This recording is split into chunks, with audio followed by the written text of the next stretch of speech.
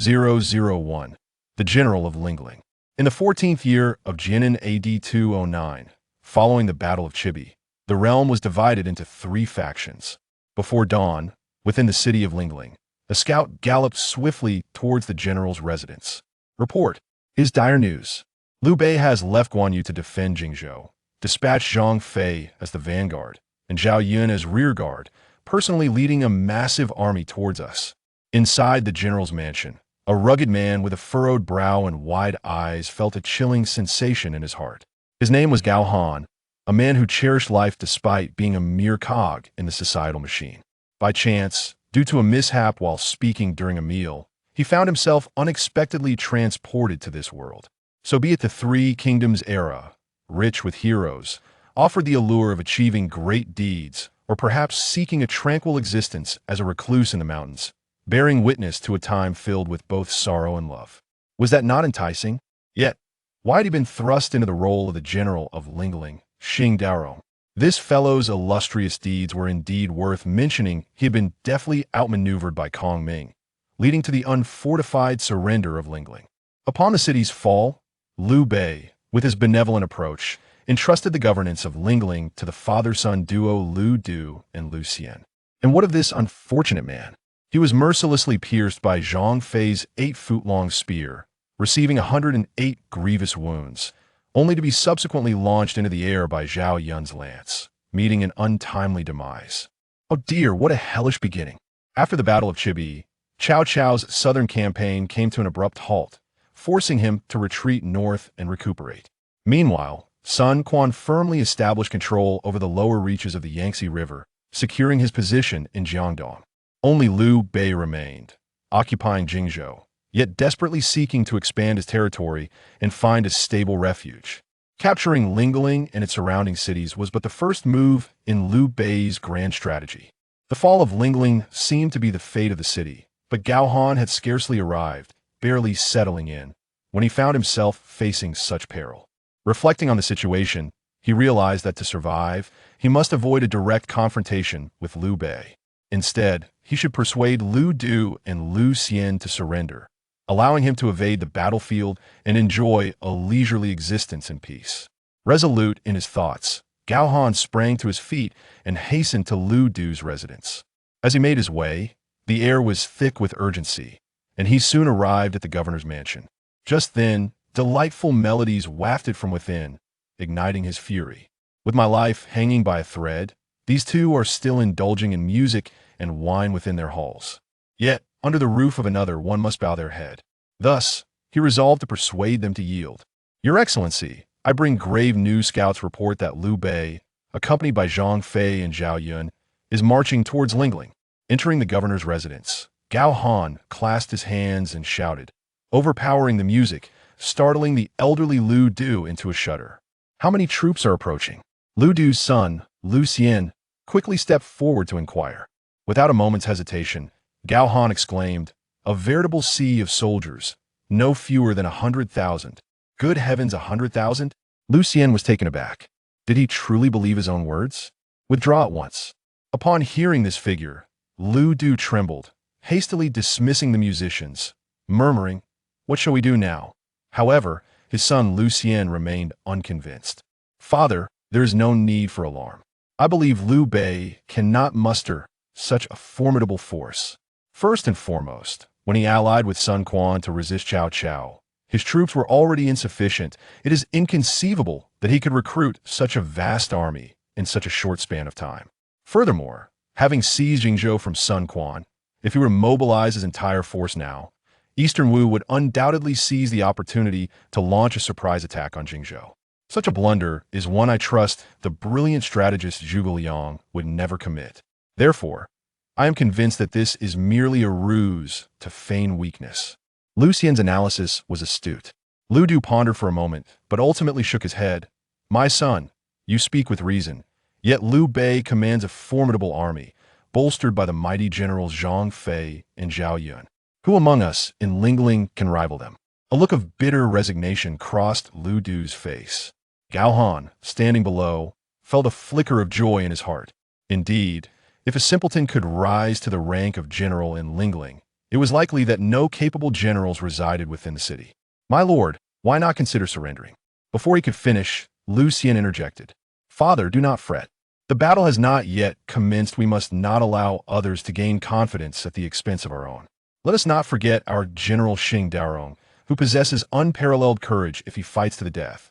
Liu Bei shall surely be defeated. By the heavens, to fight to the death. Why did he go instead?" If he had heard such words in ordinary circumstances, that simpleton would have surely charged out with his axe to face the enemy. But the current Xing Daorong was no longer the same as before. No matter how Lu Xian adorned him with praise, it could not sway Gao Han's desire to survive. "My lord, we should truly consider surrendering in truth. Serving Liu Bei diligently would still allow us to maintain our position here," Gao Han implored earnestly. In a struggle for dominance among three factions, only Liu Bei could contend with Cao Cao. As for Eastern Wu, the only noteworthy figures were the two Qiao sisters. However, upon hearing these words, Lu Xian became incensed. "Xing Daorong, what do you mean by this? First, you exaggerate our military strength, and now you advocate for surrender. Have you been promised some reward by Liu Bei, that the day Lingling falls shall be your day of promotion?" Lu Xian's reluctance to surrender was not without reason. Firstly, he could not bear to see his family's legacy seized by Liu Bei. Secondly, as Lu Du's only son, with his father aging, it was only a matter of time before he would inherit the governance of Lingling. If he surrendered, everything would be lost. "General Xing, is this true?" Lu Du questioned suspiciously, his eyes narrowing with a hint of malice, as if he were ready to have him executed at any moment. Gao Han was taken aback, a torrent of curses racing through his mind. He could only respond, "I shall fight to the death." "Battle, battle, what nonsense!" Gao Han inwardly cursed, yet when it came to life and death, he had no choice but to temporarily acquiesce. "Forget this. I will take my leave." Lu Xian chuckled lightly, a look of cunning triumph on his face. Lu Du became solemn, his white beard quivering. "Very well. If we can withdraw our troops, I shall commend you to the court for rewards and titles." Moments later, Gao Han wore a forlorn expression as he received orders to mobilize troops and meet Liu Bei in battle. Has it truly come to this? Is it my fate to face annihilation? Riding his horse, Gao Han prepared to flee. At that very moment, a jolt of inspiration surged through his mind. Activate the Supreme Edition clock-in system.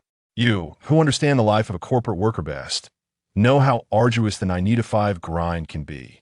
Daily clock-ins are a must, and the supreme rewards are truly enticing.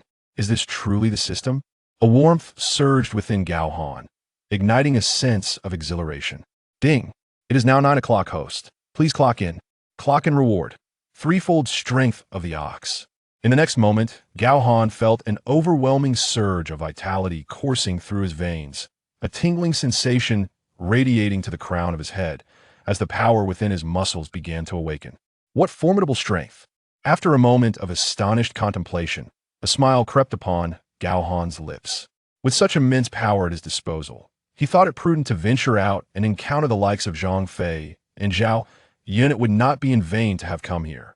With this resolve, he mounted his steed and leisurely exited the city. On the city walls, Lu Xian was taken aback. Why has General Xing ventured out alone on horseback? Wait, could it be he intends to defect? 002. Betrayal. With his hair turning gray, Lu Du rose on his toes to glance down at the city below, delivering a sharp slap to Lu Xian's back. Nonsense. General Xing has merely ventured forth alone to confront the enemy. How could my father be so at ease? My son, what do you mean by that? Lu Xian replied, feigning concern as he murmured quietly. General Xing is acting rather unusually today. One moment he advocates for our surrender, the next he boldly rides out to face the enemy. Could it be that he has indeed colluded with Liu Bei? I propose we capture his elderly mother and wife. If that Xing Daorong truly turns traitor, we shall have some assurance. If not, then father can simply say he invited them over for tea to ease their worries about the general's safety. While comforting the old lady, though this scheme lacks nobility, for the safety of our Lingling, I implore you to ponder it carefully. Lu Xian grasped his father's hand. His words incisive. Lu Du pondered for a moment, finding some merit in the suggestion. What does it matter if it is noble or not? As long as we can safeguard the city? Very well, I shall entrust this matter to you. Lu Xian immediately beamed with joy. Father, please wait. I shall return shortly. Meanwhile, Below the city, a chilling wind swept through as Gao Han, on horseback, bellowed at the front of Liu Bei's army. Who dares to invade my territory? Before the army, a four-wheeled chariot slowly emerged, on which Zhuge Liang sat, gently fanning himself with a feather fan, a smile adorning his face, exuding an air of triumph from 1,000 miles away. Oh, who dares to ride out alone? Zhuge Liang exclaimed, slightly surprised. Speak my name and be struck with fear. I am Gao Lingling's General Xingdaoring. Facing the multitude, Gao Han showed no fear in his voice, even causing the dark-faced General Zhang Fei to furrow his brow. Military strategist, this man seems worthy. Let me engage him in combat. I am certain I can make him flee in defeat, compelling him to surrender. Before Zhuge Liang could respond, Zhang Fei charged forward. This reckless fellow adored drink and battle, yet held little regard for orders. Zhuge Liang observed but said nothing. Recognizing the bond between the three brothers, Liu, Guan, and Zhang, and the need to honor that camaraderie. Moreover, in his eyes, Gao Han was no match for Zhang Fei. Should the latter prevail, it might even intimidate Liu Du. The soldiers rallied, cheering for Zhang Fei. A duel at the front would undoubtedly elevate morale. These soldiers had followed Liu Bei for many years, well aware of Zhang Fei's valor. Their loud cheers could be seen as an early celebration of victory. In contrast, Gao Han stood alone, without a single soldier at his back. Occasionally, the distant sound of drums from Lingling City could be heard, but unless one listened intently, it might be mistaken for the sound of someone passing gas. What prowess does Xingdaoring possess? The soldiers were not ignorant of that. The sound of drums was meaningless. At that moment, Gao Han received his first task of the day. Today's task: boldly confront the audacious Zhang Fei. Who dares to call himself grandfather, and deliver him a blow, defeat the incoming General Zhang Fei. Reward: one Hercules potion, consuming it will enhance strength by a bull's worth. Amidst the swirling dust, a formidable figure emerged, his face adorned with a thick beard, brandishing an 8-foot-long serpent spear as he charged forward. As his information presented itself before him, the figure of Zhang Fei emerged. Zhang Fei's strength, the power of 2 oxen and 3 pigs normal state. Roaring power, triggered with low probability. Weapon, 8-foot serpent spear. Intellect. Dominance, partner of Liu Bei's group. Note: this narrative references the romance of the 3 kingdoms, folklore, and legends. The character settings possess a fantastical essence and should not be equated with actual historical figures. Indeed, it is Zhang Fei of Yin. Since you claim to know my grandfather, swiftly surrender, or I shall pierce you with a few transparent holes. Zhang Fei bellowed. The hooves of his steed thundered, and in the blink of an eye, he closed the distance, brandishing his 8-foot serpent spear with overwhelming might and ferocity. Nevertheless, Gao Han remained unperturbed. How audacious of you to claim kinship. Taste my axe. In the next moment, Gao Han swung his arms, hefting his pear blossom mountain axe, and brought it crashing down. A resounding crack echoed as their weapons collided.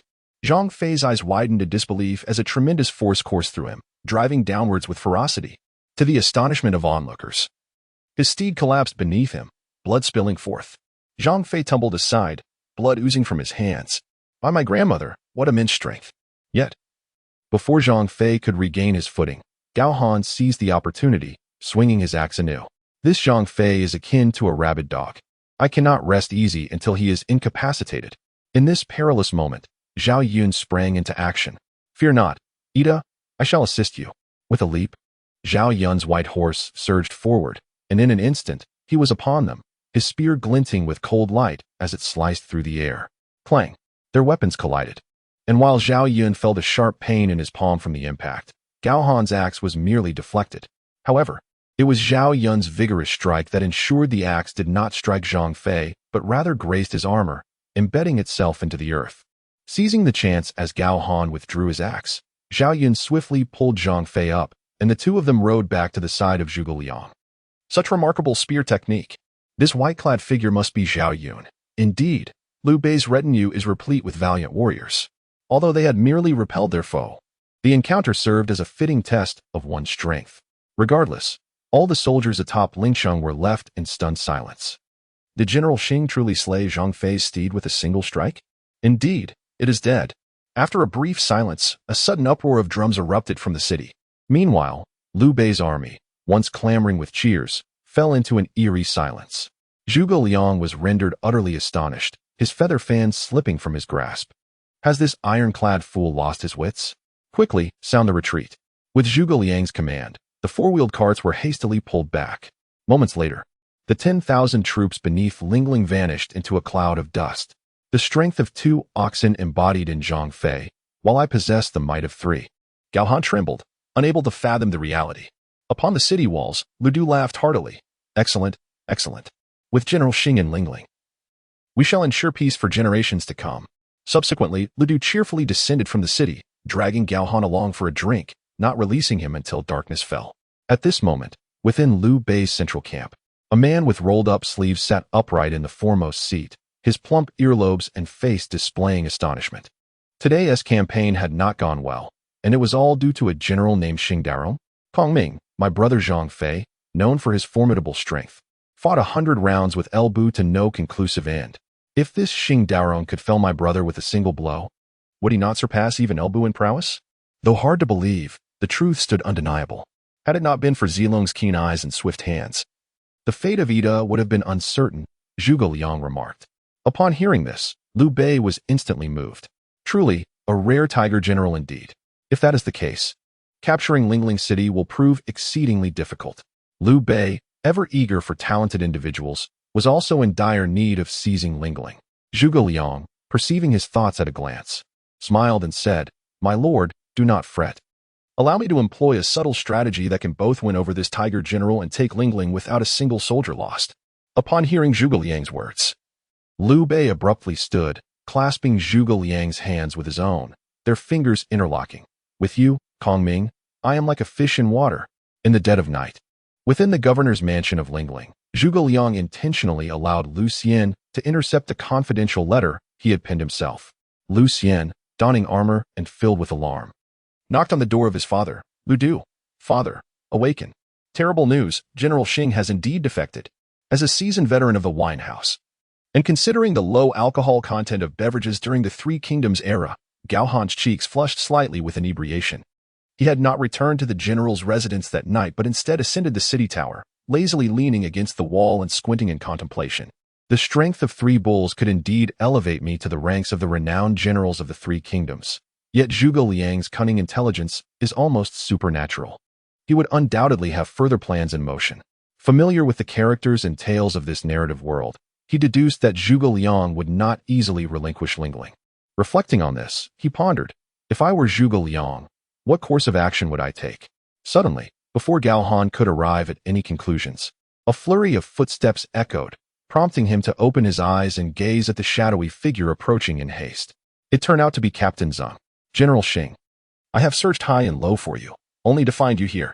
Zhang Biao glanced around to ensure there were no prying eyes among the guards before speaking. "Today, while the general was out battling, my subordinates witnessed Lu Xian at the general's residence, taking away the general's wife and mother. Are you aware of this?" Such a development was unexpected. Gao Han felt a surge of unease. Zhang Biao sighed, his heart sinking. "General, the Lord must be fearing your defection, hence resorting to such desperate measures.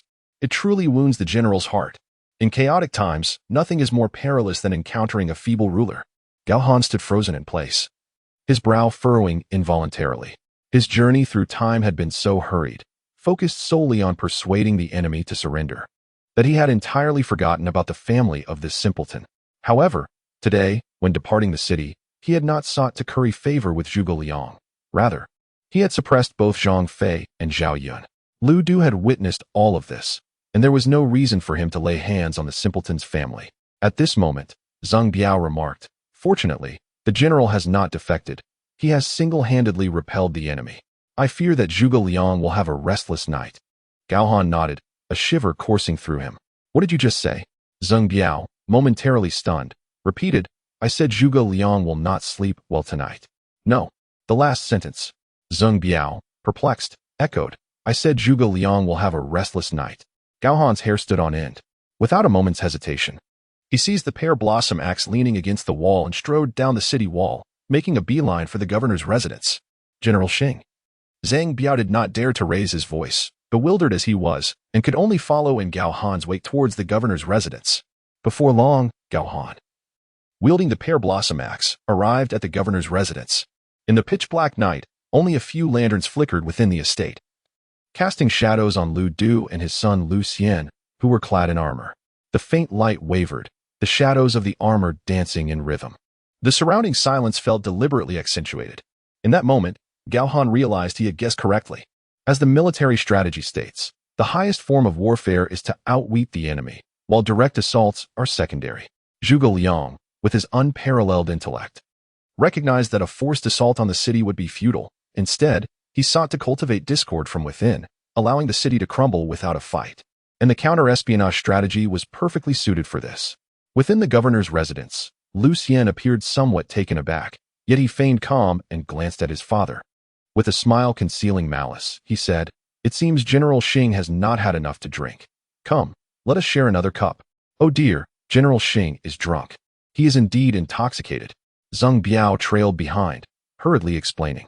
Meanwhile, Gao Han, with a grim expression, gripped the axe tightly, its handle creaking ominously, exuding an intimidating aura that instilled fear. "My lord, I shall take him away," Zhang Biao declared, firmly squeezing Gao Han's arm, lowering his brow to signal him to refrain from causing a scene. However, Zhang Biao failed to grasp the gravity of the situation. It was already beyond salvage. For Zhuge Liang's counter-espionage strategy had likely succeeded. Otherwise, why would Lu Du and Lu Xian be awake in armor, holding a meeting at such an hour? "Step aside." Gao Han pushed Zhang Biao aside and took a step forward, ready to demand the release of the family of Tai Henin. Just then, Lu Du and Lu Xian wore triumphant smirks, as if they had anticipated his treachery, and brandished their swords, shouting, "Where are the iron chains?" With a swish, a dozen burly men rushed in from either side, clad in armor and wielding iron chains, advancing with heavy strides to swiftly ensnare Gao Han with the chains around his waist. In the face of this dire predicament, Gao Han quickly seized one of the chains, summoning all his strength, and unleashed a formidable force. 1 unit of strength equates to 1,000 pounds. If 3 units were to be fully unleashed, it could instantly generate a staggering 3,000 pounds of might. With a resounding surge of power coursing through the chain, the opposing men felt excruciating pain in their arms. As if dislocated, collapsing to the ground, howling in agony, Gao Han reacted swiftly, immediately lifting the pear blossom axe in his hand and swinging it towards the man at the other end of the chain. With a soft thud, a line of blood appeared across the man's face, and blood gushed forth as he fell to the ground, severed in two by a single blow. In the brief moments between breaths, the stench of blood began to permeate the entire residence. Lu Du and his son, Lu Xian, were taken aback. Although they had witnessed this ironclad brute in action before, he had never displayed such ferocity. It was as if he had transformed into a different person, displaying an astonishing level of power. However, the more formidable he became, the more the murderous intent in their eyes escalated. "All of you attack. Kill him," they commanded. Yes. More chains rose from below, ensnaring Gao Han. If it came to a direct confrontation, they would not stand a chance against Gao Han. But employing the strategy of iron chains swiftly turned the tide against him. Bang, bang. Yet, Gao Han did not cease his resistance. 2 burly men fell into the pool of blood, a chain slipping from their grasp, but such assaults could not match the rapid encroachment of the chains. In a matter of moments, his arms were also ensnared by iron chains. Realizing the dire situation, Gao Han reluctantly released his massive axe, pulling at the chains to draw them inward, grasping the chain before his abdomen and straining with all his might. Crack! The chain broke under his tremendous force, yet simultaneously, the 2 chains that had ensnared his arms forcibly pulled them apart. The 2 opposing forces were at a stalemate. It was over. Everything was over. Zhang Biao sighed deeply. Surrounding him, a dozen burly men howled, as if attempting to control a wild beast, not daring to relent even slightly. "You dare to plot against my Lingling city? Bring his family forth and execute them on the spot." Seeing Gao Han powerless to resist, Lu Du trembled with rage, his white beard quivering. 2 sword-bearing guards approached, escorting an elderly woman and a young woman, their hair disheveled, eyes filled with terror, pushing them roughly to the ground.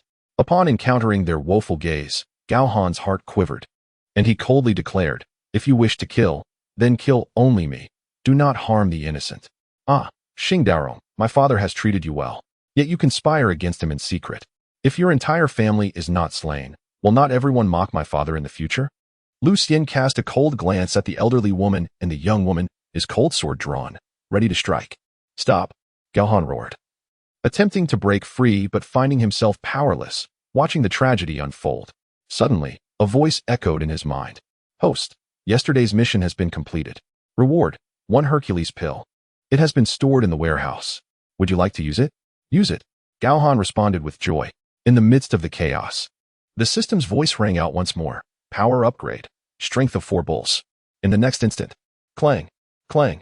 Gao Han's arms moved with newfound agility, drawing together the 20 or so chains in his grasp, causing the dozen burly men to collide with one another under the force of his might. Crack. With a swift motion, Gao Han retrieved his massive axe, severing the chains, and then lunged forward, swinging the axe downward. Thud. Lu Xian's entire right arm wielding the sword was cleaved off by Gao Han, saving the elderly woman and the young woman. Ah! Lu Xian screamed in agony. Lu Du, witnessing his beloved son lose an arm, felt his body weaken, on the verge of collapsing, only to be abruptly lifted like a chick by a powerful hand. Everyone present was left in stunned silence. What kind of fantastical joke was this? General Xing was astonishingly fierce. In a moment of intensity, the atmosphere crackled with ferocity, surpassing even that of a wild beast. Beside him, Zhang Biao's heart surged with tumult. At that instant, Gao Han became his idol. I extended my hand to assist you in repelling Zhang Fei and Zhao Yun, yet you and your Sun clan destinedly abduct my family. Is this how you repay my kindness? Gao Han offered a bitter smile. Flies do not alight on seamless eggs. Zhuge Liang's stratagem merely served as a spark. While the true motive lies in the narrow-mindedness and malevolence of this father-son duo. Indeed, the world is fraught with cold indifference and treachery. Gao Han glared at Lu Du. However, Lu Du was deaf to such reasoning, with only Lu Xian as his son, whom he had always cherished. The loss of his son's arm felt like the collapse of his entire world. Quickly save my son. This is my fault, if you can ensure his survival. I would gladly relinquish the position of governor to you. Lu Du wept bitterly, pointing at the governor's seal upon the table behind him. Bah! Zhang Biao spat in disdain, exclaiming, truly a feeble lord. Without a moment's hesitation, he dashed into the residence, seizing the governor's seal from the table and thrusting it into Gao Han's embrace. General, the defense of Lingling City rests upon you. Since the inept lord is of no use, we shall rally behind a new leader. Zhang Biao knelt on the ground, his eyes gleaming with fervor. The surrounding soldiers, sensing the shift in the tide, quickly joined him in kneeling. My lord, my lord. Gao Han remained impassive, unfazed by the unfolding scene. Instead, he began to assess the current situation. Firstly, Lingling City lacked sufficient military strength, while Liu Bei's forces were burgeoning. Secondly, Lingling City stood isolated, with no retreat available, while Liu Bei, bolstered by Jingzhou, was steadily growing stronger. Even with considerable strength, one man alone could achieve little. Thus, aligning with Liu Bei was the only way to minimize casualties and ensure the safety of the citizens within the city. Gao Han accepted the governor's seal, solemnly declaring, in these chaotic times, safeguarding oneself and welcoming Liu Bei is the wisest course of action. What do you all think? The assembly fell into deep contemplation, at which point Zhang Biao raised his voice. We shall follow the general's lead. The wavering soldiers quickly aligned with the new direction. Indeed, we shall follow the general's lead. Gao Han nodded decisively, raising his hand with authority. In that case, take this father and son away. Yes. 2 soldiers approached and dragged Lu's father and son away. At this juncture, Gao Han approached Zhang Biao, handing him the governor's seal. Xing Xiaowei, go and welcome Liu Bei. Zhang Biao was momentarily taken aback. General, you? I will not accompany you. When Liu Bei enters Lingling, the merit of surrendering will be yours. Work diligently henceforth, and strive for promotion. After speaking, Gao Han departed the governor's mansion with the elderly woman and the lady, leaving Zhang Biao standing in the mansion, tears streaming down his face as he pounded his chest in despair. This wretched lord must have thoroughly disheartened the general. No, I must find a way to persuade the general to stay. With a furrowed brow, Zhang Biao suddenly experienced a moment of clarity. Yes, Liu Bei is always eager for talented individuals and treats them with respect. If I recount this affair in full to Liu Bei, perhaps he will have a means to entice the general back. With renewed determination, Zhang Biao hurried to meet Liu Bei. Meanwhile, after a series of indirect inquiries, Gao Han learned that the young woman was named Yu Panner, though the elderly woman had fainted multiple times along the way, seemingly unwell. Upon their return to the general's residence, the 3 busied themselves gathering their wealth and valuables, and soon acquired a quaint and serene dwelling within the city. Simultaneously, a large contingent of troops advanced slowly toward the city, their ranks orderly and their demeanor solemn, advancing without transgressions and winning the hearts of the populace. My lord, What do you gaze upon? A gentle voice whispered in his ear. Gao Han turned to discover the demure and graceful Yao Panner, her enchanting eyes fixed upon him.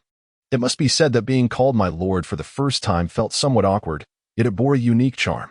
However, Yao Panner was not his wife, but rather the wife of Xing Daro. Reflecting on this, Gao Han could not help but smile self-deprecatingly. What brings you out here? He inquired. Mother's health has always been frail, and she has just been startled. You should go check on her. Yao Panner led Gao Han to the mat where the elderly matriarch rested. As soon as he sat down, the old woman grasped his right hand tightly. Mother has little time left. You and Panner must settle your marriage soon.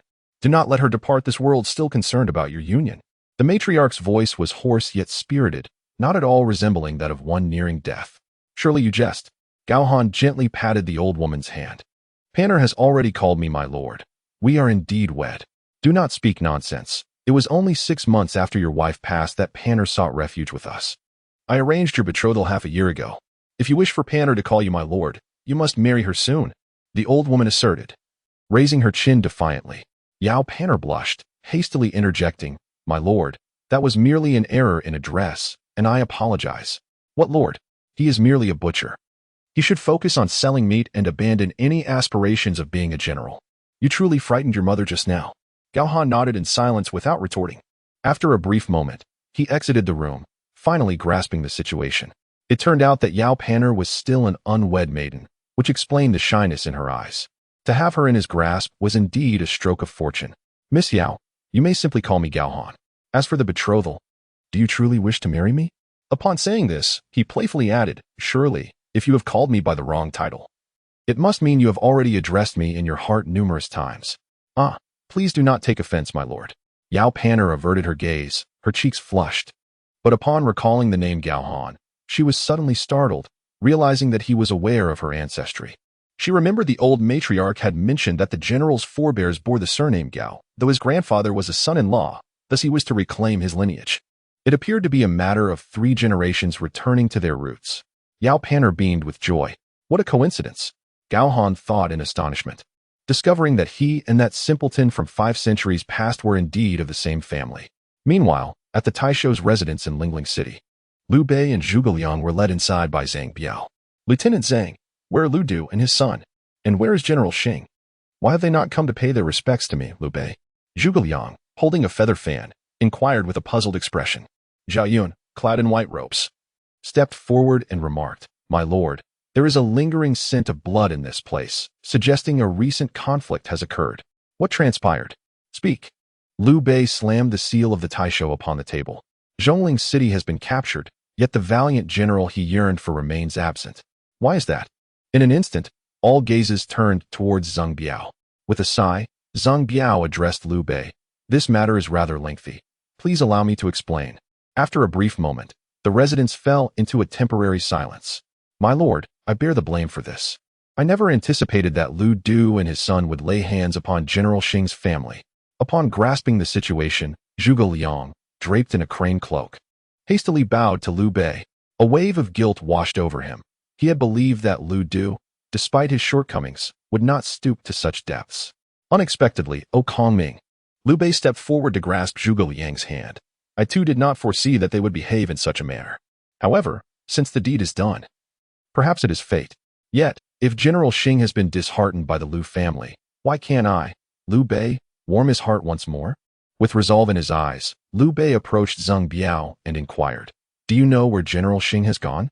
Zhang Biao smiled knowingly. He was pleased that the general could return, but he replied, My lord, it is raining outside. Shall we wait until tomorrow? The matter at hand cannot simply wait. Tomorrow? No, it is now. Liu Bei's expression hardened. Can a heavy rain extinguish my fervent desire for talent? With that declaration, Liu Bei swept his sleeve and dashed into the downpour with fervor. This startled Zhang Biao, who thought, Indeed, my lord is a wise leader. My lord, wait for me. I shall lead the way. Zhang Biao shouted, Brother, my lord. Observing Liu Bei's fervor, Zhang Fei and Zhao Yun realized they could not dissuade him, and thus they hastily followed suit. For men on 4 steeds, without even a raincoat, charged towards the modest abode of Gao Han. The rain intensified, and the rumble of thunder lurked ominously among the dark clouds. Ding! It is now 9 o'clock. The host is requested to clock in. Warning! The system has detected that the host is in a state of resignation. Please return to duty after 1 day, or the system will shut down and rewards will be revoked. Note: clock and hours are from 9 to 5, requiring a fixed position. Today's tasks are temporarily suspended, and experience points will not accumulate. It seems that once the Liu family goes bankrupt, my official position will become void. Gao Han furrowed his brows. Open the system panel. Host: Gao Han, Strength, for bull strength, martial arts, self-taught axe techniques, slightly accomplished, experience points, 15.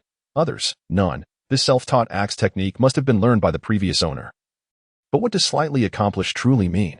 Martial arts level, half star, 1 star, proficiency, a glimpse of the path, slightly accomplished, mastery, transcendence, can be enhanced with experience points. Enhancing this half-star self-taught axe technique to its pinnacle should not consume too many experience points, I hope. Gao Han accumulated just 15 experience points from a full day of work yesterday, so I must be judicious in my usage. Hint: the higher the martial arts level, the more experience is required for enhancement. To elevate the self-taught axe technique to transcendence requires 5 experience points. Would you like to proceed? Now I understand, yes. Proceed. Ding. Training successful. The warmth of Gao Han's hands surged forth, and an epiphany regarding the art of axe-wielding seemed to ascend rapidly within him. Unable to contain himself, he seized the massive axe beside him and plunged into the curtain of rain, swinging it with fervor. At that precise moment, Liu Bei and his companions arrived, drenched to the bone as they gently pushed open the half-closed door. This is the place, my lord. Zheng Biao pointed inside. Peering in, Liu Bei's expression shifted in astonishment as he beheld a man fervently wielding a colossal axe. With a mighty force, the axe tore through the curtain of rain, creating a gash in its fabric. Though lacking in finesse, it was imbued with a primal sense of combat. Let us keep our voices down and not disturb the general's fervor. We shall observe quietly from here, Liu Bei advised, his gaze unwavering amidst the downpour. Brother, your clothes are soaked. This fellow might practice for quite a while. Your health is precious, and you cannot remain in the rain, Zhang Fei murmured from behind, harboring a sense of discontent towards Gao Han. Previously, Gao Han had unseated him with a single blow. Zhang Fei had spent the night pondering this defeat, unable to reconcile it. Surely, the horse had been at fault. Yes, it's the horse. I refuse to accept this. What are you planning to do, third brother? Liu Bei, momentarily distracted, noticed Zhang Fei charging towards Gao Han. I, Zhang Fei, have never been bested by a single strike. I shall not accept this. Today, I will train with you. Zhang Fei bellowed defiantly. Only then did Gao Han halt, turning towards the doorway. Within the rain, 3 figures danced. Zhao Yun and Zhang Biao stood behind a man whose complexion was flushed, a pair of swords hanging from his waist, none other than Liu Bei himself. However, Gao Han was presently unconcerned with Liu Bei, for Zhang Fei's large hand was already upon him, gripping his right arm, with his legs slightly bent. A ferocious energy emanated from Zhang Fei, as if he intended to test his strength against Gao Han. Zhang Fei growled lowly, every muscle tensing as he exerted his full force. Gao Han immediately lowered his center of gravity, summoning a fraction of his strength, grasping Zhang Fei's wrist, rendering himself immovable as a mountain. You madman, have you lost your senses? He chuckled. With a crack, Zhang Fei, incensed by Gao Han's taunt of madman, clenched his teeth and exerted all his might, determined to force Gao Han back. Yet suddenly, a sharp pain shot through his wrist. He found himself utterly unable to budge Gao Han, his own face turning a dark shade of crimson from the exertion. What do you eat to grow so strong? Zhang Fei's temples throbbed, feeling as though his world was spinning. Meanwhile, Gao Han remained calm, as if he had exerted no effort at all.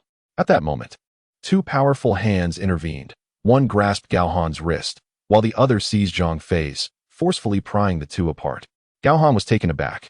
Although he had not exerted his full strength, the grip of this hand was already approaching the threshold of 3 bull strength, surpassing even Zhang Fei. Upon closer inspection, he was astonished to find it was Liu Bei. The realization dawned upon him swiftly. Liu Bei possessed the strength of a single ox in his regular state, and occasionally exhibited the might of 3 oxen. He wielded a dual-edged sword, demonstrated an intelligence rating of 110, and commanded a leadership score of 60. Being the founder of the Liu Bei faction. I see now, Gao Han exclaimed, enlightened upon reading the information board. Third brother, cease your rudeness. Liu Bei scolded with a fierce glare. Zhang Fei chuckled and quickly retreated. Brother, do not be angry. I was merely engaging in friendly competition with General Xing. Having gauged the situation from his earlier probing, Zhang Fei realized that prolonging the standoff would leave him in an embarrassing position. With Liu Bei's intervention, he could gracefully withdraw. Quickly apologize to the general. Liu Bei's face bore a frown. Zhang Fei found himself at a loss, glancing from side to side before finally saying, I, Zhang Fei, am but a simple man. Please do not take offense, General. Let us drink together next time. Liu Bei, with a smile as warm as spring, clasped his hands and said, I am Liu Bei, having long admired your illustrious name, and thus I took the liberty of visiting. I did not anticipate my third brother would disturb your enjoyment. I sincerely apologize. It is of no consequence. But what brings you to my humble abode, Lu Huangshu? Gao Han inquired, glancing at the sky, where heavy rain poured down. He was genuinely surprised that Liu Bei had braved the rain to seek him out. Humble abode? Liu Bei snorted, laughing. I observe that this place of yours is blessed with martial fortune, far superior to the governor's mansion in Lingling. Liu Bei, with a devout demeanor and hands clasped within his sleeves, proceeded to articulate his purpose. At that moment, Yao Panner emerged from the house and witnessed the scene. It is chilly, General. Why not retire indoors to converse with your guest? She warmly suggested. Indeed, let us move inside. Gao Han agreed. This must be the general's wife. Truly, a hero deserves a fair companion. Besides the words I just uttered, I have another matter to present to the general, and I hope you will not refuse. As soon as he finished speaking, Zhao Yun stepped forward with purposeful strides, revealing an item with a flourish. It is the seal of the governor of Lingling. He proclaimed. Tomorrow morning, I hope to share a drink with you, General. Farewell. Liu Bei placed the seal in Gao Han's hand and departed hastily, leaving no room for refusal.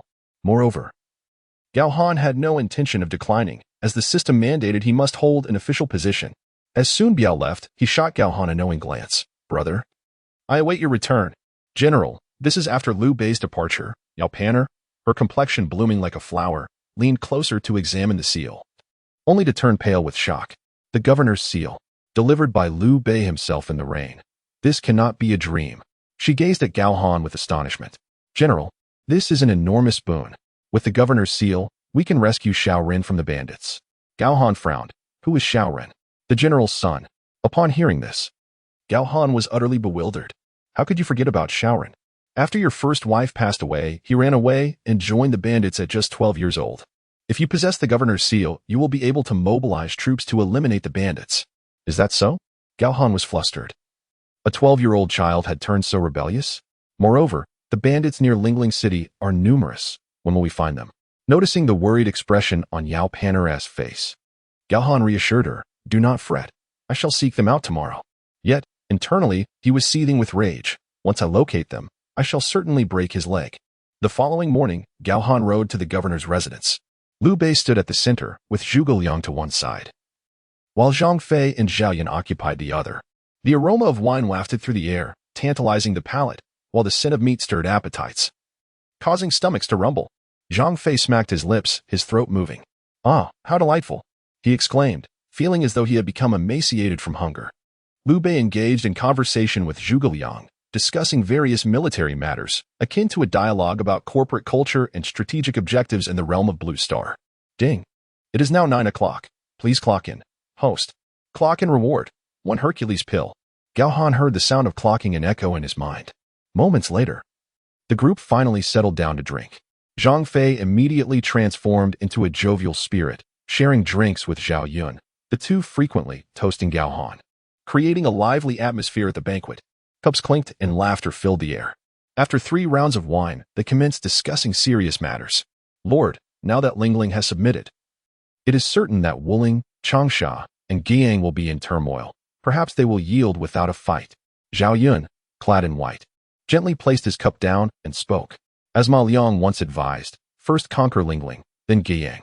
Liu Bei cast a glance at those present and solemnly inquired, who among you dares to take Guiyang? Zhao Yun rose, declaring, I am willing to go. Upon seeing this, Zhang Fei also stood, exclaiming, I too am willing to go. Yide, your wounds are still fresh. Rest and await my good news. Liu Bei cautioned. Zhang Fei replied. Liu Bei and Zhuge Liang exchanged glances, and in that brief moment, it seemed they had reached a silent consensus. Ultimately, Zhuge Liang employed a subtle stratagem, drawing lots to decide, resulting in Zhao Yun being chosen. Zhang Fei was dissatisfied. Yet upon seeing Liu Bei's expression, he felt a pang of grievance. Yide, our army is growing stronger, and the new recruits need your guidance. Perhaps you might take a trip to deal with the numerous bandits surrounding Lingling? Zhuge Liang comforted with a smile. Hearing this, Zhang Fei stood frozen for a few seconds. Compared to the arduous task of hunting down bandits, he preferred to remain in the city, training soldiers and enjoying a drink now and then. Military advisor. A few rascals are nothing. I shall stay to train the troops. Zhang Fei chuckled. Laughter erupted around the table. However, at this moment, Gao Han grew serious. For the task had arrived. Ding. Today's work task. Eliminate all bandits near Lingling. Rescue Shattering. Completion reward. Tianlong Spear Technique. Tianlong Spear Technique? Gao Han was taken aback. Legend has it that during the Eastern Han Dynasty, there was a legendary martial arts master named Li Yin, who was a disciple of Yu Xinzi and the senior of Tong Yuan, renowned as the greatest spear in the land. This Tianlong Spear Technique was authored by him and passed on to Elbu, enabling Elbu to dominate all and become the unrivaled champion. Gao Han rose from his seat. Uncle Liu, I am willing to confront the bandits. Oh, is not the general named Xingdaorong? Liu Bei inquired, puzzled. Gao Han promptly shared the information he received from Yao Panner, and Liu Bei finally came to a realization. Gao Han clasped his hands and remarked that there were too many bandits near Lingling, if they were not completely eradicated. The lives of the common folk would only grow more miserable in the future. Excellent. If the general is willing to hunt down the bandits, it is indeed a magnificent stroke of fortune.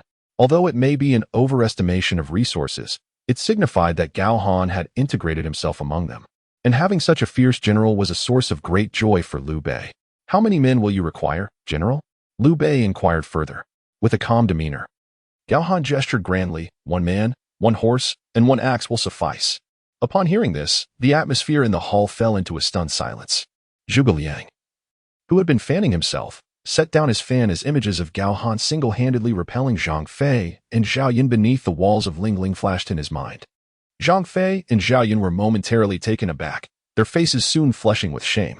Liu Bei swallowed the wine in his mouth with difficulty and could not help but praise. I perceive that the general's valor surpasses that of Lu Bu. Come. I toast to you, General. After the banquet, Gao Han mounted his horse and galloped towards the outskirts of the city. In these tumultuous times, bandits were undoubtedly the local scourge. They burned, killed, and pillaged, committing every conceivable atrocity, earning the contempt of the populace. Lu Xian and Lu Du were only concerned with indulgence and had never contemplated dealing with the bandits, which undoubtedly emboldened these mountain rogues. Consequently, public discontent surged. However, Liu Bei was different. He always prioritized the well-being of the people. Thus, on the very next day after capturing Lingling, he began to seek benefits for the common folk. On a narrow mountain path, Gao Han, 1 man and 1 horse, charged fiercely along the rugged trail. In less than half an hour, he arrived at his destination. You rebellious wretch! Your father serves as a general in the city, yet you venture into the mountains to become a bandit, directly opposing him, are you? The more Gao Han thought about it, the angrier he became. He found a stone stump to tie his horse, and, wielding his pear-blossom axe, ascended the mountain. After walking a few steps, he spotted a rectangular cave ahead, where several knife-wielding men stood guard. A frail boy sat inside the cave, sharpening a blade, running his finger along the edge. Satisfied, the child grinned, revealing a missing front tooth. At around 12 years old, could this boy be the one? Gao Han's fury ignited instantly, his grip on the axe causing it to creak ominously as he strode toward the cave entrance with a commanding presence. Stop! Who are you? What brings you here? The 2 men at the cave entrance immediately advanced, brandishing their large knives, blocking Gao Han's path. I've come to kill you. Gao Han growled fiercely. The 2 men exchanged glances and burst into laughter. I see you wielding that axe. Are you here to clean our teeth? You truly don't know how to write the word death, do you? Would you dare to chop me if I extend my leg? Their scornful expressions belied their laughter. For they had only ever been the ones to kill others, finding Gao Han's threats utterly amusing. Ha! Gao Han sneered coldly. Although his axe was heavy, under the strength of 4 bulls, he could wield it effortlessly with 1 hand. In an instant, the blade glinted with a frigid light. With a swift motion, 1 man's head flew off, and the other was cleaved in half at the waist. Their raucous laughter ceased abruptly, silenced by the decisive strike of Gao Han's axe. The scent of blood made Gao Han feel somewhat nauseous, but just then, the boy heard the commotion and rushed out. What brings you here? The child clearly recognized Gao Han, but his speech was somewhat breathy. So it's really you, you rascal. Gao Han stepped over the pool of blood and approached the child, his eyes wide with intensity. What on earth is happening here? Before Gao Han could utter another word, 7 or 8 burly men emerged from the cave, just in time to catch sight of the severed corpse in the bloodstained ground and Gao Han wielding a massive axe. Oh no, intruders in our cave. Ah, have you eaten the heart of a bear and the gall of a leopard to dare kill my brother? Get him. Avenge our brother. Gao Han initially thought the cave was small, but it turned out to be a vast expanse, housing over 40 bandits in total. Faced with this overwhelming number, he disregarded any familial discipline, swiftly tucking the child under his arm while swinging his axe with the other hand. Though his self-taught axe technique was rather unremarkable, bolstered by his immense strength, Gao Han entered a state of fury. With a single swing, 3 or 4 bandits were sent flying. Blood gushed forth, and Gao Han resembled a deity of death. Ding, mission accomplished. Reward, Heavenly Dragon Spear Technique. In Lingling City, Gao Han galloped on horseback with the child in tow, halting only at the entrance of a small courtyard. The child had tears streaming down his face, with several red handprints marked on his backside. Now tell me, what have you learned from your father's reprimands? Gao Han inquired with a stern expression. The child shivered, sobbing as he replied, My name is Gao Run, and my father is Gao Han. Woe is me. The first rule of the family is to not run off aimlessly or engage in thievery. Gao Han nodded. Evidently, the reprimands were not in vain. Let us return home. After escorting Gao Ren back, Gao Han rode out of the city once more, for there were more bandit dens nearby. Soon, Gao Han arrived at another mountain peak. Hiding at the entrance of a bandit lair, opened the information panel. With a thought, information materialized before him. Host, Gao Han, strength, for bull's power, martial arts, self-taught axe technique, mastery, heavenly dragon spear technique, pending training, experience points, 55, others, none, previously, while eliminating bandits. Gao Han had heard a voice in his mind indicating an increase in experience points. It seemed that slaying bandits indeed contributed to his experience. To elevate the Heavenly Dragon Spear technique to mastery, 50 experience points are required. Would you like to proceed? The system prompted. Is it truly possible? Gao Han felt a surge of joy in his heart. He understood that any martial skill, regardless of its initial might, would yield tremendous benefits once mastered. Not to mention the formidable Heavenly Dragon Spear technique. If he could attain mastery, it would undoubtedly unleash astonishing power. Yes, proceed. Gao Han affirmed internally. As soon as the words left him, a shiver ran through his body. A rush of energy coursed through him and in his mind. The forms and movements of the Heavenly Dragon Spear technique materialized as if they had been woven into his very memory, while every part of his body began to blaze with warmth. With a powerful sweep of his axe, a gust of wind took shape, and those bandits who had been dozing at the entrance, groggy and unaware, barely had time to react before they were sent flying. 3 men collided with the wall, instantly losing their breath. Among them, one slightly sturdier thief did not die on the spot, but the immense force had already shattered his internal organs. His face contorted in agony, eyes bulging, he felt as though his very soul had been jolted from its vessel. And before he could even discern the appearance of Gao Han, he succumbed to darkness. Although Gao Han's Pear Blossom mountain axe was not a halberd, it was still a long-handled weapon, capable of unleashing tremendous power when wielded with the techniques of a halberd. However, the true finesse of halberd techniques remained elusive. Before Gao Han could ponder further, a resounding voice erupted within the den of thieves. Kill. Upon hearing the command, the bandits surged forth, armed with crude weapons like knives and clubs. A horde of ragtag miscreants, let them test the might of my dragon halberd technique. Gao Han's expression turned as cold as frost, with a twist of his wrist and a surge of power from his waist. The wind howled as the foremost 3 men were sent flying, like cannonballs hurtling backward. The bandits, caught unawares, were knocked to the ground, dazed and disoriented, their ribs shattered. This man possesses formidable strength. Kill them all. Today, it is either my death or theirs. In an instant, chaos ensued as Gao Han transformed into a harbinger of death. The great axe in his hands was wielded like a halberd, yet even so, a faint sound of the wind echoed like a dragon's roar. How many lives have been lost at the hands of these bandits? How many maidens defiled by their wickedness? Against such foes, there was no need for mercy. Soon, the cries of agony within the cave melded into a cacophony.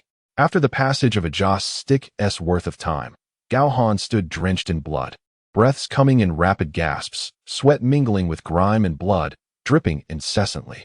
After a brief respite, he set off for other bandit dens. From dawn till afternoon, he galloped and swung his great axe, claiming the lives of thieves. Finally, before dusk, every bandit around Lingling City was eradicated. Only then did he return to the city on horseback. As night fell, Zhuge Liang and Liu Bei were seen riding leisurely, appearing to be patrolling, yet in truth, they were engaged in military discussions. Tomorrow, Long will march to seize Guiyang County. What of Wuling? Who shall be entrusted with that task? Zhuge Liang expressed his concerns. Taken aback by Zhuge Liang's sudden inquiry, Liu Bei replied, "Why do you say this, Kongming? Is not Yide present?" "My lord." Zhuge Liang sighed with a wry smile. "Do not mention it. I saw Yide today. He has a split in his mouth and is trying to hide it, wanting me not to tell you." The wound was inflicted during his confrontation with Gao Han. Later, he stubbornly challenged Gao Han to a test of strength, which exacerbated his injury. Upon hearing this, Liu Bei displayed a worried expression. "Is Yide gravely injured?" Zhuge Liang shook his head, not seriously. "But the physician says he needs several days to recuperate and is currently unable to assist you in taking Wuling County." Only after confirming Zhang Fei's condition did Liu Bei's expression shift to one of irritation, a surge of anger rising from within him. He could not help but exclaim, "This reckless man still trying to conceal his wound. In that case, I absolutely cannot allow him to go." No wonder the strategist was concerned about the lack of someone to seize Wuling County. If entrusted to another, should they fail, it would only fortify the stronghold further. But now that fierce warrior cannot go, what shall we do? Regrettably, my younger brother Yun Chang is not present. Liu Bei sighed, as Guan Yu was currently stationed in Jingzhou, unable to lend his assistance. Just as the two strolled toward the city gate, a series of galloping hooves echoed from outside, accompanied by a heavy scent of blood that assaulted their senses. The soldiers, their eyes wide with alarm and hearts racing, feared an enemy ambush. "Your Highness? Kongming, what brings you both here?" Gao Han, bloodied and wielding a large axe, dismounted with a vigorous salute. "You are Gao Han?" Zhuge Liang scrutinized him, while Liu Bei blinked in surprise, struggling to recognize him. "I was just about to report to you both. All the bandits around Lingling City have been eradicated." Gao Han wiped his face as he spoke. "What? All the bandits have been eliminated?" Liu Bei and Zhuge Liang hastily dismounted, their astonishment palpable as they approached Gao Han. Noticing the blood-soaked armor and the crimson axe, Liu Bei clicked his tongue repeatedly, regarding Gao Han as if he were a rare treasure. It was well known that the bandits near Lingling City were numerous. To annihilate them all in a single day required extraordinary skill and stamina. Moreover, bandit suppression typically necessitated leading troops, often involving hundreds of soldiers. The fact that Gao Han single-handedly vanquished the bandits was truly astonishing. "Ha ha ha, the general is indeed valiant. Come, let us drink," Liu Bei exclaimed, grasping Gao Han's arm, his eyes gleaming with admiration. Who would not cherish such a fierce warrior? At that moment, Zhuge Liang raised an eyebrow, as if struck by a sudden insight. He quickly interjected, "My lord, it is getting late, and the general must be weary after a long day. I suggest we allow the general to return home to rest, and tomorrow morning, I shall personally warm wine for you both." "Indeed, indeed. Then I shall return with the general." Liu Bei chuckled, grasping Gao Han with one hand and Zhuge Liang with the other as the three made their way into the city. At the entrance of the small residence, as Gao Han bid farewell to Liu Bei and Zhuge Liang, he suddenly heard the voice of the system in his mind. "Beep, 5 o'clock has arrived. Host, please clock out. Reward, 1 Hercules potion." Gao Han furrowed his brow. Why is there a Hercules potion today but not yesterday?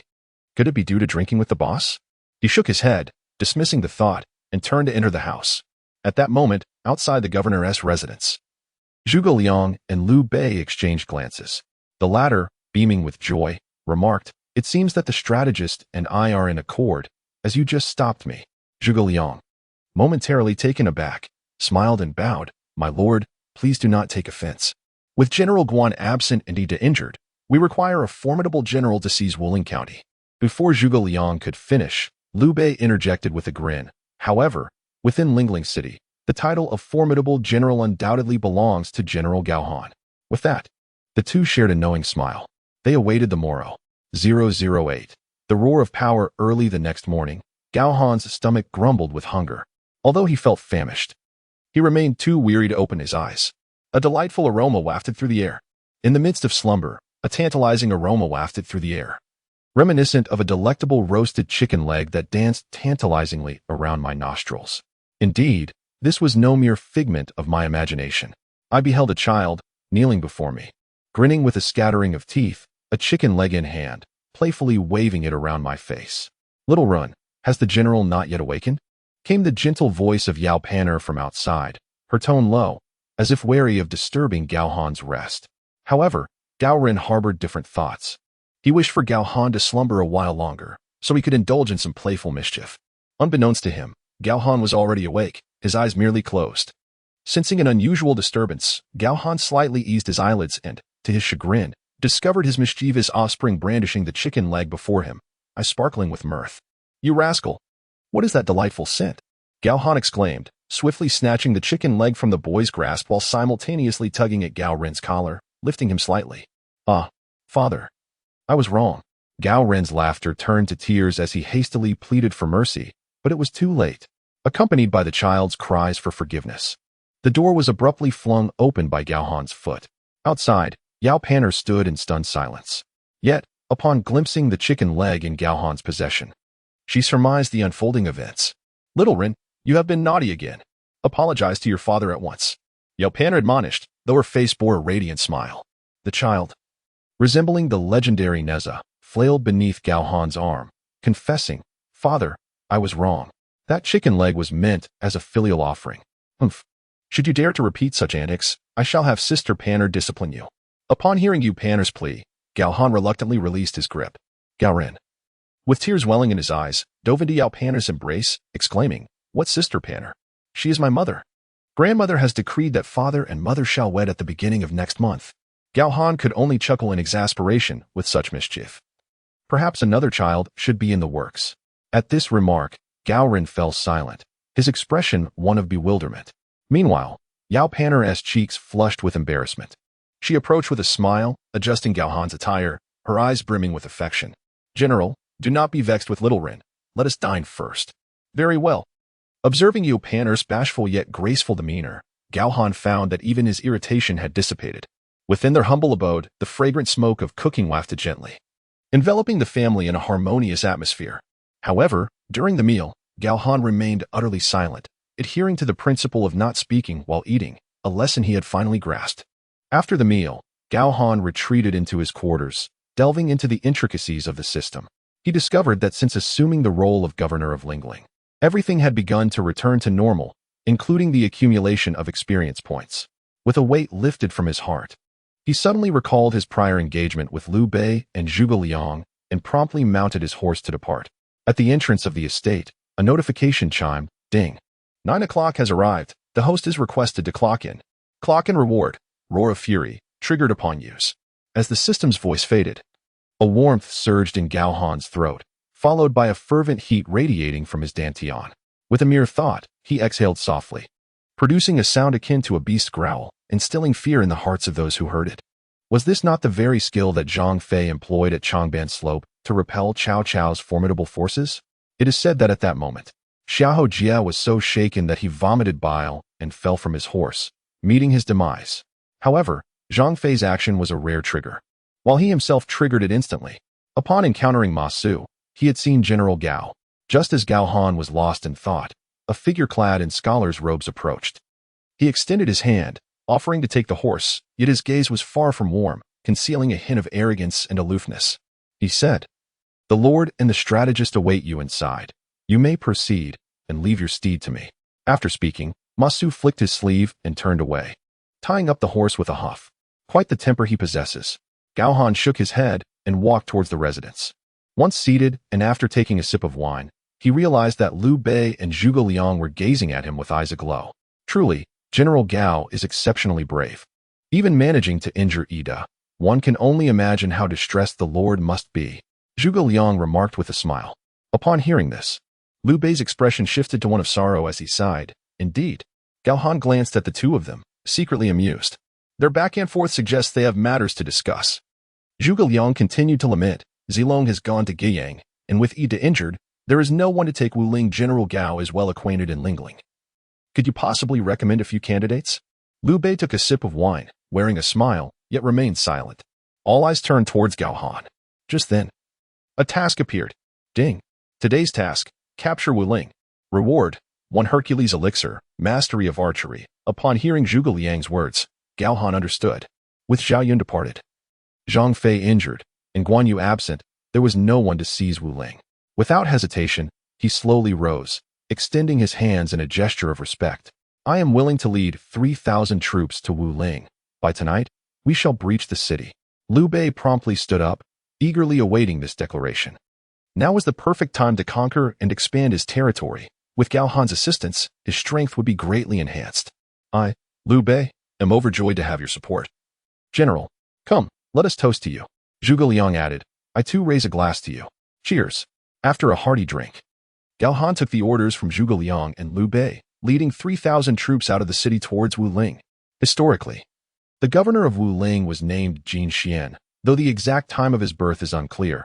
However, it is known that he met his end this year, 209. 2 hours later, news reached Wu Ling. A scout rushed in, panicked. Report.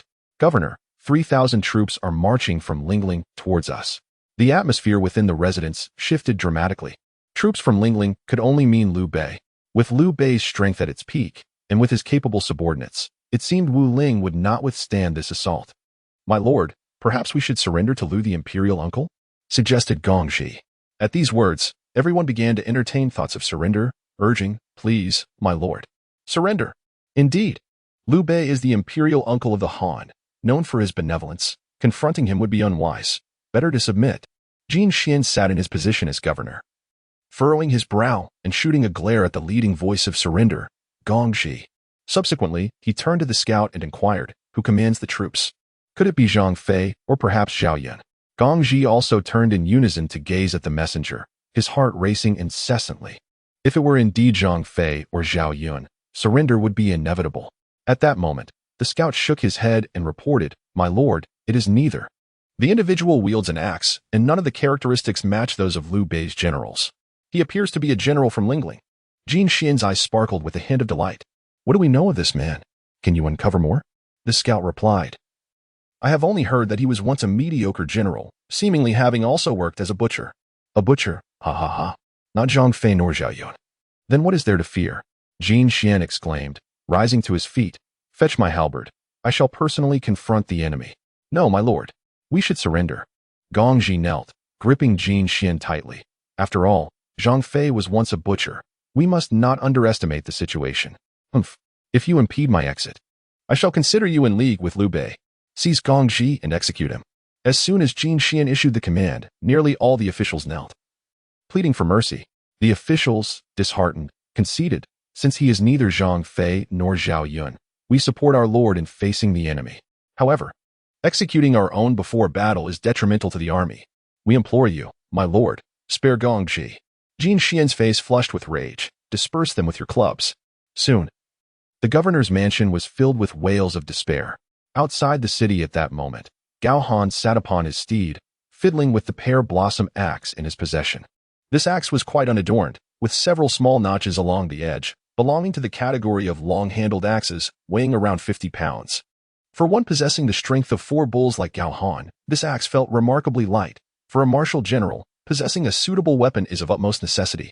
Although the axe proved effective in use, my training revolves around the spear technique. Should I resort to the axe, the finesse of the spear technique would remain unexpressed. To unleash the true power of the celestial dragon spear technique, one must wield a spear. Very well, after this battle, I shall reconsider my choice of weapon. Gao Han's gaze deepened, shifting away from the pear-blossom axe. Just then, a cacophony akin to firecrackers erupted from the direction of Wu Ling, raising dust clouds that enveloped the area.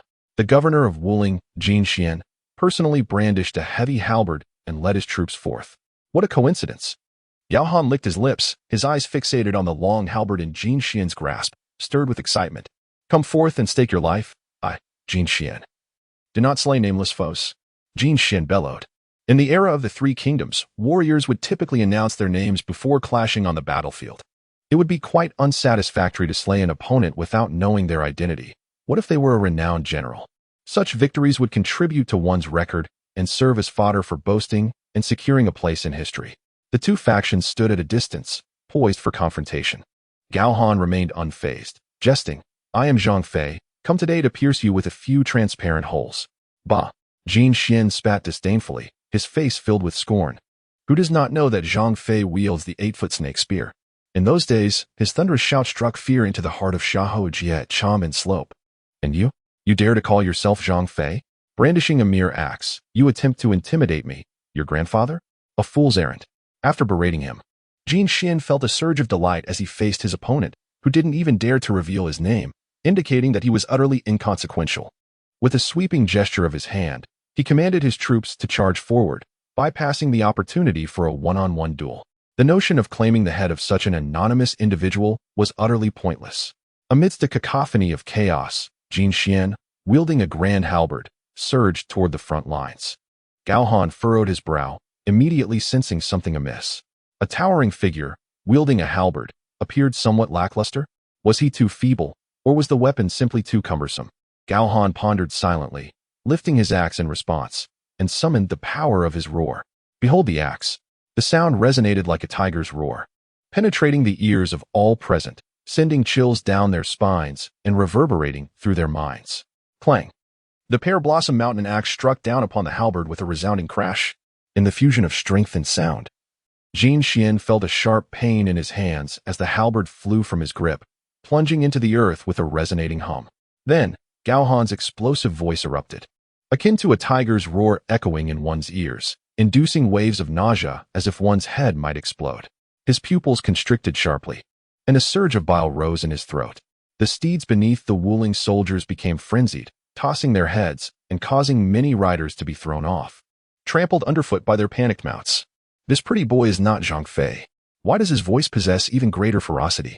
Jin Xian, aghast, felt his very soul tremble with fear. Quick, protect the governor. The soldiers dismounted to shield their leader. Sound the retreat, back to the city. Jin Xian yanked the reins and bolted toward the city, fleeing in a state of utter disarray. Bring me that halberd. Yes. Two men rushed out, exerting immense effort to extract the halberd from the ground. Together, they bore it to Gao Han, their faces turning purple from the strain. Was it truly this heavy? Gao Han reached out, and in an instant, a sensation of burning coursed through his palm. Under the astonished gaze of the two men, he began to wield the halberd effortlessly. With a swish, the weight of the halberd was substantial, intricately etched with the patterns of the 8 desolate fire dragon spirit. The tip and the 4 blades exuding an unparalleled aura of lethality. As he swung it, it emitted a series of quivering sounds, the cold gleam flashing like lightning. Grasping it in his hand, he could faintly sense a menacing aura of slaughter. What kind of weapon was this, that it could awaken one's ferocity? A surge of exhilaration filled Gao Han as he pointed the halberd forward, commanding his troops, "Advance with me." At your command. At this moment, beneath the walls of Wuling City, Jin Xian's army was thrown into utter disarray. Jin Xian, in a state of panic, urged his horse to hasten toward the city. Still gripped by fear, with Gao Han steadily closing in behind him, he understood that his only chance for survival lay in breaking through the gates of Wuling City and holding his ground. As long as the city gates remained unbreached, hope remained. In the frigid heights, 3,000 soldiers found themselves utterly incapable of capturing Wuling City. The galloping steeds finally arrived. Jin Xian raised his voice, urgently shouting, "I am the governor. Open the city gates." However, to his bewilderment, the gates remained firmly shut, and instead, a cacophony of laughter erupted from the battlements. It was none other than Gongji. Behind him stood a host of officials from Wuling City, each bearing wounds inflicted by Jin Xian himself. They looked down upon him with expressions of vindication. "Jin Xian, you have defied the will of heaven and brought about your own demise. We, along with the citizens, willingly pledge our allegiance to Lord Liu." As soon as the words left his lips, arrows suddenly rained down from the city walls, leaving Jin Xian in a state of shock. His life had reached a dead end. When Gao Han and his men finally arrived, the once panicked soldiers at the foot of the city now knelt in submission, gazing toward the gates. They were met with the grim realization that Jin Xian had succumbed to his wounds. Creak. The city gates swung open. A group clad in official garb emerged, leading the citizens in a welcoming procession. "I am Gongji, here to present the governor's seal and surrender the city." Gongji trembled as he held the governor's insignia. Ding. Today's work task completed. Reward: 1 Hercules elixir. Archery technique. Gao Han was momentarily dazed. Indeed, it was this very individual who had led the officials and citizens to surrender to Liu Bei in the legends. Dismounting, Gao Han thrust his long spear into the ground with force, the blade humming as the spears but sank into the earth. Glancing at the governor's seal, he nodded and said, "Since we have surrendered, I kindly ask you to send someone post-haste to deliver this seal to Lingling, offering it to Lord Lu. As he spoke, he assisted Gong Ji to his feet. As you command, Gong Ji responded, hastily dispatching a rider to expedite the delivery of the insignia. However, once he regained his composure, Gong Ji's attention was suddenly drawn to the long spear. Might it be that the general has a preference for spears? He inquired. How could I not wield the spear? With the techniques I've mastered? Gao Han replied with a smile. Hearing this, Gong Ji's expression softened slightly. He slowly explained, General, this spear is known as the Fong Tian Hua Ji, crafted by Jin Xian to resemble Lu Bu's famed spear. However, due to Jin Xian's peculiar nature, he had the blacksmith forge it to a staggering weight of 110 pounds. Gao Han silently marveled. Jin Xian was indeed a remarkable talent. To think that Guan Yu's green dragon crescent blade weighed only 82 pounds. Gong Ji chuckled. This spear is excessively heavy and cumbersome for ordinary individuals. Why not enter the city, and I shall personally fetch a skilled blacksmith to craft a new one for you. After all, it is said that one must cater to others' preferences to thrive in officialdom. This Fong Tian Hua Ji suits me perfectly. There is no need for any alterations. Gao Han declined. I have always favored the heft. Should you craft a lighter version, I would have no use for it. General, you need not be so modest. A weapon is the very foundation of a warrior's existence. If it is too heavy, it may impede your skills on the battlefield. Gong Ji replied with a grin. He could not fathom that anyone in this world possessed strength rivaling that of General Guan Yu. Your reasoning is indeed sound, yet for me, 110 pounds is just right. Gao Han, with a sudden surge of vigor, grasped the formidable 110-pound Fong Tian Hua Ji, wielding it effortlessly with one hand as he executed a breathtaking array of spear techniques. In an instant, a chilling brilliance emanated from his movements. With the Fong Tian Hua Ji, he fully unleashed the exquisite intricacies of the Tianlong spear technique, casting shimmering reflections and sweeping gusts that stung the faces of onlookers as if they had been cut. Shadows of coldness danced in their eyes, and Jin Xian, overwhelmed, collapsed to the ground, trembling in fear and retreating repeatedly. General Gao Han's audacity was truly admirable, leaving his comrades below in a state of astonishment. To wield such a weight with a single hand? Have you noticed? One soldier remarked. That General Gao Han's spear technique bears a striking resemblance to that of the legendary El Bu. Indeed, another responded. It does evoke memories of El Bu's prowess in Shuzhou when he clashed with General Zhang, employing similar moves. Yet, Gao Han's technique seems imbued with even greater strength. Indeed, the Fong Tian Hua Ji is considerably heavier than El Bu's weapon. In the years since El Bu's demise, no one had achieved such mastery in spear techniques, making General Gao Han truly unparalleled. Those who had followed Liu Bei into battle over the years had witnessed El Bu's might, and now, witnessing Gao Han's execution of the Tianlong spear technique stirred a deep sense of nostalgia within them. Unbeknownst to him, Gao Han's stature in their hearts was steadily ascending.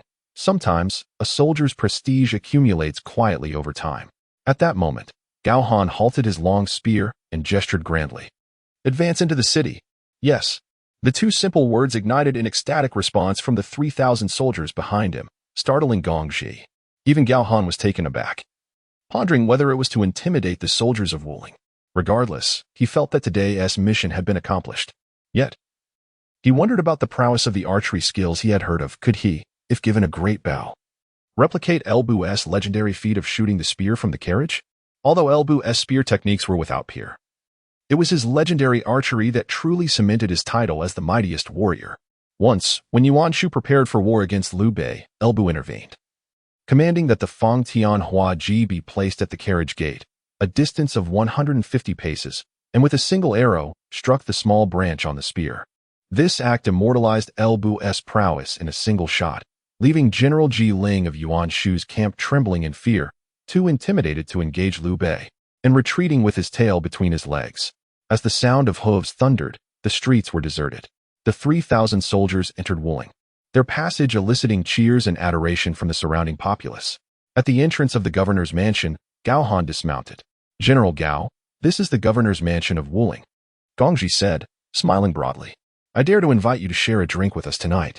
Truthfully, witnessing Gao Han's stunning display with the Fong Tian Hua Ji had left him awestruck. He had always believed that Guan Yu's 82-pound broadsword was the mightiest weapon under Liu Bei's command. He never anticipated that Gao Han, A figure previously unknown to the world possessed such formidable strength. This realization prompted him to consider that, even if it meant losing a fortune. Forging a bond with Gao Han was essential. Wine is welcome, but we must have fine meat, Gao Han declared, his stomach growling in anticipation. The rigors of warfare indeed drain one's spirit and energy. From the battlefield beneath the walls of Lingling, where he has engaged in duels for merely 2 days. He has noticeably lost weight, likely due to the intense exertion that has caused a portion of his vitality to dissipate. Consequently, Gao Han now appears rather disheveled. By the way, Gongsun, I am unfamiliar with this place. Could you kindly arrange for someone to fetch me some hot water? He yearned for a refreshing soak. This task is simple. Rest assured, General, I shall handle it. Upon hearing Gao Han's agreement to share a drink, Gongsun's face brightened with joy as he clasped his hands in gratitude and hurried away. Before long, 2 maidens arrived to escort Gao Han to a designated bathing chamber. With a soft creak, the door closed, yet upon turning his head, Gao Han found the 2 maidens standing respectfully behind him. One even extending her hand to assist him in removing his armor and garments. These maidens possessed striking figures and beauty that surpassed that of ordinary women. Was this Gongsun's deliberate arrangement? I can manage alone. You 2 may leave. Indeed. As soon as these words escaped his lips, both maidens fell to their knees in alarm, frantically striking their faces with their hands. The force of their slaps leaving their cheeks flushed. We beseech the General for mercy. Please allow us to assist you. Or else Lord Gongsun will surely deem us clumsy and incur your wrath, leading to our punishment. Enough, enough. Seeing their distress, Gao Han waved his hand. There is no need to leave. You may stand here while I bathe. Without waiting for their response, he turned away and began to unarm himself. Sinking into the prepared wooden tub, with splashes echoing softly, the 2 maidens stood aside, their faces slightly flushed, feeling awkwardly out of place.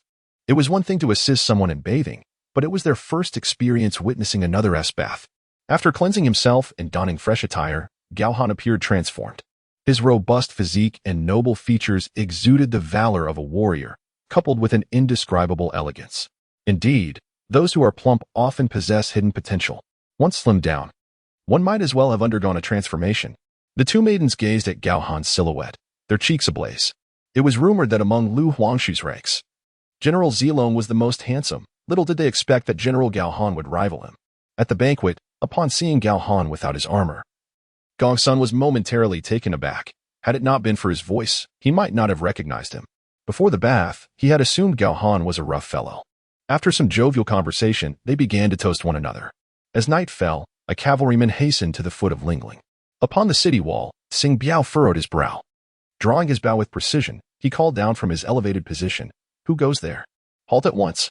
Take another step forward, and my arrow shall surely claim your life." The man reined in his horse, raising his hand in greeting. "I am a subordinate of Gongsun from Wuling, sent by General Gao Han to present the governor's seal to Lu Huangshu." "What? General Gao has swiftly conquered Wuling County." Zhang Biao promptly opened the city gates and personally handed the governor's seal to Liu Bei.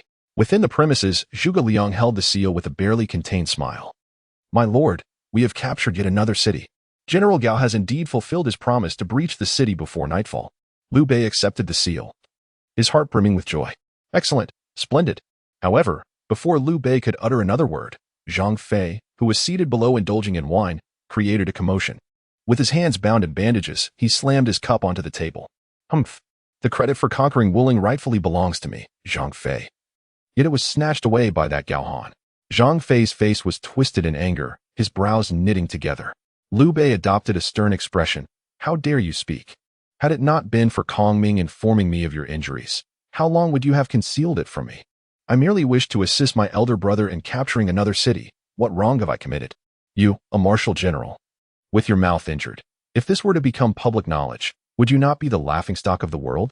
Fortunately, Kongming had the foresight to keep this matter under wraps. Zhang Fei suddenly felt a tightness in his throat, silenced by Liu Bei's glare. Liu Bei then set down the governor's seal and pinned a letter to be delivered to Guan Yu in Jingzhou, subsequently dispatching Zhang Fei to Jingzhou. Zhuge Liang gently waved his feather fan and smiled cheerfully. "My lord, if I am not mistaken, upon hearing this news, General Guan will surely hasten to your side, eager to seize Changsha for you." Liu Bei nodded, sharing the same sentiment. "Military advisor, we shall set forth to Wuling at dawn tomorrow." The following day, as dawn broke, Liu Bei and Zhuge Liang led an army of over 10,000 troops, marching grandly from Lingling to rendezvous with Gao Han and Wuling. Zhang Biao assumed temporary control of Lingling in Gao Han's stead, his rank naturally elevated from a minor officer to a general of Lingling. On the same day, as Liu Bei departed, Zhang Biao swiftly made his way to Gao Han's modest residence, escorting Yu Painter and the others to a lavish mansion. The family of the governor must not be subjected to indignities. Old matron, young master, you shall reside here from now on, should you lack for anything.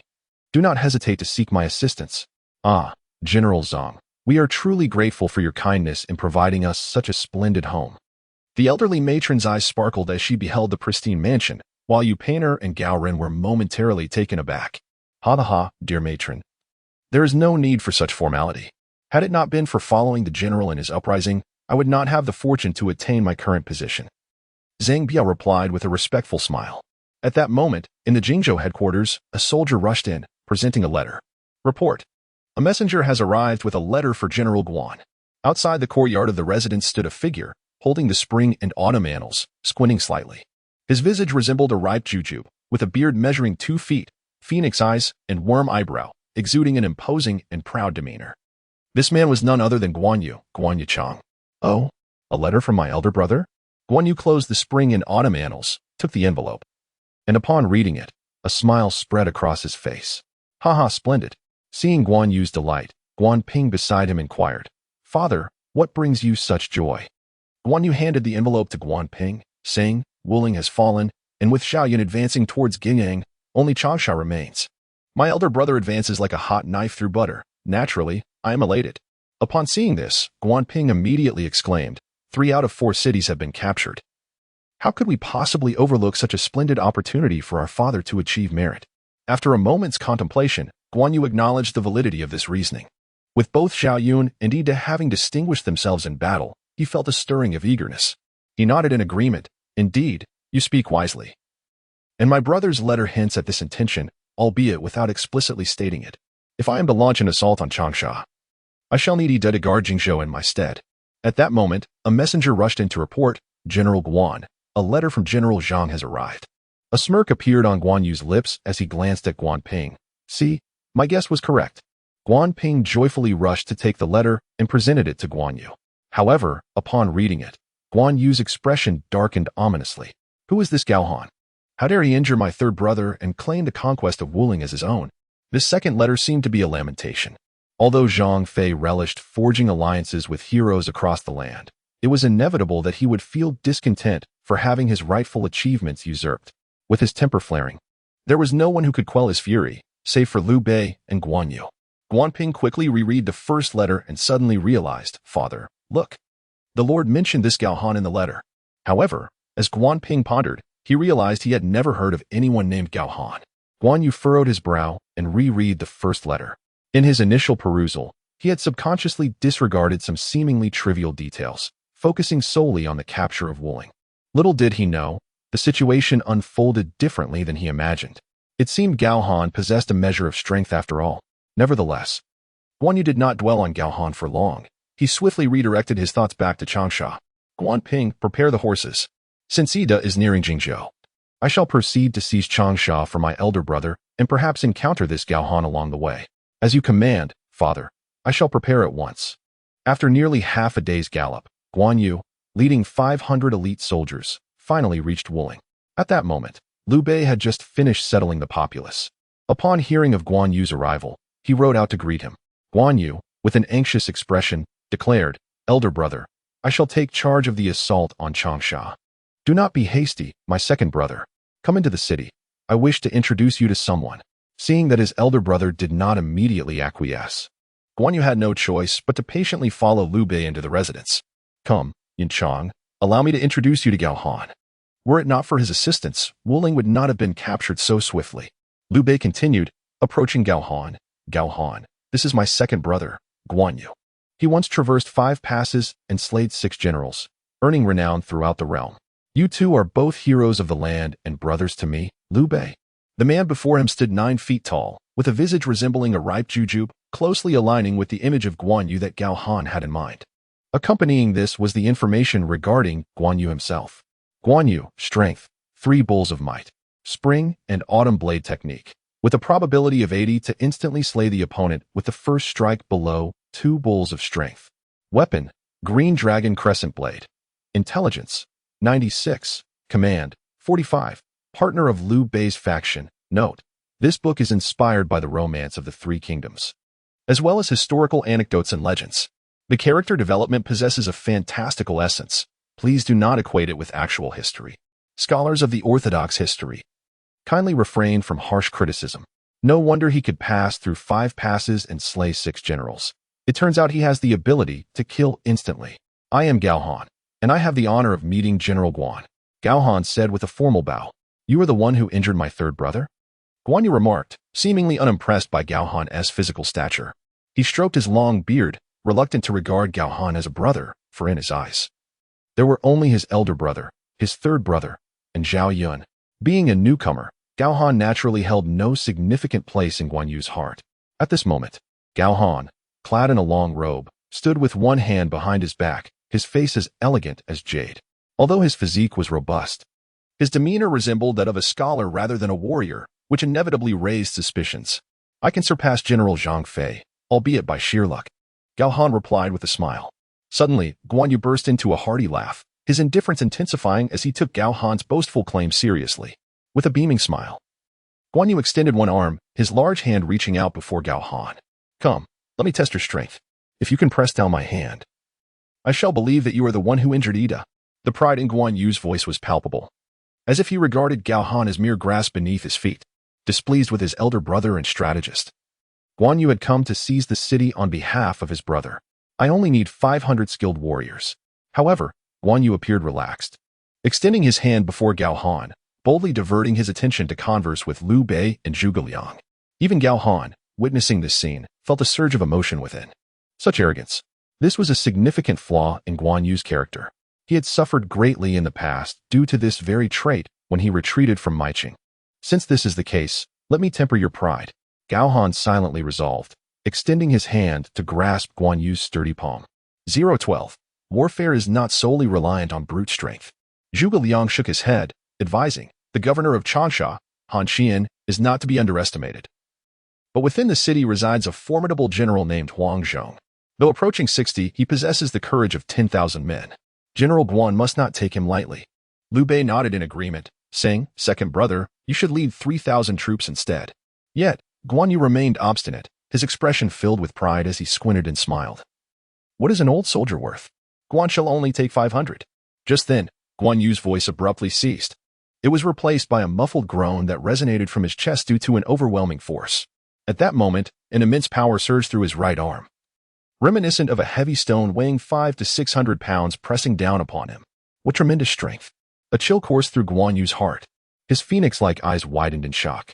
Had it not been for his swift reflexes, he might have been yanked by this overwhelming force, leading to an embarrassing defeat. Guan Yu no longer held back, summoning all his strength, which surged from his waist to his arm.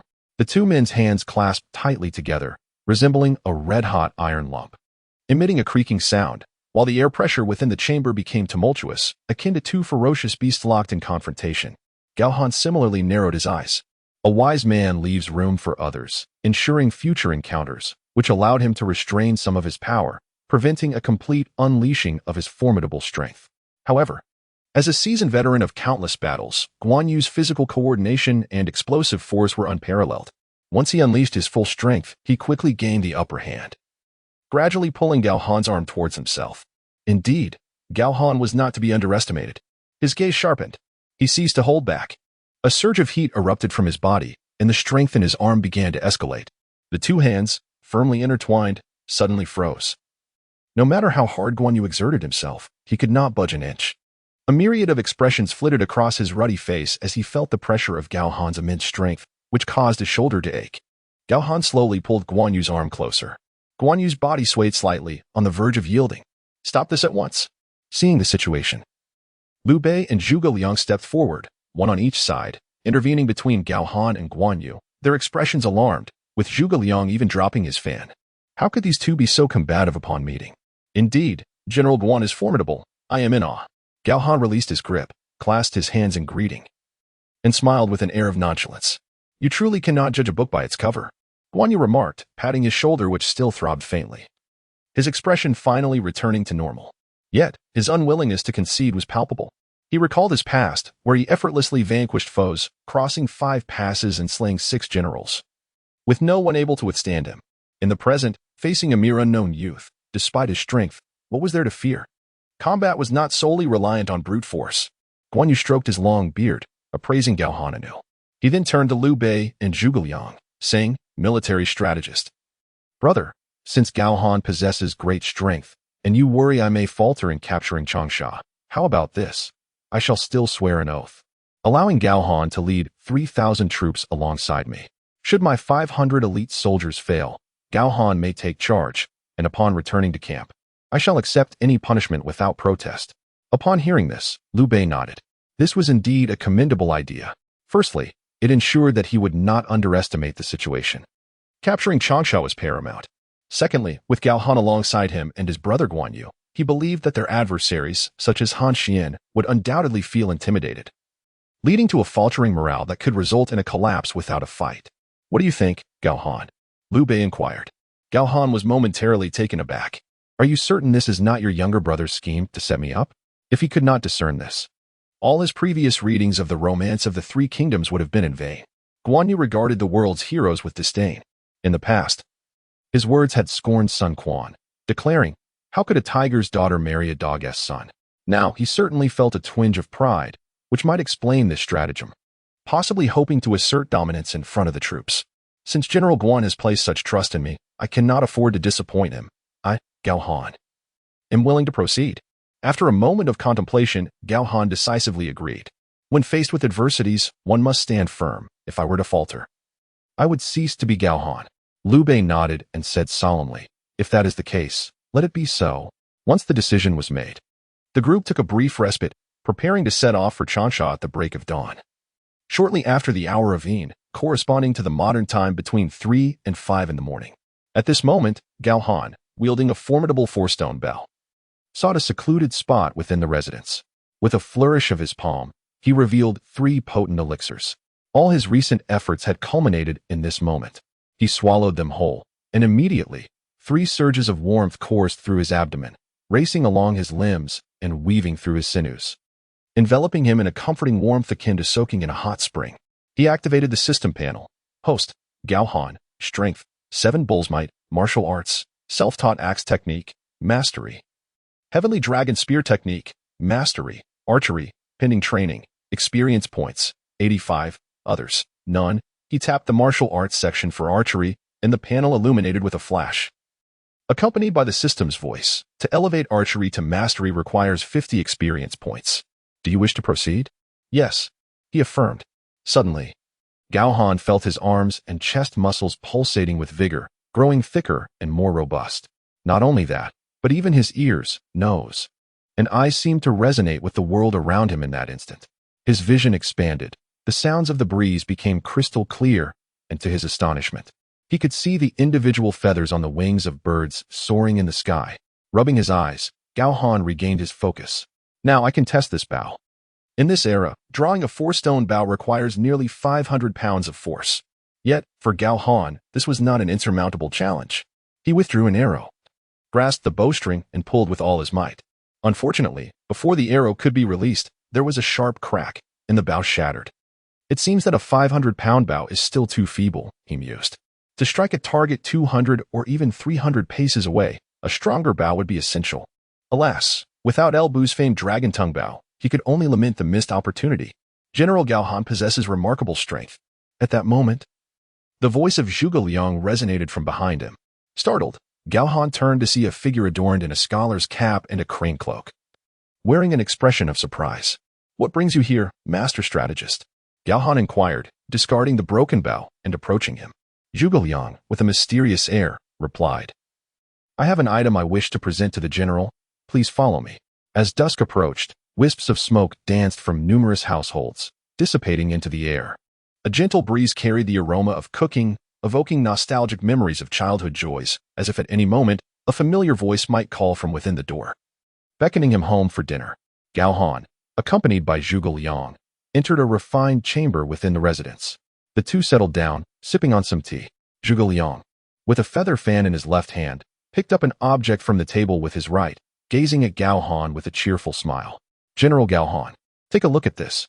Instantly, Gao Han's attention was captivated by the object in Zhuge Liang's hand. It was a mask, ghastly with green features and menacing fangs. Its expression exceedingly terrifying. At first glance, it seemed to ensnare one's very soul, invoking a chilling sensation akin to falling into an icy abyss, causing involuntary goosebumps to rise all over his body.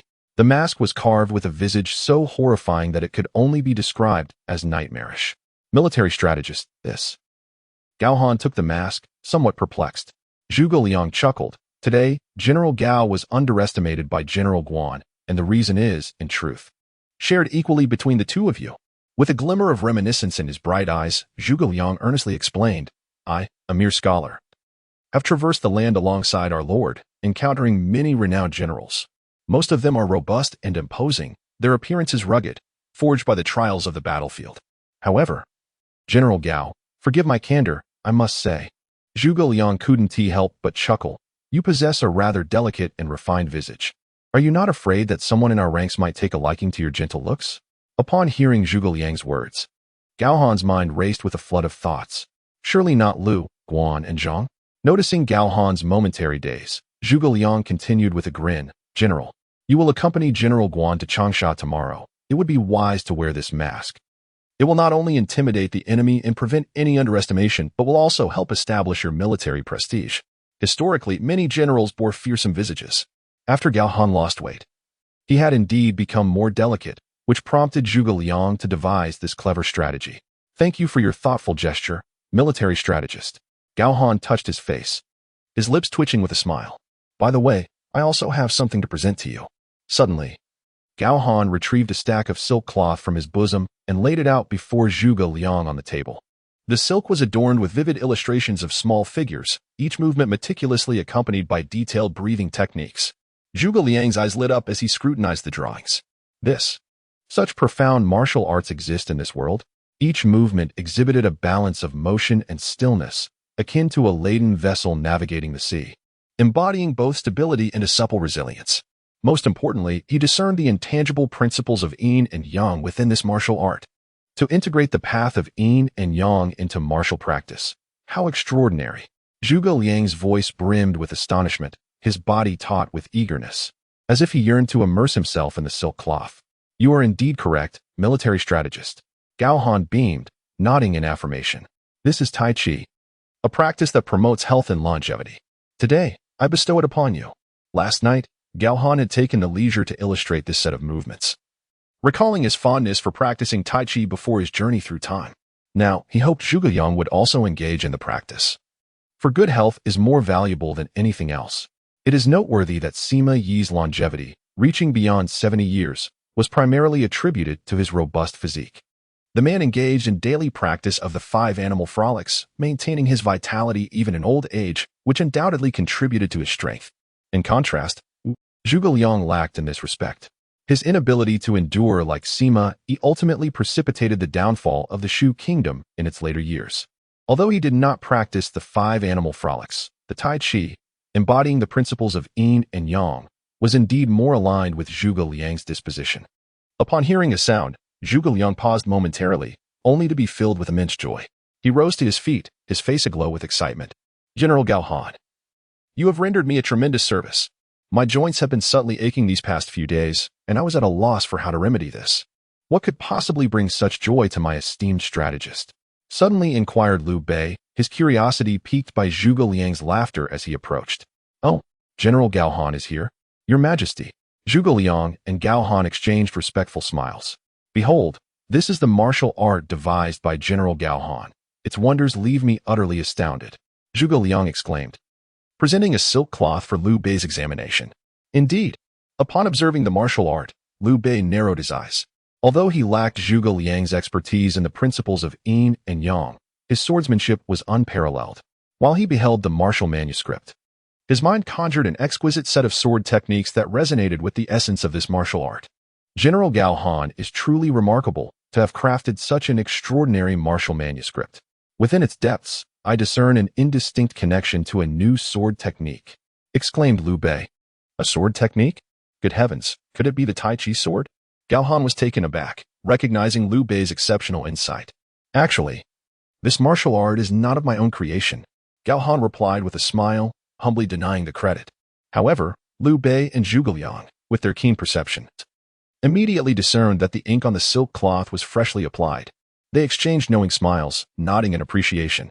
The general's humility truly exemplifies the demeanor of a cultured warrior. Liu Bei praised. Indeed, the ink is evidently recent. It appears the general must have painted it just yesterday. The two men regarded the silk cloth as a treasure, studying it for over half an hour before finally concluding their examination. After bidding farewell, nightfall had already cast its shadows. Gao Han returned to his quarters, just as the system's voice resonated in his mind. Ding, it is 5 o'clock, please clock out. Off-duty reward, 1 Hercules pill.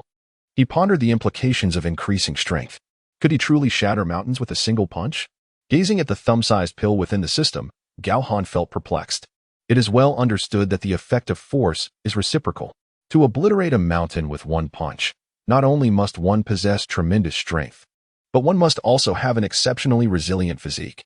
Yet, being merely flesh and blood, Gao Han clearly could not achieve such feats. Ding. After attaining the strength of 10 bulls, the host will not only receive the Hercules pill, but also a body-strengthening elixir. At that moment, the system's voice suddenly appeared, clarifying Gao Han's confusion. If his physique could be enhanced like his strength, would he not be capable of dominating the 3 kingdoms? Wait. The system requires him to hold an official position, lest it becomes ineffective. Thus, one must temporarily safeguard Liu Bei's camp from being obliterated by Cao Cao and Sun Quan. It appears that to enjoy a life of leisure and camaraderie, one must first bring peace to the realm. Furthermore, from another perspective, should the world fall into the hands of the Sima family, the ensuing turmoil of the 8 kings and the chaos of the 5 barbarians would truly mark a period of strife for the Huaxia civilization. The Han people would be on the brink of annihilation. Lost in thought, Gao Han swallowed the mighty strength elixir. In an instant, his power surged once more, an impressive 8-fold strength. The following day, Guan Yu, accompanied by 500 elite soldiers, arrived early at the gates of Changsha. Brothers, have you heard? 3,000 troops are on their way, led by a general named Gao Han. Indeed, I have heard as well, and it was our General Guan who suggested his arrival. He is but an obscure general. Even if he comes, he cannot overshadow our General Guan's accomplishments. Naturally, General Guan's renown resonates throughout the world. Perhaps the governor of Changsha will surrender before long, making Gao Han's presence inconsequential. Guan Yu, gripping his green dragon crescent blade, stroked his long beard with pride upon hearing his soldiers' words. A successful general is not merely reliant on brute strength. One must also possess exceptional horsemanship, archery skills, and, most importantly, martial prowess. In a duel before the ranks, without seasoned experience, one could easily be felled by an adversary within mere moments. Watch as I cleave the enemy general in 2 with a single stroke, allowing that young Gao Han to witness my swordsmanship. Guan Yu declared confidently, his head held high, eyes brimming with pride. However, Guan Ping, standing beside him, furrowed his brow and inquired, Father, I have heard that General Zhang was shaken to the core by Gao Han's might. Could it be that he truly possesses such strength? Guan Yu snorted dismissively, refusing to heed the concern. This only left Guan Ping in greater confusion. He had never seen Gao Han's visage, only knowing that Zhang Fei towered at 8 feet, broad-shouldered, and possessed the strength to move 2 oxen. If Gao Han's strength could rival Zhang Fei's, how grand must he be? In Guan Ping's mind, a vague image of a tall, hefty figure, causing the earth to tremble with each step, began to form. I have arrived, General Guan. At that moment, a resounding voice echoed. The 500 elite soldiers, curious, glanced back, their eyes widening in astonishment. There stood a figure wielding a Feng Dianhua halberd, his face obscured by a fearsome mask, an intimidating sight at first glance. Is this man Gao Han? Although he stood 8 feet tall and bore an upright posture, he did not appear as robust as imagined. Could this possibly be mere misinformation disseminated by the strategist? Guan Ping sighed inwardly, shaking his head repeatedly. Gao Han, leading 3,000 troops, halted not far behind the 500 elite soldiers. He then rode forward to the front lines. Guan Yu glanced at Gao Han with a hint of surprise and questioned with a smile, while wearing a mask is one thing. What is the significance of wielding a Feng Dianhua halberd? Since the death of Elbu, no one has dared to employ such a weapon. Do you believe your skills with the halberd can rival his? It is important to note that such weapons are seldom used in actual combat, due to the complexity of their techniques. The Fangdianhua halberd is distinct from weapons such as the broadsword, axe, or hammer. It demands exceptionally high standards from its wielder, requiring not only remarkable strength but also agile and dexterous maneuvers. Should one fail to master the techniques of the halberd, they could easily meet their demise in a single encounter. Conversely, if one achieves mastery, they could emulate Elbu, fighting valiantly against 3 warriors at the Tiger Trap Pass. Clearly, Elbu was a prodigy. Yet, Gao Han does not appear to possess such prowess with the halberd. Guan Yu understands a critical flaw that many martial generals have. Those with great strength often become overly reliant on it, neglecting the finesse needed to wield their weapons effectively. Alas, Elbu has passed.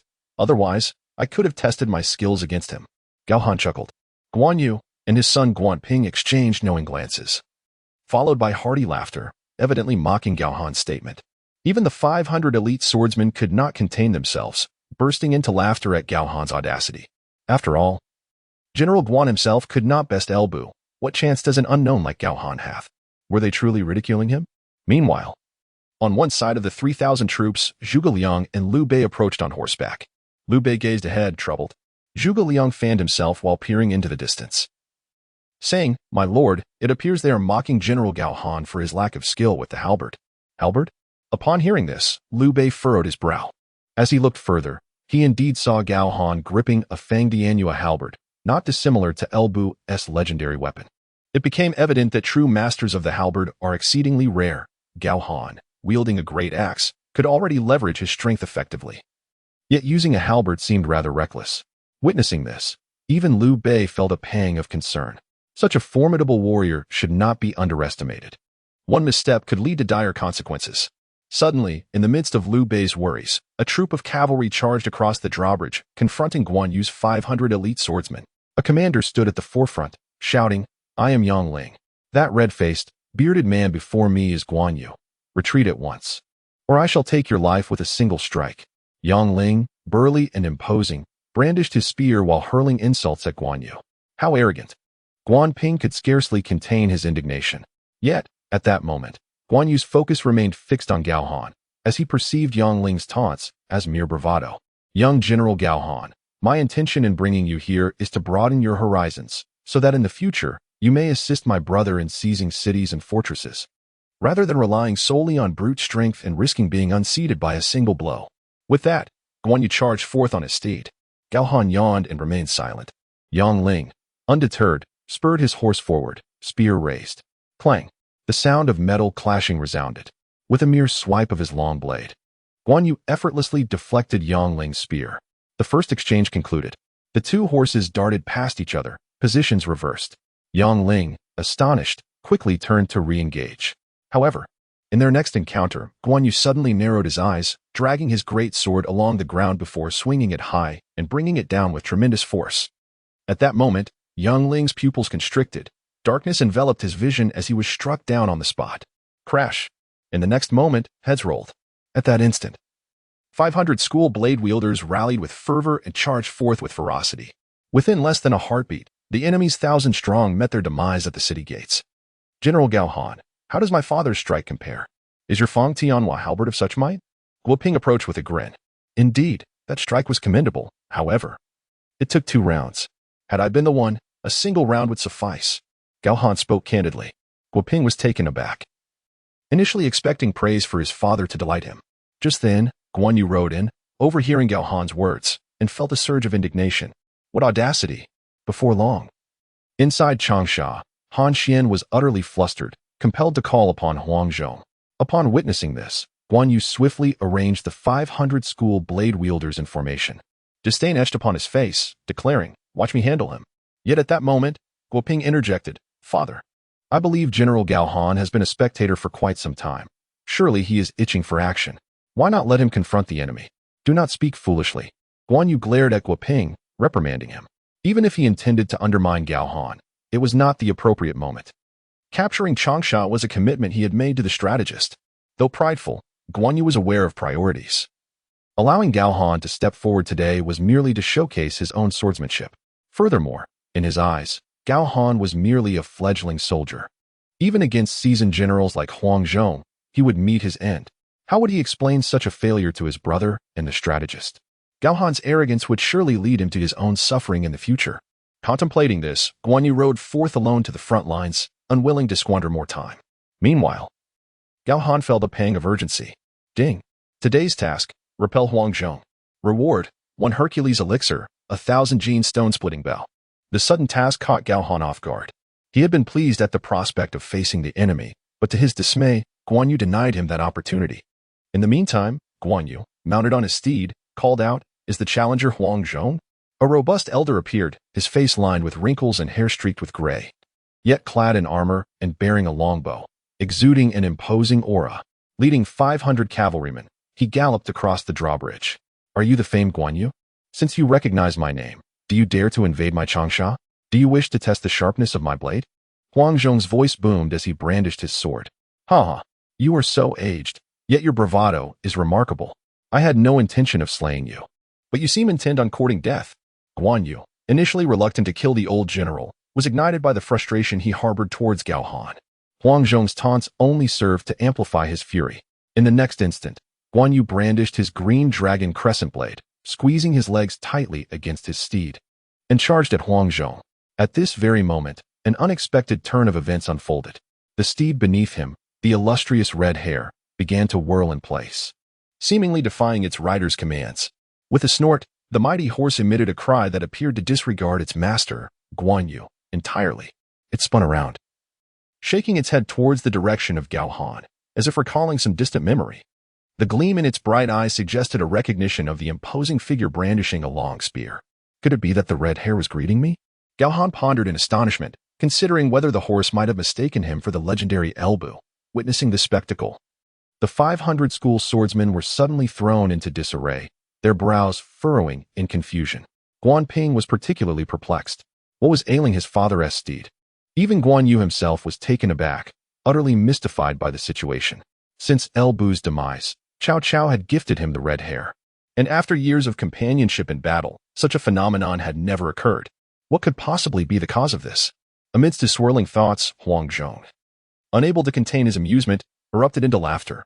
"Ha ha ha, Guan Yu. Ever since Elbu's death, you have claimed the red hair as your own. But today it seems the horse has rebelled against you. Watch as I cleave you in two with a single stroke, and then I shall personally tame this steed, making it my own mount." Seizing the moment, Huangzhong charged forth like an arrow, wielding his great sword, aiming directly at Guan Yu. With a sharp clang, the two blades met, the sound reverberating across the battlefield. Had it not been for Guan Yu's quick reflexes, he would have been in grave danger.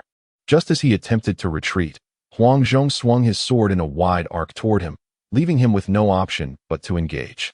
At that moment, Liu Bei and Zhuge Liang strolled onto the battlefield, startled by the unfolding chaos. "What has happened to my second brother?" Liu Bei exclaimed, his plump earlobes trembling in confusion. On the battlefield, a warrior's prowess relied heavily on their steed and weapon. If the horse refused to obey, a general's combat effectiveness would be severely compromised.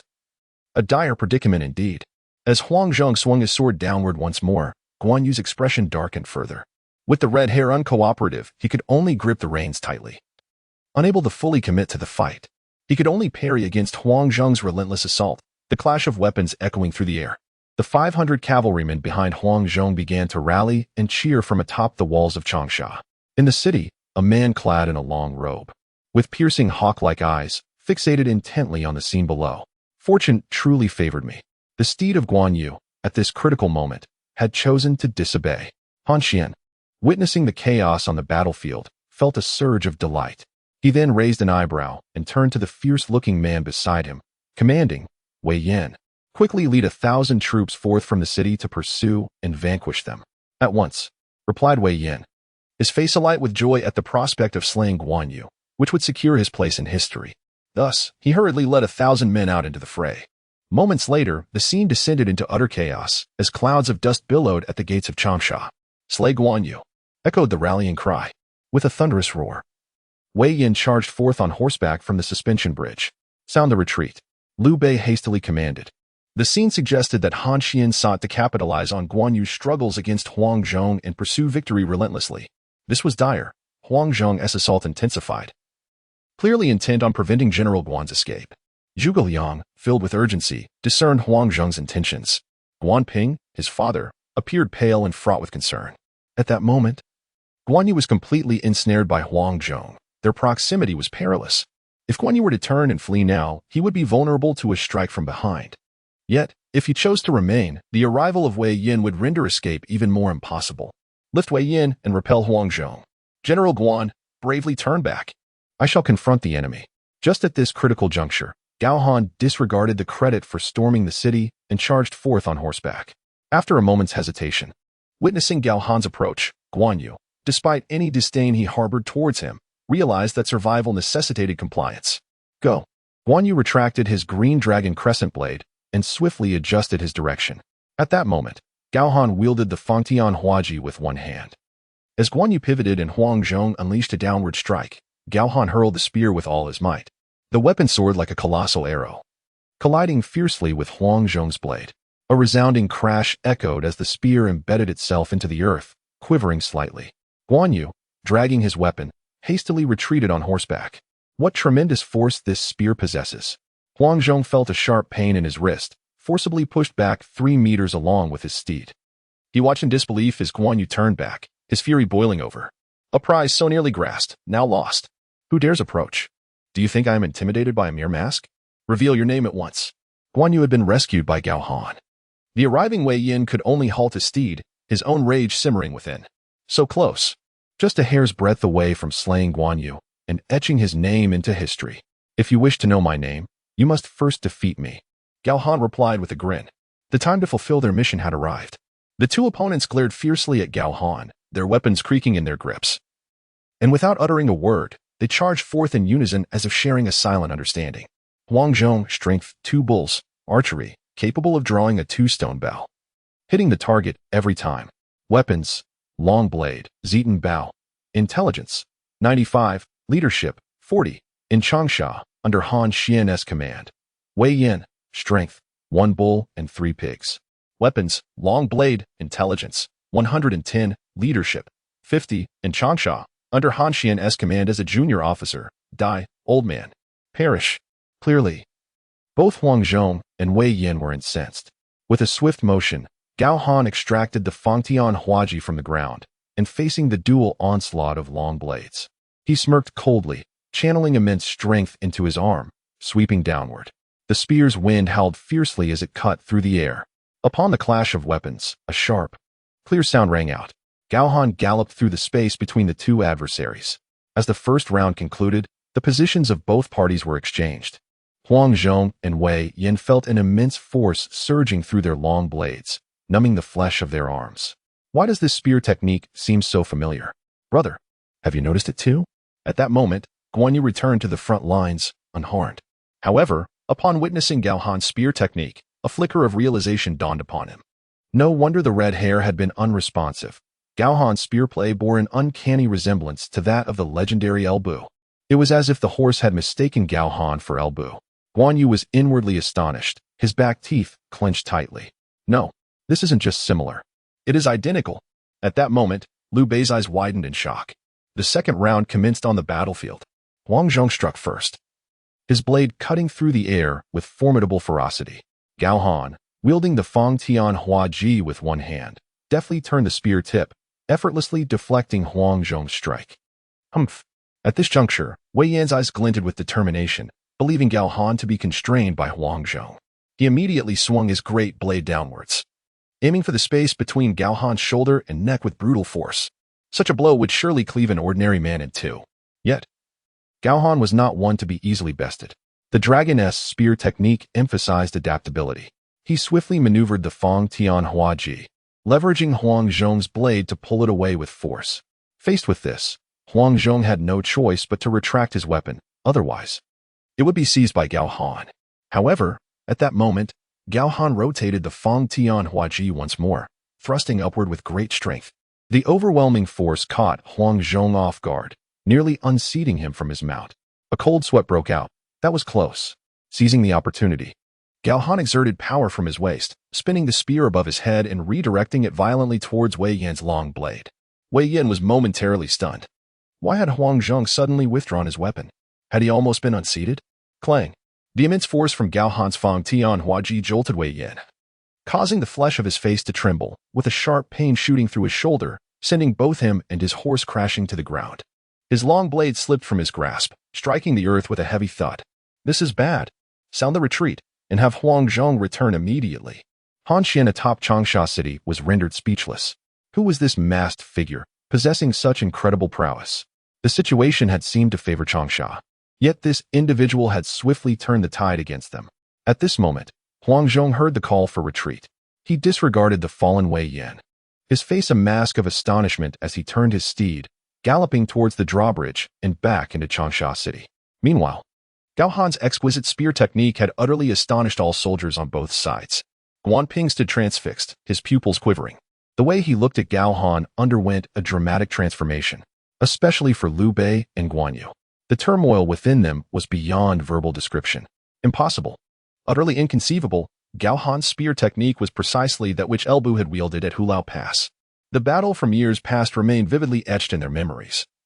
Each move and stance clear as day.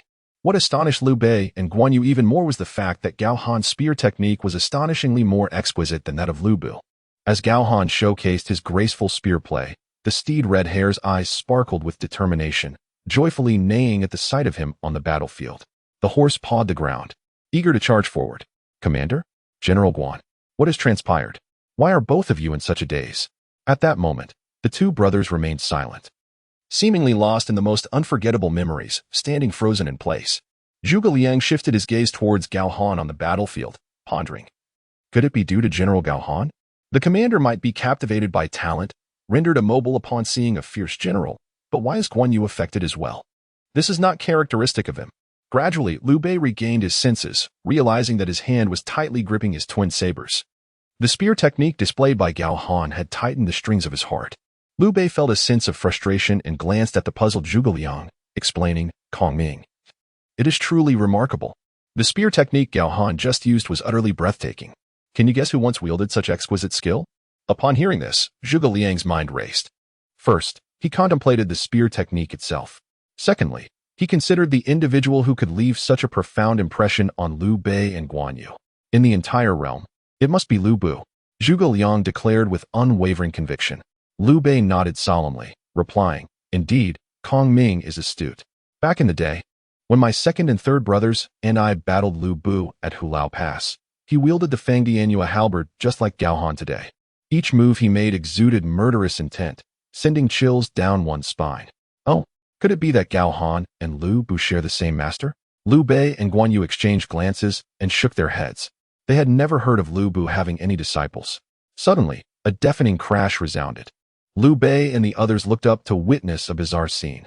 Gao Han, alone on horseback, was mercilessly pursuing and slaughtering a battalion of 1,500 men led by Huangzhong. With a sweeping motion of the Fangdianhua halberd, several soldiers were struck with tremendous force, spewing blood and collapsing lifelessly to the ground. Gao Han, donning a fearsome mask and mounted on his steed, left a trail of severed limbs and blood splattered across the battlefield, rendering him a figure reminiscent of a demon risen from the depths of hell. Monsters! There are monsters! My goodness, do not obstruct the way ahead. I must return to the city. The soldiers of Changsha, witnessing this horror, were instantly gripped by terror, causing a chaotic stampede that trampled several underfoot. With over 80 more men sent flying by Gao Han's onslaught, the casualties in Changsha today had already surpassed 100. It was not until they reached the drawbridge that Gao Han finally reined in his horse, turning back. "Your Highness, Kong Ming, they fled too swiftly. We shall have to resume the battle tomorrow," Gao Han said, riding back with a measured demeanor, removing his mask and speaking in a low voice. "The martial prowess of this young man is truly formidable. I had previously underestimated him." Guan Yu gritted his teeth, lost in thought, his hand resting on his long beard, squinting as he scrutinized Gao Han. Liu Bei remained silent, his gaze fixed on Gao Han, his eyes sparkling with admiration. Had Gao Han been born a few years earlier, he would have been among the sworn brothers in the Peach Garden. Liu Bei pounded his thigh, a deep sense of regret swelling within him. He had genuinely grown fond of Gao Han. With such a brother, what more could a man desire? Liu Bei murmured softly to himself. Hearing this, Guan Yu paused, a look of existential doubt crossing his face. "Brother, what were you just muttering?" "Oh, ha ha ha. I was merely saying that second brother was in quite a perilous situation. I was almost terrified to death." Liu Bei wiped the sweat from his brow, attempting to clarify.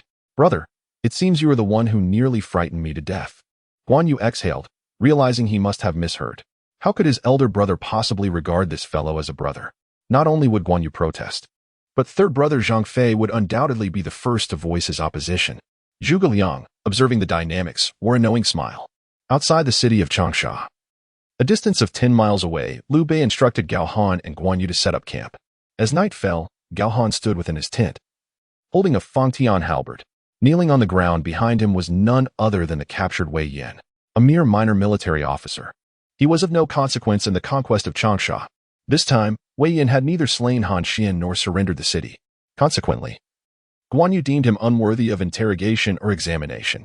Zhuge Liang found it curious that he not only harbored no intention of executing Wei Yan, but instead shifted the conversation, seeking an opportunity for Gao Han to demonstrate his leadership. This was a stratagem devised by Liu Bei and Zhuge Liang, aimed at assessing Gao Han's capabilities in utilizing talent. Thus, Wei Yan's fate, life or death, rested solely on Gao Han's decision. I am Wei Yan. I implore General Gao to spare my life. In the future, I shall serve loyally, enduring any hardships. Wei Yan's eyes were bloodshot as he knelt, bowing repeatedly. Clang! Gao Han turned his head. The cold glimmer of the Fa Tian halberd now poised at Wei Yan's throat. Startled, Wei Yan trembled, too afraid to move. Gao Han chuckled. Wei Yan, do you know what is most laughable in this world? Wei Yan, perplexed, replied, I am eager to hear your teachings, General. As he lay prostrate, a shadow of ambition flickered in his eyes. It is the grand ambition with little capability, the spirit soaring high while the life is as fragile as paper. With that, Gao Han applied a slight pressure, the halberd piercing through the skin of Wei Yan's neck, reaching dangerously deep. Blood gushed forth, draining the color from Wei Yan's lips. A mere hint of additional force from Gao Han would seal his fate. Anxiety, unease, fear. An overwhelming rush of emotion surged through Wei Yan, causing his body to quiver as he caught a whiff of the metallic scent of blood from the halberd. However, at that moment, Gao Han unexpectedly withdrew the Fangtian halberd. Why are you still here? Did you not understand my meaning? Or do you intend to stay for dinner? At these words, Wei Yan inhaled deeply, his heart racing. He grasped Gao Han's intent only partially, but the fear he felt was undeniably real. He clutched the wound on his neck, tears of gratitude streaming down his face as he said, Thank you, General Gao, for sparing my life. I shall serve you faithfully in the future. Now, go tend to your injury. Gao Han waved his hand, dismissing Wei Yan. Yet, Wei Yan was no ordinary man. His thoughts ran deep, and Gao Han's actions had sown the seeds of fear within him. Ding! It is now 5 o'clock. The host is requested to clock out. Reward: 1 Hercules elixir. Gao Han sat within his tent, 2 black elixirs resting in his palm. Upon completing today's task, the system had rewarded him with 1 Hercules elixir, bringing his total to 2. And there was also a certain 1,000-pound bow. If 1 stone is considered to weigh 120 pounds, then 1,000 pounds must exceed 8 stones.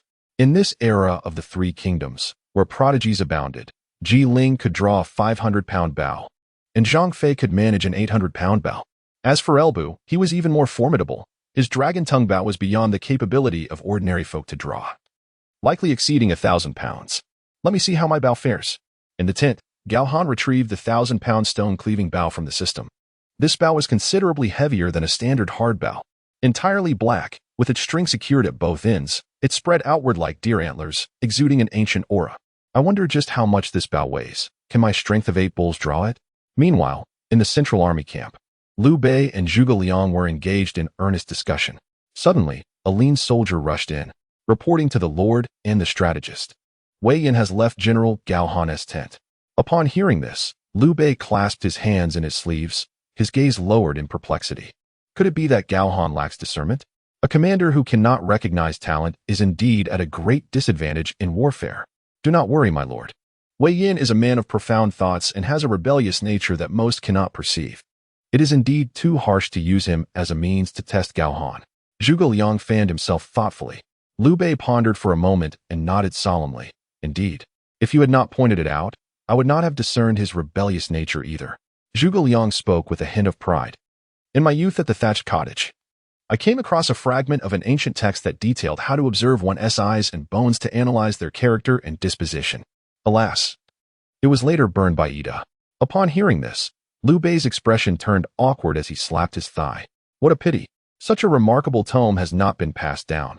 It is no wonder Gao Han could not see through Wei Yin. However, just as Liu Bei and Zhuge Liang concluded that Gao Han had failed to perceive Wei Yin's true nature, the lean soldier who had delivered the news scratched his head and added, "My lord, strategist, I did not finish my report." When Wei Yin exited General Gao Han's tent, he bore a significant gash on his neck, though it was not fatal. At that moment, he appeared terrified and went to seek the army's physician for treatment. With these words, a shockwave rippled through them. Zhuge Liang felt a chill run down his spine, and Liu Bei's eyes widened in astonishment. This revelation truly caught him off guard. Because the two were well aware of each other's thoughts, there existed two methods to control a person with rebellious tendencies. The first was execution, a definitive resolution. The second was intimidation, instilling a shadow of fear within their hearts, which would linger long after. Surviving a brush with death could haunt a person for a lifetime, like a shadow that follows them eternally.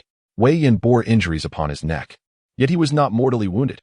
Clearly, Gao Han had employed the second method.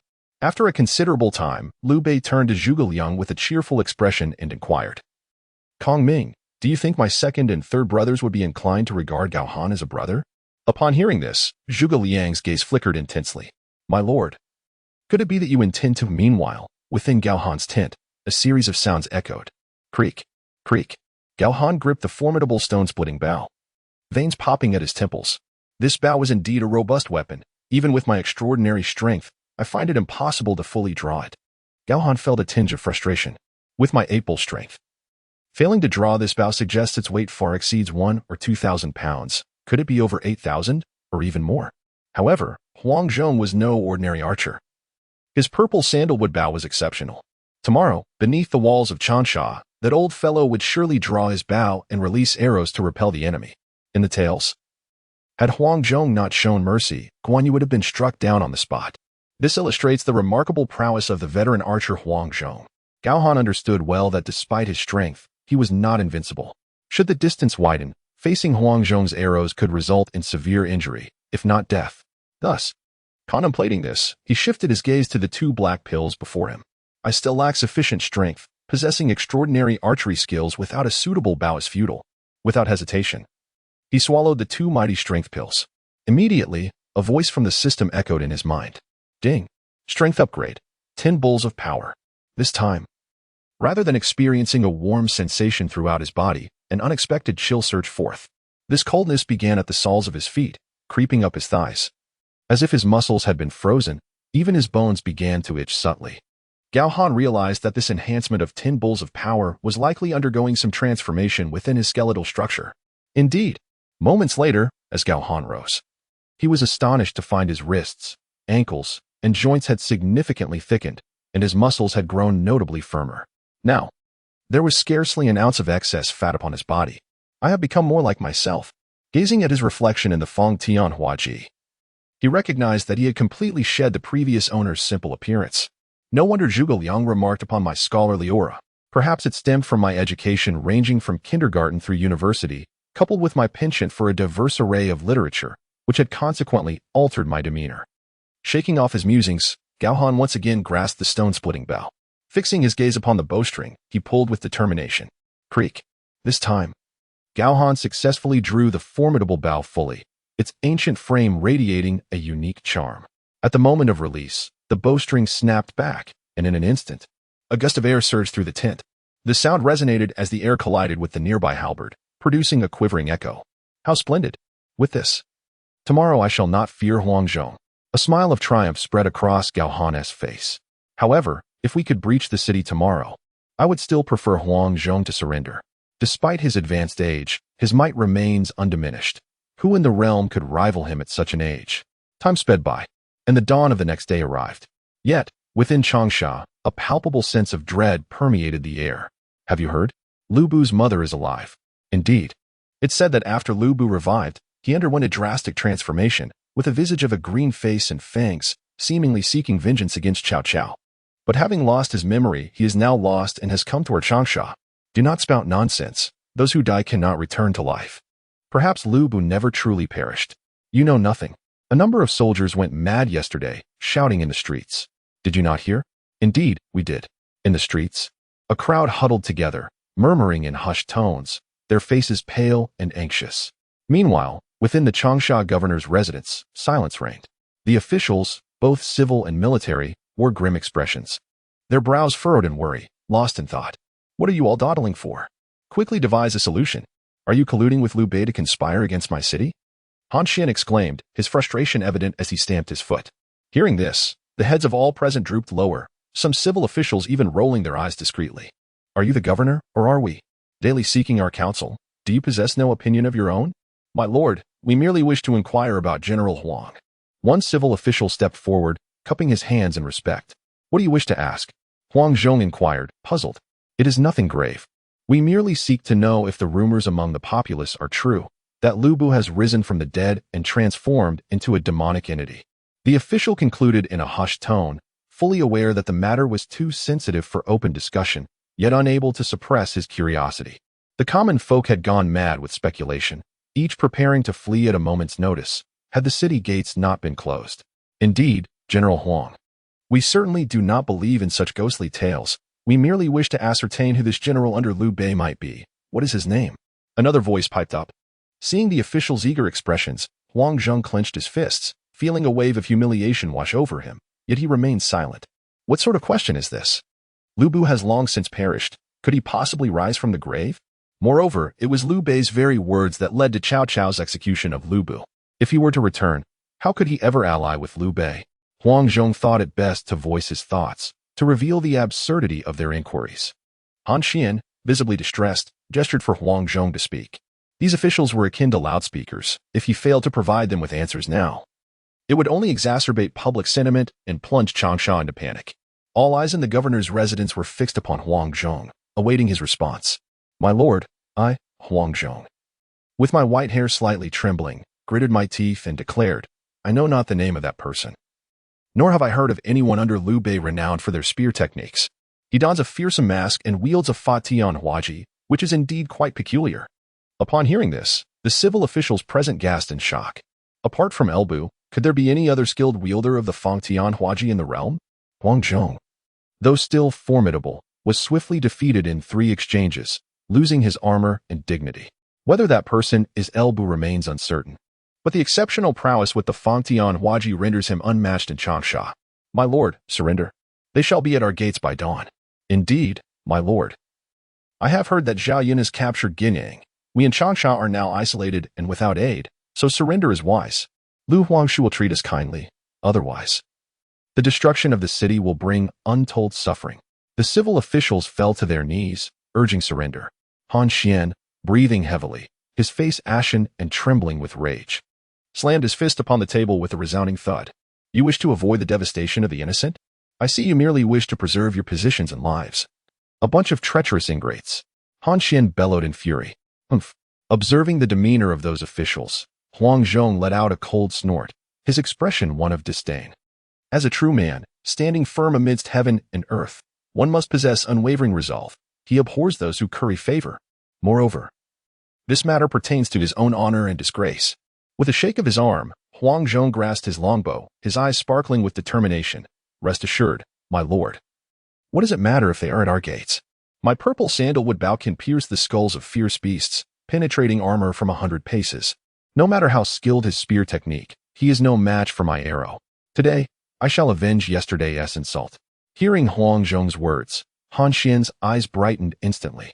Indeed, apart from his swordsmanship, Huang Zhong also possesses remarkable archery skills, as long as he shoots arrows from the front lines. Not even the false Elbu or Guan Yu could survive. Splendid. If General Huang can repel the enemy, I shall petition the court to reward you. Han Xian's face lit up with joy, as if grasping the last straw of hope.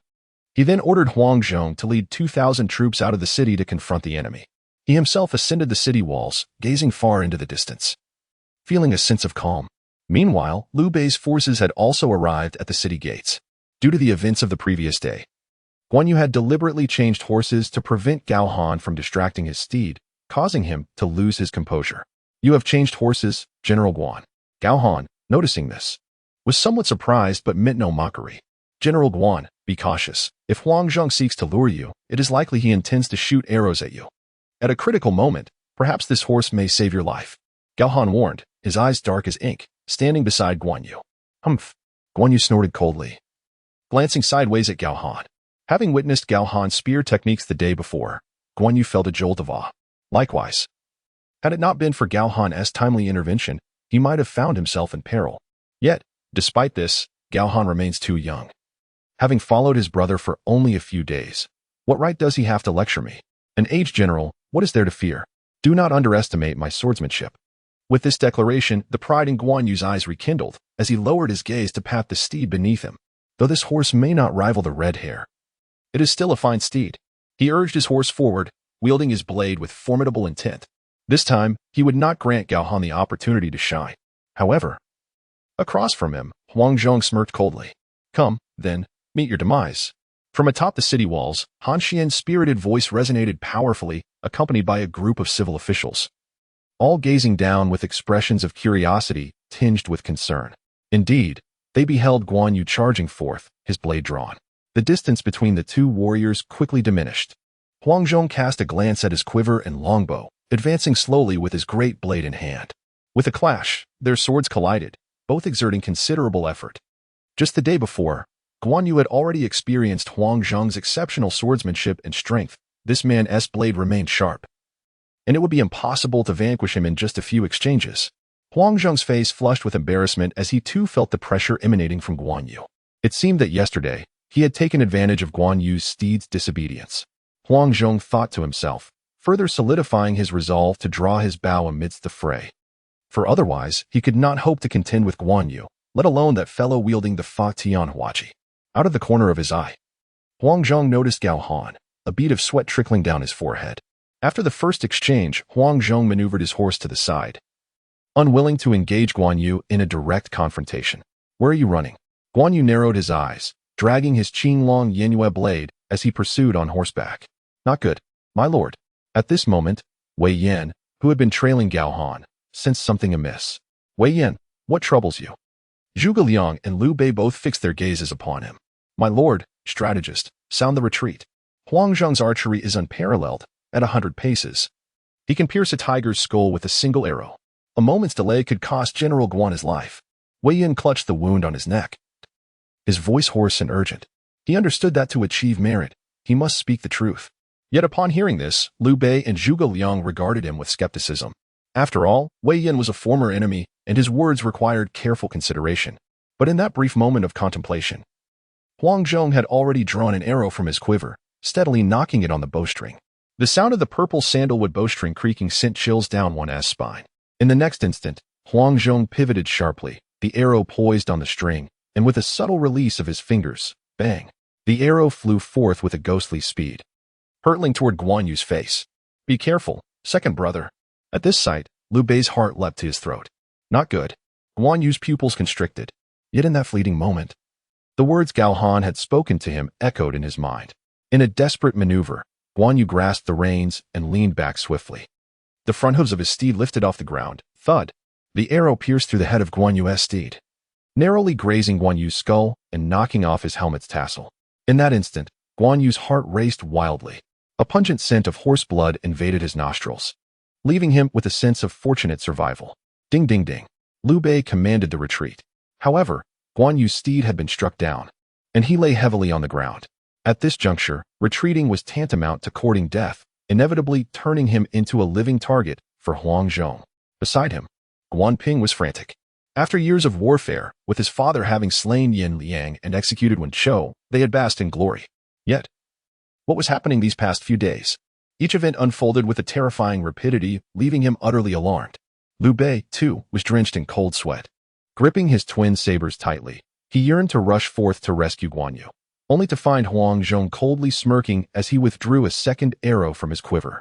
Just as Huang Zhong readied his bow to strike down Guan Yu, Gao Han plunged his Fangdianhua halberd into the ground and galloped forward.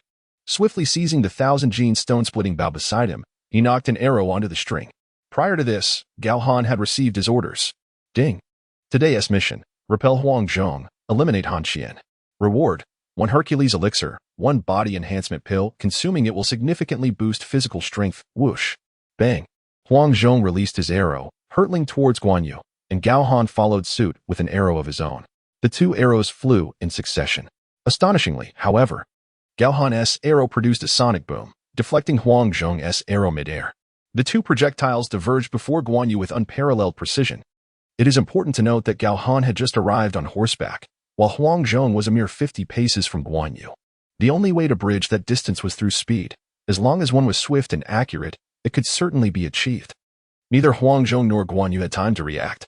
Yet how did the two arrows collide? How did they deflect? Guan Yu witnessed it all with crystal clarity. This was the most profound shock he had ever experienced in his life. Liu Bei, Han Xian, generals, and soldiers alike stood frozen, their gazes fixated on the battlefield spectacle. That formidable figure. How could this be possible, unless he were not human at all?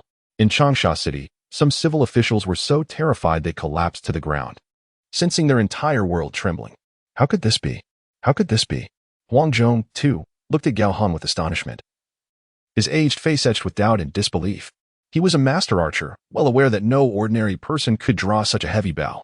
It was impossible to achieve such precision. General Gao had actually deflected Huang Zhong's arrow, saving General Guan. Excellent! Excellent! Excellent! The cheers of 500 skilled swordsmen and 3,000 cavalry erupted with fervor. Creak! Huang Zhong, enraged, did not relent. He swiftly knocked a third arrow aimed viciously at Guan Yu. Again? Gao Han remained steadfast on his steed, his eyes gleaming as he summoned immense strength to draw the 1,000-gene stone-splitting bow once more, releasing another arrow. The two arrows collided. Bang! Sparks flew before Guan Yu. The arrow shot by Gao Han once again deflected Huang Zhong's projectile. An occurrence deemed impossible can be labeled as mere coincidence. However, when it transpires consecutively, it undeniably signifies prowess. Ding ding ding. Huang Zhong, return to the city post-haste. At this moment, Han Xian commanded the signal to sound, and a commotion arose from the city of Changsha. Huang Zhong's breath quivered as he cast an unwilling and astonished glance at Gao Han, preparing to rein in his steed and hastily retreat across the drawbridge. Thinking of fleeing? Beneath his mask, Gao Han's lips curled slightly in a smirk. With a surge of strength, he once more summoned the might of 10 oxen, drew an arrow, and with the tension of the 1,000-pound stone-cracking bow, aimed at the warhorse beneath Huang Zhong. Guan Yu, brandishing his long blade, stood beside Gao Han, his expression somewhat disheveled. In the next instant, Gao Han released his grip. Boom! The bowstring unleashed a tremendous force, propelling the arrow forth like a gale cutting through the air. Guan Yu's long beard was swept up by the ensuing wind. Before he could even blink, a loud thud echoed. In the distance, Huang Zhong was unseated from his steed, tumbling several times upon the ground, his armor now encrusted with dust. Witnessing this scene, Guan Yu's gaze intensified, and within his eyes, a prideful sentiment wavered at that moment. Guan Yu was not a match for Gao Han. He had saved me thrice. He is indeed a benefactor. Guan Yu mused, feeling a flush of embarrassment. Huang Zhong. Han Xian, upon seeing Huang Zhong fall from his horse, felt a sudden jolt of anxiety. The civil officials were no better, trembling in fear as they sat on the ground, unable to rise, already envisioning a scenario of surrendering upon opening the gates. This is Han Xian. From a distance, Gao Han spotted the diminutive figure atop the city, resembling an ant, seemingly worried for Huang Zhong. Without a moment's hesitation, Gao Han lifted the 1,000-pound stone-cracking bow. Gao Han, do you intend to shoot an arrow at the city? Guan Yu furrowed his brow, perplexed. Liu Bei, who had just arrived on horseback, wore a look of astonishment as well. It is well known that the distance to Changsha City is over 300 paces. An arrow shot from here would surely fall short before even reaching its target. How could it possibly hit? Many of the soldiers, skilled horse archers themselves, shook their heads in disbelief, unable to comprehend Gao Han's audacity. General Gao can indeed save General Guan. His archery is nothing short of miraculous. But to shoot at Changsha seems an exaggeration. I suspect General Gao seeks to showcase his skills, perhaps losing control of his ambition. TSK. Some generals are truly lacking in sincerity. Even sages understand the virtue of humility, yet he truly believes he can strike Han Xian atop Changsha? Clearly, these individuals held little faith in Gao Han's capabilities. Even some provocateurs seized the opportunity to mock Gao Han, attempting to compensate for their own fragile superiority. Zhuge Liang listened quietly from the side, saying nothing, for he had long contemplated the design of a high-range crossbow. He was well aware of the challenges concerning force and distance. He understood that hitting a target over 300 paces away was akin to reaching for the sky. Frankly, it was simply unfeasible. In the face of such skepticism, Gao Han remained unfazed. With a mere glance at Guan Yu and Liu Bei beside him, He chuckled and said, I have heard that during the time when the 18 warlords besieged Dongshui at the Tiger's Gate, Elbu stood alone at the foot of the city and shot 18 arrows, severing the banners of the 18 warlords. Is this truly the case? Liu Bei and Guan Yu were instantly enveloped in reminiscence. Indeed, such an event had transpired. Furthermore, I was present alongside my second and third brothers when Elbu demonstrated his remarkable skill by shooting a halberd from the gate. Liu Bei nodded in agreement. When it comes to the heroes of the realm, none can rival Elbu, the illustrious Feng Stin, in archery. His legendary feats have been chronicled and recounted through the ages. If Elbu could sever the banners of 18 warlords and shoot from the gate, then why should I, Gao Han, not be able to pierce the clouds with a single arrow and take Han Xian's life? With that, Gao Han turned his gaze toward Han Xian atop Changsha City. The distance was too great for Han Xian to perceive that an arrow had been aimed at him. How arrogant! Guan Yu was profoundly astonished. Gao Han's words had stirred something within him. It became clear that Gao Han was the one truly proud. Under the scrutinizing gazes of the crowd, Gao Han swiftly drew his bow, and in the sunlight, the arrowhead gleamed with a piercing cold light, rendering Gao Han as if a celestial being descended from the heavens. Bang! Another resounding explosion echoed. In the blink of an eye, the onlookers saw a small black dot vanish from atop Changsha City. It was Han Xian. Had he been struck? Among the archers, those with keen eyesight gasped in astonishment. Impossible. Guan Ping shook his head, dismissing the archer's exclamation. Yet before they could catch their breath, creak, Liu Bei, Guan Yu, and Zhuge Liang simultaneously looked towards the distance, only to witness the gates of Changsha City swing wide open. Civil and military officials alike knelt upon the ground, fervently bowing towards the direction of Gao Han. The soldiers outside the city, upon witnessing this, immediately fell to their knees in surrender, collectively exclaiming, We welcome you, Uncle Liu. We welcome you, Uncle Liu. Ah, my lord. Huang Zhong lay on the ground, letting out a hoarse roar before losing consciousness. He understood. Han Xian was dead. The actions at Changsha City incited a chorus of cheers from Liu Bei's camp. Excellent, truly remarkable. General Gao, not only is your archery unmatched, but your arm strength must exceed 1,000 pounds. The soldiers shouted in excitement. Those who had initially anticipated Gao Han's failure wished they could find a hole to hide in. Liu Bei, Zhuge Liang, and Guan Yu's expressions transformed multiple times. As they gazed at Gao Han, their eyes sparkled with extraordinary brilliance, filled with joy and excitement.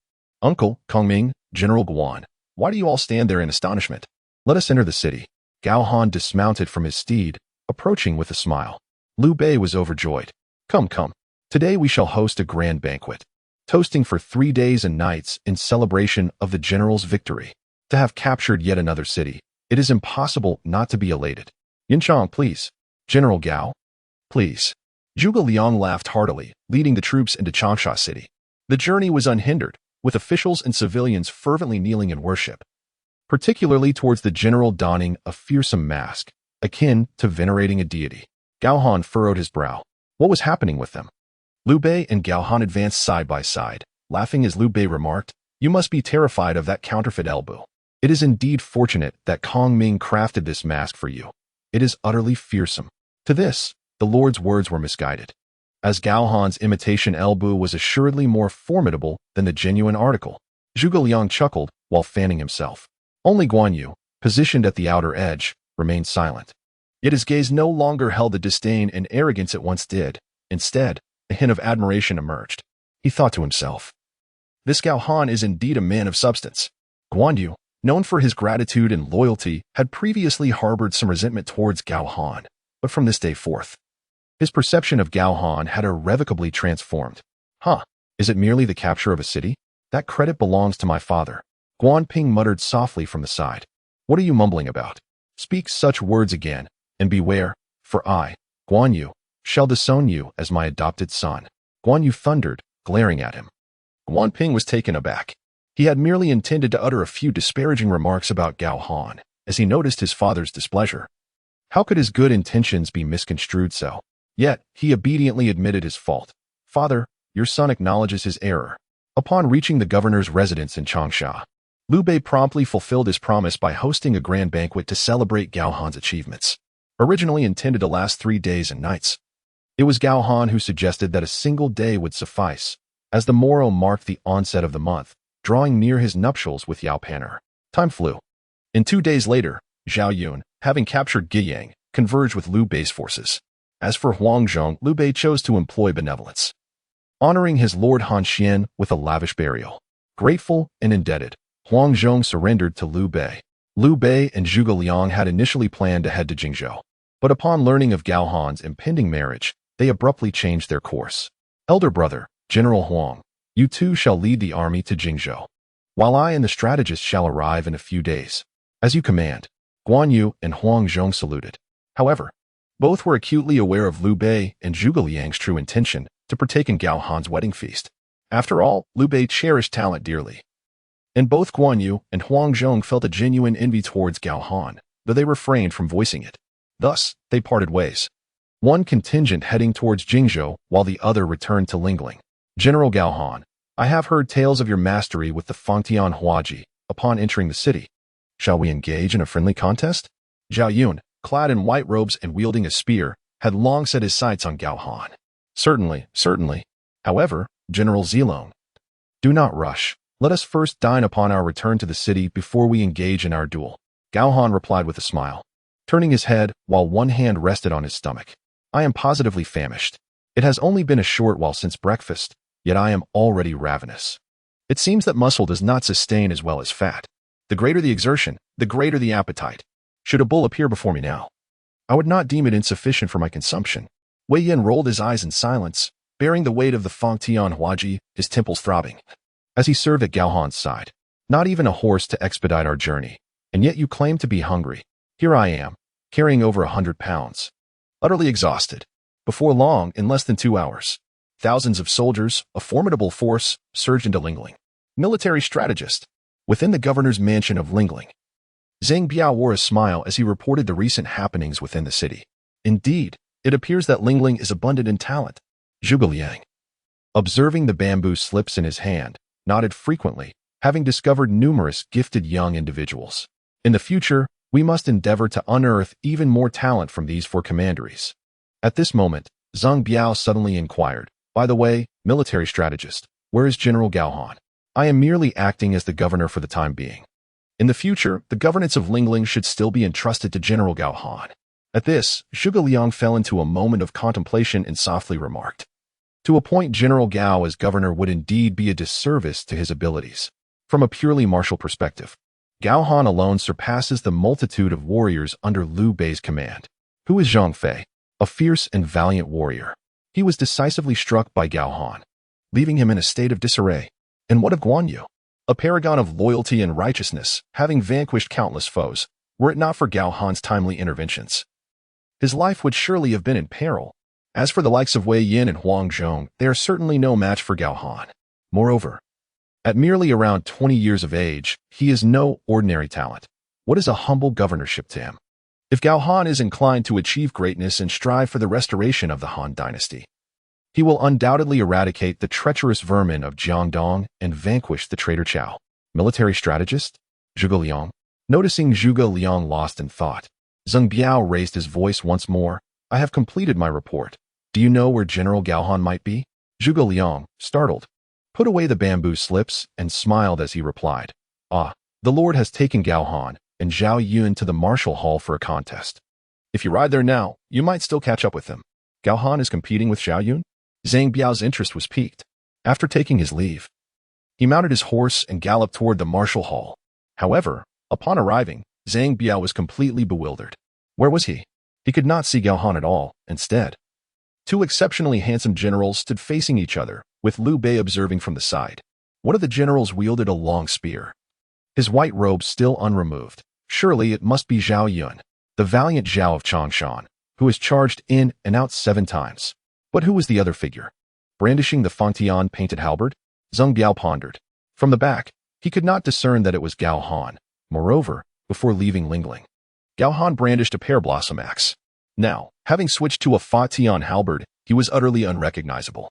General Zhang, in my absence, nothing untoward has occurred at home. Has it? Just as Zhang Biao was fixated on the scene, Gao Han suddenly turned his head, greeting Zhang Biao. The reason for his inquiry was primarily due to his concern that the mischievous young Gao Ren might be causing trouble.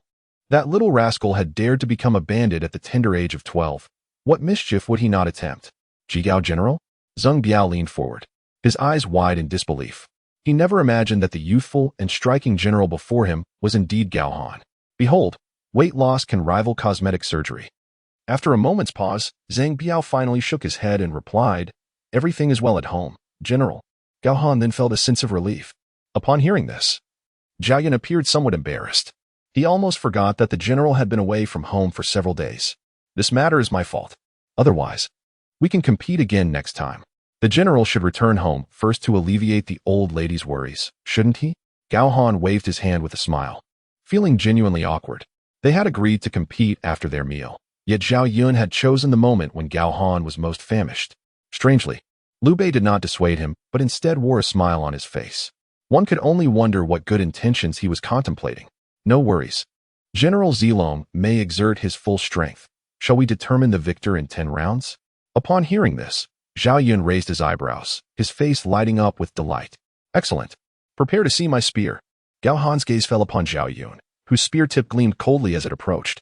The information about Zhao Yun sprang vividly before him. Zhao Yun, strength, 2 bull strength, normal, grows stronger in battle, triggered when facing 3 or more enemies. Spear technique, 100 birds facing the phoenix spear, 7 explorations of the snake coiling spear. Weapon, dragon's daring bright silver spear. Intelligence, 109, dominance, 55. Suddenly, Zhao Yun shook his silver spear, resembling a silver dragon roaring forth, accompanied by a chilling wind directed at Gao Han. Seeing this, Gao Han also decided against holding back. He grasped the Fa Tian painting halberd and swept it sideways. Bang! The halberd and spear collided, sending a shock through Zhao Yun's hand. How could Gao Han's strength surpass that of their previous encounter at Lingling City?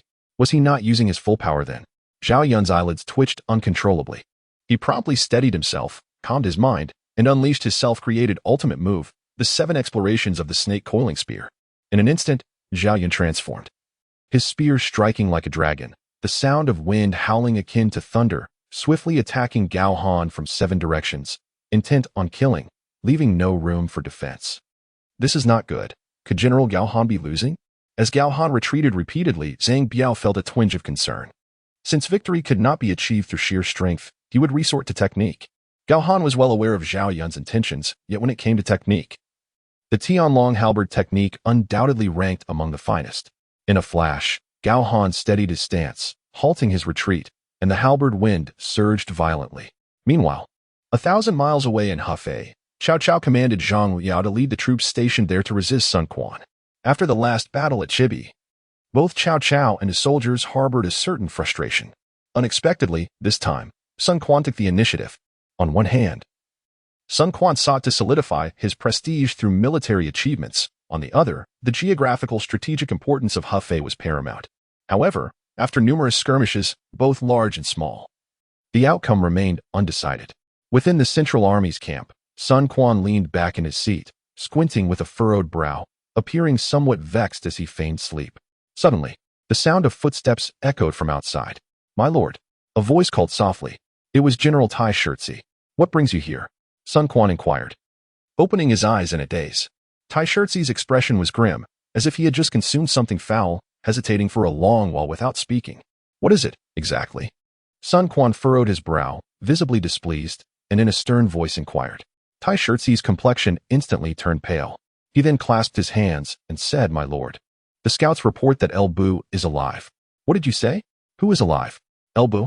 "Indeed, my lord." Sun Quan briefly thought he had misheard. Absurd. Truly absurd. Could it be that the scouts had been turned? Tai Shirtzi replied candidly, "My lord, please calm your anger. The scouts returning from Changsha and Wuling all reported the same. But we cannot ascertain the truth. It is said that El Bu shot an arrow from outside Changsha, nailing Han Xian to the wall. Han Xian's brain was splattered, and he died a gruesome death, leading to the surrender of Changsha. All 4 prefectures have already fallen to Liu Bei." Tai Shirtzi's words turned Sun Quan's face a shade of purple with rage. He abruptly stood up, exclaiming, "I battled fiercely with Zhang Liao and Hefei for several days without victory, yet Liu Bei continuously captures cities, and now a false El Bu emerges. Does Liu Bei intend to convey that even a dead man surpasses me? This infuriates me." In his fury, Sun Quan was on edge. At that moment, a voice came from outside. "Report. Lu Su and Qing Pu have arrived." Upon hearing the names of these two, Sun Quan's expression softened slightly, and he personally stepped out to greet them. One clad in armor and bearing weapons, the other in flowing robes. The two were taken aback to see Sun Quan himself coming forth. They hurriedly clasped their hands in salute, saying, "My lord," at ease in the military. Sun Quan waved his hand. He then instructed for a grand feast to be prepared in the tent. The intention was to discuss strategies for breaching Hefei. Yet the atmosphere at the banquet was frigid, and Sun Quan wore a frown. Could it be that the lord has heard about the false elbow under Liu Bei? Lu Su speculated as he set down his cup. Those who understand me, such as you, have likely heard that Liu Bei has captured 4 prefectures and spread rumors of Elbu's resurrection. What do you think this signifies? Is it not ridiculous? Sun Quan replied with a bitter smile, his eyes glinting with coldness. Cheng Pu scoffed. In the past, Elbu could only shoot a spear from 150 paces. Now they claim this false Elbu shot Han Xian from over 300 paces. They must think us fools, spinning tales that no sane person would believe. Haha. Lu Su chuckled lightly. I have a plan that may alleviate the Lord's concerns. Sun Quan was not truly worried about this false Elbu. Rather, it was his inability to conquer Hefei that gnawed at him, while Liu Bei's victories in Jingzhou, a territory that was once a stronghold of Eastern Wu, only deepened his discontent. Upon hearing this, Sun Quan's complexion brightened, and he urged, Zijing, do not keep us in suspense, speak swiftly. Since Liu Bei's false Elbu is said to shoot enemies from 300 paces, and since we cannot currently breach Hefei, why not borrow this false Elbu to assist Eastern Wu in our assault on Hefei? What could be wrong with that? Lu Su suggested, his eyes sparkling with enthusiasm. Zijing, your words are misguided. When has Eastern Wu ever needed to borrow another to lay siege? That would be a laughingstock. Cheng Pu retorted, his face darkening with anger. No, I believe Zijing's plan is quite brilliant. Sun Quan suddenly stood up, filled with excitement. Upon careful contemplation, he soon discerned the intention behind Lu Su's scheme. Sun Quan chuckled softly, stating, firstly, our lending of Jingzhou to him is a gesture of goodwill. Thus, it is only proper that Liu Bei acquiesces to our request for personnel. Should he refuse, we shall use this as a pretext to demand Jingzhou in return. Secondly, if he agrees, we must secure a promise from Liu Bei that this individual can assist us in conquering Hefei. If he declines, or if this person proves inadequate, we can still leverage this to claim Jingzhou. In essence, we must ensure that Liu Bei remains uncomfortable. Lu Su raised his wine cup, laughing heartily, utterly pleased with himself. However, Cheng Pu fell into deep thought, realizing the myriad of intricacies within human intentions. Meanwhile, in Lingling, within the martial hall, a resounding clang echoed as Zhao Yun's dragon spear struck the ground, vibrating with power. This was indeed the heavenly dragon spear technique. Zhao Yun, feeling the pain in his arms, gasped as he rose. General Zilong, your vast experience is truly commendable. Gao Han chuckled softly, planting his Fangtian Huaji into the earth. He was utterly exhausted from hunger. Beside them, Zhang Biao stared wide-eyed, still reeling from the earlier shock. The prowess of General Gao Han's spear technique was astounding, having effortlessly bested Zhao Zilong in mere moments. Haha, Zilong, you should send Gao Han home. Do not forget that we must attend the wedding feast tomorrow. After observing their duel, Liu Bei finally spoke, clearly eager to witness more of this heavenly dragon spear technique. Indeed, today I was remiss, General Gao Han. Hasten back to your residence, for we must partake in the joyous celebration on the morrow. Zhao Yun appeared apologetic, addressing Liu Bei, Uncle, General Zilong. I shall take my leave. Gao Han, with a grand gesture, mounted his steed and departed swiftly. In their place, Liu Bei and Zhao Yun exchanged smiles, gazing thoughtfully at Gao Han's retreating figure. Such is the bond shared among heroes throughout history. At this moment, within a grand estate in Lingling, the atmosphere was festively adorned, radiating joy. My son, how have you returned from your journey so thin? At the entrance of the Gao residence, an elderly woman pinched Gao Han's cheek, her eyes brimming with tears. A wave of warmth surged through Gao Han's heart. Once, he too had longed for a mother's affection. Alas, fate can be unkind, leaving some to never experience the love of parents throughout their lives. Though she was not his biological mother, in her eyes, he was as her own son. Observing the tears streaming down the elderly woman's face, he was overwhelmed with emotion. Mother, I still hope for you and pan her to bear me robust grandchildren. But you are so frail. Is there an ailment afflicting you? I would not wish to become a source of sorrow for you. Just then, a rumble echoed from Gao Han's stomach. Hiki, mother, I am famished. Tears glistened in his eyes as he chuckled, scratching his head. As the sun set and the lights became inviting, the preparations for the wedding of Yu Panner and Gao Han were nearing completion, with the elderly woman overseeing every detail.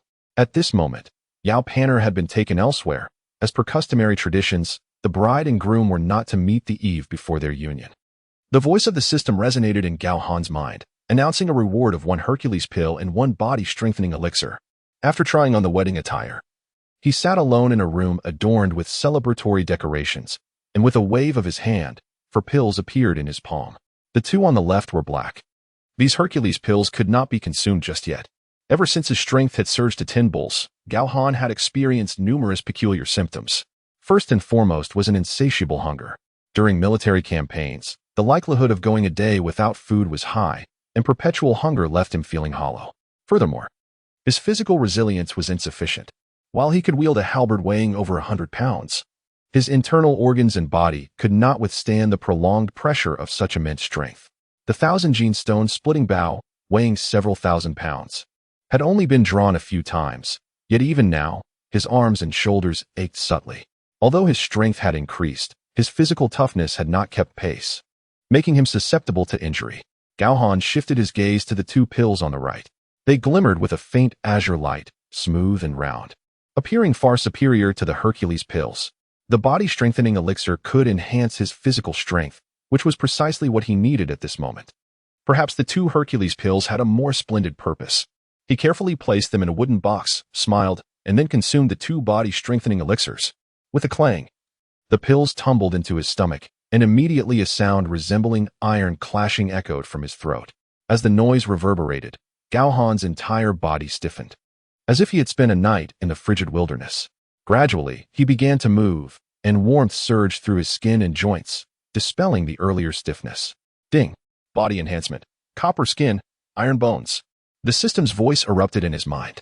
Gao Han revealed his wrist. His skin was as smooth as jade, his joints warm and comfortable. And he felt utterly renewed. Even the lingering pain had vanished. To have become so resilient after just 2 pills was astonishing. He felt an invigorating warmth enveloping his bones and muscles. With great strides, he picked up the halberd leaning against the wall, placing 1 hand on the table. He wondered if his newfound copper skin, iron bones could withstand the weight of the halberd. With that thought, Gao Han lifted the halberd and let it fall gently. Clang! It landed on his wrist without leaving a mark, not even breaking a hair. The halberd, so sharp, had failed to pierce his skin. Encouraged by this, he increased his strength, allowing the halberd to fall once more, producing a resounding clash of metal. Thud! His skin remained unscathed. Had he truly become so resilient? With a raised eyebrow, Gao Han felt immense satisfaction. He continued to test the hardness of various parts of his body with the halberd: shoulders, chest, thighs. Each strike echoed through the room. Meanwhile, Wei Yin stood guard at the door, drowsily leaning against it, startled awake by the series of crashing sounds. His eyes nearly bulged in astonishment. Could it be that an assassin intends to strike General Gao? In an instant, this thought flashed through Wei Yin's mind. He abruptly turned around and pushed open Gao Han's door, only to witness Gao Han brandishing his halberd, swinging it wildly towards his own neck. Wei Yin was momentarily taken aback, shaking his head in disbelief. What did I just see? Gao Han is attempting to sever his own neck, yet he hasn't succeeded? Am I still dreaming? Confusion and astonishment flooded Wei Yan's thoughts. Gao Yin, did I permit you to enter? Gao Han, equally startled, swiftly swung his arm, bringing the halberd crashing down towards Wei Yin. With a thud, an overwhelming force bore down upon Wei Yin, rendering him breathless as he knelt on the floor, trembling uncontrollably. In his zeal to test his physical prowess, he had completely forgotten the presence of the man guarding the door. Fortunately, the blow did not land on a more sensitive area. Otherwise, he would have faced utter humiliation, jeopardizing his standing in this tumultuous era. I genuinely did not realize this commotion was caused by the general. I thought an assassin had arrived. Please spare me, General Gao, spare me, Wei Yin pleaded, quaking in fear, lacking the courage even to meet Gao Han's gaze. He was terrified of death more than anything else. Who would dare to strike at their own neck, only to find that their skin was thick and resilient? To claim Gao Han as a false elbow would be an insult to elbow himself. Very well. Gao Han relented, withdrawing his strength and moving the halberd aside. You may leave. I wish to rest. With that, Gao Han squatted down and patted Wei Yan's shoulder, leaning in with an icy demeanor.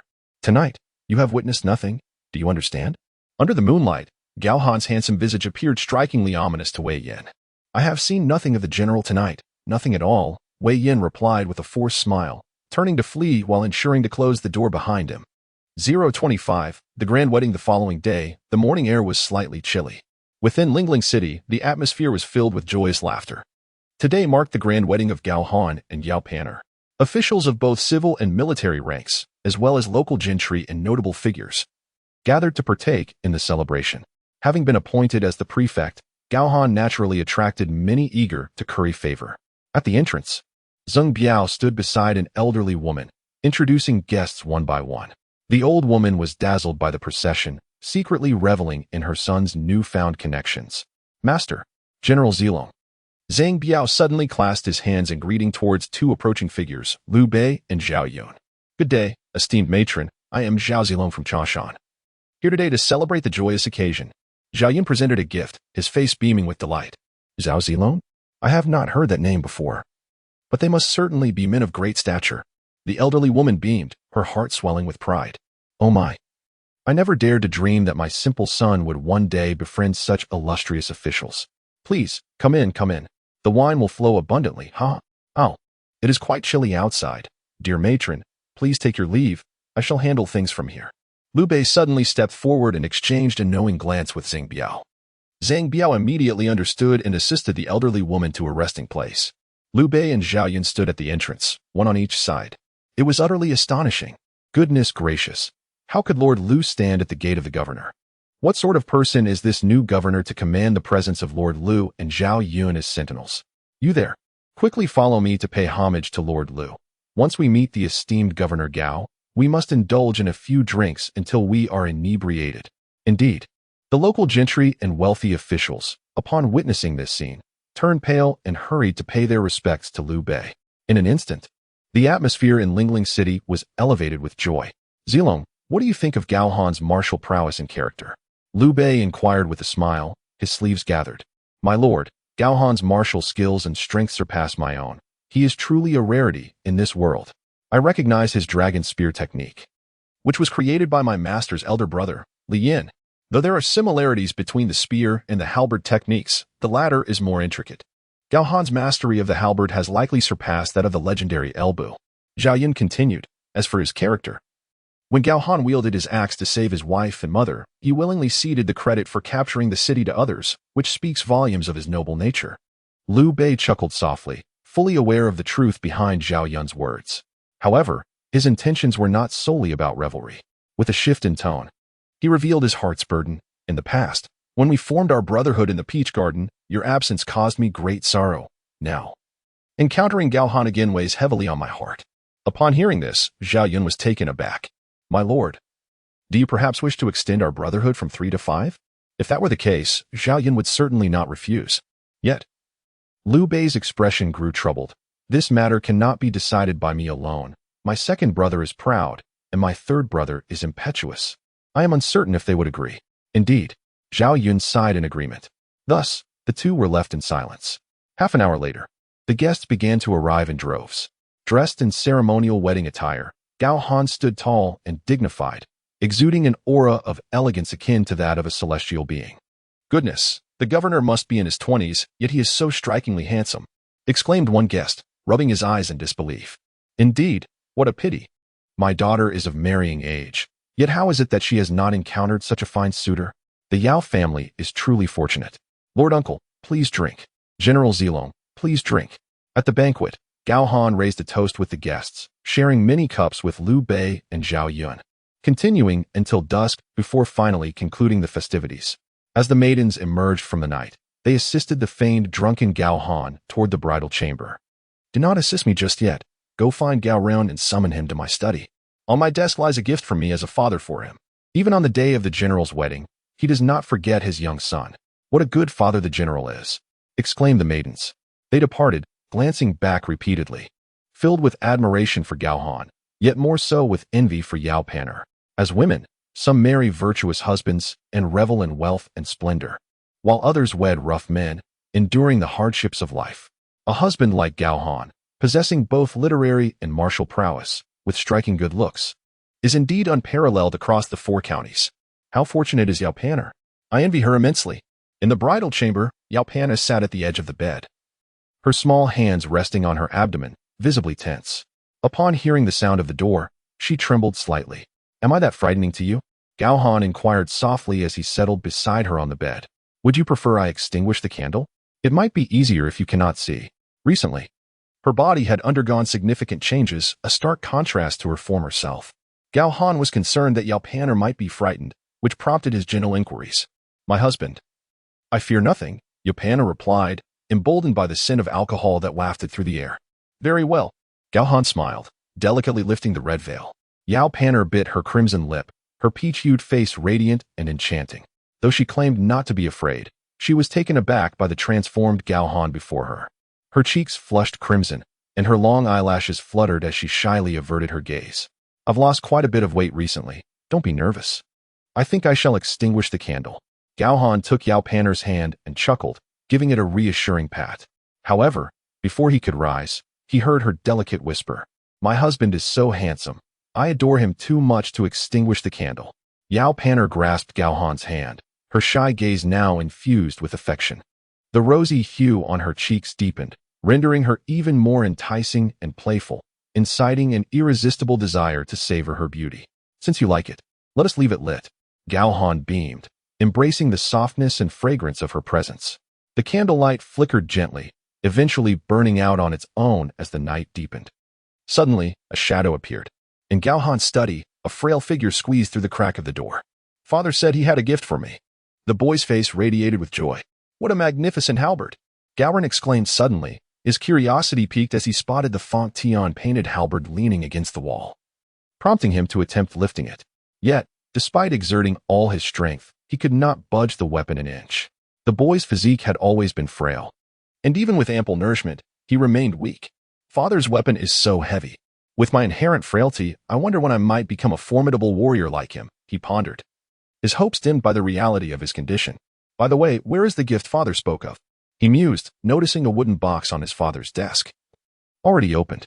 Inside lay 2 elixirs. The spring night was worth 1,000 gold coins. Love intertwined, difficult to part. When Gao Han and Yao Pan awoke, it was already midday. In the courtyard, Yao Pan nestled in Gao Han's embrace, appearing petite and adorable, her eyes brimming with profound affection. "General, I have heard from the maidens that you have been besieging cities for Lord Lu recently, and the world is buzzing with rumors that you are a false incarnation of Elbu. What could be the reason for this?" Yao Pan blinked her bright, limpid eyes, brimming with curiosity. "Perhaps it is due to your exceptional martial prowess and archery skills." Gao Han playfully tapped Yao Pan on the nose, responding with a cheerful smile. "The world claims Elbu to be invincible. Yet, curiously, Elbu never truly defeated any particularly renowned generals throughout his life. The relationship here is rather inverted. It is precisely because Elbu was deemed invincible that no one dared to foolishly present their head for him to claim. In the past, at the Tiger Prison Pass, Elbu single-handedly battled the trio of Lu, Guan, and Zhang for hundreds of rounds without a clear victor. Though he was besieged by many, it seemed reasonable to all. This in itself is rather absurd.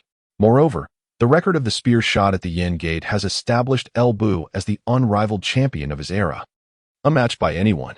Upon witnessing Gao Han wielding the Feng Dianhua halberd and demonstrating his formidable spear techniques in archery, it is only natural for them to associate him with Elbu.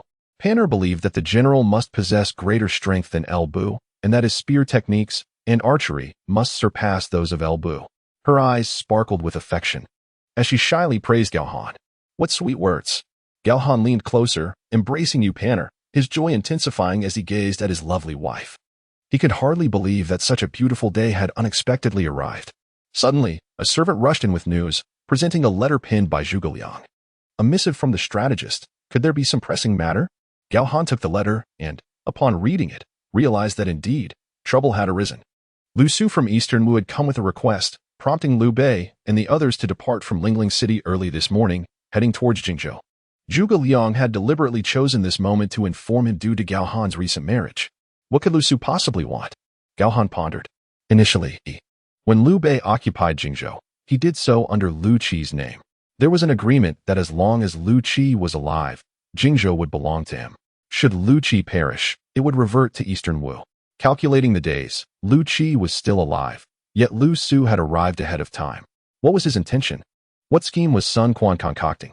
Governor, there is a second letter from Master Zhuge. The servant, having noted that Gao Han finished the first letter, produced a second from his sleeve. Oh, Gao Han exclaimed in surprise. Zhuge Liang certainly knew how to keep one in suspense. Upon reading the second letter, he found it to be earnest, indeed requesting his assistance in Jingzhou. Very well, I shall personally go to investigate.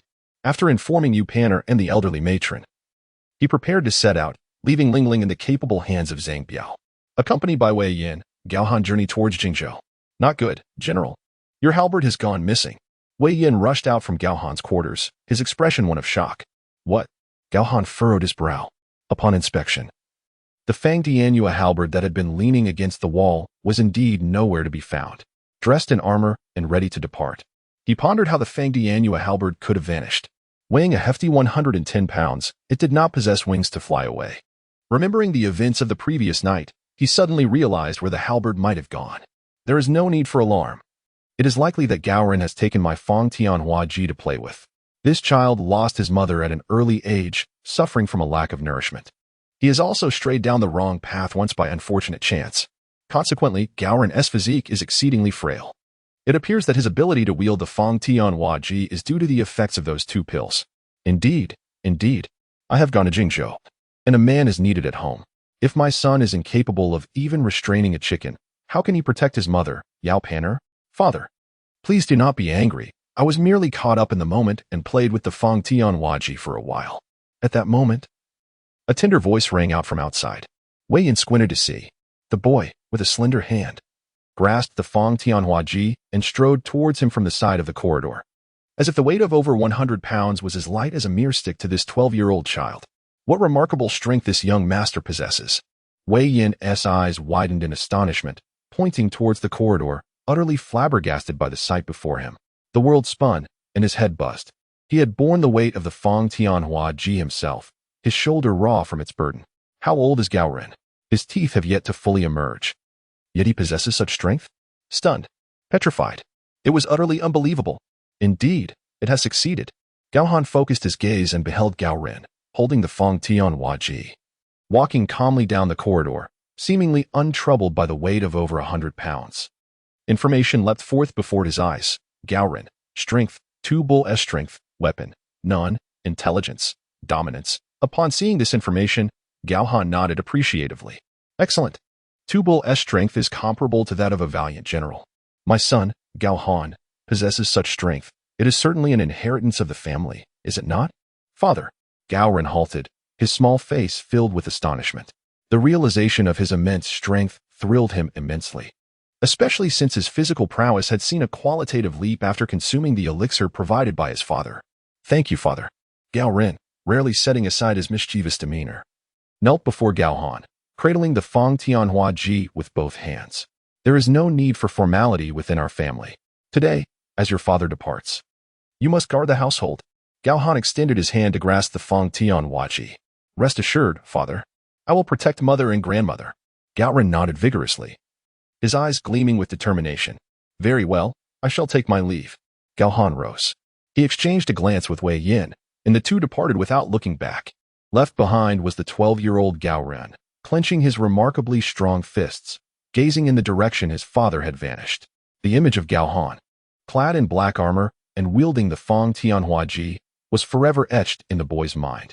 I shall enlist. I will lead troops into battle, just like my father. The young boy fervently declared within his heart, thus planting the seeds of his dreams. Meanwhile, Gao Han led 500 men out of the city, preparing to journey through the night to Jingzhou.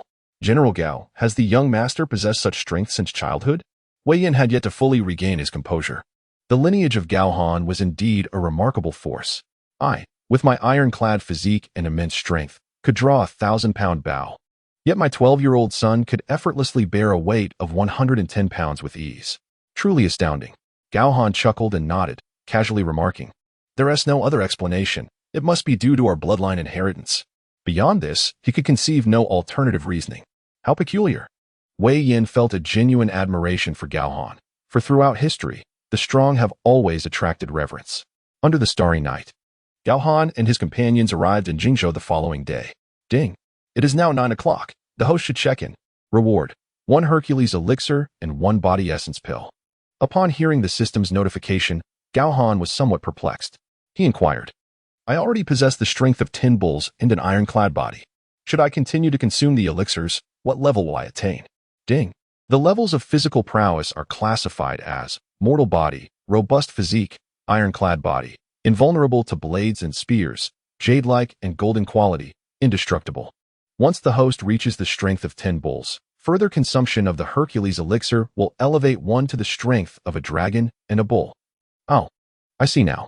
With that, Gao Han discreetly consumed the elixir, placing it to his lips. After a night of exhausting travel, the soldiers were weary and did not notice Gao Han's actions. Ding. Strength upgrade. 1 dragon and 1 bull.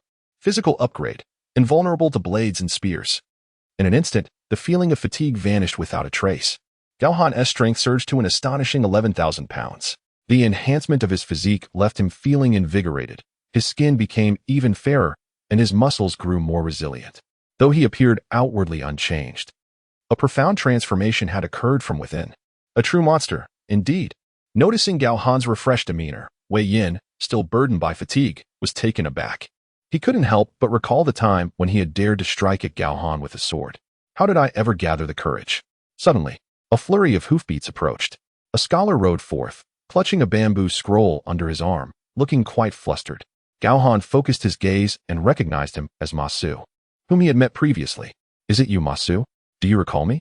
Ma Su dismounted and approached. You were the one who brought my horse last time. Of course, I remember. Gao Han replied with a cheerful grin. Ma Su's expression turned awkward as he thought. Why must you keep bringing that up? Where are Uncle Huang and Kong Ming? Gao Han inquired. The Lord and the strategist are currently receiving envoys from Eastern Wu at the official residence. The strategist specifically sent me to escort you there, Ma Su explained with a wry smile, leading Gao Han onward. Upon mentioning the Eastern Wu envoy, Lu Su, Ma Su felt a swell of disdain. Jingzhou. Jingzhou. Every time Lu Su speaks, he mentions Jingzhou. Now that Liu Bei has finally secured a foothold and is working alongside Zhuge Liang, things seem stable, but if Lu Su were to seize Jingzhou, all would be lost. It's no wonder I find him so bothersome. Gao Han followed Ma Su to the official residence, where a grand banquet awaited. Liu Bei, Zhuge Liang, Guan Yu, and Zhang Fei had all taken their seats, but Lu Qi, feeling unwell, was absent. Among the revelers was a middle-aged man clad in loose robes, his face adorned with a smile, exuding an air of straightforward honesty. Gao Han, however, was well aware that one should not judge a book by its cover. Lu Su, though appearing unassuming, possessed remarkable insight and foresight, consistently advocating for an alliance with Liu to oppose Chao. His presence this time was certainly not merely for the sake of conviviality. Gao Han has arrived. Please, take your seat. Liu Bei spoke first, eager to ensure that Gao Han felt welcomed.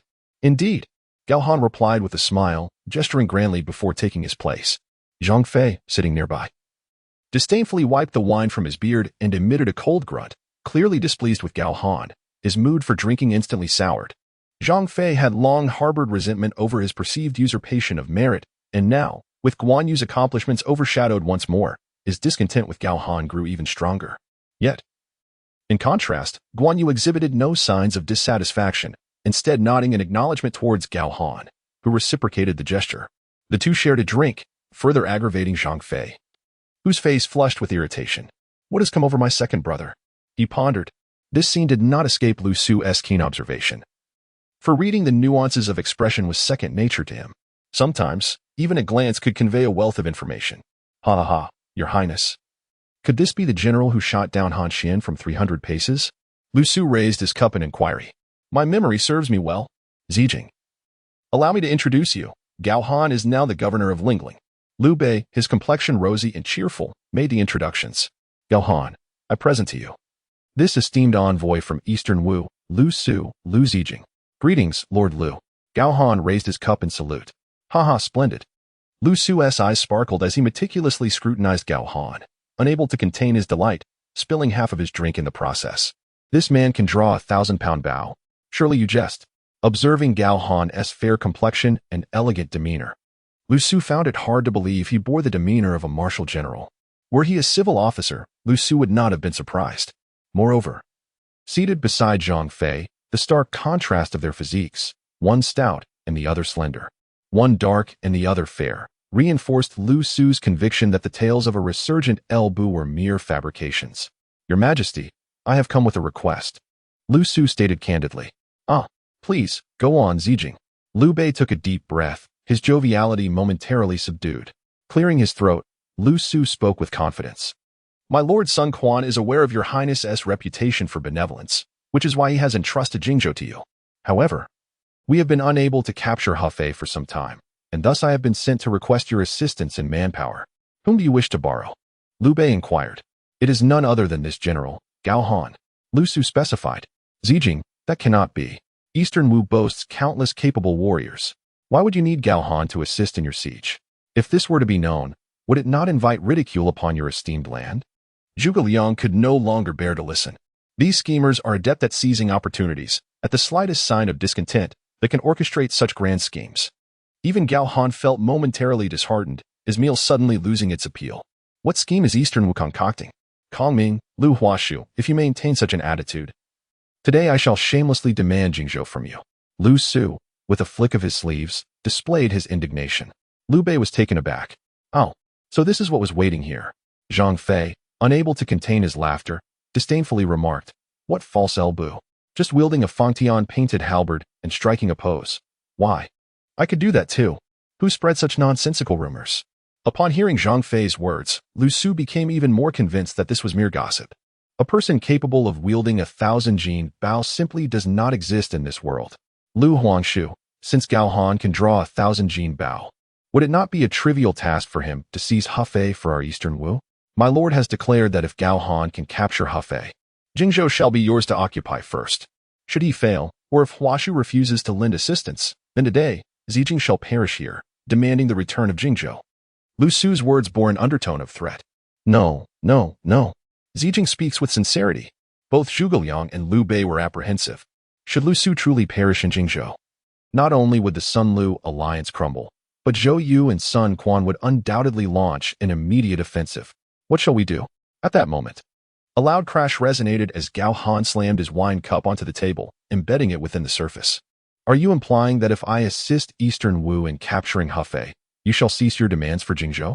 Gao Han rose abruptly, questioning. Initially, he had been curious as to why Sun Quan would send Lu Su when Lu Qi had not perished. It turned out they sought to employ this tactic to demand Jingzhou. They were convinced that Gao Han lacked the capability. They believed that the false El Bu was merely a fabrication orchestrated by Liu Bei. Thus, they audaciously employed the strategy of borrowing a general to besiege the city, intending to coerce Liu Bei into relinquishing Jingzhou. Yet it all hinges on whether General Gao can indeed capture Hefei. Lu Su replied with a smirk, his words laced with cunning. Zijing, I had thought you to be a person of integrity. Today, your ambiguous response has incited my great ire. If you refuse, even should we perish, you shall still not lend us aid. Zhuge Liang's expression was one of helplessness and fury. Kongming you err. My lord has always been clear in matters of favor and grievance. Should General Gao truly capture Hefei, my lord would naturally concede Jingzhou to Lu Huashu. Lu Su's gaze sharpened as he continued, however, if Hefei remains unconquered, then Huashu and Kongming must cease their occupation of our Jingzhou. Lu Su approached Gao Han, assuming a demeanor of someone who had suffered greatly yet found themselves powerless. At this moment, at the banquet, Liu Bei and Zhuge Liang found themselves ensnared in a dilemma. Rendered speechless, they had not anticipated Eastern Wu would employ such a tactic.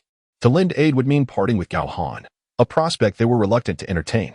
Moreover, Hefei had long been a strategic stronghold contested by Cao Cao and Sun Quan.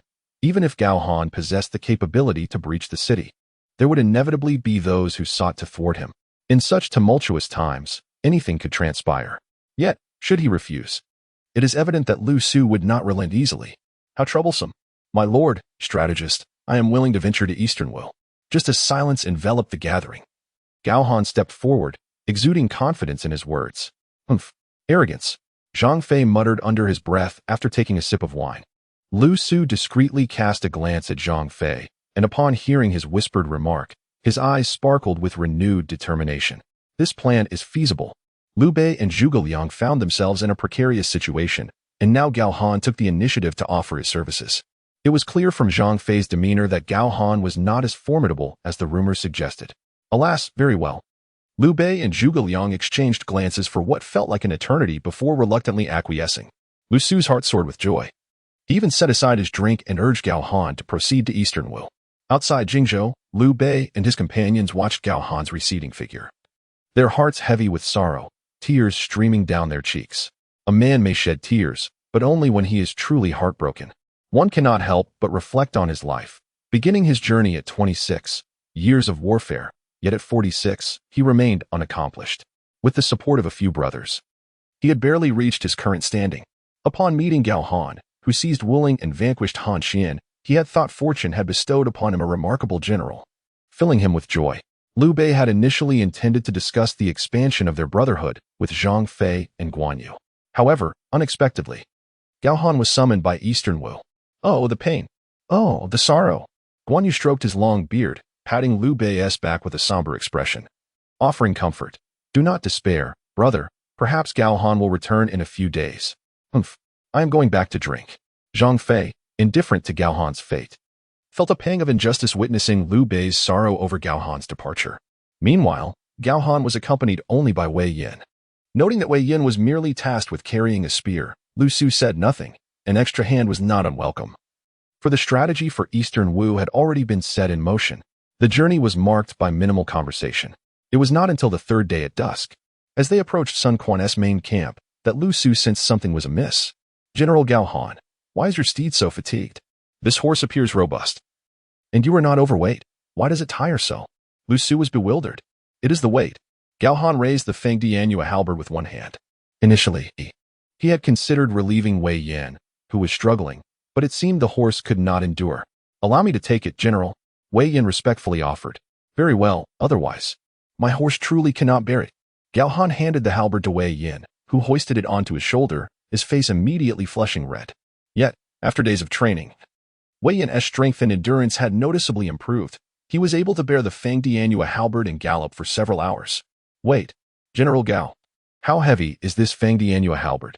Lu Su furrowed his brow, feeling that something was amiss. How could Gao Han effortlessly lift it with one hand while Wei Yin struggled so? This is indeed rather abnormal. My famed halberd weighs a staggering 110 pounds. Gao Han's countenance remained stern as he spoke candidly. What? Lu Su gazed at the nearby central army camp, feeling utterly despondent. Guan Yu, renowned for his prowess, wielded a blade that weighed merely 80 pounds.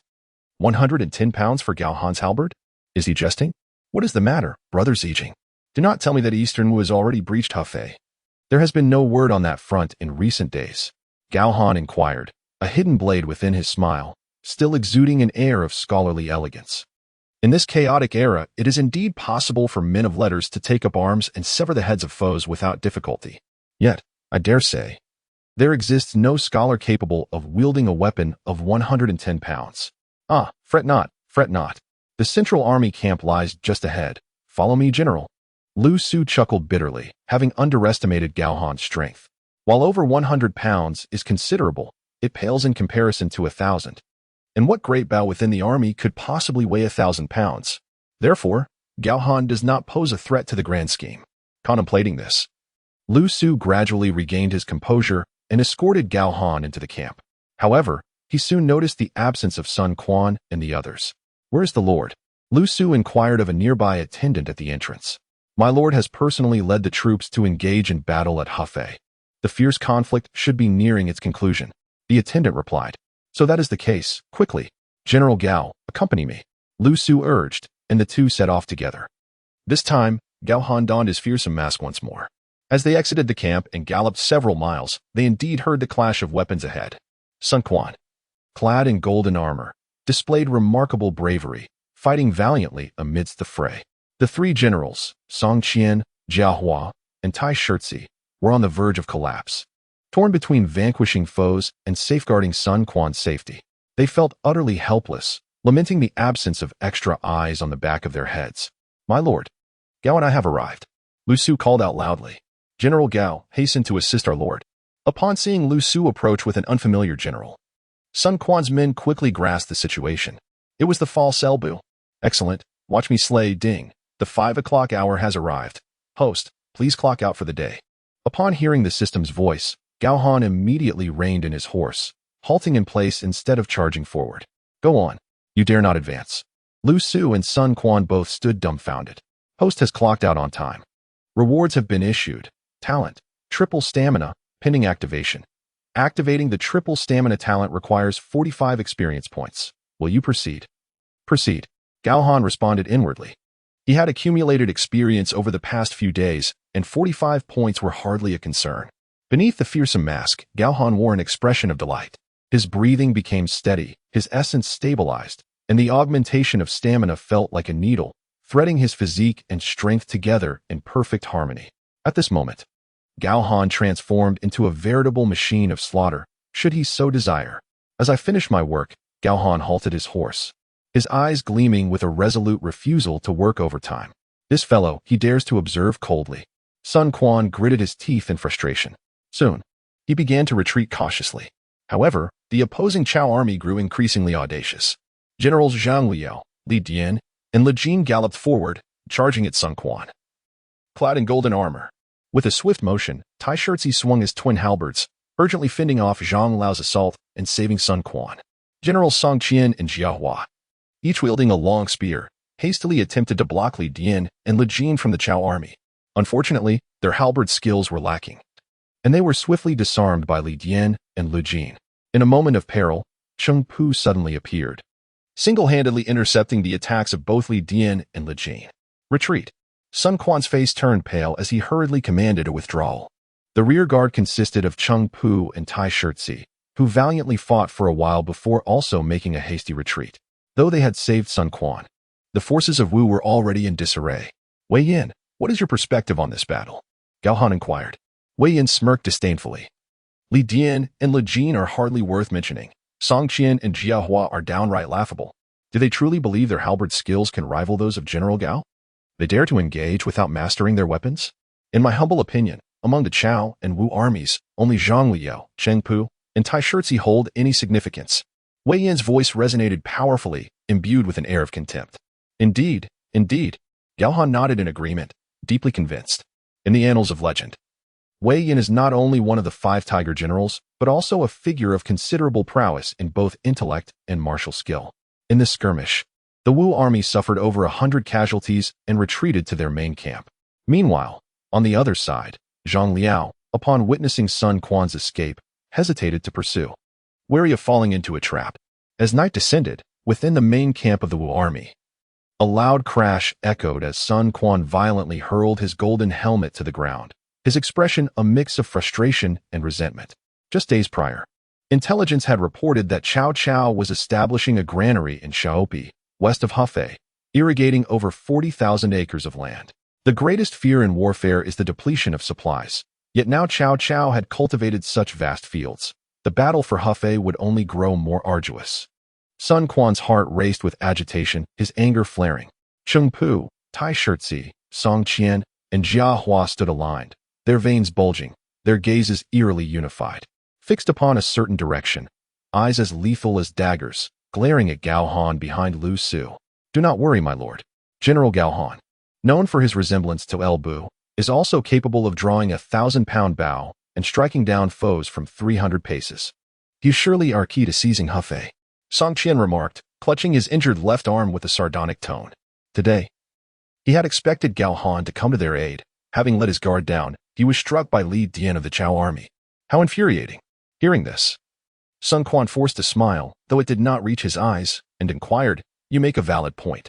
I have heard that General Gao Han has achieved considerable success under the banner of Liu Bei, besieging cities and capturing strongholds. I wonder what insights he has regarding Hefei. If one were to send 5,000 men to besiege the city, I wonder if General Gao Han could withstand the likes of Zhang Liao and his cohorts? Well spoken.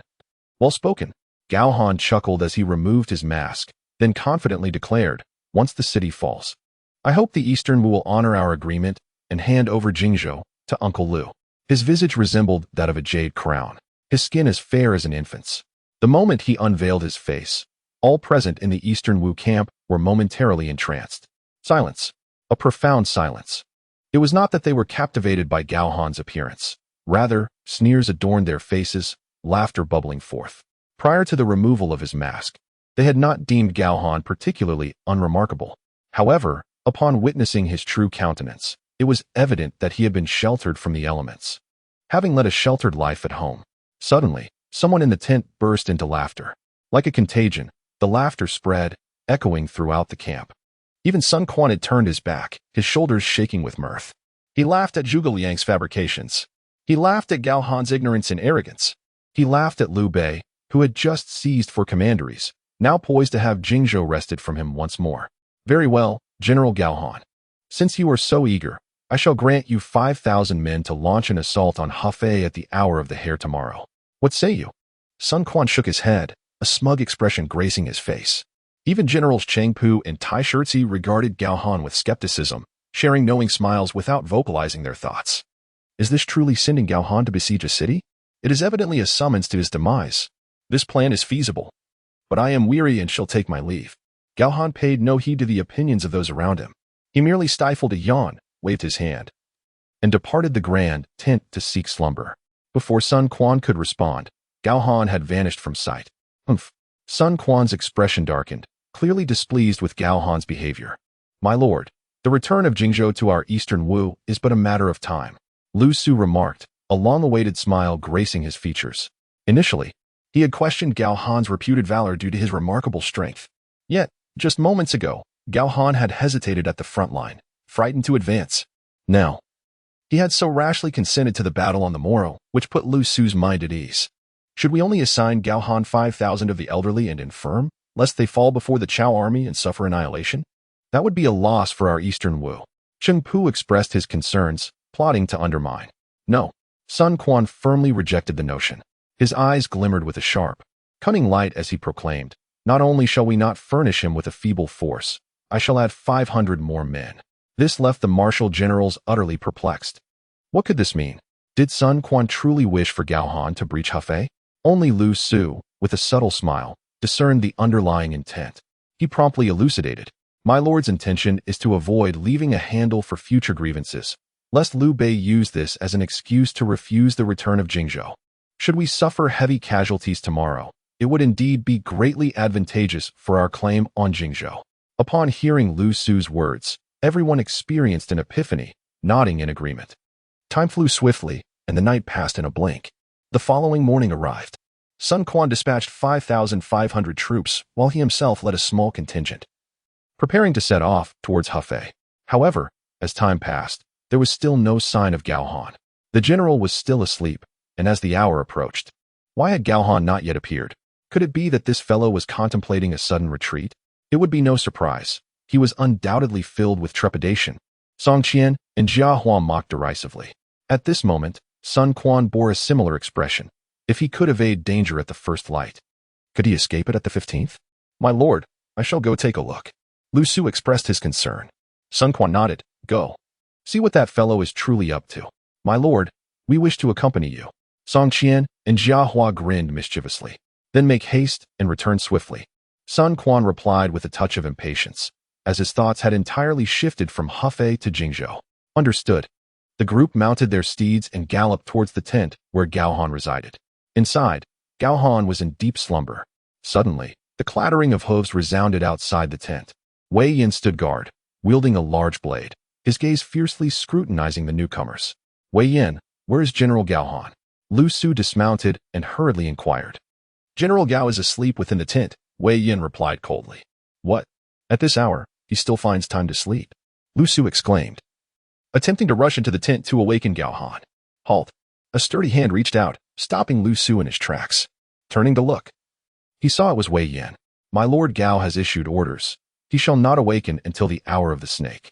Until then, no one is permitted to disturb General Gao Han, Wei Yin stated impassively. Lu Su retorted angrily, what reason is this? Yesterday, Gao Han explicitly promised my lord to mobilize at the hour of the rabbit. Why has he unilaterally postponed to the hour of the snake? Do you not understand that my lord Sun Quan waits outside the main camp? Lu Su urged anxiously. However, Wei Yin remained unyielding, merely reiterating. General Gao Han has stated he will not awaken until the hour of the snake. Hearing this, Lu Su felt as though he were ablaze, and charged forward. He endeavored to enter the tent to rouse Gao Han, but as a mere civil official, he was no match for Wei Yin, who firmly pushed him back. Witnessing this, Song Qian and Jia Hua were immediately incensed. One brandished a long spear, stepping in front of Wei Yin, his face darkened as he confronted him. You, a mere guard. Dare to act so arrogantly? This is the territory of Eastern Wu. Gao Han has no authority to make my lord wait. With that, the two engaged in combat. One threw a punch directed at Wei Yan's face. Unfazed, Wei Yan did not even blink. He thrust his long blade into the ground, immediately transforming his hand into a fist, and countered the blow. Bang! Bang! Despite Wei Yan facing two opponents, he merely took a single step back. In contrast, Song Qian and Jia Hua stumbled, forced to retreat 2 large steps under the pressure of Wei Yan's might. The two men gazed at their trembling fists, feeling a searing pain on their faces. On their own territory, they found themselves outmatched and beaten. Who could endure such humiliation? Onward! Song Qian and Jia Hua exchanged a determined glance, steeling themselves to retaliate. Observing this, Lu Su shouted urgently, "Gentlemen, do not let your anger consume you. We must not endanger Wei Yan's life. If word spreads, it would certainly provide Liu Bei with leverage against us." It is known that a truly enraged individual seldom contemplates the consequences of their actions. Without hesitation, Song Qian and Jia Hua swung their great halberds towards Wei Yan's head, disregarding all caution, as if they were intent on releasing their pent-up fury. "You two dare to lay hands on me." Wei Yan squinted, a cold smile creeping across his face. He swiftly drew a long knife from the ground, and with a vigorous sweep, sent forth a resounding clash. With a thunderous impact, Song Qian and Jia Hua felt an overwhelming force, and in the next moment, their weapons were sent flying from their grasp. Clang! The two halberds crashed to the ground. The three men stood utterly dumbfounded. This man's swordsmanship was formidable. Yet, Wei Yan appeared unfazed, sheathing his long knife back into the earth, resuming his vigil. Meanwhile, Sun Quan furrowed his brow, perplexed. After waiting so long for Gao Han's arrival, not only had he failed to appear, but Lu Su and the others had also vanished. "General Tai Shi Ci, please investigate what has transpired," Sun Quan commanded. "At once, my lord," Tai Shi Ci replied, drawing 2 great halberds from his back and spurring his horse towards the central camp. Before long, a cacophony of shouts and the clashing of blades reached his ears. Tai Shi Ci, filled with curiosity, quickened his pace. However, he was met with a throng of people clustered together in front of Gao Han's tent, where Wei Yan stood alone, forcing Song Qian, Jia Hua, and the soldiers to retreat repeatedly, unable to enter Gao Han's quarters. "General Tai Shi Ci, you have arrived." Lu Su rushed over, as if grasping a lifeline. "What is happening?" Tai Shi Ci inquired urgently. Lu Su sighed. "Alas, Gao Han insists on sleeping until the hour of the snake, and with Wei Yan's exceptional martial prowess, Song Qian and Jia Hua are no match for him. We cannot even enter to awaken Gao Han." Upon hearing this, Tai Shi Ci's expression shifted dramatically. "This is intolerable. Clear the way. Let me see who dares to stop me." He dismounted and, with a fierce roar, tore through the crowd, advancing towards Wei Yan, wielding his dual halberds. Wei Yan, taken aback, quickly raised his defenses. The two weapons clashed with a resounding thud, sending a surge of heat through Wei Yan's arms, forcing him to step back significantly. Having already engaged in battle with Song Qian and Jia Hua for an extended period, his strength was nearly depleted, rendering him at a disadvantage against Tai Shi Ci. "Excellent. Well done, General Tai Shi Ci," Song Qian and Jia Hua shouted, their voices filled with false bravado. They yearned for Tai Shi Ci to deliver a blow that would sever Wei Yan's head from his shoulders. "Behold my halberd." Tai Shi Ci's assault rained down with fervor, and Wei Yan, now fatigued, found himself quickly overwhelmed. Upon witnessing the scene, Tai Shi Ci swiftly deflected Wei Yan's long blade with an upward thrust. With his other hand gripping the halberd, he aimed a powerful strike at Wei Yan's shoulder. Just as it seemed that Wei Yan was about to be injured, a flash of cold light suddenly erupted from within the tent. The Fangtian Huaji was wielded with tremendous force, causing the halberd's shaft to bend. Accompanied by a thunderous roar, it swept directly towards Tai Shi Ci. Bang! Suddenly, a sound even louder than before erupted as the Fangtian Huaji collided with Tai Shi Ci's dual halberds, producing a piercing clang of metal. Outside the tent, Tai Shi Ci's figure abruptly vanished. "Ah!" Gao Han yawned, appearing drowsy and just awakened, slowly emerging from the tent while holding the Fangtian Huaji. "Ding! The hour has arrived. Host, please clock in. Reward: 1 Hercules pill, 1 body refining elixir." Upon hearing the system's voice, Gao Han remarked, "It is time. Let us proceed." However, everyone outside the tent stood frozen in place, their gazes transfixed 10 meters away. The sight of General Tai Shi Ci, hunched over with blood streaming from his mouth and nose, was astonishing. "You two, attack together." What was happening? Was that Gao Han's doing just now? If I am not mistaken, it must have been him. How could this be possible? With his slight frame and delicate appearance, where did he summon such tremendous strength to sweep away General Taisherci with a single strike? Song Qian and Jia Hua exchanged anxious glances, their faces a mixture of disbelief as they began to murmur. Has General Gao Han awakened? Lu Su shifted his gaze from Taisherci to Gao Han, feeling an unsettling unease in his heart at that moment. Oh, ha ha ha. Gao Han chuckled awkwardly before feigning anger. Glaring at Wei Yan, and retorted, Wei Yan, who permitted you to take action on your own? Could you not have awakened me from within the tent? I have erred, and I am willing to accept punishment. Wei Yan responded, respectfully clasping his hands. Very well, should this happen again, I shall ensure strict punishment. Gao Han waved his hand, providing Wei Yan an avenue of escape. Thank you, General. Wei Yan hurriedly expressed his gratitude. Lu Su and his companions could hardly believe their eyes. The two appeared to be treating everyone present as fools. Wei Yan, hasten and assist General Taisherci, as you command. After issuing the order, Gao Han turned and returned to the tent, donning his armor and adjusting his mask. He then followed Lu Su and the others. Riding out of the main camp of the Wu army, this Gao Han is outrageously disrespectful. Sun Quan secretly harbored murderous intentions. General Cheng Pu. Should Gao Han fall in battle to Zhang Liao, do not forget to sound the retreat immediately. Additionally, send more weak troops to follow him.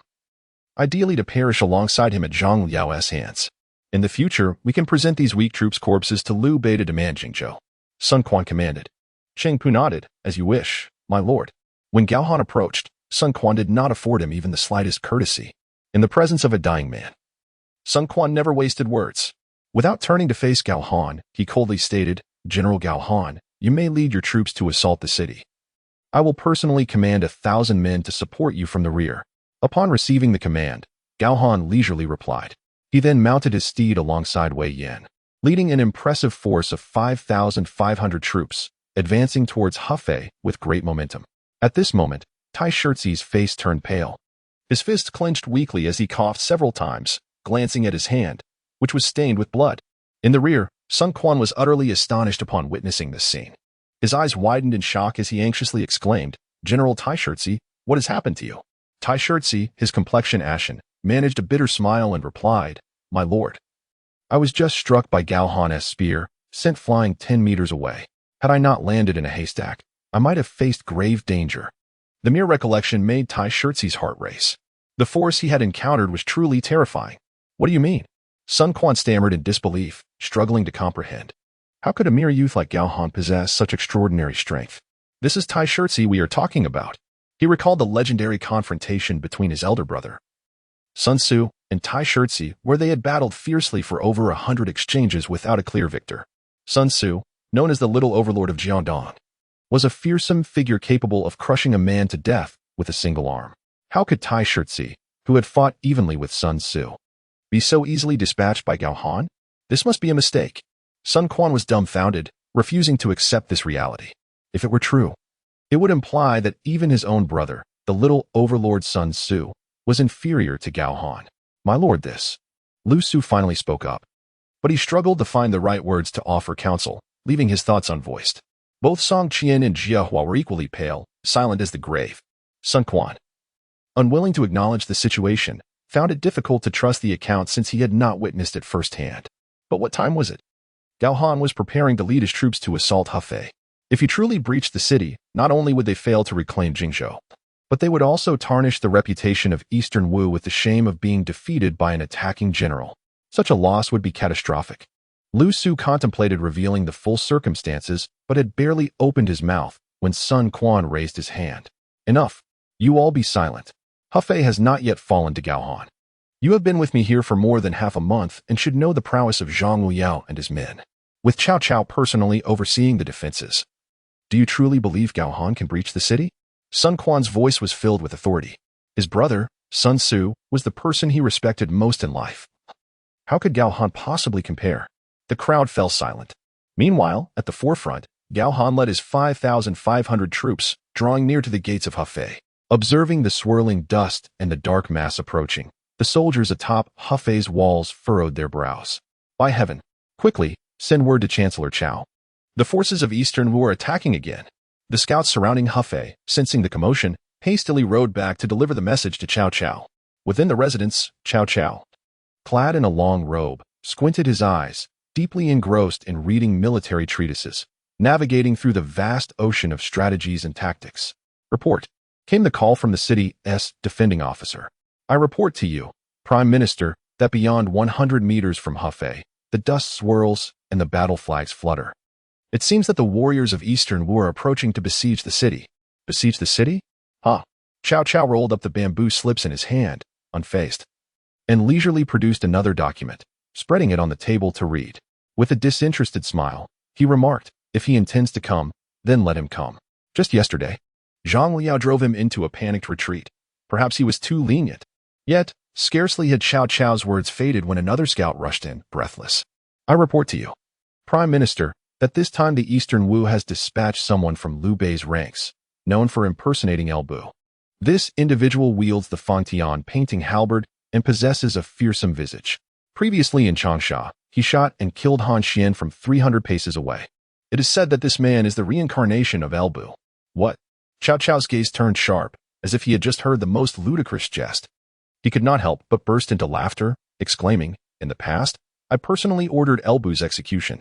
Does he dare to dream of resurrection? It is utterly absurd. Even if he were the genuine El Bu, I would still not hesitate to slay him. He commanded, issue my orders, let Generals Lu Jin and Li Dian lead the troops into battle, and inform them that whoever brings me the head of this false El Bu shall be generously rewarded. With a decree issued. It was not long before Li Jin and Li Dian, at the head of 3,000 troops, galloped out, upon encountering Gao Han in front of the ranks. The two could not help but express their sentiments with a smile. The Prime Minister did not dispatch General Zhang Liao today. It seems he has considerable trust in us. Li Dian chuckled. Li Jin, disdainfully clicking his tongue, replied, he is merely a false El Bu. You and I are more than sufficient. If General Li Dian does not covet the Prime Minister's reward, then I shall not be so rude as to decline. Ha, then go and claim it. Li Dian laughed heartily, making way for him. However, just as the two were engaged in light-hearted banter, they heard Gao Han, standing opposite, bellow coldly, you two, come at me together. This shout, resounding across the 100-meter distance, struck them with such force that their eardrums throbbed painfully. Arrogant, presumptuous. Li Dian and Li Jin, clearing their ears in astonishment, were immediately filled with rage and charged towards Gao Han. A moment later, another scout galloped up to Sun Quan. Dismounting, he reported, my lord, Cao Cao has dispatched Generals Lu Jin and Li Dian to confront Gao Han. Li Dian and Lu Jin? Sun Quan nodded gravely. From the outset, he had never anticipated that Gao Han could secure Hefei for Eastern Wu. Rather, he hoped Gao Han would falter, ideally to be slain. This would provide him with a valid reason to demand Jingzhou. Upon hearing that Cao Cao had sent Li Dian and Lu Jin, Sun Quan's heart gradually settled. In the Battle of Baoang Slope, Li Dian had discerned Zhuge Liang's fire attack strategy. During the Battle of Xinya, Li Dian had fought Zhao Yun for numerous rounds without defeat. He was truly a paragon of wisdom and valor. Lu Jin was another of Cao Cao's esteemed generals, celebrated for his military exploits and favored for his formidable skills. The two of them joining forces against Gao Han would undoubtedly trouble him greatly. Excellent, send out more scouts. Sun Quan waved his hand. Yet, scarcely had the words left his lips when another scout rode in hastily. With a thud, he tumbled off the horse. The scout hastily reported, my lord, Li Dian and Li Jin were no match for Gao Han. They were slain by him in a single exchange. A thunderous roar echoed in Sun Quan's mind as he clutched his forehead, his complexion turning an ominous shade of purple. You mean both of them have been killed? Sun Quan felt a surge of heat erupt from his chest, threatening to burst forth, causing his entire body to tremble with fury. Is there truly no valiant warrior among Cao Cao's ranks, merely a band of fame seekers? He bellowed. Lu Su, Tai Shirtzi, Cheng Pu, and the others gasped in disbelief. Gao Han was indeed formidable. They had mounted numerous assaults on Hefei in recent days and were well aware of Li Dian and Lu Jin's martial prowess. Yet, combined, they were no match for a single strike from Gao Han. Cheng Pu, Tai Shirtzi. Sun Quan's gaze was piercing, instilling fear. With rage boiling over, he ordered, I command you both to lead a contingent of mounted archers to the front lines and launch a surprise attack. No matter what, we must eliminate Gao Han today. Be cautious not to be discovered. It is imperative that everyone believes he was slain by Chao's forces. Sun Quan gritted his teeth. Initially, he had disdained resorting to such underhanded tactics against Gao Han, but it had become evident that there was no alternative. Cheng Pu and Tai Shirtzi hesitated briefly, noting Lu Su's silence, and ultimately agreed to lead their teams of mounted archers, flanking from both sides to find a concealed position for ambush. Meanwhile, within the confines of Hefei's estate, another soldier knelt before Cao Cao, tears streaming down his face, overwhelmed with sorrow. He lamented, "I report to you, Chancellor, that Generals Li Dian and Lu Jin have been slain by that false El Bu." What? At this, Cao Cao sprang to his feet, discarding his military texts. His expression one of disbelief as his face flushed crimson. "Impossible. Absolutely impossible. My man Qing, my Wen Qian, they are my esteemed generals. How could this be?" With a cry of despair, Cao Cao suddenly felt a splitting headache, clutching his head as he collapsed to the ground, fainting. "Chancellor, the Chancellor has fallen ill. Summon a physician at once." Zhang Liao rushed forward to support Cao Cao. Soon, 3 or 4 military doctors hurried in, their faces filled with urgency. "General Zhang Liao, the Chancellor's condition is grave. He may not be able to attend to military affairs for the next several days." One advised, "We should abandon Hefei and retreat to Xuchang." Indeed, should we remain in Hefei, we may not only fail to treat the Chancellor, but also risk his life. The physicians urged. With Cao Cao unconscious, chaos ensued. The thousands of Wu troops outside the city drew ever closer. Fear. How could one not be frightened? Zhang Liao thought. This is untenable. Hefei is a strategic stronghold, and the Chancellor has cultivated the land here, envisioning a prosperous future. How can we simply abandon it? Zhang Liao, usually composed, found it difficult to accept the notion of retreat after having labored so hard to defend Hefei. "Bring me my sword. I shall personally venture to the front lines," he declared, seizing his weapon and charging out. At that moment, outside the walls of Hefei, Gao Han stood alone before the battlefield, 2 corpses at his feet, still losing blood, a sight both gruesome and striking. 2 war horses lay lifeless in the crimson puddles, and the stench of blood rose to the heavens. This horrific scene was truly the result of a single, well-aimed thrust of his halberd.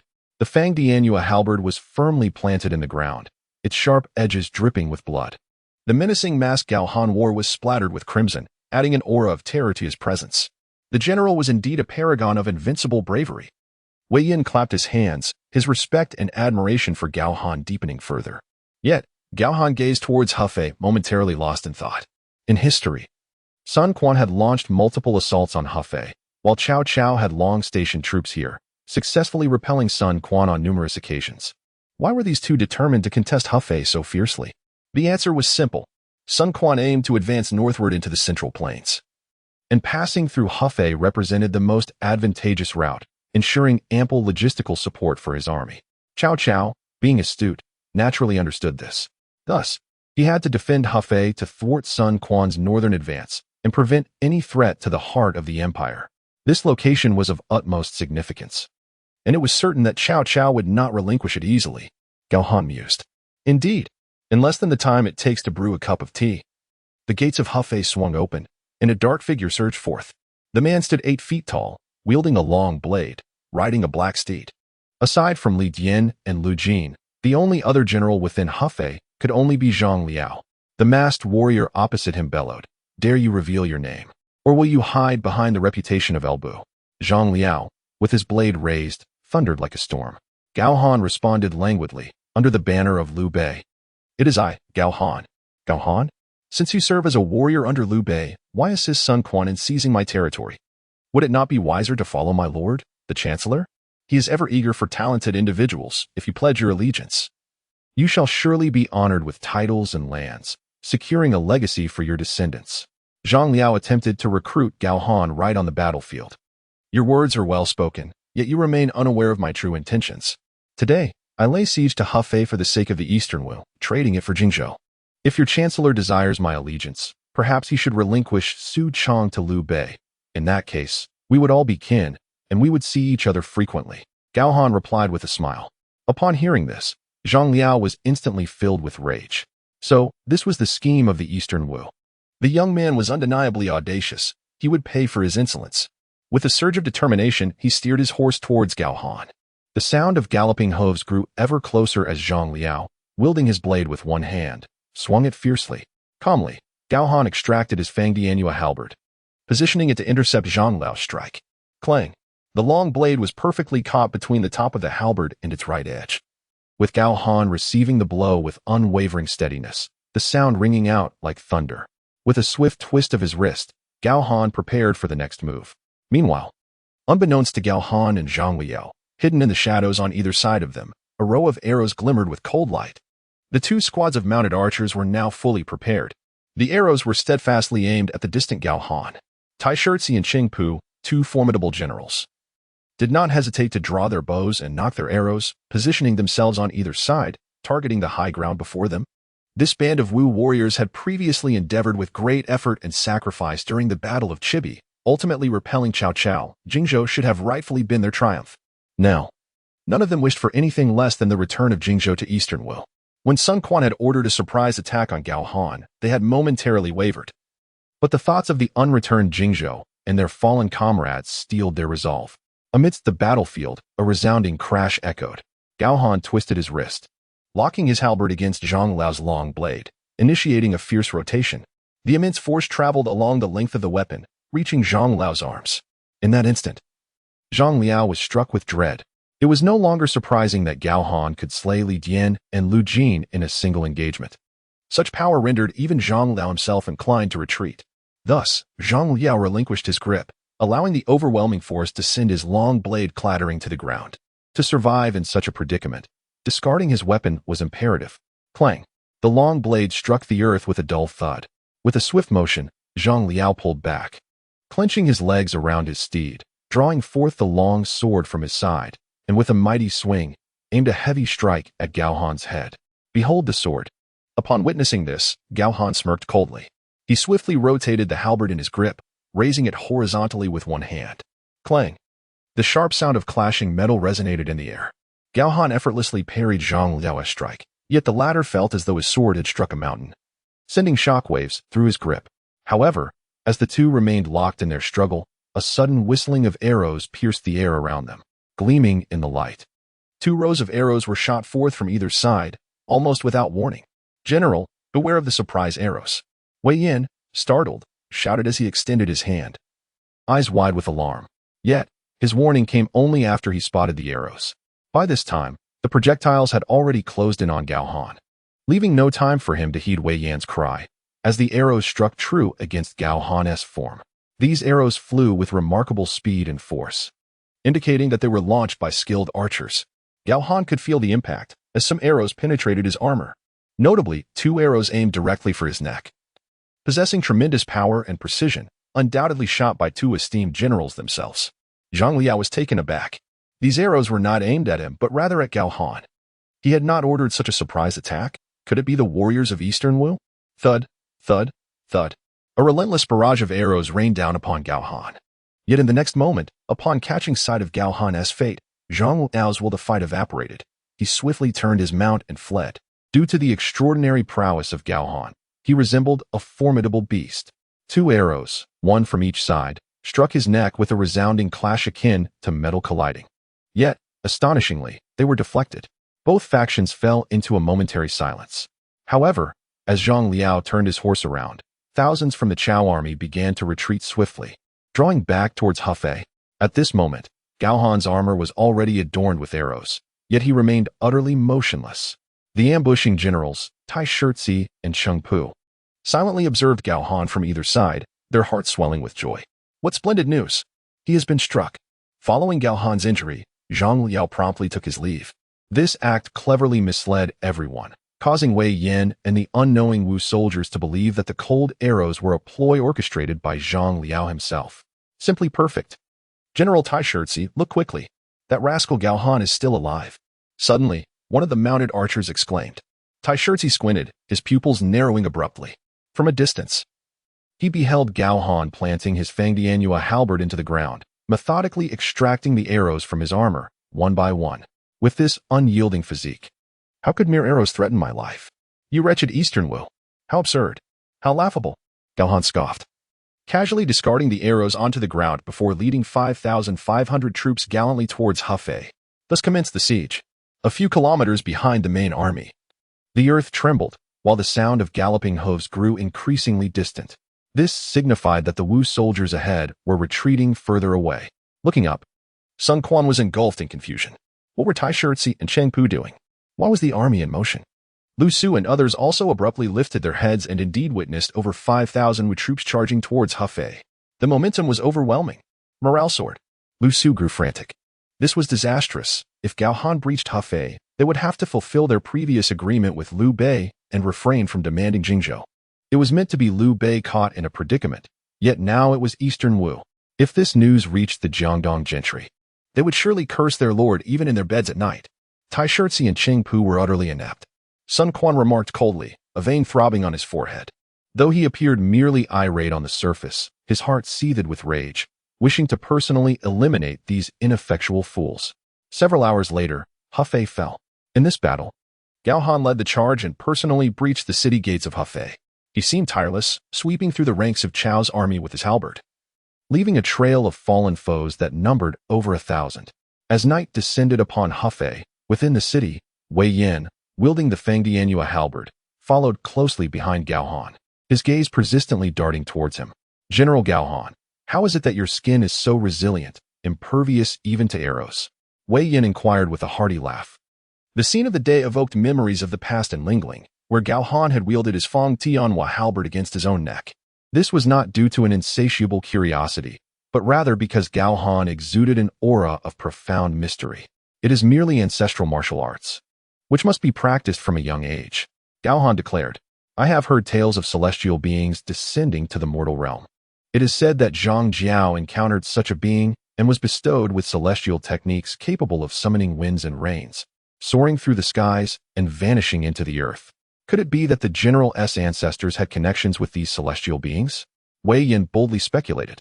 Despite his usual skepticism towards such supernatural notions, his world had been shaken since meeting Gao Han. Were Gao Han to proclaim himself a celestial being, Wei Yin would believe him without hesitation. I see you wielding the Fangdianyua halberd with such composure. Do you find it too light? Why inquire about such ethereal matters? Gao Han admonished. As for celestial beings, the legends do recount Zhang Jiao meeting the immortal Nanhua, who imparted the 3 volumes of heavenly scriptures, thus igniting chaos in the world. But how does this pertain to my system? I have spoken out of turn. I beg for your forgiveness, General. Wei Yin quickly fell silent, obediently shouldering the halberd, following Gao Han to reside within the governor's mansion. After a refreshing bath, Gao Han retrieved the 2 elixirs rewarded by the system that morning, swallowing them whole. Ding! Strength upgrade. The strength of 1 dragon and 2 bulls. Why has my physique not improved? Upon inspecting the system panel, he confirmed the situation. Host, Gao Han, strength. The strength of 1 dragon and 2 bulls. Physique, impervious to blades and spears. Martial arts, self-taught axe technique, mastery. Heavenly dragon halberd technique, mastery. Divine archery, mastery. Experience points, 999. Others, triple endurance talent, activated. Explanation. When the host's physique reaches imperviousness, 3 physique divine pills are required for further advancement. It has detected that the host has just consumed 1, thus 2 more are needed. Upon hearing the system's voice, Gao Han comprehended the situation.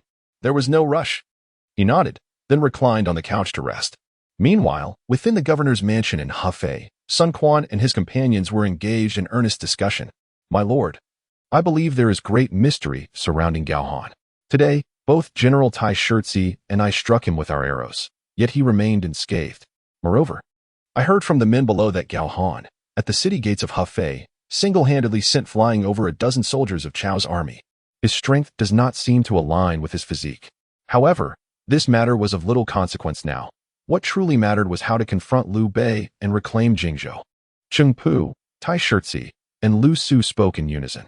Enough of this chatter. Sun Quan raised a hand, the other gently massaging his temple. Now that Hefei is secured, General Tai Shirtzi, you and Song Qian, along with Jia Hua, shall lead 5,000 troops to guard this place.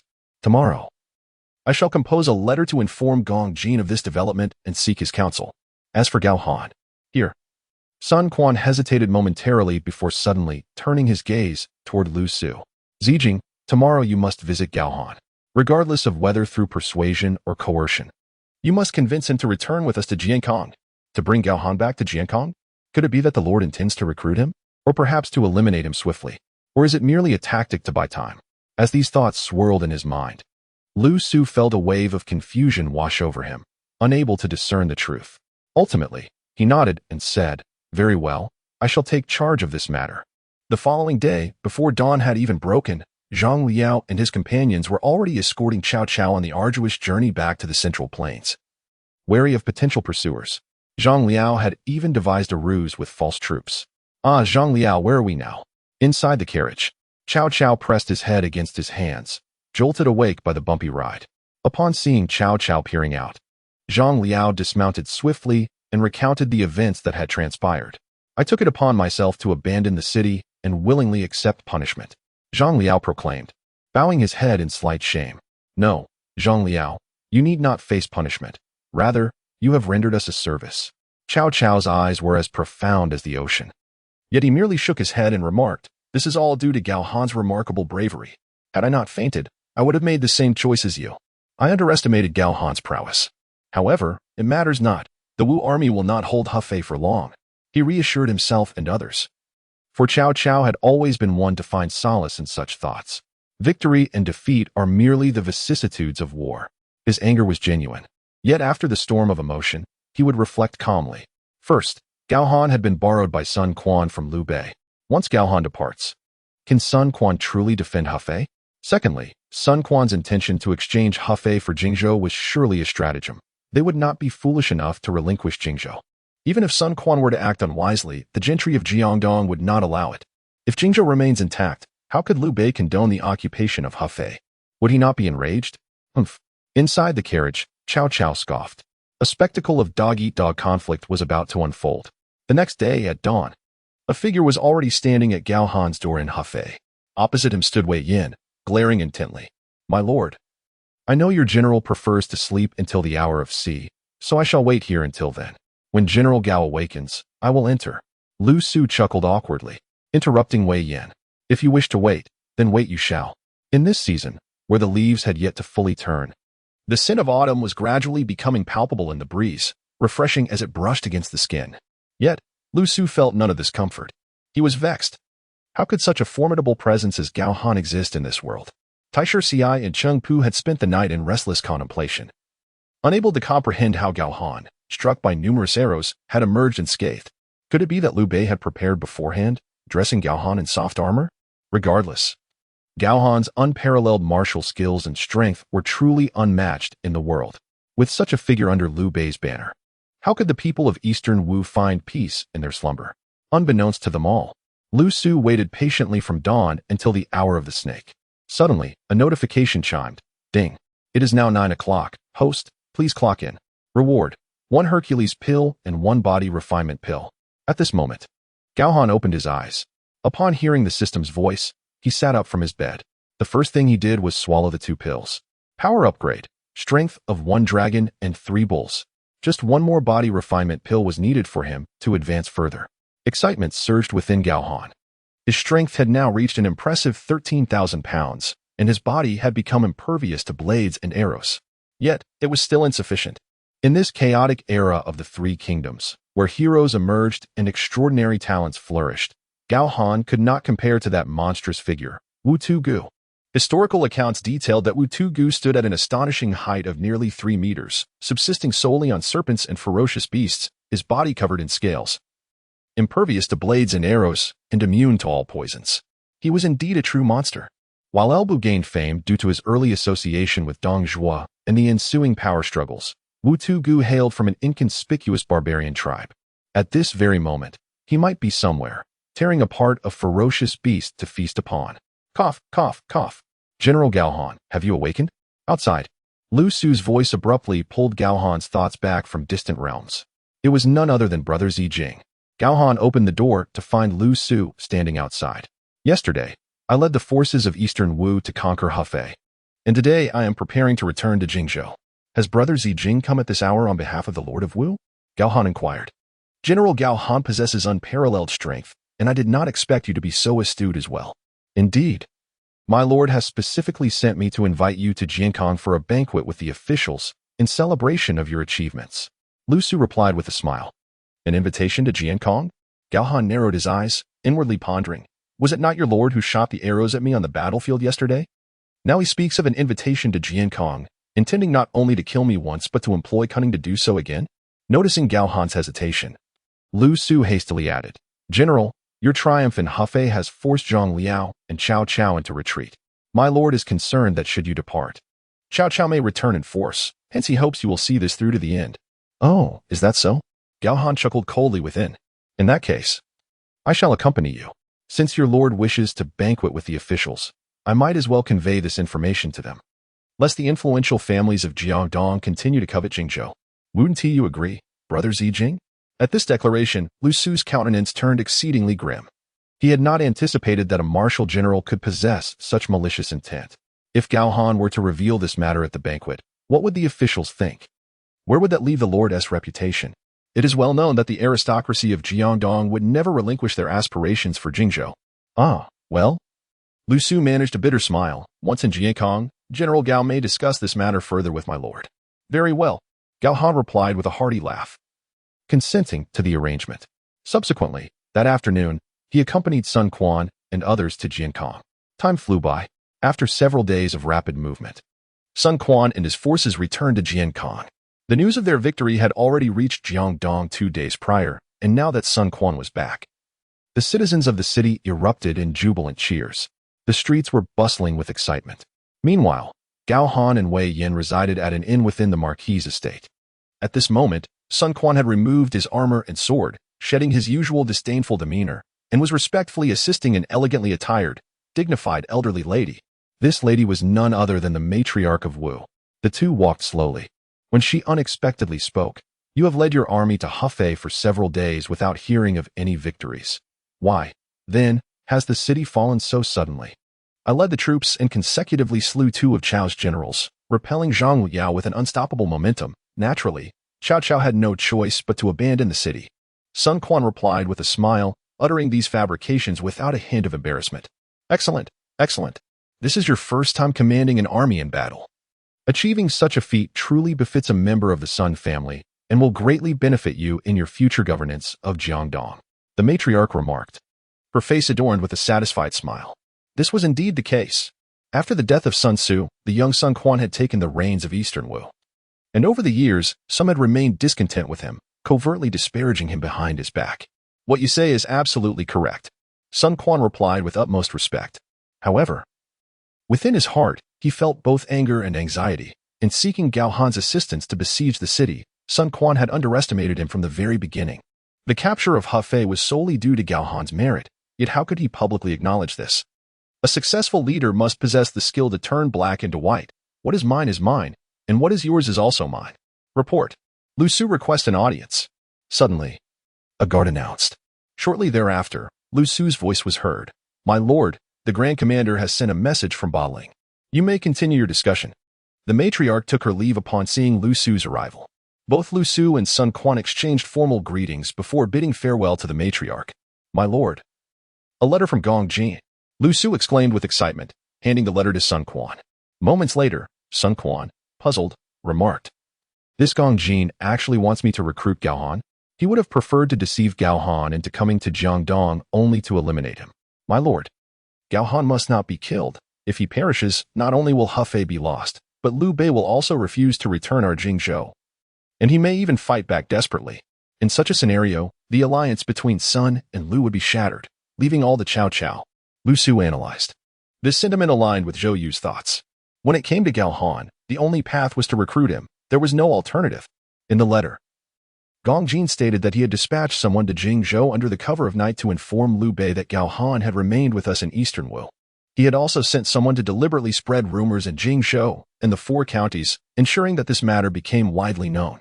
After reading the letter, a smile appeared on Sun Quan's face, as the burdens and sorrows that had weighed on his heart for days vanished without a trace at that moment. Zhou Yu's actions are truly a remarkable stratagem. Even Lu Su could hardly contain his amusement as he excitedly remarked, Indeed, my lord. If Liu Bei and his companions were to hear this news, what thoughts would it provoke? What actions would they undertake? Even if Liu Bei himself were to doubt it, would the warriors under his command be equally skeptical? Moreover, during my recent visit to Jingzhou, I discerned a discord between Zhang Fei and Gao Han. Imagine, if Zhang Fei were to learn of this news, would his fiery temperament not ignite in fury? Additionally, Gao Han's family resides in Lingling. Should turmoil arise, their lives could be at stake. Lu Su's voice trailed off abruptly. However, the events that subsequently unfolded were already glaringly evident. Upon learning of his family's demise, how could Gao Han not be consumed by rage? At that juncture, even if he were averse to the idea, his thirst for vengeance would compel him to remain in Eastern Wu. What a cunning maneuver! Sun Quan's eyes sparkled with greed as he exclaimed. In this way, Gao Han would be irrevocably at odds with Liu Bei, and we could cleverly orchestrate a scenario where Gao Han eliminates Liu Bei on our behalf. But my lord, Lu Su interjected, how can we ensure that Gao Han remains peacefully in Jiangdong over the next few days? Given his immense strength, should he choose to stir trouble, who could possibly subdue him? Lu Su stroked his chin, his face etched with concern. After all, Zhou Yu had only just conveyed the message to Jingzhou. The situation required time to escalate. After a moment of contemplation, a glimmer of inspiration illuminated Sun Quan's face. Zijing, you must immediately seek out a splendid residence within Jiankong City. Additionally, procure 200 pounds of silver, 300 pounds of gold, 100 casks of fine wine, and 20 dancing maidens, all to be presented to Gao Han. Furthermore, inform him that I shall lead the literati and warriors of Jiangdong to hunt at Langting tomorrow, inviting him to join us. Upon our return, I will host a grand banquet for the officials and allow him to return to Jingzhou. Sun Quan, who had an affinity for hunting, was eager to partake in this venture after just returning from Hefei. A trip to Langting would take at least 4 or 5 days, and the subsequent banquet would require an additional 2 or 3 days. By then, news from Jingzhou should have arrived. This plan is splendid, my lord. I shall commence preparations at once. Lu Su bowed deeply and exited. A few hours later, as nightfall descended, Gao Han at the inn was greeted by a beaming Lu Su. General Gao Han, my lord has prepared a delightful surprise to express his gratitude. Please, this way, Lu Su said with a beaming smile. A surprise? Could it be that Sun Quan is plotting against me? Gao Han mused internally. However, he felt no fear. If they wished to proceed, then let them come. Thus, he followed Lu Su, accompanied by Wei Yin, as they stepped out of the inn, eager to uncover the truth. Within Jiankong City, the trio wandered through the bustling streets, abundant with resources, dominated by official residences, and filled with cultured scholars and genteel individuals. They finally halted before a lavish mansion. Wei Yin looked up to see 2 remarkably conspicuous characters inscribed on the plaque. Zijing, what is the meaning of this? Gao Han inquired, his eyes glinting with curiosity. To offer unsolicited kindness is either a scheme or a ploy. Although he had secured Hefei for Eastern Wu, Gao Han was acutely aware that Eastern Wu would never relinquish Jingzhou. The elaborate ruse they had orchestrated was unmistakably malicious. General Gao Han, do take heed. Suddenly, Lu Su stepped forward and pushed open the grand doors of the residence. A humble woman pays her respects to General Gao Han. In an instant, accompanied by the melodious sounds of songbirds, it was as if a gentle spring breeze had enveloped him. Upon closer inspection, Gao Han discovered 20 stunning women clad in sheer, flowing dance attire, all bowing gracefully in unison before him. Furthermore, positioned in front of these dancers were several large chests, all conspicuously open towards the door. It was evident that these were gifts from Sun Quan. Wei Yin was momentarily rendered speechless. What man could possibly resist such an offering? Sun Quan's generosity towards the general was astonishing. Wei Yin felt a pang of envy, contemplating the abundance of gold, silver, and beauty. Indeed, General Gao Han, my lord will lead the civil and military officials of Jiangdong to the hunting grounds at Langting tomorrow. I am to extend an invitation for you to join us. Upon our return, a grand banquet will be held for the officials, and at that time, you shall be free to return to Jingzhou. Lu Su remarked with a smile. However, before Gao Han could inquire further, Lu Su made a sweeping gesture and departed swiftly. Such was the transient nature of his visit. Very well. I shall accompany you tomorrow. Should I find myself unable to depart after the grand banquet, do not blame me for causing a commotion in Eastern Wu. Gao Han retorted with a cold shake of his head. At that moment, Wei Yin approached, bearing his Fangtian Huaji. General, what shall we do with the money and the dancers? What else is to be done? Use the money to procure what is necessary, and as for the dancers, let them perform as they ought. With that, Gao Han strode into the residence. The dancers eagerly followed, their faces alight with anticipation, each smiling broadly at the handsome Gao Han. Many, confident in their beauty, gazed at him with alluring eyes. At your command, General. Wei Yin set down his Fangtian Huaji and rubbed his hands together, eyeing the treasure chests of money. The following morning, Gao Han and Wei Yin, under Lu Su's guidance, accompanied Sun Quan to the hunting grounds at Langting. The entourage consisted of dozens of civil and military officials, along with 500 cavalry for protection, raising clouds of dust as they traveled. Who are these two? They appear unfamiliar. I do not recall seeing them in Jiankong, several officials remarked, casting curious glances at Gao Han and Wei Yan. I am Wei Yan, a servant of Lord Liu Bei, Wei Yan replied coolly. He then introduced Gao Han. This is General Gao Han, the foremost martial general under Lord Liu Bei, currently serving as the governor of Lingling. Many were unaware of Gao Han's prowess, but Wei Yan was not. In recent days, he had witnessed his exceptional skill. If the world's warriors were to be ranked, Gao Han would undoubtedly claim the top position. However, upon hearing this, the accompanying officials glared in disbelief, gripping their reins tightly. Their expressions filled with hostility as if they wished to devour Gao Han and Wei Yan whole. It turns out you are under the command of Liu Bei. What brings you to our Jiangdong? Gao Han? The so-called foremost warrior? Who in the world does not know of the renowned trio of generals under Liu Bei, Guan, Zhang, and Zhao? What is this Gao Han? I have never heard of him. By the way, since you are indeed under Liu Bei, may I inquire when he intends to return Jingzhou to us? In that moment, within the ranks, Wei Yan and Gao Han found themselves surrounded by a group of scholars. Indeed, Liu Bei has occupied our Jingzhou for such an extended period. Could it be that his professed benevolence is merely a facade? The scholars pressed forward aggressively, encircling Gao Han and Wei Yan. Witnessing this, Sun Quan, alarmed, hurriedly signaled to Lu Su. Lu Su, equally astonished, turned pale and swiftly urged his horse back. This situation is untenable. The venomous tongues of those scholars could provoke Gao Han to speak recklessly about the exchange of Hefei for Jingzhou, rendering everything futile. Would not the noble families of Jiangdong immediately turn against our lord upon hearing such words? Silence. Suddenly, before Lu Su could arrive, a commanding yet melodiously clear voice rang out. A graceful young woman appeared, clad in silver armor and wielding a long sword, riding slowly towards them. Her enchanting eyes resembled the moon reflected in a lake, with her lustrous black hair elegantly pinned up, radiating beauty and grace akin to an ice princess. Upon her arrival, the crowd was momentarily captivated, a glimmer of awe in their eyes, accompanied by a hint of trepidation. Miss, the scholars, upon seeing her, instinctively retreated, no longer daring to antagonize Gao Han. After exchanging pleasantries, they resumed their respective affairs. However, the woman's gaze remained fixated on Gao Han, her eyes reflecting both coldness and pride. Gao Han. She smiled, her demeanor as frigid as ice. This is the first time I have heard that name. Yet I must inform you that the title of foremost warrior is not something that can be boasted about without merit. Upon hearing her, Gao Han turned to meet her gaze, and a flicker of astonishment passed between them. Yet, Gao Han was quick to regain his composure. Given her self-identification as Miss and the earlier behavior of the scholars, her identity was unmistakable. She was indeed Sun Quan's sister, Sun Shangxiang. In the next moment, Gao Han merely raised an eyebrow dismissively, offering no words, and continued on his way. I am speaking to you. Sun Shangxiang, incensed by Gao Han's blatant disregard, felt a surge of indignation. Having held a high status since childhood, she had never encountered such disrespect.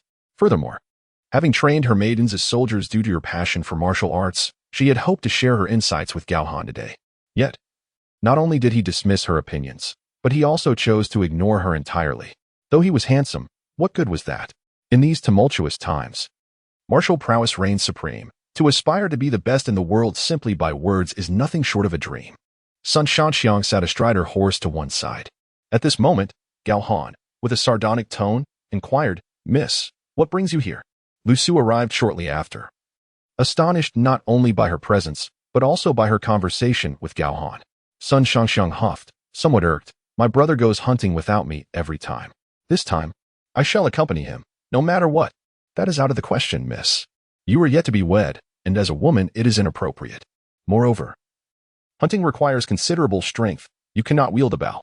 Lu Su interjected, deeply concerned. True, I cannot draw a heavy bow, but this man, who claims to be the foremost warrior, Gao Han, surely can. At the very least, he can manage a bow of 3 stones or more. I am genuinely eager to witness it. Sun Shangxiang shot a sidelong glance at Gao Han and stated coldly. Sighing, Lu Su departed to inform Sun Quan. After a moment's hesitation, Sun Quan, with an expression of impatience, waved his hand dismissively. Very well, let her accompany us. At least, if she is near Gao Han. The civil officials will not dare approach. Understood. Lu Su complied, refraining from further comment. The party set forth from Jiankong, making their way to Tangting. After more than 2 hours of travel, they finally reached their destination. Before them lay a dense thicket. In the past, Sun Tzu frequently hunted here, and over time, a path several meters wide had been trodden through the underbrush. 500 cavalry split into 2 groups, silently dismounting to encircle the area and secure the perimeter. Shortly thereafter, a cavalryman reported back, allowing Sun Quan and his entourage to enter the path within the thicket. Sun Tzu met his demise during a hunt because he failed to secure the surroundings and was ambushed by assassins. Sun Quan, equally fond of hunting, was determined to avoid a repeat of that tragedy. Hence, thorough checks and defenses were imperative. Gao Han, Sun Shanxiang, and the others followed closely behind Sun Quan, gradually advancing deeper into the thicket. Suddenly, the rustle of a snow-white rabbit crunching on dry twigs caught Sun Quan's attention. His eyes brightened, and he immediately raised a hand to signal silence. As he readied his longbow and nocked an arrow, a formidable shadow emerged from behind a robust tree. A black tiger lunged at the rabbit, swiftly tearing it apart, and then, with eyes ablaze, charged towards Sun Quan. In the chaos, Sun Quan's steed became startled, causing him to lose his grip and tumble to the ground. The same fate befell Sun Shangxiang and the civil officials, as dozens were unseated from their mounts. "Your Majesty, Miss." Panic ensued, as everyone trembled at the sight of the massive black tiger poised to pounce upon them. Suddenly, Gao Han dismounted with remarkable agility, stepping forward to confront the beast. With a swift motion, he seized the tiger's jaws, holding them firmly in place. The creature, with its powerful claws digging into the earth, emitted a thunderous roar from its gaping maw. However, Gao Han's hands delved into the tiger's jaws, one above, one below, unwavering and firmly suppressing the entirety of the black tiger's strength. It was inconceivable for the tiger to charge towards the crowd at that moment. It could scarcely even close its mouth. "Ah, my lord, my lady, how did these cavalrymen manage their reconnaissance? Can such a massive black tiger truly go unnoticed?" The civil and military officials rushed to assist, rising to their feet only to retreat hastily, their expressions a mixture of astonishment and disbelief at the scene before them. "Gao Han, quickly, take the shot," Sun Shangxiang exclaimed, her voice trembling despite her fear rendering her unsteady. At that moment, Wei Yin had nocked an arrow, his hands shaking as he aimed at the black tiger. Despite having faced numerous shocks, the sight before him compelled Wei Yin to admire Gao Han anew. "There is no need for a shot. I shall tame it myself." In the next instant, Gao Han exerted his strength, lifting the black tiger and smashing it against a nearby massive tree. Bang! The tree splintered and fell.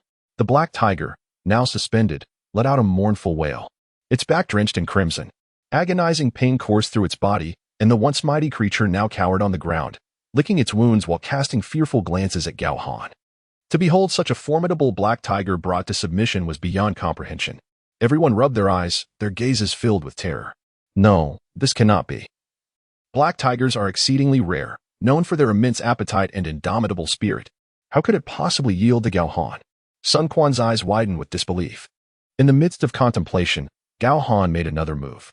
He extended a hand, slowly placing it atop the tiger's head, seemingly intending to stroke it. Roar! However, in that moment, the tiger's previously docile demeanor transformed into one of ferocity. It let out a low growl directed at Gao Han. Unyielding, Gao Han responded with a bemused smile. He then swiftly pressed down with his outstretched hand, firmly gripping the tiger's massive head. Roar! The black tiger unleashed another earth-shattering roar, its powerful frame straining against Gao Han's might. Clearly, it was still defiant. Its earlier submission had merely been a result of Gao Han's intimidation. This time, the tiger's ferocity was fully unleashed. With a fierce thrust, its powerful limbs scraped against the ground, its head pressing against Gao Han's hand, baring its fangs. Its eyes ablaze with fury. Two forces clashed. What immense strength this black tiger possesses. I find it astonishing that I must exert 3 or 4 parts of my own strength to contain it. Gao Han thought in amazement. He surmised that if the black tiger were well fed, its strength would easily approach 3,000 pounds. With such a towering physique and remarkable power, it would be the perfect steed for him. Originally, Gao Han's mount was not a fine steed. If wielding the Fong Tianhua halberd, it would have faltered in an instant. How could it possibly compare to the might of this black tiger? Upon reflection, Gao Han's heart surged with excitement. Get down! With a mighty hand outstretched, Gao Han unleashed a portion of his formidable power, a colossal force exceeding 5,000 pounds, which directly descended upon the head of the black tiger. A resounding thud echoed as the beast seemed crushed beneath the weight of a mountain, once again prostrating itself on the ground, utterly immobile. Yet, the black tiger continued to resist, locked in a stalemate with its human counterpart. Eventually, a sense of suffocation enveloped it, prompting the black tiger to relinquish its will to fight. With a gaze filled with trepidation, the black tiger looked at Gao Han with a demeanor of submission. Then, its barbed tongue gently licked the back of Gao Han's hand, as if fearful of causing harm and incurring another strike. At this, Gao Han chuckled, crouching down to affectionately rub the tiger's head. "Let us go." Sensing the opportune moment, he leaped high and mounted the tiger's back. In that instant, the black tiger seemed to comprehend Gao Han's command, striding forward with an imposing gait towards the crowd. "Ah, keep your distance," the soldiers exclaimed. "General Gao Han, cease this jest. We are terrified." Whether civil officials or military generals, upon witnessing Gao Han riding the black tiger, an overwhelming sense of dread enveloped their hearts, causing their legs to tremble and their scalps to prickle. The sight of the tiger's blood-stained maw instilled a fear that they might be the next victims to be torn apart and devoured. In their panic, they disregarded Sun Quan and Sun Shangxiang, hastily retreating. Sun Shangxiang, overwhelmed, sank to the ground, supporting herself with her hands. Her gaze fixed on the man atop the black tiger, filled with both fear and admiration. So he truly is the foremost warrior. At that moment, she was both mesmerized and petrified. Cough, cough. Sun Quan stood nearby, perspiration beading on his forehead, one hand clasped tightly behind his back, forcing himself to appear composed as he averted his gaze. Ultimately, he dared not meet the eyes of the black tiger. "Over here." Gao Han smiled at Sun Quan, patting the black tiger with his left hand. The creature, full of spirit, immediately grasped Gao Han's intent and turned to the left. Upon witnessing this, the crowd collectively exhaled, a wave of relief washing over them as they rushed to Sun Quan's side, shouting, "Protect the Lord." Sun Quan gripped his longbow tightly, the wood creaking under his forceful grasp, and barked, "Clear out." He burst from the throng, retrieving his warhorse, which had resumed grazing, and began his hunt with an air of vexation. The others followed suit, and gradually, the atmosphere transformed into one of camaraderie and joy. Meanwhile, a notification chimed. Ding. Today's task: hunt 150 beasts in the jungle. Reward: 333 pounds of the Crimson Flame Rusted Halberd. Oh, what manner of weapon is the Crimson Flame Rusted Halberd? Gao Han mused inwardly. The weight of 330 pounds seemed quite commendable. After all, the current halberd felt rather light to him. Now that he had tamed the black tiger, such a weight would be a trifling burden for it. "Little tiger, you've only had a single rabbit to eat. That must barely suffice. Allow me to procure you some substantial fare." Gao Han affectionately patted the black tiger's head. The creature let out a soft rumble. A hissing sound emerged, as if expressing agreement and delight with Gao Han's words. "General, this black tiger can actually understand us. It is said that both the black and white tigers possess spiritual awareness, and I never expected it to be true." Wei Yan exclaimed in astonishment from a distance. "Then why do you stand so far away?" Gao Han turned his head. Wei Yan's face turned pale as he grinned nervously. "General, I am somewhat afraid of Gao Han." Suddenly, the voice of Sun Shangxiang drifted over. Clad in silver armor, she approached slowly, leading her horse, her beautiful eyes filled with curiosity. "How did you manage to tame the black tiger?" "I've always said that my general is the greatest warrior in the world, capable of shaking tigers. Now that this black tiger has been tamed, it will surely become General Gao Han's steed, striking fear across the land," Wei Yan declared, his face alight with excitement as he praised Gao Han. "Humph." Sun Shangxiang's small face flushed with anger as she retorted, "What of taming the black tiger? It's so large, it must consume dozens of pounds of food at a time. It's hardly suitable as a mount." In response to her rebuttal, Gao Han merely dismounted from the tiger's back and withdrew his 1,000-gene stone-splitting bow from his horse. He then smiled at Sun Shangxiang, saying, "What if it eats a lot? We can hunt over 100 game. That will suffice for this fellow." With that, Gao Han remounted the tiger's back, affectionately ruffling its head. "Let us go." With a command, the black tiger let out a joyous low growl and surged forward into the forest, carrying Gao Han with it. Sun Shangxiang, her face gleaming with a cold light, followed closely on horseback, secretly amused as she thought, "I shall see how you manage to hunt 100 prey. This black tiger understands human speech. If you deceive it, it will no longer obey you." At this moment, Sun Quan had his sights set on a deer. The crowd quietly trailed behind him, holding their breath in anticipation as he drew an arrow and knocked it to the string. Whoosh! The sound of the arrow whistling through the air resounded. The arrow shot forth, pinning the deer to a tree. What a splendid shot! Indeed, our lord possesses immense strength. The force of this arrow pierced right through the deer. The distance was about 60 to 70 paces, yet such power and precision were evident, suggesting that the lord's archery skills had greatly improved. The civil and military officials erupted in applause, some shouting praises to ensure Sun Quan heard their compliments. However, Sun Quan abruptly turned around, his face ablaze with fury, his eyes reddened as he demanded, "Who shot that arrow?" Upon hearing his roar, the crowd realized that Sun Quan's arrow was still knocked. The shot had not been his. Who was it? It was I. Suddenly, Gao Han's robust voice rang out. The crowd turned to look, their expressions shifting to shock. There stood Gao Han, mounted on the black tiger, wielding an ancient bow, exuding an aura akin to a lord of the wilderness, as he strode slowly past the crowd. Simultaneously, every war horse instinctively began to retreat, stepping aside in unison. This spectacle captivated all present, tugging at the taut strings of their hearts. Throughout history, may I inquire which valiant general possesses the immense strength to subdue a fierce tiger and claim it as a steed? Who dares to brazenly seize the prey of a local lord upon their own territory? Such audacity is unparalleled throughout the ages. Sun Quan's face flushed with anger, while Lu Su and others gaped in disbelief, rendered speechless and unable to voice their indignation. The sight of that formidable black tiger alone was enough to instill fear.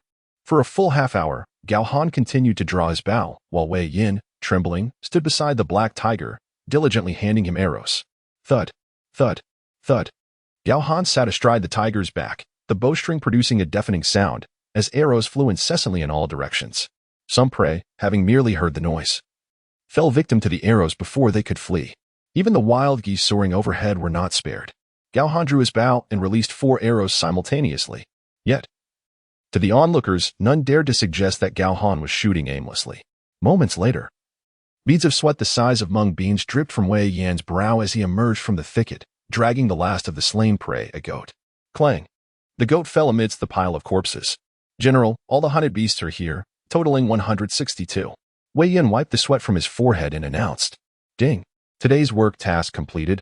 Reward, 333 pounds of red flame rusted halberd, now deposited into the system warehouse." The system's voice echoed in his mind. "Excellent." Gao Han nodded, dismounted from the tiger's back, and patted the black tiger's head. Pointing towards the heap of prey, he instructed, "Go." The black tiger's eyes gleamed with excitement as it nudged Gao Han's chest with its massive head before lunging towards the pile of prey, devouring it voraciously. 162. Indeed, Gao Han had accurately drawn his bow 162 times. Sun Quan and his entourage of civil and military officers were left in stunned silence. Abuzz with chatter. "Brother, I recall that this forest harbored merely over 300 prey," Sun Shangxiang remarked in astonishment, a fleeting flush of embarrassment crossing her frosty visage as she realized she had underestimated Gao Han. Upon hearing this, Lu Su's expression turned rigid, his heart racing with trepidation. "This is disastrous. The Lord adores hunting here, and Gao Han has nearly decimated the forest game. The Lord will surely be infuriated." Sun Quan's face darkened in an instant. He recalled the rumors of Gao Han's unparalleled marksmanship, capable of slaying Han Xian from a distance of 150 paces. Initially, he thought it was merely a fabrication by that crafty Liu Bei, but now he found it to be true. As the esteemed Lord of Jiangdong, he had yet to catch a single prey, while Gao Han had nearly wiped out the game entirely. Where could he hide his face? "Let us depart. I lack the spirit for hunting today." Sun Quan cast a cold glance at Gao Han, seething with anger as he led his entourage out of the forest. Sun Shangxiang lingered for a moment before following suit. Meanwhile, Gao Han and Wei Yin remained unperturbed, waiting for the black tiger to satiate its hunger before returning to the inn. Throughout their journey, Gao Han rode atop the black tiger. The local populace, filled with trepidation, tightly secured their doors, hesitant to venture outside, only daring to peek through the cracks with a single eye. Some, overwhelmed by fear, climbed to the rooftops, trembling uncontrollably. Those who witnessed such sights could only express their astonishment. In no time, Gao Han became the most talked-about figure in the area, startling local officials into mobilizing their forces. Guards were stationed around the inn, ensuring that no one approached within 30 meters. Sun Quan and his companions retreated to a considerable distance, unwilling to share the same space as Gao Han. That night, Gao Han sat alone in his chamber. What could the 333 pounds of the Qian rusty halberd possibly look like? With a swift motion, he summoned the weapon from the system's repository. Suddenly, He felt a warmth in his palm as the long halberd materialized before him. The shaft was adorned with intricate patterns reminiscent of solidified magma, and upon closer inspection, one could discern a faint glow emanating from within the textures, exuding a formidable presence. The sharp point at the top and the four-edged blades were exceedingly lethal. Yet, to his dismay, he noticed rust scattered along the blade's edge, a sight that left him incredulous. "By the heavens!" Gao Han exclaimed, unable to contain his frustration. Who could withstand an injury from this halberd without succumbing to tetanus? Despite the weapon's impressive aesthetics and weight that suited his preferences, the rust embedded in the blade was a source of both amusement and dismay. Suddenly, he recalled his mischievous son, Gao Ren, who had shown a fondness for the halberd when they departed from Lingling. Since it was of no use to him at present, he decided to bestow it upon his son upon his return. With that thought, Gao Han gradually succumbed to slumber. For the next 3 days, he remained at the inn. In his absence, Sun Quan delightedly hunted game for several days. It was not until the 4th evening that Lu Su arrived to inform Gao Han that they would set off for Jinqing the following day. After the celebratory banquet, Gao Han would be able to return to Jingzhou.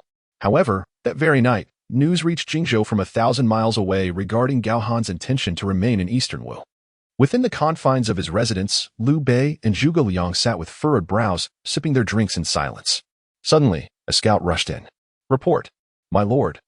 Rumors have emerged in the 4 counties that Lingling's governor, Gao Han, has defected to Eastern Wu and aided them in capturing Hefei.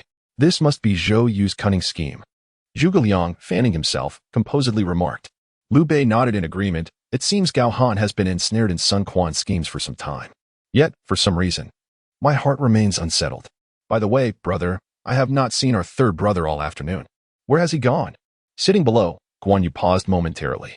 "Elder brother, I too have not seen Yide this afternoon." Upon hearing this, Zhuge Liang was momentarily taken aback, then his brow furrowed in concern. Suddenly, he stood up with alarm. Bang! He slammed his fan onto the table, exclaiming, "This is dire. Yide must have gone to Lingling. Zhou Yu intends to ensnare Gao Han's family." 040. One should aspire to have a son like Gao Ren. Zhuge Liang's words hung heavily in the air. Liu Bei and Guan Yu immediately grasped the gravity of the situation, drenched in cold sweat. It was one thing for Zhou Yu to send a message, but to spread rumors far and wide was a clear indication that Gao Han not only had no intention of remaining in Eastern Wu, but that Sun Quan and his cohorts were conspiring to force Gao Han into opposition. They aimed to leverage the lives of Gao Han's family to incite enmity between him and Liu Bei, thus achieving their nefarious objectives. "Quickly prepare the horses. I must head to Lingling," Liu Bei exclaimed, shattering his cup on the ground in a fit of rage before charging out. Observing this, Zhuge Liang too rose to his feet, but Guan Yu hastily stepped forward to intervene. "Military strategist, you shall remain in Jingzhou. I will lead 300 cavalry alongside my brother." "Very well." Zhuge Liang nodded, then solemnly cautioned, "Yin Chang, you must prevent Yide from causing harm to Gao Han's family. Do not worry, strategist." With that, Guan Yu strode forth, his long beard fluttering as he hastened away. The 2 men, accompanied by 300 riders, raced through the night towards Lingling. Meanwhile, on the other side, as the night wore on, Zhang Fei rode alone on his black steed, reeking of wine and seething with anger, as he forcefully smashed open the gates of Lingling. Zheng Biao, the commander of the city, was bewildered, pondering Zhang Fei's sudden appearance. Curiosity compelled him to open the gates. However, before he could inquire, Zhang Fei bellowed, "Gao Han has betrayed my elder brother and surrendered to the scoundrels of Eastern Wu. You all must swiftly join me in capturing Gao Han's family." "General Zhang, you are intoxicated. Those claims remain unverified. Besides, how could General Gao possibly surrender to Eastern Wu?" Zheng Biao stammered, attempting to defuse the situation with a nervous laugh. "Humph." Zhang Fei scoffed coldly, "I see you are merely Gao Han's sycophant, still defending him at a time like this. Step aside." With a powerful thrust of his arms, Zhang Fei pushed past the guards and charged into the city. "No, this is impossible. General Gao would never betray us," Zheng Biao exclaimed, stamping his feet in frustration. "What shall we do, General?" his loyal attendants queried. Zhang Fei had only visited Lingling once. Gao's residence was neither the governor's office nor the previous small courtyard, and finding it would likely take some time. After a moment's contemplation, Zheng Biao's eyes lit up with a plan. "Quickly send someone to Jingzhou to inform our lord of this matter. The rest of you, come with me to Gao's residence. We must relocate the young master and general's family for their protection." Faced with such dire circumstances, Zheng Biao forced himself to remain calm and organized a response. At once, the others promptly obeyed his orders. Moments later, a series of urgent knocks echoed from outside Gao's residence. "Young master, it is General Zhang and his men. They say there is an urgent matter," a servant called out, rapping on Gao Ren's door. Hearing the commotion, Gao Ren, who had been sound asleep, immediately opened his eyes, dressed hastily, and leapt from his bed. "What is happening?" he mumbled, groggily stepping outside. He was met by Zhang Biao, who had dismounted and rushed over, exclaiming, "Young master, you must quickly rouse the mistress and the old matron. Zhang Fei has been misled by rumors and insists that General Gao has surrendered to Eastern Wu. He is already in the city searching for you." Boom. Gao Ren's eyes widened in shock, his mind a whirlwind of confusion. His face contorted with fury, he declared resolutely, "My father will never surrender to Eastern Wu, absolutely never. My lord, please do not speak further." Zhang Biao's anxious voice trembled, yet he had not finished his words. Suddenly, a loud and heavy sound of hooves echoed through the air. A man with a dark face, riding a black horse, ominously turned the corner. It was none other than Zhang Fei. "You underestimate me, Zhang Fei, thinking I would foolishly search for you like a headless fly within the city," Zhang Fei boasted, reeking of alcohol. Upon arriving at the Gao residence, Zhang Fei fixed his round eyes on Gao Ren. "Are you the son of Gao Han?" Gao Ren, despite his youthful form, stepped forward without fear, retorting, "Are you the Zhang Fei who falsely accused my father of treason? Ah, you truly possess great audacity. It is a fact that your father has committed treason, and yet you dare to speak back to me?" Zhang Fei, infuriated, dismounted and strode aggressively toward Gao Ren. Zhang Biao attempted to intervene, but Zhang Fei's arm swung violently, sending him crashing to the ground. Boom. With no one left to deter him, Zhang Fei unleashed a powerful punch aimed squarely at Gao Ren's head. "My lord, quickly dodge." But instead of retreating, Gao Ren retaliated with a punch of his own. With a resounding thud, the two engaged in a fierce struggle. Zhang Biao, lying on the ground, watched in terror as time flew by. The sky gradually brightened. Liu Bei and Guan Yu rode swiftly through the night, finally arriving at Lingling. The pounding of hooves echoed as they raced toward the Gao residence. Their expressions mirrored each other's, a shared look of extreme concern, their hearts racing. Third brother Zhang Fei, with his fiery temper and reckless nature, possesses immense strength. On the battlefield, he is virtually invincible. After a drink, he often resorts to scolding and beating his subordinates. Otherwise, he would not have allowed Elbu to seize Shuzhou. Contemplating this, Liu Bei felt his anger boiling, coupled with a profound sense of worry. He dreaded what awaited them. Suddenly, as they approached the corner of the street, a bare-chested, dark-skinned man unexpectedly rolled out from the street. Zhang Fei, covered in bruises, gasped for breath. "Third brother!" Liu Bei and Guan Yu exclaimed in shock. In the next moment, another youth painfully crawled out from the street, also bare-chested, his nostrils bleeding and his mouth bruised. The boy hunched over, gripping the ground with his small hands, refusing to lift his gaze. With a voice full of defiance, he declared, "My father will never surrender to Eastern Wu. As long as I, Gao Ren, am here, you shall not harm my mother or grandmother in the slightest." The stubbornness in his youthful voice was palpable. "Humph. I, Zhang Fei, have been drinking heavily and have not paused for 4 or 5 hours, yet you dare to take advantage." Zhang Fei retorted indignantly, "Zhang Yide, seize this blackguard and lock him away. He shall not eat for the next 2 days." Liu Bei commanded sternly, kicking Zhang Fei's shoulder multiple times, to the point of hurting his own foot. "Elder brother? Second brother? How did you end up here?" Zhang Fei, exhausted and collapsing to the ground, had not finished speaking before he was dragged away. Guan Yu approached, seeing the boy unconscious, and looked at Liu Bei in shock. The glimmering gaze of the elder brother. Could this child be the eldest son of Gao Han? Liu Bei sat upon the ground, gently wiping away Gao Ren's blood with his sleeve, his heart aching as he affectionately ruffled the boy's hair.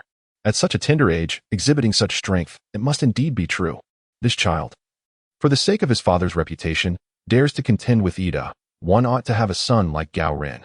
Tears glistened in Liu Bei's eyes as he regarded Gao Ren with a tenderness that surpassed even that reserved for his own son. "Second brother, come swiftly and fetch a physician. Let me carry him, brother." "No need, Yin Chang, I shall tend to him myself." At this moment, Gao Han had already embarked on his journey back to Jiankang. As dusk approached, the entourage arrived at the residence, bustling with activity and preparation for the banquet of officials to be held the following day. Once the feast concludes, we shall return to Jingzhou without delay. Within the Gao estate, Gao Han was affectionately stroking the furry head of the black tiger. Wei Yin, ever vigilant, surveyed the surroundings and whispered, But General, I cannot shake the feeling that Sun Quan will not let us depart easily. Moreover, with so many days having passed, do you not fear for the safety of your family?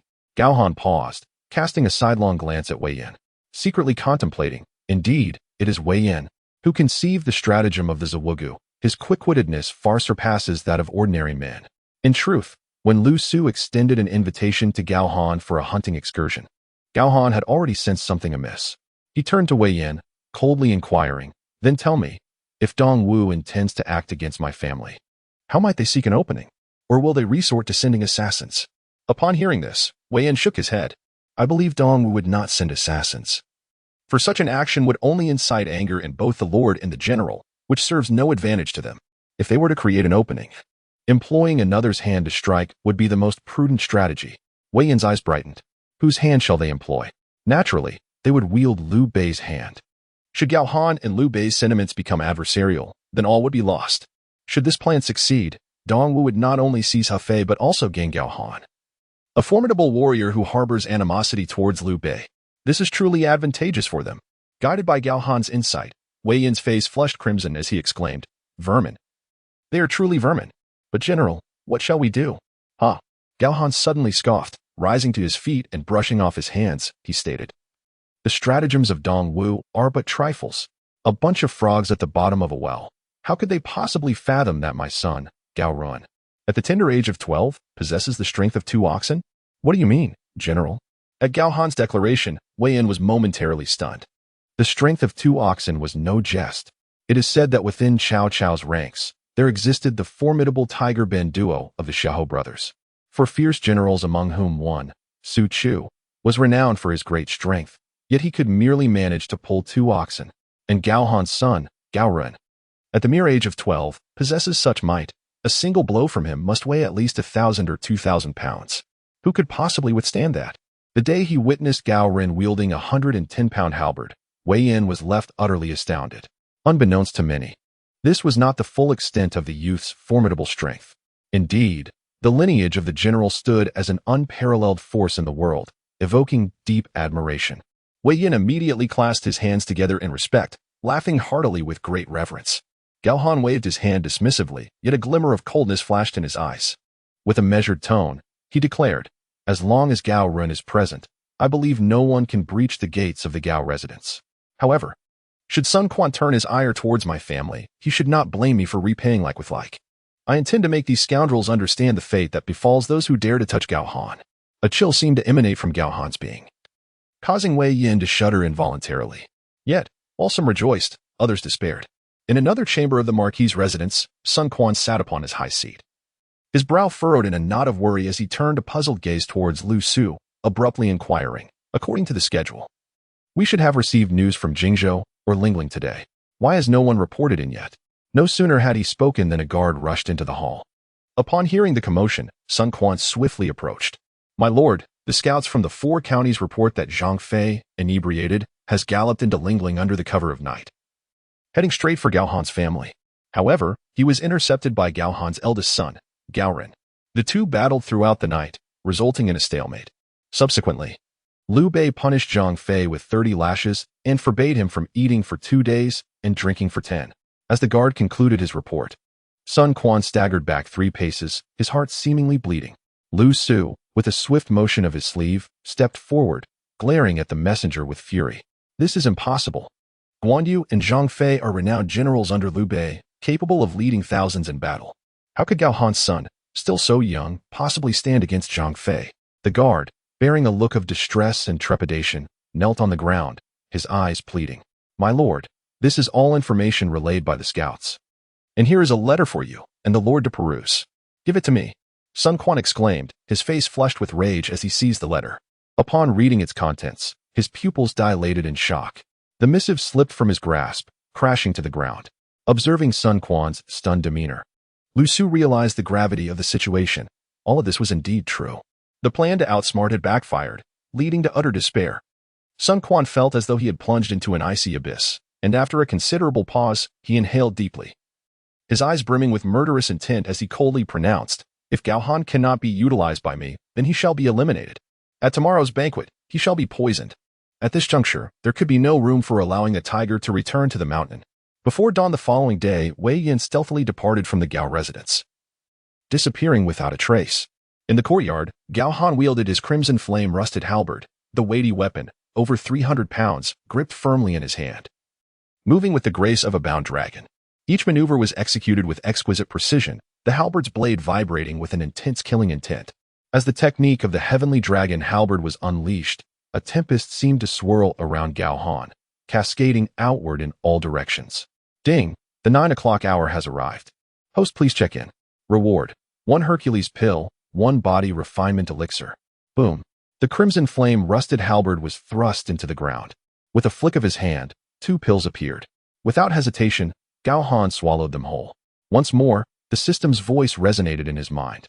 Elevation of power, the strength of 1 dragon and 4 bulls. Elevation of physique, jade-like golden appearance. In the next moment, a refreshing breeze swept under Gao Han's armpit, lifting his arm and turning his wrist to inspect closely. Gao Han was astonished to discover that his veins had transformed from a deep blue to a shimmering gold. Immediately thereafter, beams of golden light burst forth. Under the sunlight, Gao Han felt as if he were in a trance. Is this the next stage of invulnerability? His physique felt unchanged, yet what was the meaning of this golden radiance? Moments later, the golden light faded, leaving Gao Han in a state of confusion. Ding! This stage is known as jade-like golden appearance. It enhances the host's internal physique on the foundation of invulnerability, allowing the host to consume venomous snakes and ferocious beasts without fear. Indeed, this is comparable to that monstrous Wu Tu Gu. Gao Han chuckled, patting his belly. General, I have spent some resources and finally gathered information. Suddenly, Wei Yin entered, his face beaming with joy. At today's noon banquet, both Lady Wu and Miss Sun will be present. Well done, Wei Yin. You shall accompany me to the banquet shortly. But do not indulge in their delicacies. Is the general concerned about poison? I understand. However, might I inquire what you wish me to discern regarding Miss Sun of the Ho residence? Wei Yin asked, puzzled. Hearing this, Gao Han chuckled softly. The utility of Miss Sun is immense. 042. Gao Han, release my lady. An hour and a half had swiftly passed. Inside the grand hall of the Ho residence, festivities were in full swing. Sun Quan and Lady Wu were seated in the place of honor, with Sun Shanxiang accompanying Lady Wu. Before long, the esteemed civil and military officials of Jiangdong arrived in succession, taking their seats at the banquet, engaged in lively conversation and laughter, creating a lively atmosphere. Yet, one seat remained conspicuously empty, the closest to the host's position. Esteemed figures like Zhang Zhao, Cheng Pu, and Lu Su deliberately avoided this seat, daunted by its significance. For this position was intentionally reserved for Gao Han by Sun Quan. As the saying goes, one should not touch the tail of a tiger. Gao Han had directly mounted the tiger, and who would dare approach? The assembly understood the unspoken rule and refrained from nearing the vacant seat. With a sudden roar of a tiger, a thunderous sound erupted at the entrance of the Ho residence. A black tiger, bound by heavy iron chains, clanked ominously as it walked, its already fearsome presence augmented by an aura of ferocity. The guards at the entrance of the residence were rendered speechless, gasping in astonishment. While both civil and military officials were formidable in their own right, how could one ride a tiger? Over 20 armed guards encircled Gao Han and Wei Yin. Yet none dared to advance a single step. Their duty was to protect the Ho residence, and while the black tiger was a mount, it also posed a substantial threat. Should your blades inadvertently harm my general's steed, and it retaliates, my general would not come to your aid. Wei Yin dismounted, hands on his hips, exuding an air of authority as he shouted. At his words, the guards trembled, quickly sheathing their weapons and retreating slowly. With a thud, Gao Han leaped down from the tiger's back. With a forceful thrust, the crimson-rusted halberd was plunged into the ground. Tiger, perk up your ears. Gao Han chuckled as he patted the black tiger's head. The creature, lying on the ground, rubbed its neck against the halberd's shaft, as if it understood Gao Han's intent through an unspoken bond. The guards at the gate gazed on with admiration, bowing deeply as they greeted him. General, please. Their faces were filled with reverence, for those of military lineage have always revered the strong. Stepping forward, Gao Han entered meeting the gaze of the assembled crowd as he made his way to the banquet hall. What was that sound just now? And who might you be? The white-haired matriarch of the Wu state, Wu Gutai, appeared somewhat bewildered as she pointed at Gao Han, standing before her in his black armor, exuding an air of intimidation. Gao Han remained expressionless as he clasped his hands in greeting. I am Gao Han, he introduced himself. Oh, Gao Han has arrived. Please, take your seat. Sun Quan, anxious that Gao Han might divulge the matter of the siege, quickly raised his voice, interrupting Gao Han with a cheerful demeanor. Remaining composed, Gao Han took his seat. It was then that Sun Quan turned respectfully towards Wu Guotai, explaining, "Mother, this man is Gao Han, a remarkable individual. His steed is unlike any other, a black tiger. The sound you heard earlier was from his mount." Upon hearing this, Wu Guotai was momentarily taken aback, her face filled with astonishment. "This man dares to ride a black tiger? Truly, he is a tiger general of our eastern will," she exclaimed with pride. However, Sun Shangxiang interjected, "Mother, you are mistaken. Gao Han is not from eastern Wu. He serves under Liu Bei of Jingzhou." In an instant, Sun Quan's expression darkened. He chastised, "Sister, do not interrupt when an elder speaks." "Humph, brother, I am capable of battling in the field, so why should I not speak?" Sun Shangxiang retorted indignantly. "You must clarify why a subordinate of Liu Bei has come to eastern Wu." Wu Guotai's expression hardened, feeling as though a bucket of cold water had been thrown in her face. Her eyes blazed with anger as she glared at Sun Quan. The foundation of eastern Wu was hard-earned, and she had long been vexed by Liu Bei's encroachment on Jingzhou. Why, at such a fine banquet? Was a man from Liu Bei's ranks invited? Were they plotting something? "Mother," Sun Quan sighed, unable to utter a word, casting a frustrated glance at Sun Shangxiang. Feeling utterly helpless. "What? Are you concerned about your sister?" Wu Guotai's tone was mocking, low yet filled with ire. "Surely not. Surely not." Sun Quan hastily shook his head. As the banquet gradually quieted, Wu Guotai managed to suppress her anger, stating coldly, "Very well, we shall discuss this matter later. After the banquet, ensure that Gao Han returns whence he came." "Yes, yes, understood, mother." Sun Quan replied quickly. Yet, within him, a heavy stone had fallen, his expression dark as he thought. Return? To the underworld, perhaps. In addition to the poison, Sun Quan had also arranged for 100 executioners outside the. If Wei Yin were to discover anything, it would be best to send him to the underworld, so he could accompany Gao Han on the journey. In an instant, Sun Quan's expression shifted, and with a beaming smile, he raised his wine cup. "Come, I toast to all of you." The servants beside the officials immediately began to bow and pour wine. "We also toast to our Lord." The officials raised their cups in unison, their faces brimming with joy. Before Gao Han, there was also a cup filled to the brim with clear wine, rich with the aroma of meat, tantalizing the senses and heightening one's appetite. "I also toast to the Lord of Wu." Gao Han joined the crowd, lifting the cup from the table and downing it in one gulp, the warmth coursing down his throat. Sun Quan glanced at Gao Han, concealing his emotions, yet internally he was overwhelmed with exhilaration. "It's done. It has finally been accomplished. Gao Han, no matter how strong you are, what I, Sun Quan, cannot possess, Liu Bei can only dream of." The poison in Gao Han's wine was the most potent toxin in Eastern Wu, known as Huangguan, tasteless and colorless. When mixed with wine and meat, it enhanced the fragrance, stimulating the appetite. Once ingested, the poison would soon cause a flushed face, inducing a drowsy stupor, and with but a single closed eye, the king of hell would claim him. However, a moment passed, then another. Half an hour went by. Burp. Gao Han belched, casually discarding the chicken bone onto the table. Feeling a slight choke, and took a few more swigs of wine. He felt relieved. Sun Quan exchanged glances with Lu Su, both men blinking in sheer panic as they turned to gaze at Gao Han. The meat was gone, the wine was gone. How on earth is he not dead from the poison? Clang. The wine cup crashed to the ground. Sun Quan's face instantly turned crimson, resembling a monkey's rear. Then, darkness clouded his vision, and he fainted outright. "My lord." The crowd was paralyzed with fear, rushing from their seats. "Someone, fetch the physician. Go summon the physician." The lady of Wu, pale as a ghost, hurriedly instructed someone to find the doctor. What had once been a lively hall was now in disarray. Seizing the moment, Gao Han narrowed his eyes. Having feasted and drunk, he rose from his seat and strode towards Sun Shangxiang. Lu Su and Qing Pu were startled. "Gao Han, what do you intend to do?" "Release my lady. I dare you to stop me." "Ah!" Sun Shangxiang screamed. Lu Su and Qing Pu were still reeling from the shock when Gao Han lunged forward, seizing Sun Shangxiang and pulling her towards the exit. Wei Yin, with a wicked grin, followed closely behind. "This is bad. The lady has been abducted by Gao Han." Lu Su shouted in alarm. The lady of Wu, her wrinkled face devoid of color, cried out in terror, "Quick! Stop Gao Han!" Suddenly, all attention in the grand hall shifted from Sun Quan to Gao Han. "This is Eastern Wu, not a place where you can run amok. How dare you so brazenly kidnap my lady? A capital offense." In an instant, The civil officials erupted in outrage.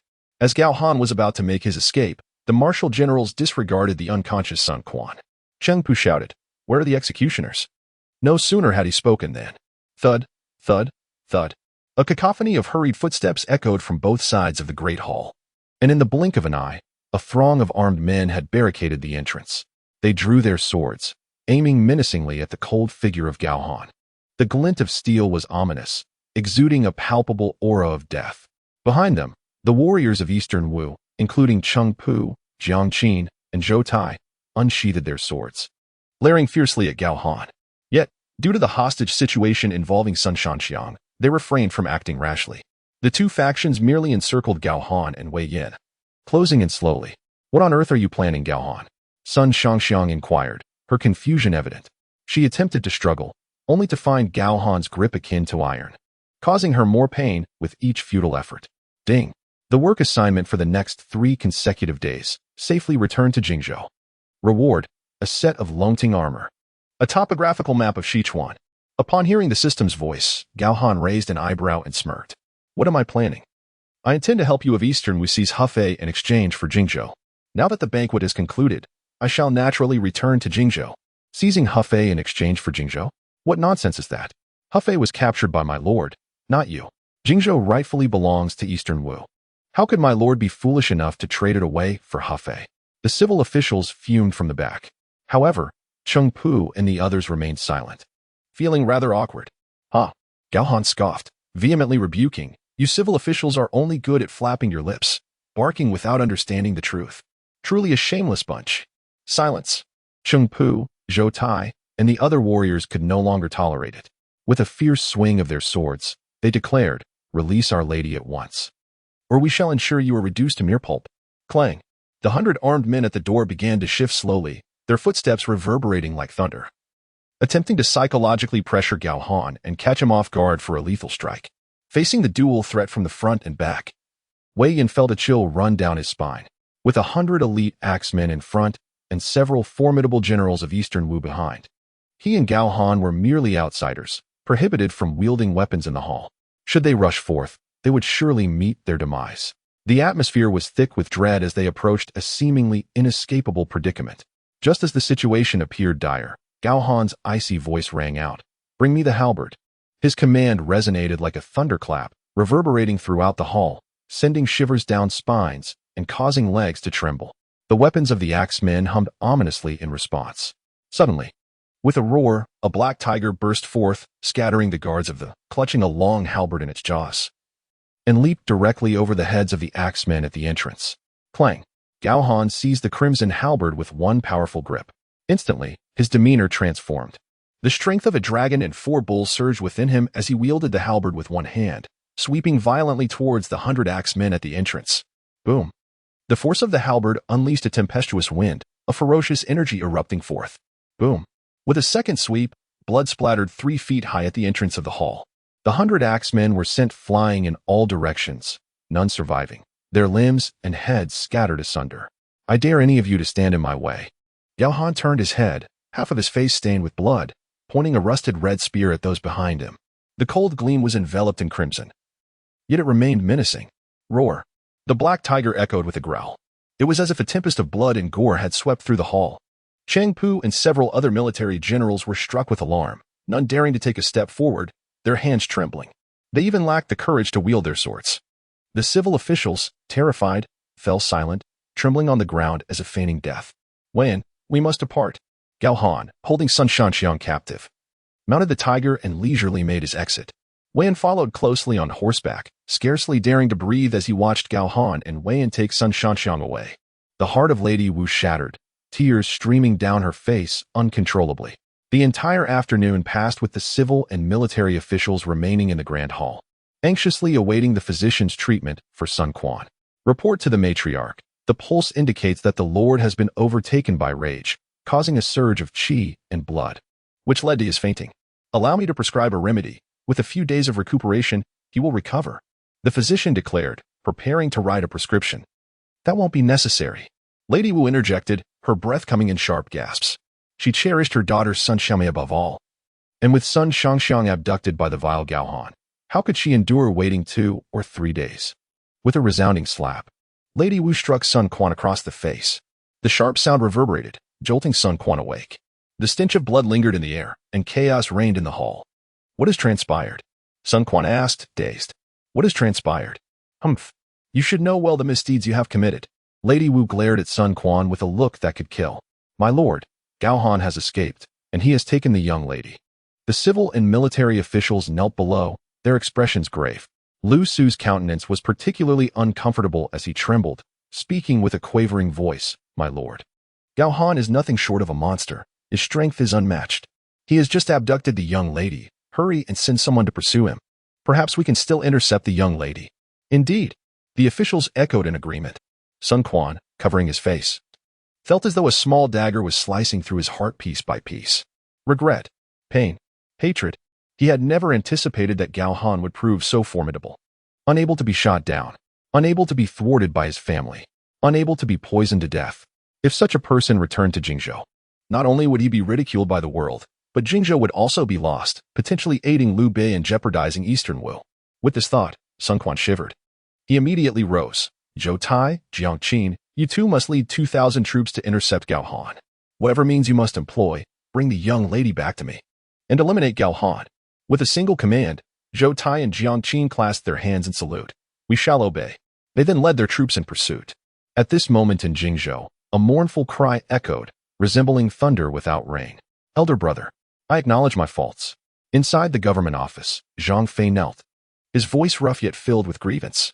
Humph. Liu Bei, infuriated, turned his face away, refusing to look at Zhang Fei, leaving only his silhouette behind. Zhang Fei, with a sorrowful expression, raised his 2 dark hands, unsure of where to place them. He could only turn to Guan Yu for help. Silently pleading with his eyes, second brother, please speak a good word for me to brother. Guan Yu sighed, shook his head, and averted his gaze.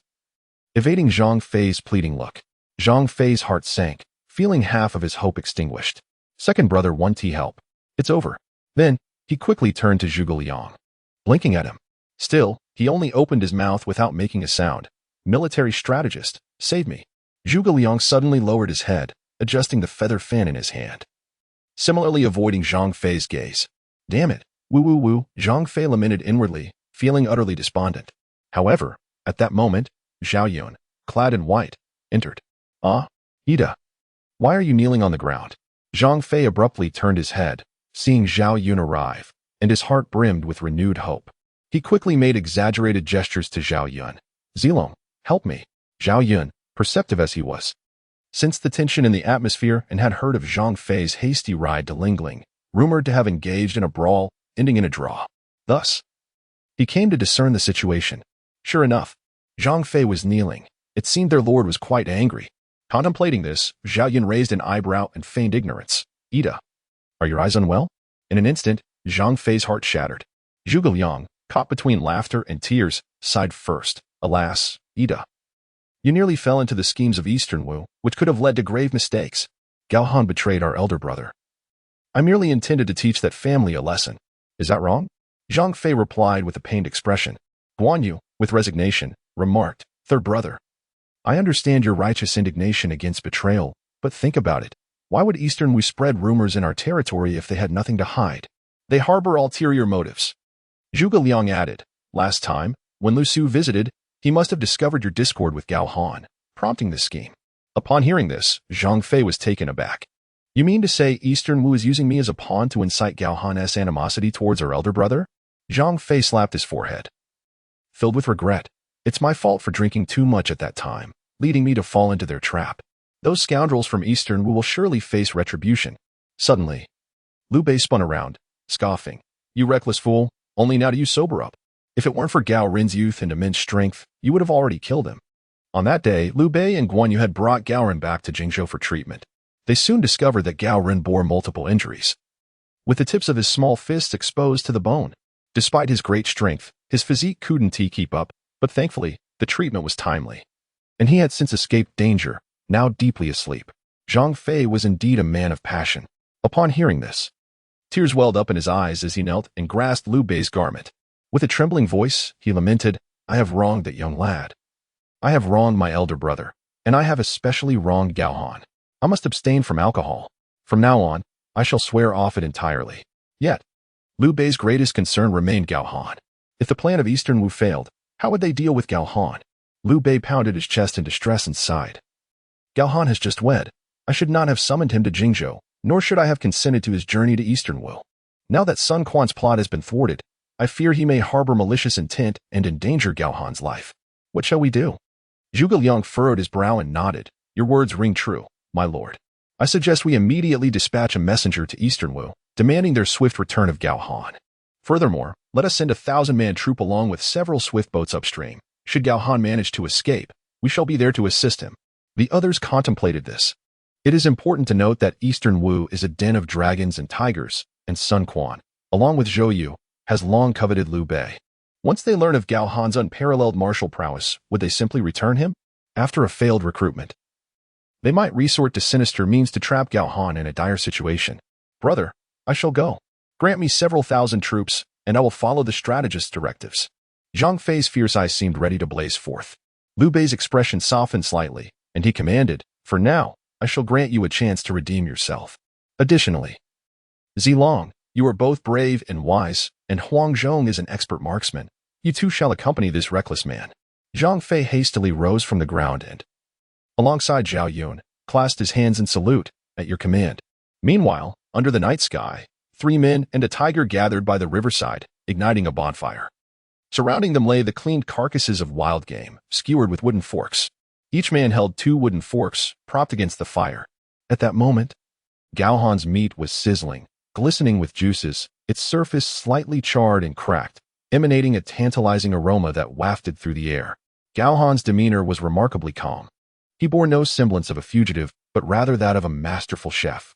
The roast in his hands was cooked to perfection, its aroma irresistible. Tiger, Gao Han called, tossing the roasted meat high into the air. The quietly lying black tiger's eyes lit up, its mouth opened wide, eagerly devouring the treat with a blissful expression. Gao Han then began to savor the meat on his own wooden fork. Wei Yin glanced at the charred meat in his hand and felt a wave of disappointment wash over him. General, your roasting technique is truly exquisite, Wei Yin remarked, swallowing hard. With practice, you two can master it, Gao Han succinctly replied, taking a bite of the tender, juicy meat. Gao Han, have you two finished your chatter? Pray, enlighten us as to the motives behind my abduction, Sun Xiaomei inquired, her cold, beautiful face betraying a hint of concern, though she maintained an air of superiority. To survive, one must not fear death. Otherwise, should one falter, they will only meet their own demise. From noon until now, she had been on the run, believing that Gao Han would take her life the moment he had escaped danger. Yet, he did not. Instead, he provided her with meat, allowing her to roast it herself. There must be ulterior motives at play. If one were to inquire about intentions, one should question your elder brother regarding his motives in attempting to ambush me on the battlefield, or his schemes to entrap my family. What, pray tell, was his intention in poisoning me at today's banquet? Gao Han's series of inquiries left Sun Shangxiang momentarily speechless. Was her brother truly so nefarious? With merely 2,000 troops, does he dare to obstruct me, Gao Han? She retorted, nay, you lie. At today's midday banquet, you indulged without restraint. If my brother had poisoned you, how could you possibly remain unscathed? Sun Shangxiang questioned, disbelief etched upon her face. How absurd. Gao Han shook his head, inwardly cursing. Were it not for my physique being akin to jade and gold, impervious to all toxins, that scoundrel Sun Quan would have triumphed long ago. Wei Yin, overhearing Sun Shangxiang's words, chuckled and remarked sarcastically, indeed, Miss Sun is the daughter of a prominent family, with a Na'vi heart unacquainted with the peculiarities of this world. Much like my general, a divine being indeed, who could not only withstand poison but could also vanquish a tiger with a single blow. At these words, the black tiger grew displeased, baring its teeth and glaring at Wei Yin, causing him to feel a chill run down his spine and hastily fall silent. However, Sun Shangxiang discerned the veiled mockery in his words regarding her sheltered upbringing. Yet, a brother is still a brother. Sun Quan, the lord of Eastern Wu, naturally acts in the interest of his domain, just as she, in her youth, did not wish to remain idle in the boudoir, brimming with fervor, had never been inferior to any man, yearning to gallop across the battlefield. She understood deeply the nature of this world, where individuals are often not masters of their own fate, especially women. What of an Eastern Wu maiden? For the sake of national interests, At the command of her mother and brother, she would be compelled to marry, tears in her eyes. She now comprehended why Gao Han had taken her hostage. At least part of the reason was her brother's treachery against Gao Han's kin. What must I do to secure my release? Sun Shangxiang inquired anxiously. Gao Han chuckled. Do not the people of Eastern would desire Jingzhou? I shall take you there. With a swift motion, he extinguished the flames and seized Sun Shangxiang. Leaping onto the back of the tiger, prepared to continue their journey toward Jingzhou. However, at that moment, a cacophony of hoofbeats echoed from behind, causing the ground to tremble. Such a sound and vibration suggested a formidable force of over 1,000 troops. Wei Yin quickly deduced the situation. It appears Sun Quan has dispatched men in pursuit. What shall we do, General? Should we hasten our flight to Jingzhou? Yet, Gao Han merely glanced back and coldly stated, there is no escape, they have already caught up. This was not mere conjecture on Gao Han's part, but an observation honed through keen hearing and sight. An exceptional archer must possess not only sharp eyesight but also acute hearing. At this moment, a brisk wind is blowing, accompanied by a rustling sound that envelopes the ears, drowning out other noises. The swift gusts mask the distant clatter of hooves, leading one to mistakenly believe that the sounds originate from afar. In stark contrast to this assumption, the source of the commotion is indeed quite near. As anticipated, in mere moments, a dark mass of horsemen and soldiers emerges before them. Release my lady at once, or we shall leave your corpse intact. Jiang Qin bellows, brandishing his spear. Upon catching up with Gao Han and his companions, he feels a surge of joy. Beside him, Zhou Tai, broad-shouldered and imposing, follows suit with a thunderous shout. Gao Han, you scoundrel, surrender my lady immediately. If not, my 2,000 troops shall charge forth and rend you to pieces. General Jiang Qin, General Zhou Tai, save me. Hearing this, Sun Shangxiang's spirits lift, and she urgently calls for help. Oh, so you are Zhou Tai?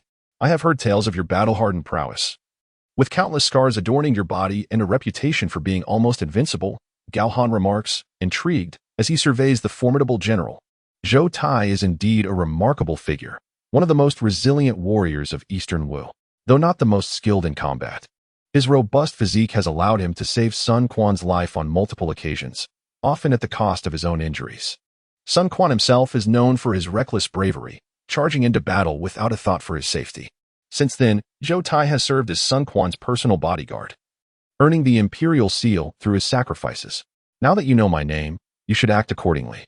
My lady is of noble lineage, not someone you can abduct. Zhou Tai, elated that Gao Han recognizes him, immediately begins to chastise him. Little does he know, Gao Han has already set his sights on him. In the next instant, Gao Han hands Sun Shangxiang over to Wei Yin, wielding his crimson rusted halberd, and charges forth on his black tiger steed, heading straight for the 2,000 soldiers. Jiang Qin and Zhou Tai exchange glances, feeling a rare burn of indignation at being looked down upon. Just as Gao Han hands the lady over to Wei Yin, they see a golden opportunity to take him down. Heed my command. Attack. Zhou Tai and Jiang Qin roar in unison, spurring their horses and charging towards Gao Han. The crimson rusted halberd gripped firmly in hand, they advance with determination. As Zhou Tai and Jiang Qin thrust their long spears at him, Gao Han sweeps his right arm, the halberd gleaming coldly. With a simple yet decisive motion, he strikes. Bang! Jiang Qin, along with his spear, is sent flying 5 or 6 meters, crashing to the ground. Lifeless. Zhou Tai fares no better. The immense force causes his thumbs to flip backward, rendering him unable to hold his spear, which Gao Han effortlessly disarms with a single sweep. Zhou Tai is no ordinary man. Gritting his teeth, he lets out a fierce growl.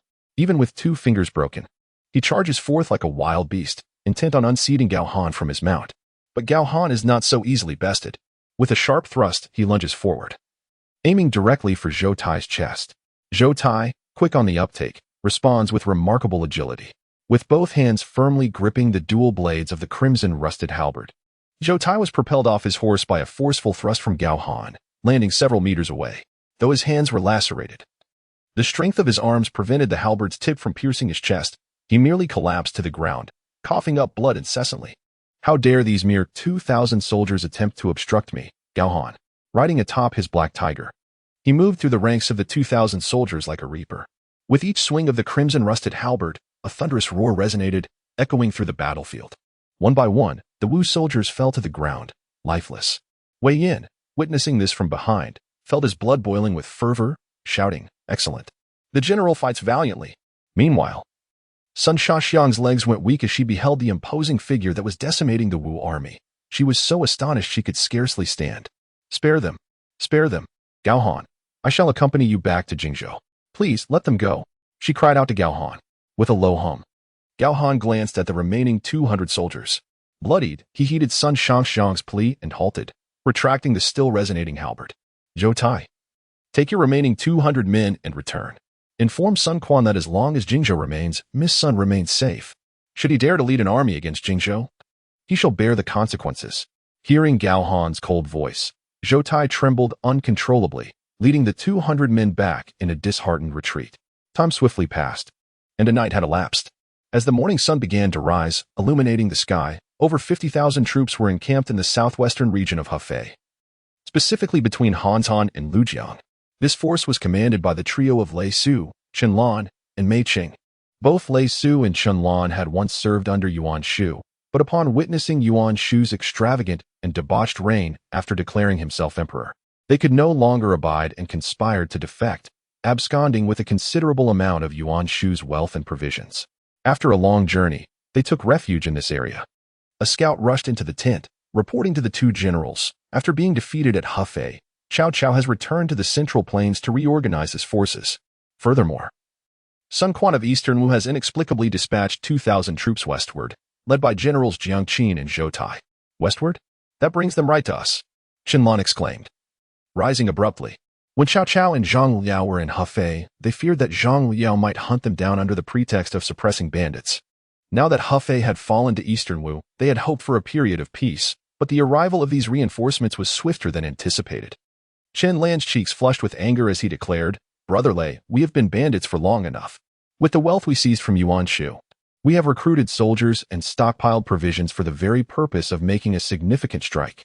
Since Sun Quan dares to approach, why not launch an assault on Jiankong? In this chaotic era, who does not yearn to achieve greatness? As their desires grew with the promise of ample provisions and troops, Lei Su, with his dark complexion, calmly shook his head and firmly pushed Chen Lan back into his seat. My dear brother, while we command an army of 50,000, we lack a fortified stronghold as our foundation. A single misstep could lead to our downfall, Lei Su lamented, aware of the precariousness of their situation. Do not underestimate their resolve. In the hands of our commanders, a substantial portion of the troops consists of the once regular forces under Yuan Shu. However, this situation presents both advantages and disadvantages. A general must not only consider the benefits, but also the potential drawbacks. What do you propose, Brother Lei? Chen Lan inquired. With a decisive thump of his thigh, Lei Su declared, Let us, dear brother, lead 5,000 men to assess the situation. If it indeed turns out to be Sun Quan who threatens us, we can take action then. Furthermore, have Brother Mei Chung summon his 10,000 troops to join us. Upon our return, the three of us shall deliberate further. Agreed. Let us proceed. The two reached a swift consensus and dispatched 5,000 troops at once. At that moment, Gao Han and his companions arrived in the vicinity between Han Mountain and Lujiang. To reach Jingzhou, they needed to traverse the land to Lulangpu, making this area a vital passageway. Suddenly, a tattered woman came running from ahead, her demeanor frantic as she glanced back repeatedly. Upon turning her head and spotting Gao Han atop his black tiger steed, she was taken aback and could not help but burst into tears. What could a woman be doing in such desolate wilderness? Gao Han pondered. General, allow me to inquire. With that, Wei Yin approached her. After questioning, they learned that the woman had been captured by a band of nearby thieves and had managed to escape while they were distracted. Spare me, kind sir. Spare me. Seeing Gao Han and Wei Yin clad in armor, the woman fell to her knees, despair in her eyes, begging for mercy. With a swift motion, Gao Han shook his arm, causing a piece of silver to fall to the ground, rolling right in front of the woman. Upon seeing it, her tears streamed down her cheeks. Take this money and leave this place. Seek your fortune in the city, Gao Han instructed, initially viewing this as a mere interlude. He prepared to depart. However, just a few steps away, the sound of galloping hooves reached his ears. The woman, upon hearing this, felt her legs weaken, gripping the silver tightly and unable to stand. Thieves! It's the thieves! She cried out. This scene stirred a pang of sorrow in Sun Shaxiang's heart. How chaotic the world outside had become. Simultaneously, she could hardly fathom that a fierce warrior like Gao Han would extend a hand to a destitute woman. Who dares to let my people escape? A furious voice rang out from the front. Gao Han looked up to see around 20 individuals wielding sabers and carrying longbows. Advancing on horseback, they donned armor that was far too respectable for mere brigands. Gao Han felt a wave of confusion wash over him as he brandished his spear and approached them. "Who are you, and why do you engage in such thievery?" he demanded in a commanding tone. The leader of the group, a young man with a slight beard, appeared to be around 24 or 25 years of age, akin to Gao Han's own. Upon closer inspection, the young man was taken aback to see Gao Han's mount, a black tiger. "I am Mei Cheng's brother, Mei Chuan. You would do well to return that woman to me at once. Otherwise, do not blame us for showing no mercy." Mei Chuan, however, did not dare to advance, instead signaling his companions to draw their bows, aiming at Gao Han. "Mei Cheng?" Gao Han was momentarily stunned. Could it be that Mei Cheng, who has rebelled against Cao Cao and mingled with the insurrectionists Lei Su and Chen Lan, is the one in question? Although these three lack renown, it is often said that three cobblers can outmatch Zhuge Liang. They command an army of 50 to 60,000, having established themselves as bandits in this region, overflowing with wealth and provisions. Alas, they possess no fortifications, caught between the forces of Liu, Sun, and Chao. Mei Cheng and Chen Lan were ultimately annihilated by Chao's troops, branded as thieves. Gao Han pondered silently. In this chaotic world, lacking a solid foundation is most troublesome. Yet, in my quest to carve out an era of peace amidst turmoil, the absence of troops is a formidable obstacle. If only I could enlist these 50,000 under my banner. Just as Gao Han's thoughts raced, a sudden arrow shot towards his steed, the black tiger. It was indeed the work of Mei Chuan. "Shoot. Target his black tiger first." Mei Chuan commanded with a swift motion, ordering the assault on Gao Han's mount. In an instant, a dazzling array of arrows surged forth, all aimed at the black tiger. How foolish. Observing this, Gao Han quickly refocused, wielding his crimson rusted halberd and sweeping violently to the right. A tremendous force erupted, conjuring an immense gust, akin to an invisible hand, deflecting the arrows. None finding their mark, as they all embedded themselves in the ground to the right. Gao Han thrust the crimson rusted halberd into the earth. "Now it is my turn," he exclaimed, swiftly drawing the 1,000-pound stone-splitting bow hanging by his side, knocking an arrow, pulling back the string, and releasing with a sudden motion. Thud! Mei Chuan's warhorse collapsed, lifeless. In a cacophony, the 20 or so men descended into chaos, turning their steeds to flee. Thud, thud, thud. Yet Gao Han continued to unleash arrows with remarkable speed. In the blink of an eye, the 20 men lay on the ground, writhing in agony, unable to cease their cries. "Who exactly are you?" "My brother is just behind, commanding 1,000 men. Should you take my life, he will not spare you." Mei Chuan lay prostrate on the ground, bloodshot eyes ablaze. "Please, General, accept me as your adopted son." Wei Yin approached and delivered a resounding slap to the back of Mei Chuan's head. "Our general fears not even the myriad forces of Eastern Wu. What is your brother's 1,000 men to him?" Upon hearing this, Gao Han's eyelids twitched. If he were to face 1,000 men alone, he would surely be utterly exhausted before vanquishing them all. He is a living man, not a deity. Even with ample strength and physique, triple the endurance is still somewhat lacking. At this, Mei Chuan chuckled derisively. "Ha ha ha. How laughable. Do you dare to underestimate the forces of Eastern Wu? Do you truly believe yourself to be the formidable Gao Han?" Recently, Cao Cao and Sun Quan had clashed in Hefei, and they had positioned themselves in the southwestern outskirts of Hefei. Thus, Mei Chuan and his brother Mei Cheng had been diligently gathering intelligence on Sun Quan and Cao Cao. However, the reports from their spies inevitably circled back to one name, Gao Han. Sun Quan's capture of Hefei was due to Gao Han, who single-handedly cut down the Chao army generals Li Jian and Lu Jin in a single strike on the battlefield.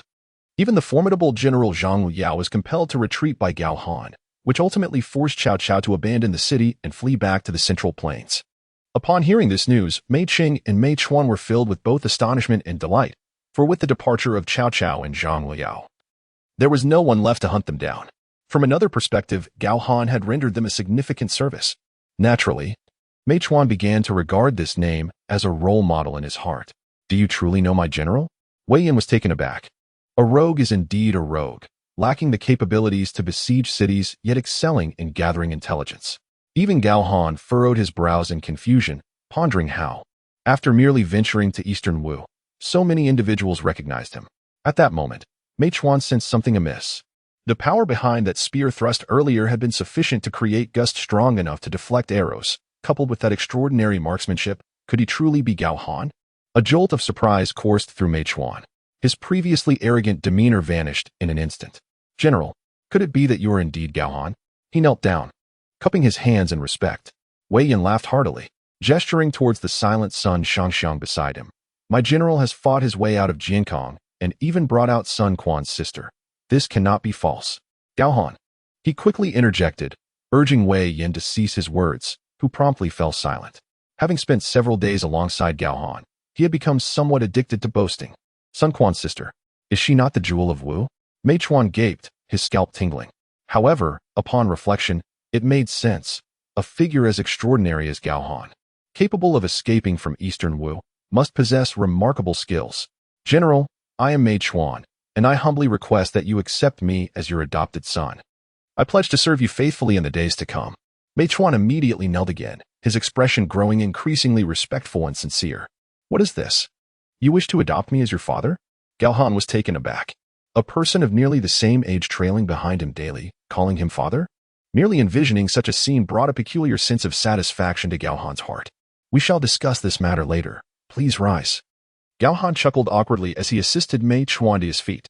Very well, but I implore you to accompany me to meet my elder brother, who speaks of you daily, and perhaps admires you even more than I do. Mei Chuan said, leaning slightly and extending his arm in a gesture of invitation. Agreed. Gao Han nodded. Meanwhile, on the other side, Lei Su and Chen Lan, leading 5,000 troops, ventured eastward. Before long, they found themselves rooted to the spot.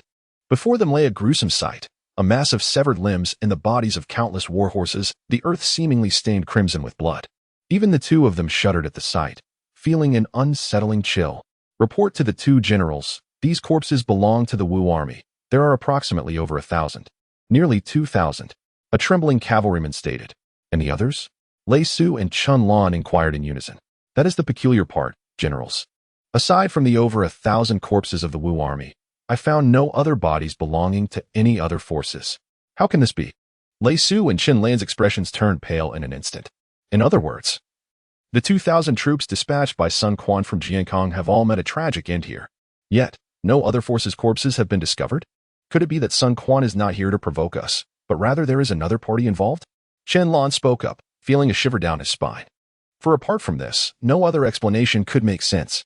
Lei Su also gasped in horror. Terrifying. Indeed terrifying.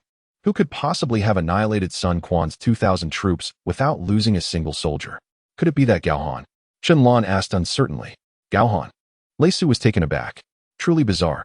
The two exchanged bewildered glances, and after much deliberation, they could not reach a conclusion regarding Gao Han's involvement. They had always kept a watchful eye on Sun Quan and Cao Cao, yet Gao Han seemed to have appeared out of nowhere, aiding Sun Quan in seizing Hefei. Even the spies lurking around Jiankong had never heard of anyone by the name of Gao Han from Eastern Wu.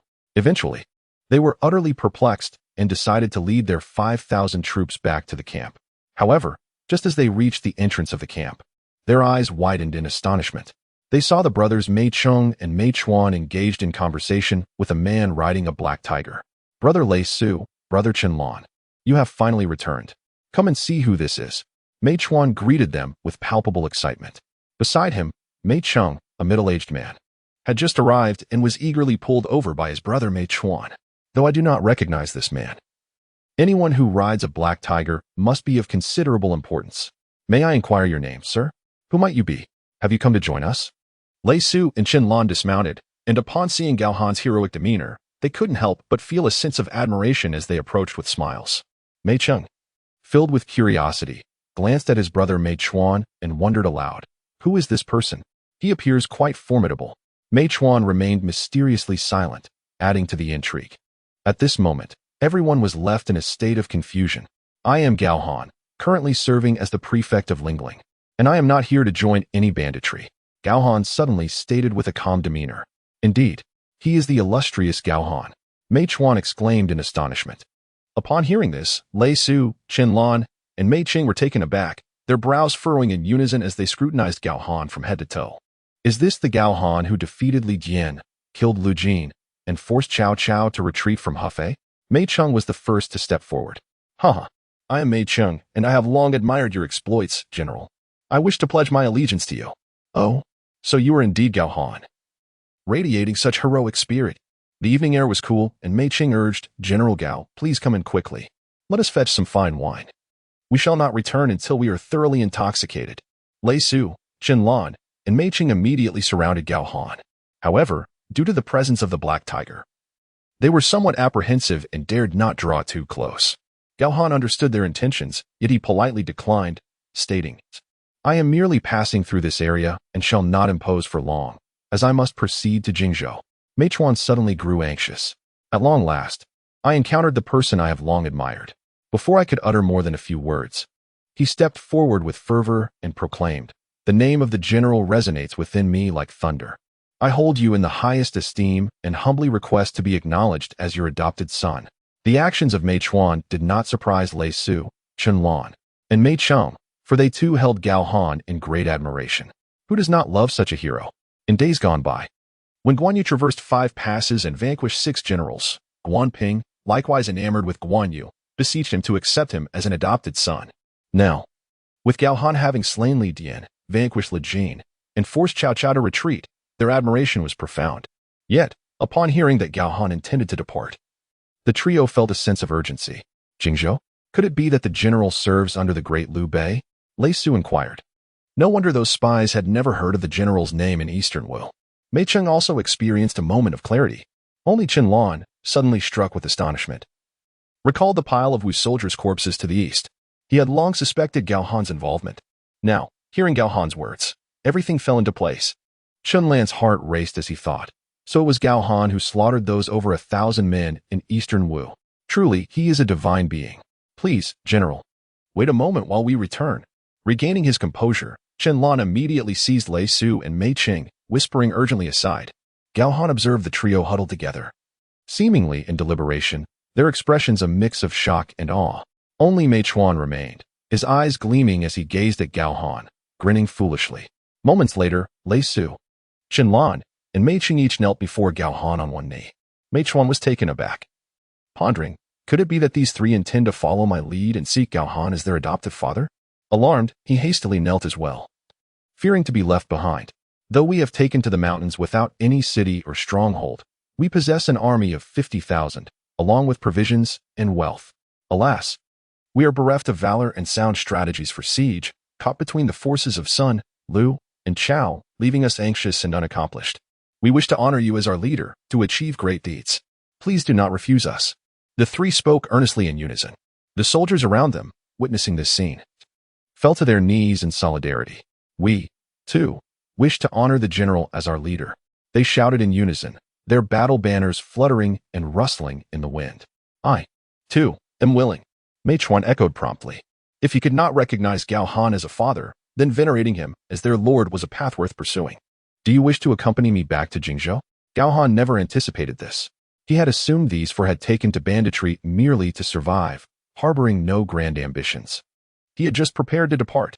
For Gao Han's followers never comprised mere idlers, though 50,000 was a considerable force if they were all slothful men. It would be better to have none. To Gao Han's astonishment, these 4, along with their men, were indeed men of valor. "I, the humble commander, wish to follow the general to Jingzhou," Lei Su declared. "However, we 4 shall only recognize you as our leader. Should Liu Bei wish to enlist our band of brothers, it must be contingent upon your approval." Chen Lan spoke candidly. "Indeed, with so many formidable generals under Liu the Emperor's command, should we join them, we would not only be overlooked but would likely find ourselves relegated to the lowest ranks. We yearn only to follow the general, to gaze defiantly upon the battlefield, and to bravely take the lead." The 4 spoke in unison, astonished by Gao Han's remarkable reputation. Sun Shangxiang was inwardly astonished, biting her lip in disbelief. Surely, these 4 had witnessed the over 1,000 corpses from Eastern Wu, which is why they held Gao Han in such high esteem. Wei Yan was equally taken aback, secretly delighted, realizing he had indeed aligned himself with the right person. This was an army of 50,000, if the invincible Gao Han were to lead them. It seemed the land would soon witness the rise of warlords once again. "Please rise quickly." Upon seeing this, Gao Han dismounted from his steed and approached to assist them up. He surveyed the surrounding soldiers and spoke earnestly. "If that is the case, I, Gao Han, shall not decline. Moreover, I hereby pledge an oath. Within 6 months, I will surely lead you to establish a firm foothold in this vast world, becoming a force to be reckoned with." The four were immediately moved to tears. What Gao Han promised was precisely what they all desired. My lord, what shall be our next course of action? Lei Su asked earnestly as he approached. After a moment of contemplation, Gao Han replied, You may begin preparations to set up camp in the coming days. Once I receive news from Jingzhou, we shall move the army. Excellent. We shall await our lord's message. The four bowed in unison. Before long, Gao Han and his companions departed, continuing their journey towards Jingzhou. What a stroke of fortune it is to encounter our lord, one exclaimed. Indeed, but it seems even heroes are not immune to the allure of beauty. Love and desire are universal. I had thought someone as divine as our lord would shun the company of women, Mei Chuan remarked with a teasing glance at the three, chuckling. Brothers. I forgot to mention, that woman is Sun Quan's sister, the beloved jewel of Wu Guotai. She was taken by Gao Han. What? Sun Quan's sister? Our lord actually abducted her from Jiankong? Surely this cannot be true. They gasped in shock. Wu Guotai must be furious, wielding her sword and pursuing Sun Quan without mercy. The three exchanged astonished glances, whispering in awe, Our lord is truly extraordinary. At that moment, in eastern Wu, Zhou Tai led over 200 remnants of his troops back to Jiankong. His hands were stained with blood, and the dried crimson at the corners of his mouth spoke of grim tidings. Entering the hall, he bowed sorrowfully. My lord, General Jiang Qin has been slain by Gao Han. Over 1,700 men, all brutally perished beneath his halberd. The officials lining the hall gasped in unison. Zhou Tai. What of the young lady? Surely, amidst such loss, we must recover her. Sun Quan and Wu Guotai, seated above, looked at Zhou Tai with urgency, awaiting an answer. I regret to report, my lord, the young lady has been taken by Gao Han. He even stated, what did he say? Sun Quan suddenly stood, pointing an accusatory finger at Zhou Tai. Zhou Tai trembled as he finished. He said, As long as Jingzhou remains intact, the young lady shall too. Should you dare to mobilize forces against Jingzhou, you must bear the consequences. A heavy silence enveloped the hall. Yet, at that moment Zhou Tai rolled his eyes and collapsed with a thud, as the wounds on his hands had already begun to rot. I am Zhang Fei, and I am fond of individuals like you. Zhou Tai. Upon witnessing Zhou Tai's fainting, the crowd hurriedly surrounded him. Even Sun Quan furrowed his brow and rushed down, urgently summoning the physician to attend to Zhou Tai. What on earth was happening? Sun Quan's forehead throbbed with confusion as he gazed down at Zhou Tai. Zhou Tai, with his tough skin and robust physique, had withstood numerous fatal injuries on the battlefield, saving Sun Quan on several occasions, though his martial skills were not particularly exceptional. Among the warriors, none dared to defy him. Who would dare challenge him and face his blade? Suddenly, Zhou Tai convulsed, startling the surrounding scholars, who recoiled in terror, their faces blanching. The group of military commanders forcibly restrained the stout Zhou Tai, allowing the physician to examine his injuries. The physician, carrying a medicine box, appeared bewildered. He frowned and remarked, Such peculiar symptoms, this does not resemble poisoning, yet why is he in such a state? At that moment, Zhou Tai arched his body like a shrimp, his teeth clenched tightly. As the physician inspected him from head to toe, his attention was drawn to the injury on Zhou Tai's hand. With a grave expression, he inquired, How did he sustain this injury? A soldier immediately reported. Reporting to the lord, General Zhou Tai's hand was injured by Gao Han's long halberd. Was such an injury truly inflicted by a halberd? It isn't poison. Could it be sorcery? After pondering briefly, the physician appeared somewhat embarrassed and said, My lord, forgive my ignorance, but there is no remedy that can save General Zhou Tai. Ah, no remedy? General Zhou Tai, who had danced at the gates of death so many times, was now to perish beneath Gao Han's halberd. Is that truly significant? What matters is Jingzhou. We cannot reclaim Jingzhou for Eastern Wu. The crowd began to murmur among themselves. Bang! Upon hearing this, Sun Quan felt darkness wash over him and sank to the ground. He had intended to kill Gao Han. Yet in the end, Gao Han remained alive, having lost his sister, and both General Jiang Qin and Zhou Tai had perished. Sun Quan felt as if struck by thunder. Alas, my daughter. Wu Guotai glared at Sun Quan, wiped her tears, and left the main hall, while Lu Su remained particularly composed, silently contemplating. It seems the plan to ally with Lu against Chao must now be altered to ally with Chao against Lu. Meanwhile, Gao Han and his companions, after 3 days of arduous travel, finally reached Lu Longpu. At this moment, Zhang Fei had not closed his eyes for 2 days. He sat at the bow of the boat, wide awake, and then, exhausted, dozed off. Zhao Yun and Huang Zhong, leading 2,000 troops, awaited by the riverbank to receive Gao Han. Roar! Suddenly, a tiger's roar echoed. Zhang Fei's eyes darted open, and he swiftly drew his 8-foot snake spear, groggily thrusting it forward twice. In this place devoid of jungle, how could there be a tiger's roar? Curiosity piqued, Zhang Fei ordered several swift boats to investigate. Everyone, stay alert and prepare your bows and arrows. If there truly is a tiger, we shall drive it away. If Gao Han can return from Eastern Will, I do not wish for him to meet his end at the jaws of a tiger. In an instant, the scenery across the shore came into view. General Zhang, look. That person seems to be Gao Han. Where? Following the soldiers, Zhang Fei indeed spotted Gao Han astride a remarkably robust black tiger, searching for a means of passage on the other side. General Gao Han. Zhang Fei was initially taken aback, his brows raising in surprise. But then a wave of joy washed over him. Quickly, steer the boat to the side. With a flurry of movement, Zhang Fei was the first to leap down. With a pained expression, he clasped his hands in greeting. General Gao Han, I fell victim to the treachery of the Eastern Wu vermin, nearly causing harm to that young lad Gao Ren. I have come to offer my apologies. Oh, Gao Han's countenance stiffened at the news, naturally inciting some anger. He hurriedly inquired, how is my son now?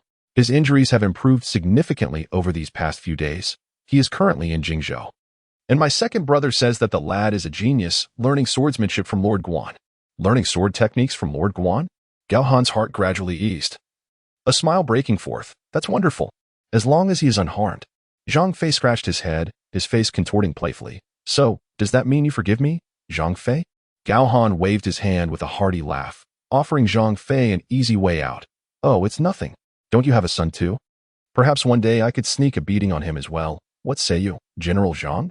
Upon hearing this, Zhang Fei burst into hearty laughter, throwing an arm around Gao Han's shoulders. Zhang Fei, quite like your style, unlike that heartless Silo. Last time, because of this matter, I tried to signal him to plead on my behalf with Big Brother, but that rascal had the audacity to say my eyes were uncomfortable. Ha. As they conversed, the atmosphere grew increasingly amicable. They boarded the ship and successfully returned to Jingzhou. Brother, look who I've brought back. In the governor's office, Zhang Fei and Gao Han entered side by side. Gao Han? You're back. What? Gao Han has returned. Father, Liu Bei, Zhuge Liang, Guan Yu, and Gao Ren all hurried to greet them.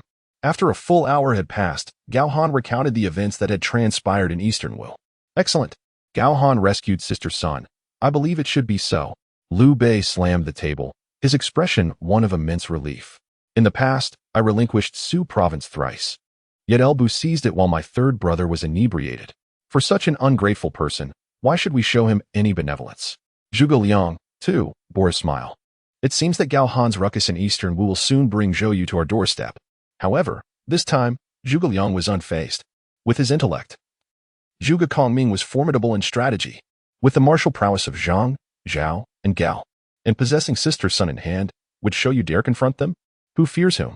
My lord, now that Gao Han has returned, did you not wish to share a few words with him? Zhuge Liang suddenly reminded. Liu Bei smacked his forehead. Second brother. Third brother. I wish to extend our brotherhood from 3 to 5. What do you both think? Agreed. Guan Yu and Zhang Fei replied in unison. This left Liu Bei utterly astonished. He had not anticipated such smooth accord. However, the forthcoming scene would bring him great relief. Zhang Fei turned to Zhao Yun with a smile, calling out, fifth brother. Zhao Yun was momentarily taken aback, wondering why he had been designated as the fifth. However, Zhang Fei abruptly bypassed him and seized Gao Han's arm, exclaiming, Come, let us drink. Upon witnessing this, Guan Yu burst into hearty laughter.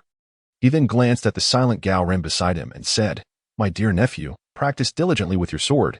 You shall undoubtedly achieve greatness in the future. Liu Bei, with a rosy complexion, joined in the laughter. On this day within the city of Jingzhou, 5 solemn oaths echoed softly, not seeking to be born on the same day, month, and year, but rather to die on the same day, month, and year. Later that night, Gao Han heard a voice from the system. Shaking his still slightly dazed head, he regained his composure. Ding! 3 days of safe return to Jingzhou. Task completion reward. A suit of dragon-treading bright armor. A topographic map of Sichuan, now issued to the system warehouse. In the dimly lit government office, Liu, Guan, Zhang, and Zhao were all inebriated, sprawled across the floor, snoring like thunder. Gao Han rose from the ground and seated himself at a stone table in the courtyard. With a thought, a suit of bright silver armor appeared upon him. This dragon-treading bright armor consisted of 2 layers. The inner layer was a soft armor etched with dragon patterns, as thin as a gossamer yet remarkably resilient. The outer layer bore the likeness of 2 fierce beasts on the arms of the armor. Under the moonlight, Gao Han radiated a faint silvery glow, resembling a celestial being. The armor's formidable quality bestowed upon him an inexplicable sense of security. A warrior treasures 3 things: weapons, steeds, and armor. With the crimson flame rusty halberd in hand, riding the black tiger, and now adorned with the dragon-treading bright armor, Gao Han felt a surge of elation. Yet, the next moment, upon hearing the system's voice, his brows furrowed in concern. Reminder: due to the host's recent unstable work location, normal clocking in and out cannot be performed. The system will expire in 2 months. The host must establish a fixed workplace and clock in regularly for 7 days to indefinitely renew the system. Explanation: after 7 days of regular clocking in and out, the system will grant the host an honorary title. At that point, the system will no longer impose restrictions regarding the host's workplace.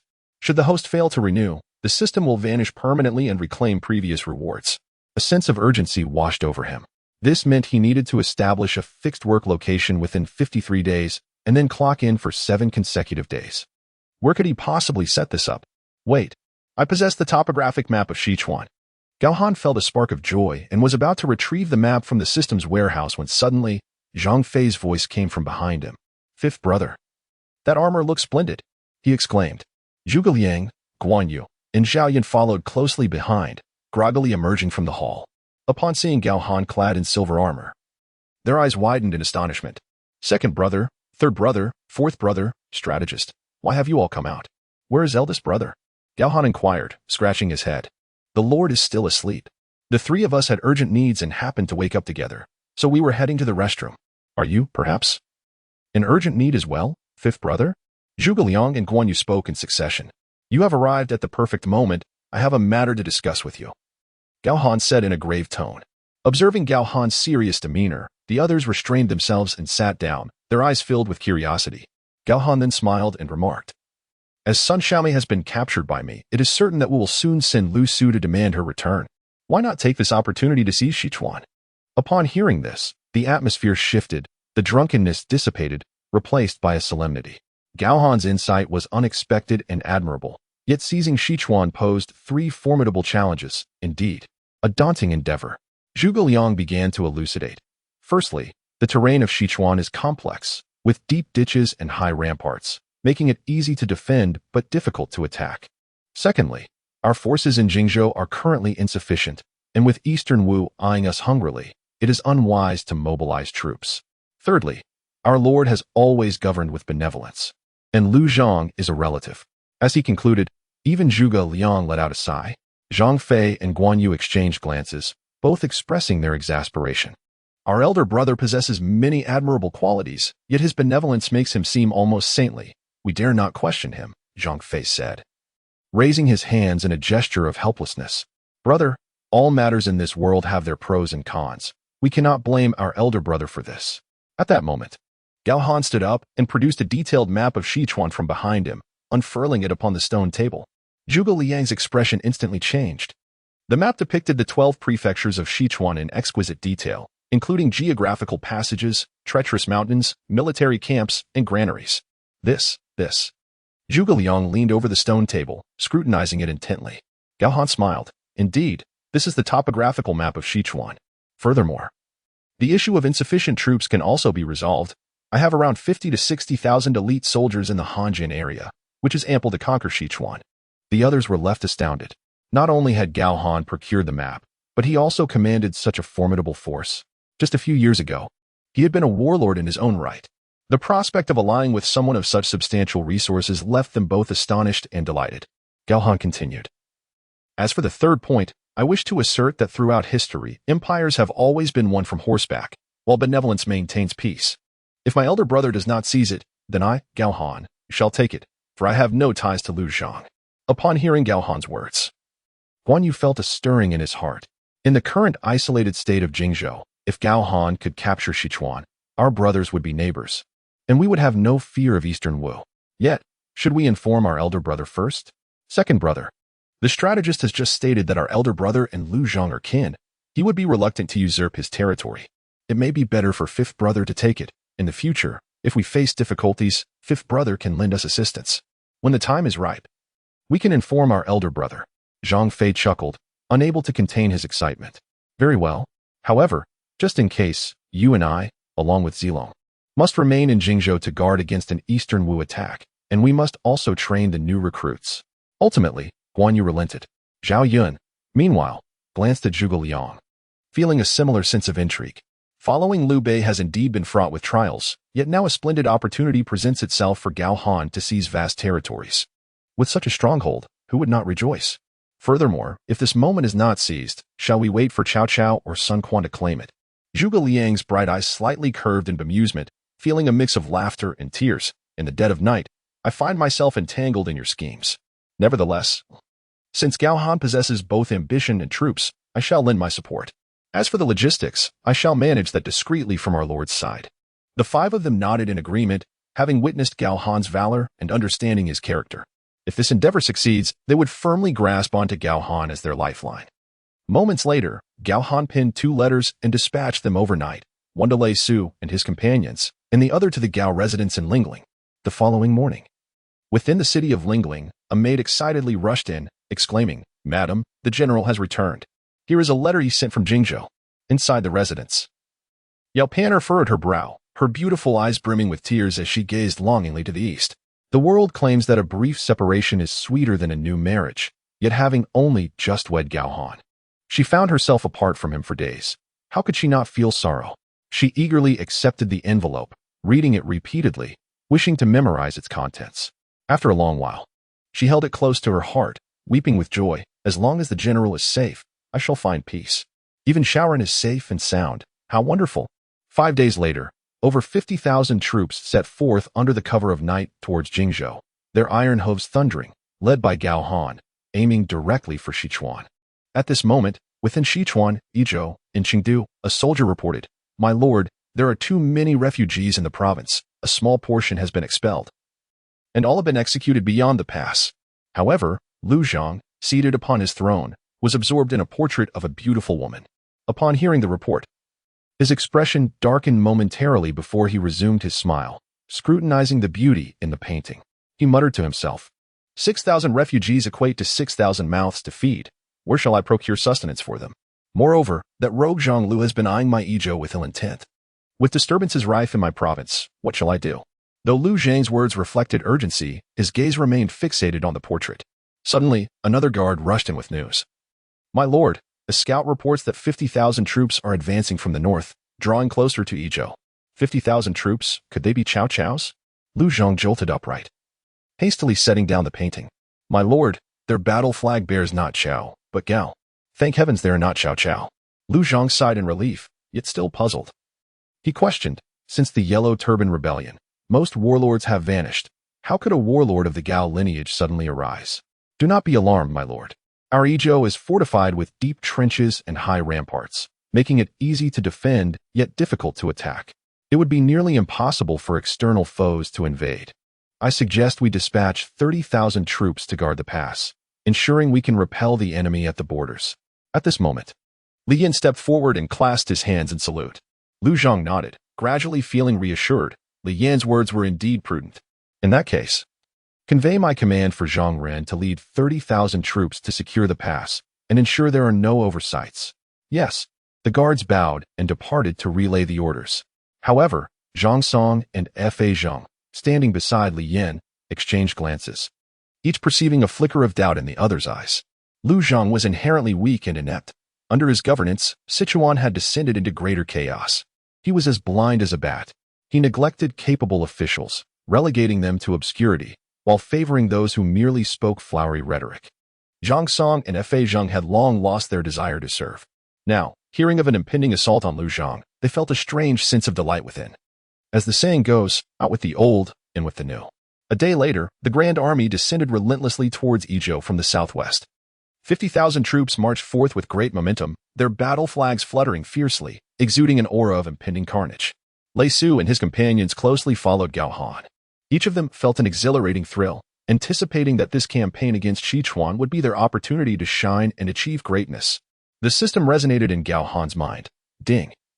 The hour has arrived. Host, please clock in for work. Reward, 1 Hercules elixir, 1 body refinement pill. At this moment, the sky was shrouded in darkness. Ominous clouds gathered, and distant thunder rumbled, a stark contrast to the morning sky. Gao Han swept his hand across his face and consumed the 2 pills. His body, now filled with explosive power, surged with warmth, coursing through his muscles and bones, akin to soaking in a hot spring, invigorating beyond measure. Power upgrade, strength of 1 dragon and 5 bulls. Explanation, the host's physique has reached the jade quality. 9 body refinement pills are required for ascension to indestructible status. The host has just ingested 1, thus requiring 8 more. Gao Han gazed up at the ominous sky, a sense of foreboding creeping into his heart, prompting him to hasten his pace. He soon arrived within 5 miles of Sichuan. Indeed, outside the mountain pass of Sichuan lay a scene of devastation. Corpses littered the ground, blood saturating the air. The deceased were all civilians, with not a single soldier among the fallen. Only a few survivors remained, trapped beneath the weight of the dead. Were innocent children. Gao Han's pupils constricted sharply.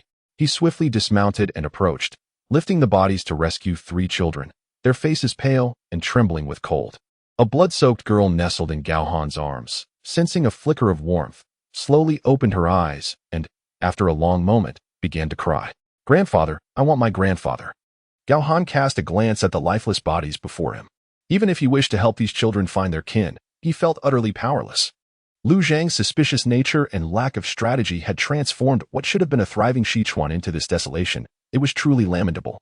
Gao Han ground his teeth in anger. Observing this, Lei Su, Chen Lan, and Mei Qing approached on horseback, their faces contorted with rage. They clasped their hands and shouted, "My lord, command the siege. We 3 are willing to lead the charge." The morale of the army surged instantly as they all roared in unison. "My lord, order the siege. My lord, order the siege." After ensuring the safety of several young children, Gao Han abruptly rose, gripping his long halberd as he mounted the back of the black tiger. Then waved his hand with authority. "Follow me to attack the city." With that, Gao Han launched himself forward like an arrow. In an instant, 50,000 troops sprang into action, the thunderous sound of whose resembling the roar of spring thunder, causing the earth to tremble as if a great beast were stirring. "Archers, fire your arrows." The terrain of Izhou was treacherous. Even the passes were wedged between mountains, fortified as strongholds, making them easy to defend yet hard to assault.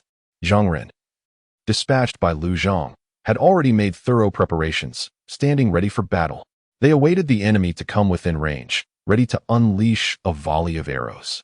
Suddenly, just as Zhang Ren believed victory was assured, an arrow, seemingly from nowhere, struck him squarely in the chest. With a gasp, he spat out a mouthful of blood. Before he could issue the command to fire, he had already been struck down, collapsing atop the city wall. Panic enveloped the entire stronghold. "Where's the vice commander?" "Vice commander." The soldiers, bereft of direction, spiraled into chaos. Without their commanding officer, the archers were at a loss, frantically searching for their leader. Yet, scarcely had the vice commander revealed himself. Thwack! Another arrow flew, and with a resounding crack, the vice commander was struck in the head, pinned to the rocky wall. "This is dire. The vice commander is dead. What shall we do?" "Quickly, take cover. Do not expose yourselves." The archers trembled, no longer daring to show their heads. Witnessing this scene, Gao Han scoffed, stowing away his 1,000-pound stone-splitting bow. He then charged ahead, arriving at the forefront of the stronghold. The great army had yet to catch up. From a distance, the troops beheld Gao Han leap from the back of the black tiger and stride alone toward the city gate. Bam! Gao Han swung his halberd with tremendous force, striking the gate with a thunderous crash, sending wood splintering in all directions. Even the stone walls on either side cracked under the sheer force. The city gate now trembling precariously. The infantry, who had been poised behind the gate, ready to spring into action, were now frozen in fear, their faces turning pale at the deafening sound. Who is this person, possessing such incredible strength? "Quickly, block the gate. Do not let him enter," someone shouted. As if awakening from a stupor, the soldiers scrambled to brace themselves against the gate. But it was too late. With a singular might, Gao Han shattered the heavy gate, creating a gap 3 fingers wide between it and the rocky walls. The lookout tower above the gate began to sway ominously, the wooden stakes and ropes loosening. At this moment, Gao Han possessed the strength of a dragon and 5 bulls. Should he unleash his full might, he could produce an astounding force of 15,000 pounds in an instant. In the next moment, Han slowly withdrew his long spear. Gripping its shaft with both hands, his feet firmly planted on the ground as he pivoted to one side. The spear was fully swung by his powerful arms, releasing the strength from his waist in an instant. Boom! The crimson spear descended like a meteor, the moment it made contact with the city gate. A searing scent filled the air, followed by an explosive shattering of the gate. Those soldiers stationed behind, foolishly attempting to halt Gao Han with their bodies, were struck down, spitting blood and meeting their demise on the spot. The might of the general's spear was truly terrifying. Lei Su, Chun Lan, Mei Cheng, and Mei Chuan, witnessing Gao Han's south prowess up close for the first time, were filled with dread at the sight. Kill! Wei Yin, unfazed and accustomed to such displays, bellowed as he charged forward. Among the army, none who were nearby were not astonished, yet amidst their astonishment, a fervent battle spirit ignited within their hearts. One and all felt their blood surge, as if invigorated by a potent elixir. Within moments, morale soared. At this juncture, Gao Han had mounted his black tiger, wielding the crimson spear, charging into the ranks of the disoriented 30,000 defenders as if in a realm devoid of obstacles. He swiftly executed the heavenly dragon spear technique, each move a grand display of mastery. Many did not even comprehend how the spear struck them before they fell to their doom in the northwest. In less than half an hour, the 30,000 defenders, though fighting and retreating, had lost 4,000 to 5,000 men. Gao Han alone, with his spear, had slain over 1,000 foes. Furthermore, his black tiger possessed immense strength. A single charge could result in the immediate death of 3 or 4 men. With no avenue left for retreat, the remaining 25,000 soldiers surrendered, bowing fervently. Convey my orders. Those who surrender shall not be killed. This time entering Sichuan, there shall be no acts of pillaging or violence against the common people. Any violators shall face death without mercy. Upon Gao Han's declaration, the original force of over 50,000, bolstered by the surrendering generals, swiftly transformed into a formidable army of 80,000. He who wins the hearts of the people wins the world, as has been the truth since time immemorial. Soldiers are human. They have parents, wives, and children. They possess emotions and do not wish for their own demise, nor do they desire the death of their loved ones. Such is the nature of humanity. Within a few days, the passes were successively breached. Gao Han led his 80,000 troops straight toward Fuqing. Subsequently, he divided his forces into 3 routes, advancing like 3 sharp blades, piercing directly into the heart of Sichuan. The army advanced without committing any transgressions, seizing supplies only from the local tyrants and government storages. For over 10 consecutive days, the common people of Sichuan did not cower in fear within their thatched homes. Instead, they stood on the streets, smiling as they observed the wealth of the oppressive landlords being utterly stripped away. At this moment in Chengdu, a portrait of a beauty lay discarded on the ground. Lu Zhang gazed with a furrowed brow at his court officials, his countenance grim. Do not remain silent. Surely someone must have a suggestion. That fellow Gao has already invaded Sichuan, executing every tactic to win the hearts of the people. With his boundless strength, he can shatter city gates. The treacherous passes you speak of cannot halt him. After General Zhang Ren's death, 30,000 soldiers surrendered, and now 2,000 more have been annihilated. Now, alas, only 50,000 troops remain in my territory. Before he could finish his words, Lu Zhang clutched his head and plopped down onto his seat, his fury causing stars to dance before his eyes, and even his stomach began to ache. He suggested to Lu Zhang that they should build deep moats and high ramparts to fend off the formidable Gao Han. At that moment, his face was ashen, and he clutched his sleeves tightly, daring not to lift his head. He could hardly believe it. Who exactly is this Gao Han? And why had he never heard of him before? How could he possess such formidable prowess? After a long pause, he sighed. My lord, given the circumstances, we can only concede a piece of land to Gao Han in the Sichuan region and perhaps offer him some gold, silver, and beautiful women to appease him. Haha. The esteemed Lord Li Yin truly has his sights set on yielding. Last time he proposed building deep moats and high ramparts to repel Gao Han, yet it proved futile. Now he suggests ceding land and compensation. Will he soon propose to relinquish our Chengdu as well? At that moment, Zhang Song, who had remained silent until now, stepped forward, lacing his words with sarcasm directed at Li Yin. After all, it was a rare opportunity to change the Lord of Sichuan. Yet you come to me with land concessions.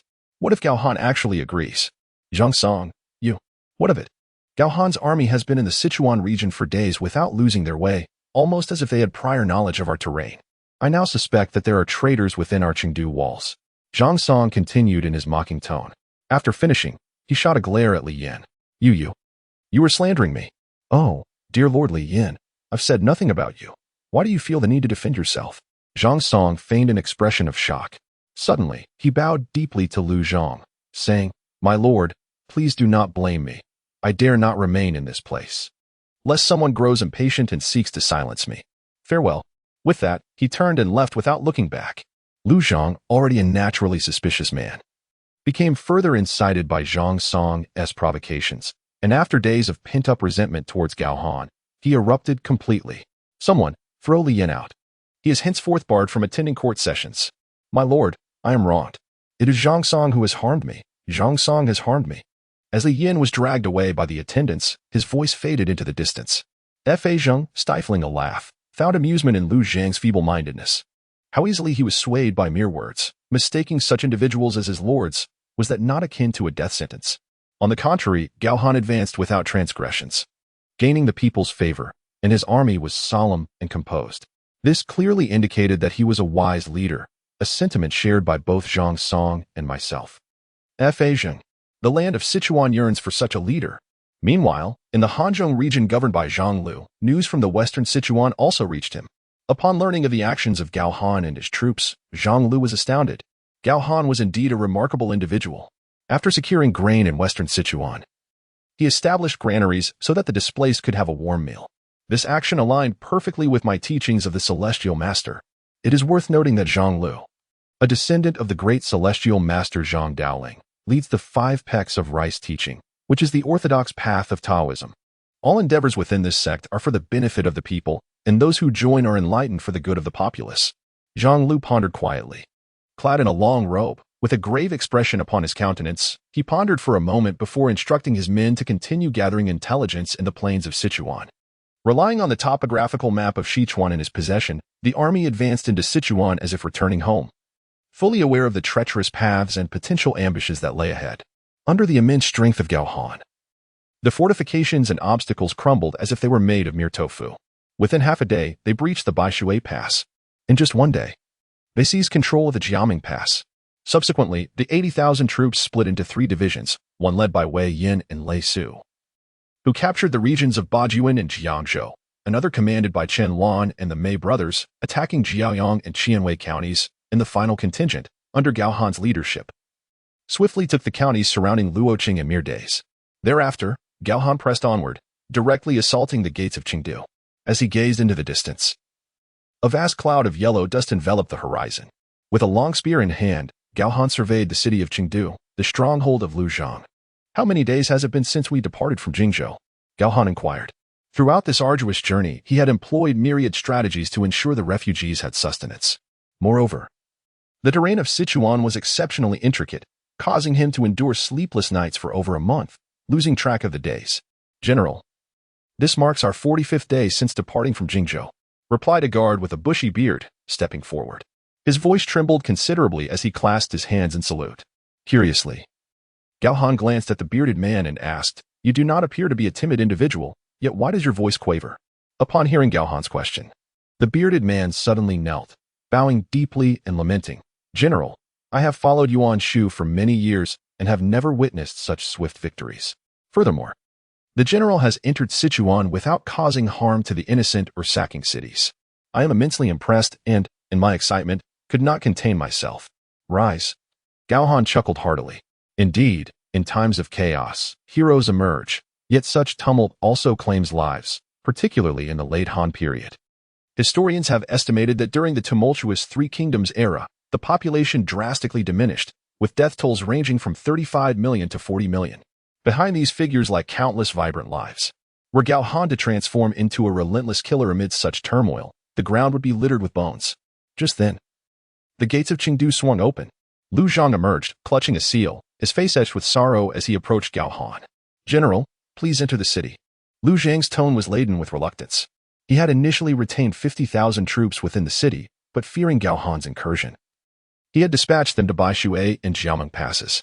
Yet, he never anticipated that Gao Han would breach both fortifications within a mere day and a half. All 50,000 soldiers surrendered. No matter Lu Zhang's unwillingness, it proved futile. All the passes had been seized by Gao Han, transforming his once meager force of 50,000 into a formidable army of 130,000. Hiding in Chengdu, even with unparalleled prowess, escape was impossible. In a matter of mere days, the land of Shu was handed over so easily, lamentable indeed. Contemplating this, Lu Zhang felt a sudden, excruciating pain in his abdomen. Gao Han approached and had just taken possession of the seal when, in the next moment, Lu Zhang's flushed face contorted in agony. With a violent cough, a spurt of fresh blood erupted from his throat. Gao Han bent down to inspect, only to discover that Lu Zhang had succumbed on the spot. The officials present closed their eyes in response, and many of the local gentry gasped in shock at the sight. Observing this, Gao Han shook his head and addressed the ministers kneeling before him. Given the circumstances, let us bestow upon Lu Zhang a grand burial. Are there among you two individuals named Zhang Song and Fei Zheng? Oh, us? Zhang Song and Fei Zheng, who were at the back, lifted their heads upon hearing Gao Han call for them. Likewise, Gao Han acknowledged their presence. Yes, you two shall take charge of this matter. As you command. The two responded with delight, bowing deeply. The surrounding officials looked on with envy, for they knew that handling funeral arrangements was fraught with intricacies, and many matters required consultation with Gao Han. Such exchanges could lead to promotions and wealth over time. Furthermore, this was Gao Han's inaugural task in Shu, and everyone understood that providing Lu Zhang with a lavish burial was a means of winning hearts. If executed well, it could pave another path to advancement for Gao Han. With the realization that they had no part to play, the crowd parted to clear a wide path. All troops, heed my command. We shall enter the city. Gao Han gestured grandly, leading his army triumphantly into Chengdu. Ding. Office location established. Yizhou Chengdu. Reminder, please check in at this location for 7 days to indefinitely extend the system. The recent days spent in battle within Shu had turned into a whirlwind of night and day. The system was rather cunning. Checking in 1 minute early or leaving 1 minute late would yield no rewards. But now, the situation had changed. Before him stood a magnificent mansion. As long as he clocked in from 9 to 5 for 7 days, he would fulfill his obligations. The land of Shu, with its towering mountains and expansive fertile plains, allowed Lu Zhang to reign like a local sovereign.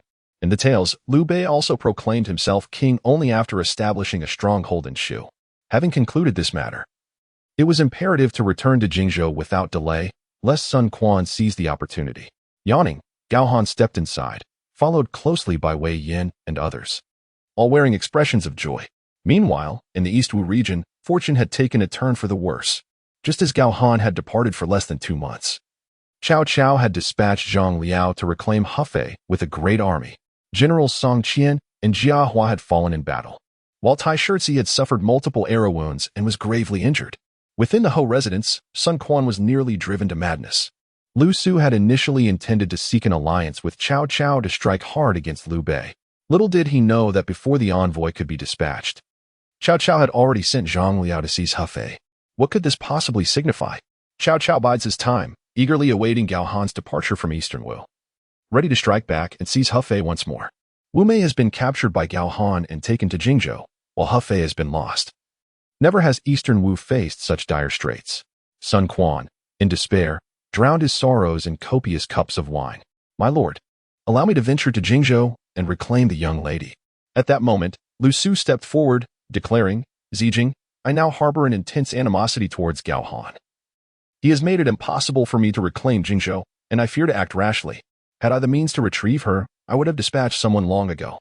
Sun Quan's voice was hoarse and low, as if he feared eavesdroppers. His greatest concern was not others, but his own mother, the matriarch of Wu.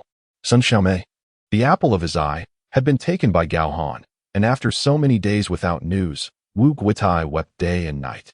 Yet, Lu Su, with a smile, interjected, My lord, times have changed. Do you know where Gao Han has ventured recently?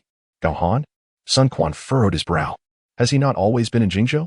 Lu Su shook his head, teasing the revelation. My lord, despite Eastern Wu's grievous injuries, there lies a new grave in front of Liu Bei in Jingzhou. Sun Quan, filled with a mix of anger and anxiety upon hearing of the new grave, feared missing some fortuitous news. His eyes darted, and it seemed a realization struck him. Oh, could it be that Lu Qi of Jingzhou has passed? Indeed, you are correct, my lord. Since witnessing the enigma that is Gao Han, Lu Su's smiles had become fewer, yet now he appeared to regain his former spirit. Alas, Sun Quan could not find joy, letting out a heavy sigh. According to the prior agreement with Liu Bei, with Lu Qi's death, Jingzhou should rightfully return to Eastern Wu. Yet in his impatience, he had foolishly hoped to use Gao Han as leverage to compel Liu Bei to return Jingzhou. Now, with Gao Han having taken Hefei, They found themselves with no justification to reclaim Jingzhou following Lu Qi's demise. Had he foreseen this outcome, he would never have invited Gao Han in the first place. Regret washed over Sun Quan's face. Suddenly, he hastily inquired, "By the way, Zijing, from your earlier words, it seems Gao Han is not in Jingzhou. Have our spies and scouts made new discoveries? Do not fret, my lord." Lu Su chuckled heartily and produced a letter from his sleeve. "My lord, do you recognize Lei Su, Qianlan, and others?" "Indeed, I have heard of them. They were once subordinates of Yuan Shu, lacking both talent and martial prowess, but later became bandits in the area from Huanshan to Lujiang. Yet what does this have to do with Gao Han?" "It is of great significance, my lord." Lu Su hurriedly approached and handed the letter from the scouts to Sun Quan. Sun Quan glanced at it, and his eyes began to tremble with excitement. As if fortune had smiled upon him, Gao Han had led that band of rogues to assault the treacherous western Sichuan. This region, known for its complex terrain, has always been difficult to conquer. Not only is it challenging to penetrate Chengdu, but each city gate stands as an impregnable fortress. Even if Gao Han possessed extraordinary strength, could he truly break open the city gates? In the short term, Gao Han would not return, leaving Liu Bei utterly isolated. Sun Quan's eyes glinted with a cold light, as if a flicker of hope had been rekindled. Indeed, as he spoke, Lu Su stepped forward, producing a second letter from his sleeve. "My lord, what do you make of this?" Sun Quan opened the heavy silk scroll, and in an instant, a wave of sanguine energy assaulted his senses. Zhangzhou Zhouyu, Cheng Pu, Gan Ning, Huang Gai. Each name was inscribed in crimson, filling the entire scroll, startling even Sun Quan. This was a blood pledge from the civil and military leaders. It is worth noting that years ago, when Cao Cao led 800,000 troops southward with the intent to unify the realms, even then, when they were under his heel, they could not unite against a common enemy. Yet now, they had become a formidable force, united in purpose. Clearly, the entirety of Eastern Wu was enraged. With Jingzhou lost, Hefei gone, and the deaths of generals Zhou Tai and Jiang Qin, even Sun Xiao may have been abducted. If anyone had a right to be furious, it was Sun Quan. Throughout the annals of history, which local overlord has endured such humiliation? My lord, while Gao Han is absent, and General Zhou Yu has amassed troops at Bailing, nurturing their strength, this is the perfect opportunity to reclaim Jingzhou and rescue the young lady. Moreover, Eastern Wu was now united in a rare display of collective animosity. Lu Su shifted his strategy from allying with Lu to opposing Cao, suddenly radiating a fierce resolve. In this world, there are no eternal allies, nor eternal enemies. There is only the eternal pursuit of interests. Should they seize Jingzhou in one decisive strike, the power of Eastern Wu would undoubtedly surge. After much contemplation, Sun Quan finally resolved to act. "Issue my command. Prepare for battle by tomorrow, in 10 days. We shall launch an assault on Jingzhou to reclaim the 4 counties." Unbeknownst to them, Gao Han had already secured Sichuan. At this moment in Chengdu, for 7 consecutive days, Gao Han remained in the city, attending to the myriad affairs within the region. He ordered the establishment of granaries in various locales to prevent the common folk from starving. Yet, what none anticipated was that Gao Han was instituting sweeping reforms, compelling the local aristocracy to relinquish land, and dispatching individuals to devise a series of examinations aimed at selecting talent within the region. Gao Han understood that the overpopulation of displaced persons stemmed largely from the excessive land consolidation by the aristocracy. These noble families, entrenched in power and governance, had woven an impenetrable web of influence, and over time, they monopolized land and education. Thus, the commoners, no matter how hard they struggled, could never breach the monopolistic walls erected by these aristocratic clans. If the malignant tumor is not excised, fresh blood will never flow. That night, several figures crept through the darkness, occasionally pausing to glance back, ensuring they were not being followed before proceeding. Stealthily, they pushed open the door of a certain manor. "Now that everyone is gathered, I shall no longer conceal my intentions." Standing in the center of the hall was none other than Li Yin. On either side of the hall stood representatives of the aristocratic families from the Chuan region, their faces aglow with a rosy hue. Yet now they wore expressions of deep concern. "Lord Li, you summoned us here at this late hour, and we all understand your intentions." One exclaimed, "Gao Han seeks to suppress us. If he wishes to extinguish our existence, we shall not let him thrive. Tomorrow, I shall rally all members of my family. Indeed, our ancestors have long been the pillars of the Chuan region. Since Gao Han's arrival, he has aimed to uproot us entirely. And I shall be the first to oppose this." Another added, "Who among us lacks capable advisors? What does Gao Han's innate strength truly amount to?" The officials, both high and low, appeared almost deranged, cursing Gao Han while deliberating on how to incite rebellion. Zhang Song, Fa Zhang, where are you two headed? Suddenly, a voice boomed. The assembly noticed that Zhang Song and Fa Zhang had risen, preparing to depart. Where are we going? To our homes, of course. What great deeds can you accomplish? You are merely wasting time. Fa Zhang stated bluntly, his face rife with skepticism. You think you can slay Gao Han? With his 130,000 troops? Do you truly believe you can succeed? Zhang Song, with a flick of his sleeve, followed Fa Zhang out the door, inciting the ire of the noble families, who were flushed with rage, ready to take action against the two. Seeing this, Li Yin hurriedly stepped forward to intervene, cheerfully stating, Gentlemen, do not rush. It is for the best that they leave. This way, no one can divulge our plans. The crowd relented. Li Yin then squinted with a smile, saying, In truth, I have an adopted daughter named Xia Qin, a paragon of beauty, skilled in the art of the dagger. Tomorrow, I shall present her to Gao Han. Upon hearing this, everyone immediately grasped the implication, nodding in agreement with gleaming eyes and smirks adorning their faces. The sages of old proclaimed, Desire for food and beauty is innate to human nature. Did not the likes of Dong Zhuo and Elbu fall victim to the charms of Diaochan, achieving their ends in a single stroke? Yet, Gao Han, a mere warrior, brimming with youthful vigor, would surely be captivated by a beauty, allowing thoughts of passion to arise. Moreover, it was precisely because of Gao Han's immense strength that he would not guard himself against a mere woman. On the contrary, he would be utterly defenseless at that moment, consumed by singular intent. Gentlemen, tomorrow we shall proceed as follows. Li Yin suddenly lowered his voice. Excellent. Splendid. Let it be so. The crowd unanimously agreed. As day turned to night, a full cycle passed. At this moment, Gao Han had diligently clocked in and out of work for 7 consecutive days, adhering to the system's requirements. I say, system, why must you be so sly?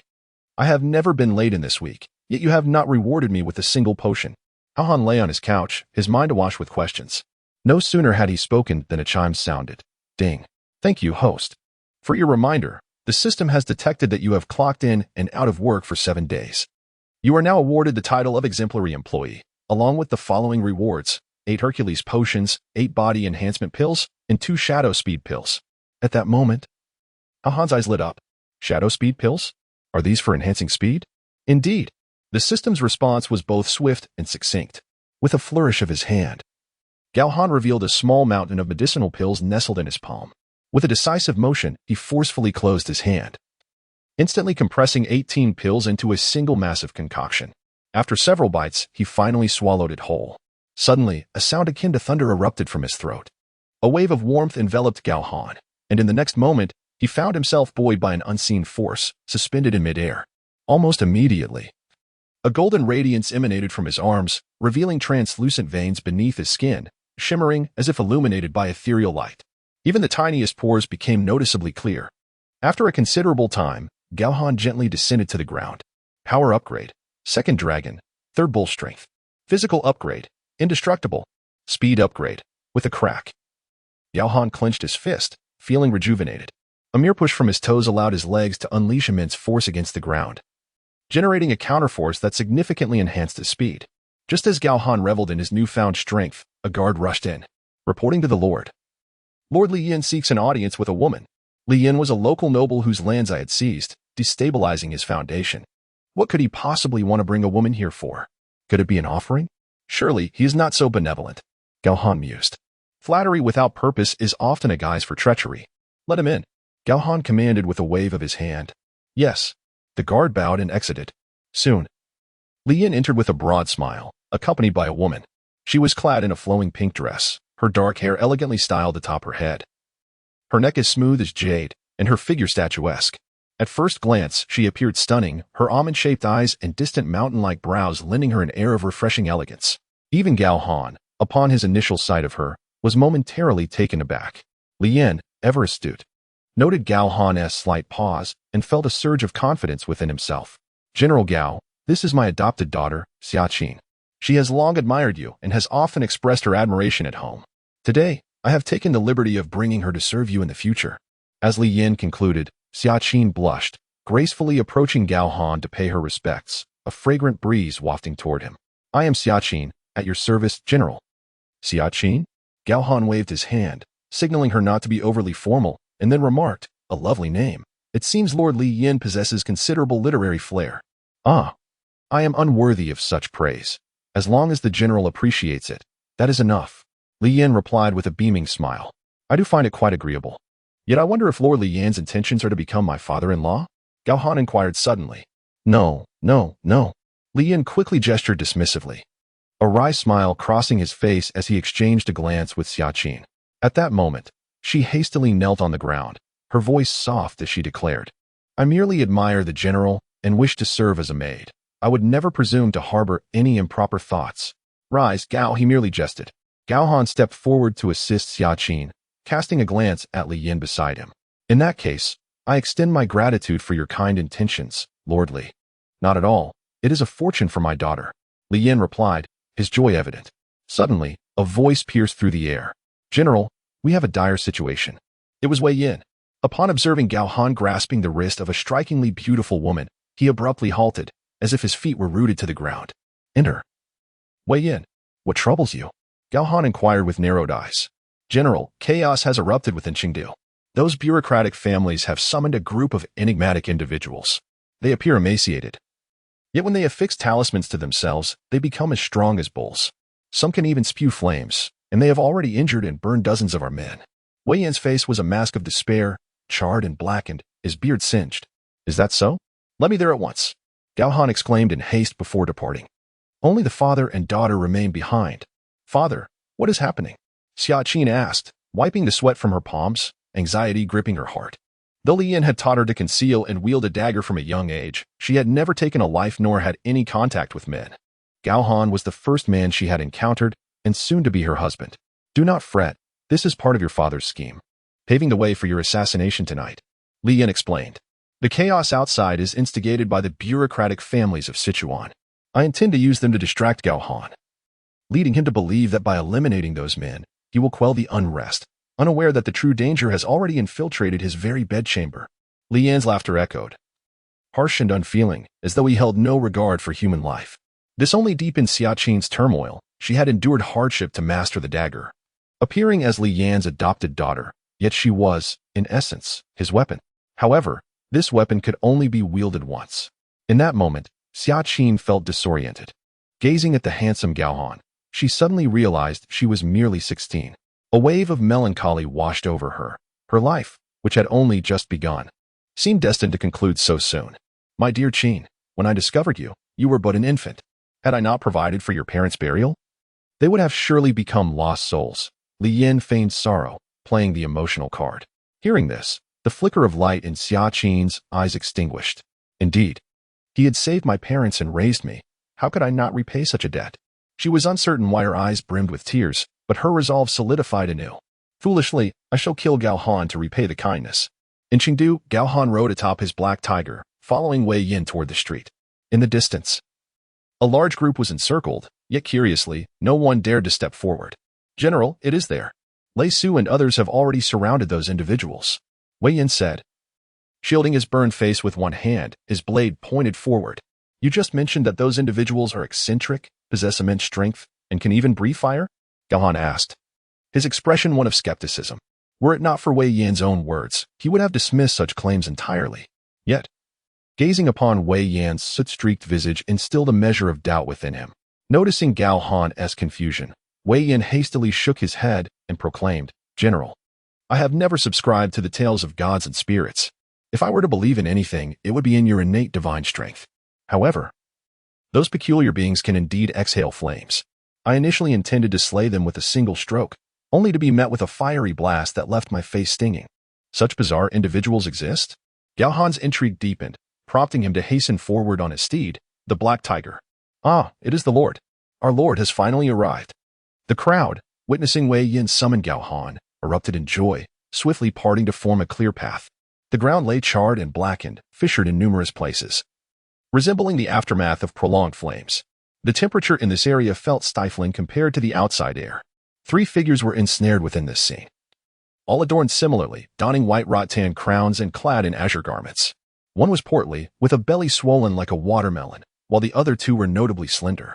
One possessing a sharp, monkey-like visage and triangular eyes, and the other appearing dazed, wielding a long sword. They stood back to back, arms crossed defiantly. Meanwhile, Lei Su, Chen Lan, Mei Cheng, and Mei Chuan, armed and vigilant, circled the trio, exuding a palpable sense of caution. My lord. Upon seeing Gao Han approach, the four lowered their defenses and moved closer. Alas, I am utterly ashamed. The group covered their soot-stained faces, their hair and beards singed and glued to their skin. The heat painfully unbearable. Adoptive father, you must stand up for me. Look at how these three rascals have scorched me. It hurts terribly. Mei Chuan lamented, his face a mask of despair, the term adoptive father escaping his lips as if he had suffered a great injustice. Lei Su interjected, reporting to the Lord. I personally witnessed a gathering of noble clansmen here. They were the ones who brought these three strange beings forth. Upon seeing our troops approach, they fled. Gao Han's thoughts aligned with this revelation. His recent actions had directly conflicted with the interests of these noble clansmen. However, their disturbance could prove advantageous. It would provide a justification for taking decisive action against them. Lei Su, Chenlan, obey my command. You two shall lead the troops, apprehend all troublemakers, regardless of rank, and imprison them. Gao Han declared with a cold huff, determined to eradicate this malignant presence. As for this place, leave it to me. His gaze shifted to the three peculiar beings. The individuals hesitated for a moment but ultimately acquiesced, bowing their heads in compliance. As you command. As they prepared to depart, the portly figure among the three suddenly sprang into action. With a grin that belied his intentions, the rotund man took a significant step forward, hands on his hips. His watermelon-like belly seemingly swelling even further. Drawing in the air like a whale, he puffed up, resembling an inflated sack. This is bad. Upon witnessing the scene, Gao Han was suddenly struck by an ominous feeling that inexplicably settled upon his heart. In an instant, the rotund priest's belly shrank dramatically as he opened his mouth, unleashing a torrent of flames that surged towards Wei Yin and the others from behind. With swift strides, Gao Han lunged forward, his speed astonishing, covering 10 meters in the blink of an eye to confront the corpulent man. Steeling himself, Gao Han extended his hand without hesitation, aiming to intercept the fiery assault. In that moment, flames leapt skyward, obscuring Gao Han's vision. The searing crimson fire erupted between his fingers, resembling a rose blooming in an instant. The priest's pupils dilated in shock. He had not anticipated Gao Han's swiftness, nor the audacity of a mere mortal to withstand his formidable attack with sheer physicality. The explosive force of the flames sent both men reeling apart. Gao Han surveyed the deep gouges etched into the ground beneath him and glanced at his throbbing right hand, his brow furrowing in concern. Who exactly are you? The fire he had just encountered was no mere illusion. It was a genuine, lethal blaze. Even Wei Yan and the others were taken aback, feeling the shockwave of the explosion and a fierce burning sensation, as if they had been forcefully shoved from behind, causing them to stumble and collapse. With a fierce roar, the black tiger rushed to Gao Han's side, its protective instincts ignited, glaring menacingly at the three individuals. From a distance, the priest also bore 2 deep scratches at his feet, retreating 3 steps to regain his balance, his expression one of astonishment. The 2 slender figures exchanged bewildered glances with Gao Han, incredulous. This was unexpected. How could an ordinary person possibly contend with a practitioner of the Tao? We are disciples of Master Wu Jiao, having studied the Tao for a decade in the Yamei Mountains of Sichuan. Now, we serve as advisors within this city of Chengdu. How could we remain indifferent? They spoke, yet their eyes betrayed lingering doubt towards Gao Han. Master Wu Jiao? A decade of study? What kind of Tao possesses such might? Gao Han withdrew the red flame-rusted spear from the tiger's mouth, his expression turning serious. At that moment, a name flashed through his mind, and he murmured softly. Could it be Zhuge Liang? Zhuge Liang, known by the title Wu Jiao, was a mysterious Taoist renowned in both history and folklore, reputed to possess extraordinary abilities. Legend has it that he single-handedly confronted Xiao Chao in Yi City, causing the warlord such frustration that he could not bring Zhuge Liang down, even besting the formidable General Su Chu in the process. If these 3 were indeed Zhuge Liang's disciples, they would prove to be formidable opponents. Oh, you actually know my master? Upon hearing Gao Han mention Zhuge Liang, the 3 instantly transformed their demeanor, resembling wayward children caught in mischief. Their eyes darting as they scratched their heads, visibly uncomfortable. It seems that the karmic ties have been severed, and there is no need for us to engage. The rotund priest chuckled at the 2 slender figures. Indeed, indeed. Perhaps we should take our leave? The 2 slender figures also grew anxious, exchanging wary glances before they slipped away. Vanishing into thin air, Gao Han faintly heard whispers drifting through the air. Delicate and ephemeral, 3 disciples have stealthily departed from their master's domain, unbeknownst to him. We hope the general will not take offense at our reckless actions today. Our master is currently in Yi City, and should we have the fortune to meet the general in the future, we shall surely offer our apologies in person. Please, do not be angry. Do not be angry. The three distinct voices echoed, then dissipated into the wind. Gao Han was utterly astonished. Could it be that Zhuge Liang was truly serious? After a long moment, he let out a sigh, a wry smile gracing his face. Truly. The world is filled with wonders beyond imagination. I hope they one day become adversaries in the future. As Wei Yin and the others rose from the ground, the three Taoists had already vanished. General, these practitioners of the Tao are remarkably formidable. The group approached, and upon seeing Gao Han unharmed, a sense of admiration welled up within them. Wei Yin, with wide eyes and a slightly deranged demeanor, muttered to himself, trying to comprehend that it seemed the general was acquainted with their master. Could these individuals, who spoke with such fire, possibly be immortals? The mere thought sent shivers down Wei Yan's spine, as he felt he had inadvertently stumbled upon something profoundly terrifying. General Gao! General Gao!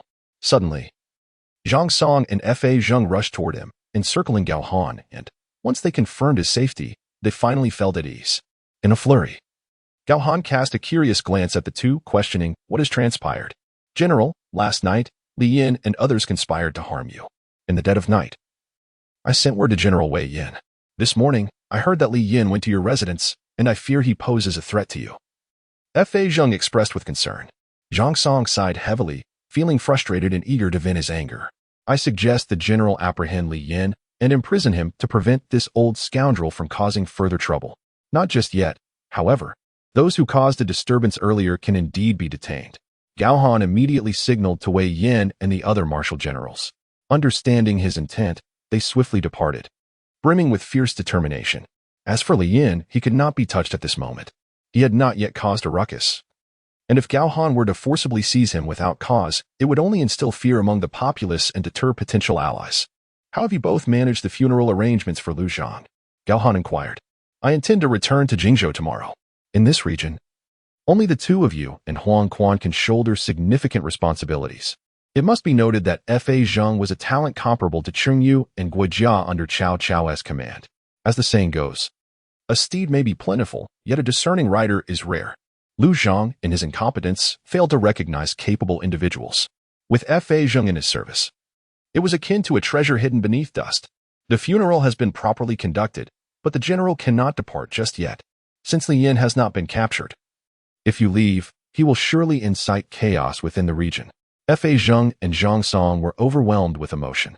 After years of being sidelined under Lu Zhang's rule, it was astonishing that Gao Han, newly arrived, intended to rely on them. Such recognition was a rare fortune, bringing them joy that was beyond words. Why are you both in tears? Gao Han laughed heartily. With a gentle pat, Fa Zheng remarked, I hail from Jingzhou, and it is certain that Sun Quan will pose a threat to my elder brother. If I do not return by tomorrow, I fear it may be too late. As for Li Yin, the truth will be revealed tonight. Oh, you come from Jingzhou? Could your elder brother be none other than Liu Bei, the imperial uncle? Zhang Song exclaimed in astonishment. Fa Zheng cast a puzzled glance at Gao Han, but after a moment of contemplation, he quickly discerned Gao Han's intentions. The path of Liu Bei is one rooted in benevolence and righteousness, and to have ascended from humble beginnings to this point, it would be impossible for Guan, Zhang, and Zhao to remain oblivious if his intentions were insincere. Surely, Zhuge Liang would not overlook it either. Thus, Liu Bei must be genuinely committed to embodying righteousness. And as Lu Zhang is of the same lineage, Liu Bei cannot mobilize troops directly. Gao Han, however, is different, although he is sworn to Liu Bei. He commands his own forces, and speed is of the essence. With Zhuge Liang lending his support from the rear, they could strike decisively. Ah, now I understand. Fa Zheng mused, piecing together the narrative, and chuckled. So you have this connection with Liu Bei. After the Battle of Red Cliffs, the emerging tripartite balance of power has been unexpectedly influenced by your involvement, making you a significant figure behind Liu Bei. You are indeed a clever man, Fa Zheng. Gao Han responded with a smile. In these tumultuous times, many have perished. Only by combining Cao Cao's formidable strategies with Liu Bei's benevolent principles can we steer the realm toward a peaceful era. Yet, while Cao Cao dominates the central plains, the slayer of dragons ultimately becomes a dragon himself, and it is he who will maintain control over the region, though his gains will eventually be devoured by Sima Yi. In contrast, Liu Bei, having lost Jingzhou due to betrayal from Eastern Wu and perishing in Yide City, saw his dreams crumble. Gao Han's ambition is to become a power behind Liu Bei. In the future, he may even infiltrate Cao Cao's inner circle. As for Sun Quan of Eastern Will, Gao Han had little to say, save for a thought on the beauty of the sisters Da Qiao and Xiao Qiao. Time flew by. Wei Yin and his companions had incarcerated the troublemaking aristocrats, earning the local populace's applause. After all, Gao Han had opened a path to success. The common people now had land to cultivate, igniting a flicker of hope within them. That night, within Gao Han's chambers, he inquired with a smile. I have heard that your father, Li Yin, sent you here to serve by my side? Xia Qi nodded slightly, her long gown resembling a blossoming flower as she approached gracefully. I have long admired the general, and tonight, allow me to attend to your rest. As she moved closer, a gentle breeze stirred, carrying the enchanting fragrance of Xia Qin, enveloping the air and captivating the senses, rendering one utterly spellbound. Xia Qin was like a captivating blade. In that moment, Gao Han understood why Li Yin had the audacity to send her, for any man would find her irresistible, unless there was something amiss. With this in mind, he could not help but play along. Gao Han silently chuckled as he drew Xia Qin into his embrace, his powerful arms encircling her waist tenderly. Humph. Xia Qin shuddered slightly, her fair face aflame with embarrassment. General Xia Qin gently bit her rosy lip, slowly wrapping her arms around Gao Han's back. Her shyness was genuine, as she had never experienced the intimate encounters between men and women. Gao Han gradually stepped back, one hand embracing her softness as he extinguished the candlelight. Not long after, a series of muffled sounds echoed in the air. At that moment, Xia Qin's face flushed crimson. Her right wrist concealed a glint of cold steel. And with a delicate flick, she fiercely aimed for Gao Han's neck. Bang! The sound of metal clashing resonated. The dagger shattered on the spot. Xia Qin gasped, her body drenched in cold sweat. Just as she attempted to use the broken dagger to strike Gao Han again, she found her wrist firmly gripped by a large hand, pinned above her head. Who are you? Xia Qin felt a buzzing in her mind, her eyes filled with terror. The dagger was not only incredibly resilient, but also coated with poison. A mere incision could claim a life in moments. Yet, Gao Han showed no signs of being poisoned. He appeared unscathed. The dagger had fractured the instant it made contact with his neck. Are you a man or a ghost? Xia Qin inquired, her fragrant sweat trickling down. She then heard Gao Han's faint voice beside her, your husband. In that instant, Xia Qin realized she had been deceived. In the dead of night, Xia Qin lay quietly on the couch. The sweat on her forehead dampened her hair, sticking messily to her brow. Her gaze was vacant as she looked at Gao Han, who lay beside her with closed eyes, yet was not asleep. After a prolonged period of contemplation, Xia Qin's thoughts remained a tangled mess. Li Yin wants you to assassinate me? Gao Han broke the silence. His actions are merely to send you to your demise. Xia Qin's delicate neck tensed as she turned her head away, her voice trembling as she asked, then why don't you kill me? Would you slay your woman if you were a man and knew you wouldn't perish?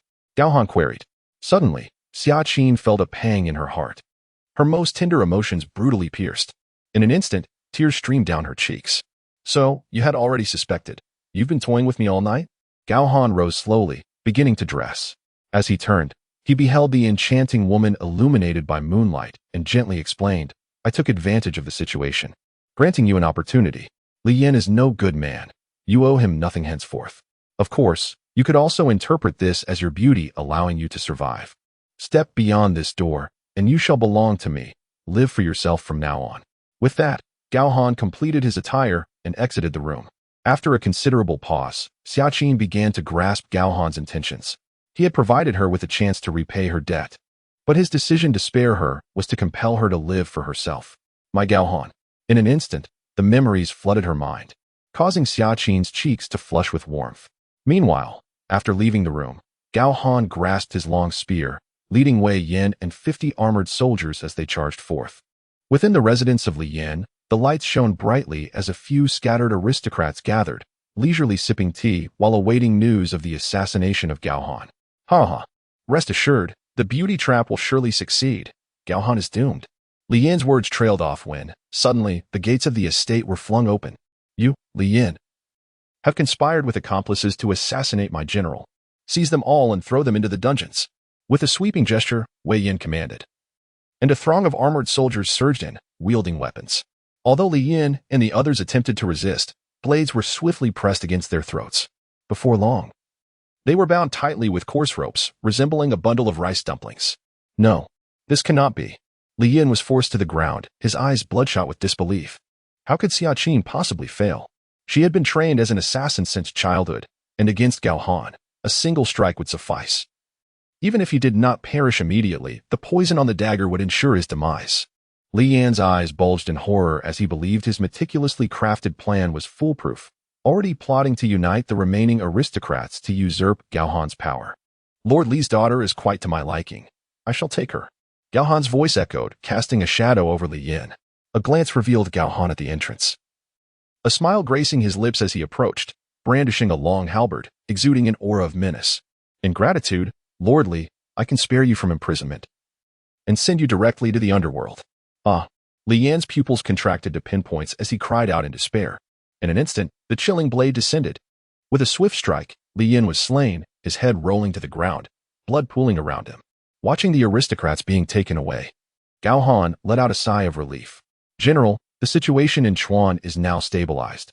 At least these individuals will no longer cause trouble. Wei Yin had been tirelessly occupied with matters concerning Gao Han, dark circles forming under his eyes.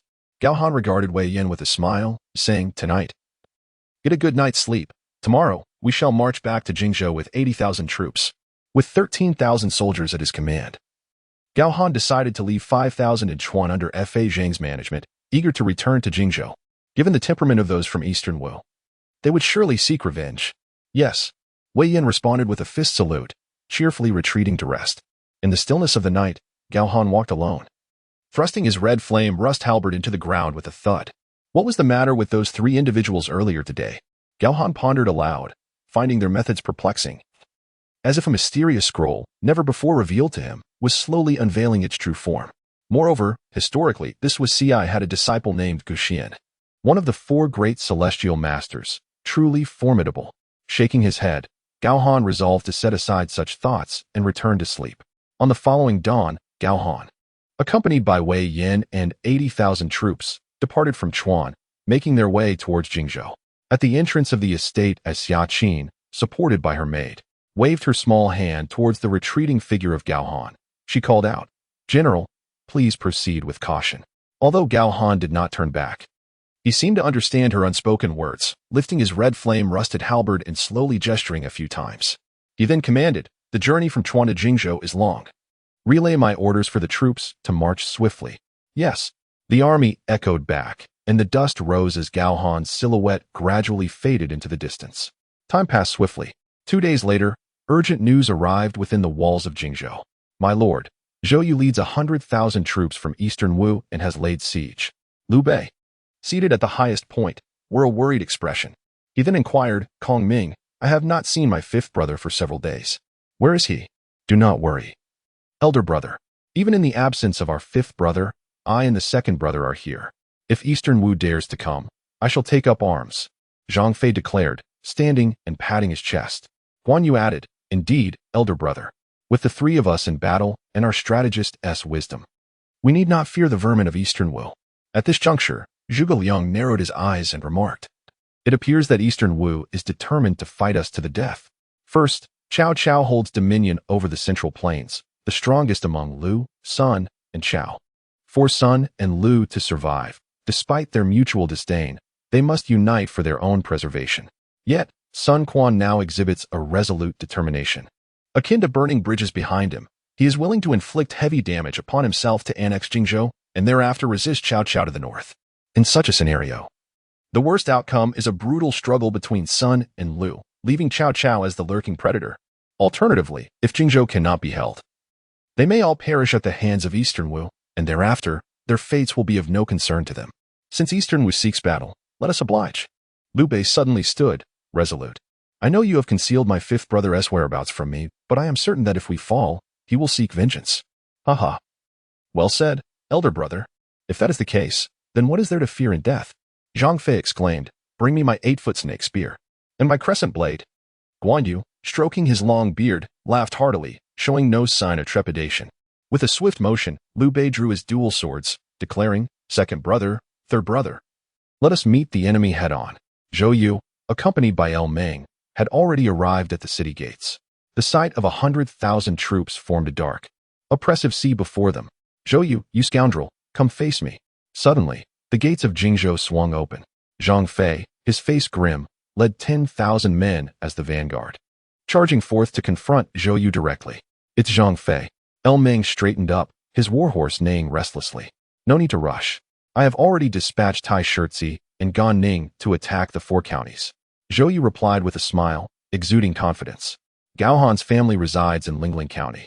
The general intends to employ the same tactic, capturing Gao Han's relatives to exchange for the lady in the future. Meng's eyes gleamed as he looked at Zhou Yu. Precisely. I aim to leave Gao Han and Liu Bei with no options. Meng, engage in battle with Zhang Fei. Do not linger in combat, but wear him down gradually. Understood, General. Meng immediately accepted the command and set off. I am Zhao Zilong of Chanshan, awaiting the command of the strategist for quite some time. Suddenly, from the left flank of the army, a thunderous roar erupted from Zhao Yun. Clad in white, he led a force of 10,000, launching a surprise attack on the rear left flank, resembling a silver serpent. Zhuge, you fool! Zhou Yu cursed under his breath, immediately taking charge of his troops to counter Zhao Yun. Just then, the gates of Jingzhou opened once more. Out rushed the brothers Guan Yu and Liu Bei, leading 30,000 soldiers directly to the front lines, charging towards Zhou Yu. Humph, do you think I am unprepared? Zhou Yu remained undaunted, focusing solely on dealing with Zhao Yun. Meanwhile, an elderly general emerged from the right flank of Zhou Yu's army. It was the venerable Huang Gai. Wielding an iron whip and commanding another 30,000 troops, he charged towards Guan Yu and Liu Bei, who had just burst forth from the city gates. The two forces collided fiercely, and chaos ensued. The situation was becoming precarious. Zhuge Liang, perched atop Jingzhou, fanned his feather fan a few times, his gaze darting swiftly across the battlefield. At this moment, Zhao Yun found himself confronted by Zhou Yu.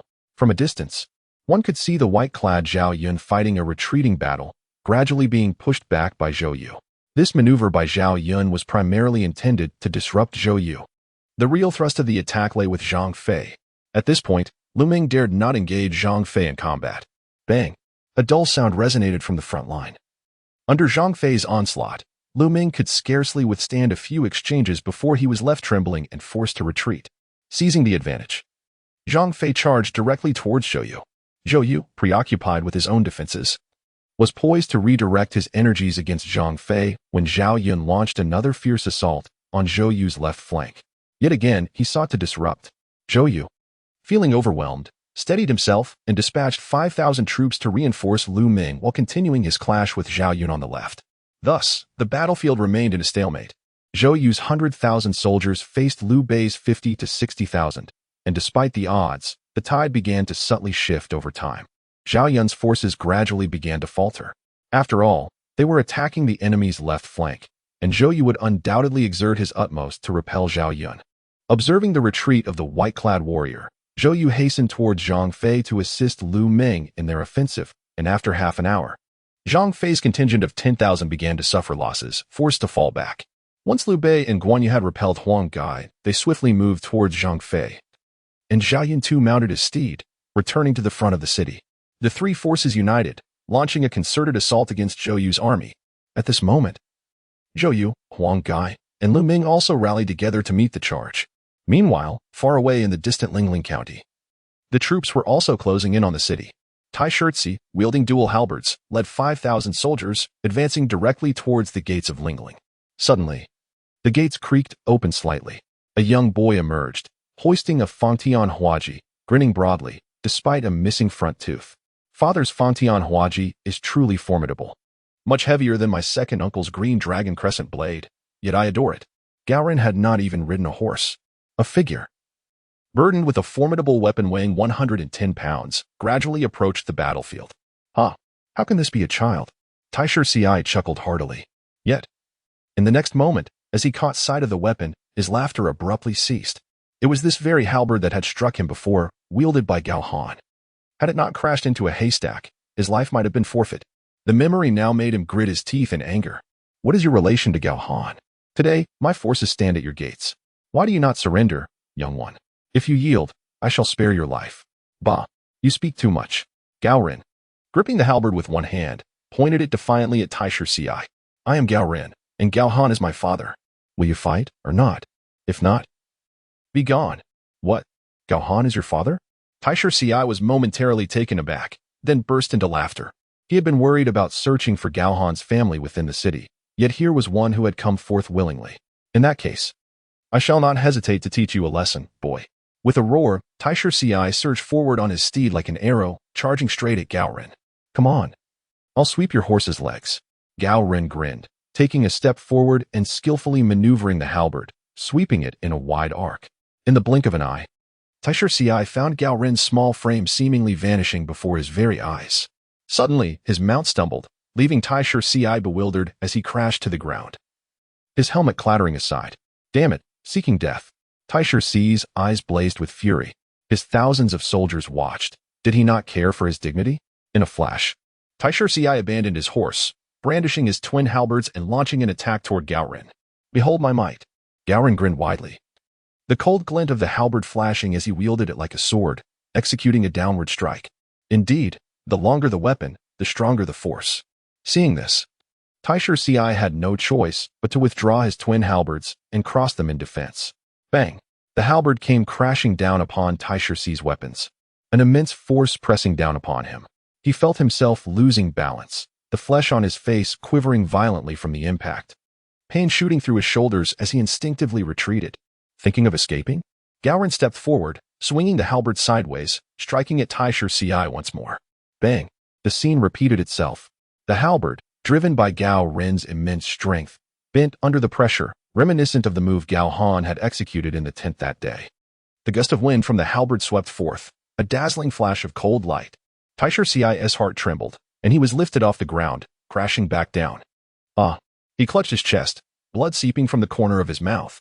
Taisher Ci lay on the ground, feeling as though he had been struck by two bulls. The old wounds burst forth, blood trickling down his armor. He struggled to rise, but found it impossible. General Taisher Ci? The soldiers behind Gan Ning were left in stunned silence. Alas, General Taisher Ci bears wounds, and Gao Ren, being the son of Gao Han, must have inherited his formidable strength. Gan Ning smacked his forehead, swiftly dismounted, and grasped his spear, intent on rescuing Taisher Ci. Suddenly, Gao Ren swung his Fatian Huaji, the blade humming ominously as it swept toward Gan Ning's head. My father has instructed me to guard our home. None shall pass.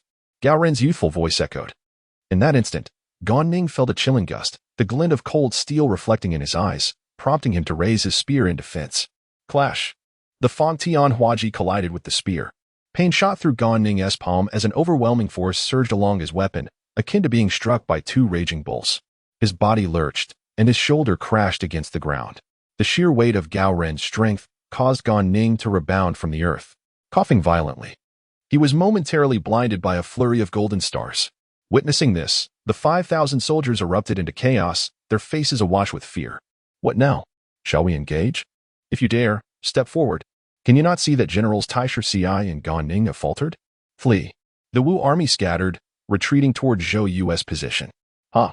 Look at you two generals, abandoned by your men. Since that is the case, come with me to Lingling. Gao Ren chuckled, seeking two thick ropes in the city to bind them. With that, he hurled the Fangtian Huaji backward. Whoosh! The weapon soared, embedding itself into the earth before the city gate. With his hands freed, Gao Ren seized Taisher Ci and Gan Ning, sprinting toward Lingling. Heavens, what a disgrace! They cried, as if fate had gripped their throats, being dragged like dogs into Lingling by Gao Ren. Meanwhile, beneath the walls of Jingzhou, the cold wind carried the stench of blood, causing the armor to tremble slightly. The more than 50,000 troops that Liu Bei had sent forth were now reduced to a mere 25,000. As dusk settled, the battlefield remained a cacophony of shouts and clashing steel. With a swift thrust, Zhao Yun's silver spear flashed coldly, piercing through two armored soldiers. He grasped the weapon, withdrawing it from their backs. Liu, Guan, and Zhang, the three brothers, were breathless, their armor and weapons stained with blood. After half an hour, both sides finally sounded the retreat. Brothers, tonight the Wu army will likely attempt a surprise assault on the city. Let the soldiers remain vigilant, Liu Bei declared, sheathing his dual swords, concern etched across his visage. Fifth brother, return quickly. Zhang Fei and Guan Yu exchanged glances, sharing the same thought. Gao Han commands 50,000 troops to assault Sichuan. It is likely that Eastern Wu has learned of this and dared to mobilize 100,000 to attack the city. Should we perish, remember to avenge our brothers. As twilight deepened and the setting sun bled red, Guan, Zhang, and Zhao rode their horses, weary eyes fixed upon the west. Indeed, that night, upon learning that Taisher Ci and Gan Ning had been captured by Gao Han as Sun Gao Ren, Zhou Yu coughed violently, his face pale, warmth flooding his palms. "Commander, you are coughing up blood again." During the confrontation with Chao Run, Zhou Yu sustained an arrow wound that has yet to heal, leaving him with a lingering ailment.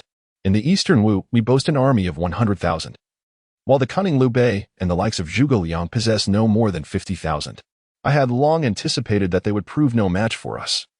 Yet what is the situation with Gao Run?" Zhou Yu's gaze darkened as he perused the freshly delivered intelligence. The General Tai Shirtzi bore old injuries, while Generals Gan Ning and El Meng exchanged troubled glances, struggling to concoct excuses for the two. Truly infuriating. The Gao family serves as nothing but stumbling blocks. Zhou Yu exhaled deeply. "Enough, assist me to rise. We shall launch a surprise attack on Jingzhou. Liu Bei and Zhuge Liang are now at their wits' end. I shall not allow them a moment's respite. Once Jingzhou is captured, or should we manage to seize Liu Bei and his cohorts alive on the battlefield, we can exchange them for the young lady, thus reassuring both our lord and the matriarch." El Meng, filled with admiration, helped Zhou Yu to his feet, earnestly proclaiming, "The great commander shall undoubtedly earn the admiration of thousands in Eastern Wu." Zhou Yu merely smiled in response, donned his armor, and exited the tent. Meanwhile, within the walls of Jingzhou, Liu Bei and his companions were engaged in discussions under candlelight on how to confront the impending threat. Despite their dire circumstances, the morale among them remained unshaken. Instead, they fervently debated strategies. "My lord, in this battle, although both Eastern Wu and our forces have suffered heavy losses, Zhou Yu still commands 70,000 troops, while we are left with merely 25,000. Tonight, we can only defend the city. We shall not engage until dawn." Zhuge Liang remarked, his brow furrowed in concern. "But, military strategist, what of tomorrow? Our remaining troops cannot endure for long." Zhang Fei interjected. This sentiment weighed heavily on all. As the grim reality loomed, the dwindling numbers. Defending the city today, fighting again tomorrow, how many will remain afterward? Should Zhou Yu attack once more under the cover of night?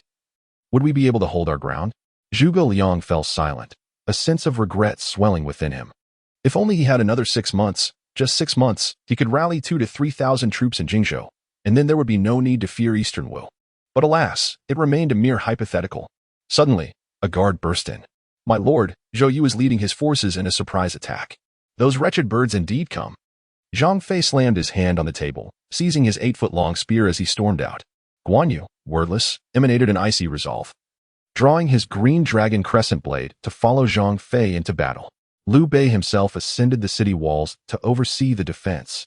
A fierce battle for the city raged from dusk until dawn, with stones exhausted and arrows depleted. The determination etched on every face spoke of resilience. The city gates swung wide open. Once more, the 25,000 surged forth from the city. From dawn until nightfall, the dwindling forces charged with a do-or-die spirit, fiercely clashing against Zhou Yu's 30,000. Yet ultimately, the few could not overcome the many, and they began to retreat in disarray. "Quickly, fall back to the city," Liu Bei commanded, urgency in his voice. Beneath the waning sun, the remaining thousands resembled a solitary wolf, panting in panic as Zhou Yu's 30,000 pursued relentlessly. "All troops, heed the command. Rush into Jingzhou and capture Liu Bei and Zhuge Liang alive. Upon our return to Eastern Wu, rewards and titles await." Upon witnessing Liu Bei's retreat, Zhou Yu suddenly bellowed with fervor. Under the allure of potential gain, the morale surged instantaneously, and every soldier unleashed their final reserves of strength, relentlessly pursuing their quarry. As Liu Bei fled towards the city with Guan, Zhang, and Zhao, a familiar voice echoed in the distance. The thunderous sound of galloping hooves resounded like a war drum. "Eldest brother, look, it is fifth brother," exclaimed Zhang Fei and Guan Yu, their spirits lifted, for their brother had come with reinforcements, though night had fallen. The sight of the dark mass of soldiers ignited Liu Bei with renewed vigor, his breath quickening. No longer fleeing for his life, he pivoted to confront Zhou Yu, shouting, "My fifth brother is unrivaled in the world. You shall not return." On the battlefield, the earth trembled as Gao Han led his troops towards Jingzhou, an imposing force of 80,000 strong, their hooves pounding the ground like a rampaging bull. "Charge!" Liu Bei, consumed by fervor, wielded his twin swords and surged forward, aiming directly for Zhou Yu. "Eldest brother!" Zhang Fei, Guan Yu, and Zhao Yun shouted in unison, swiftly altering their course to follow Liu Bei.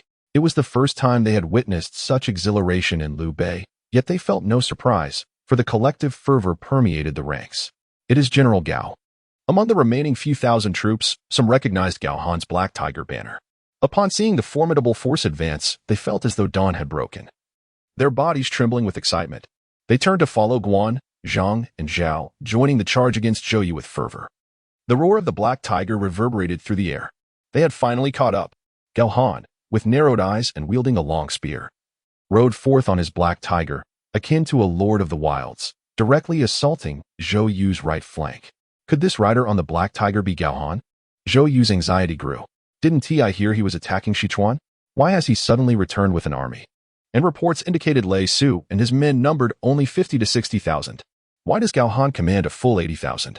Zhou Yu was beset by questions. And before he could comprehend the situation, he heard Gao Han's booming voice. Zhou Yu, you thought to ambush my elder brother in my absence, did you? Today, I shall ensure you have no way of retreating. Where's that voice coming from? El Ming grew frantic, glancing around but seeing no sign of Gao Han. The resonant roar, akin to a tiger's, came from the right, echoing in his mind. This is bad, great commander. Gao Han is charging our right flank.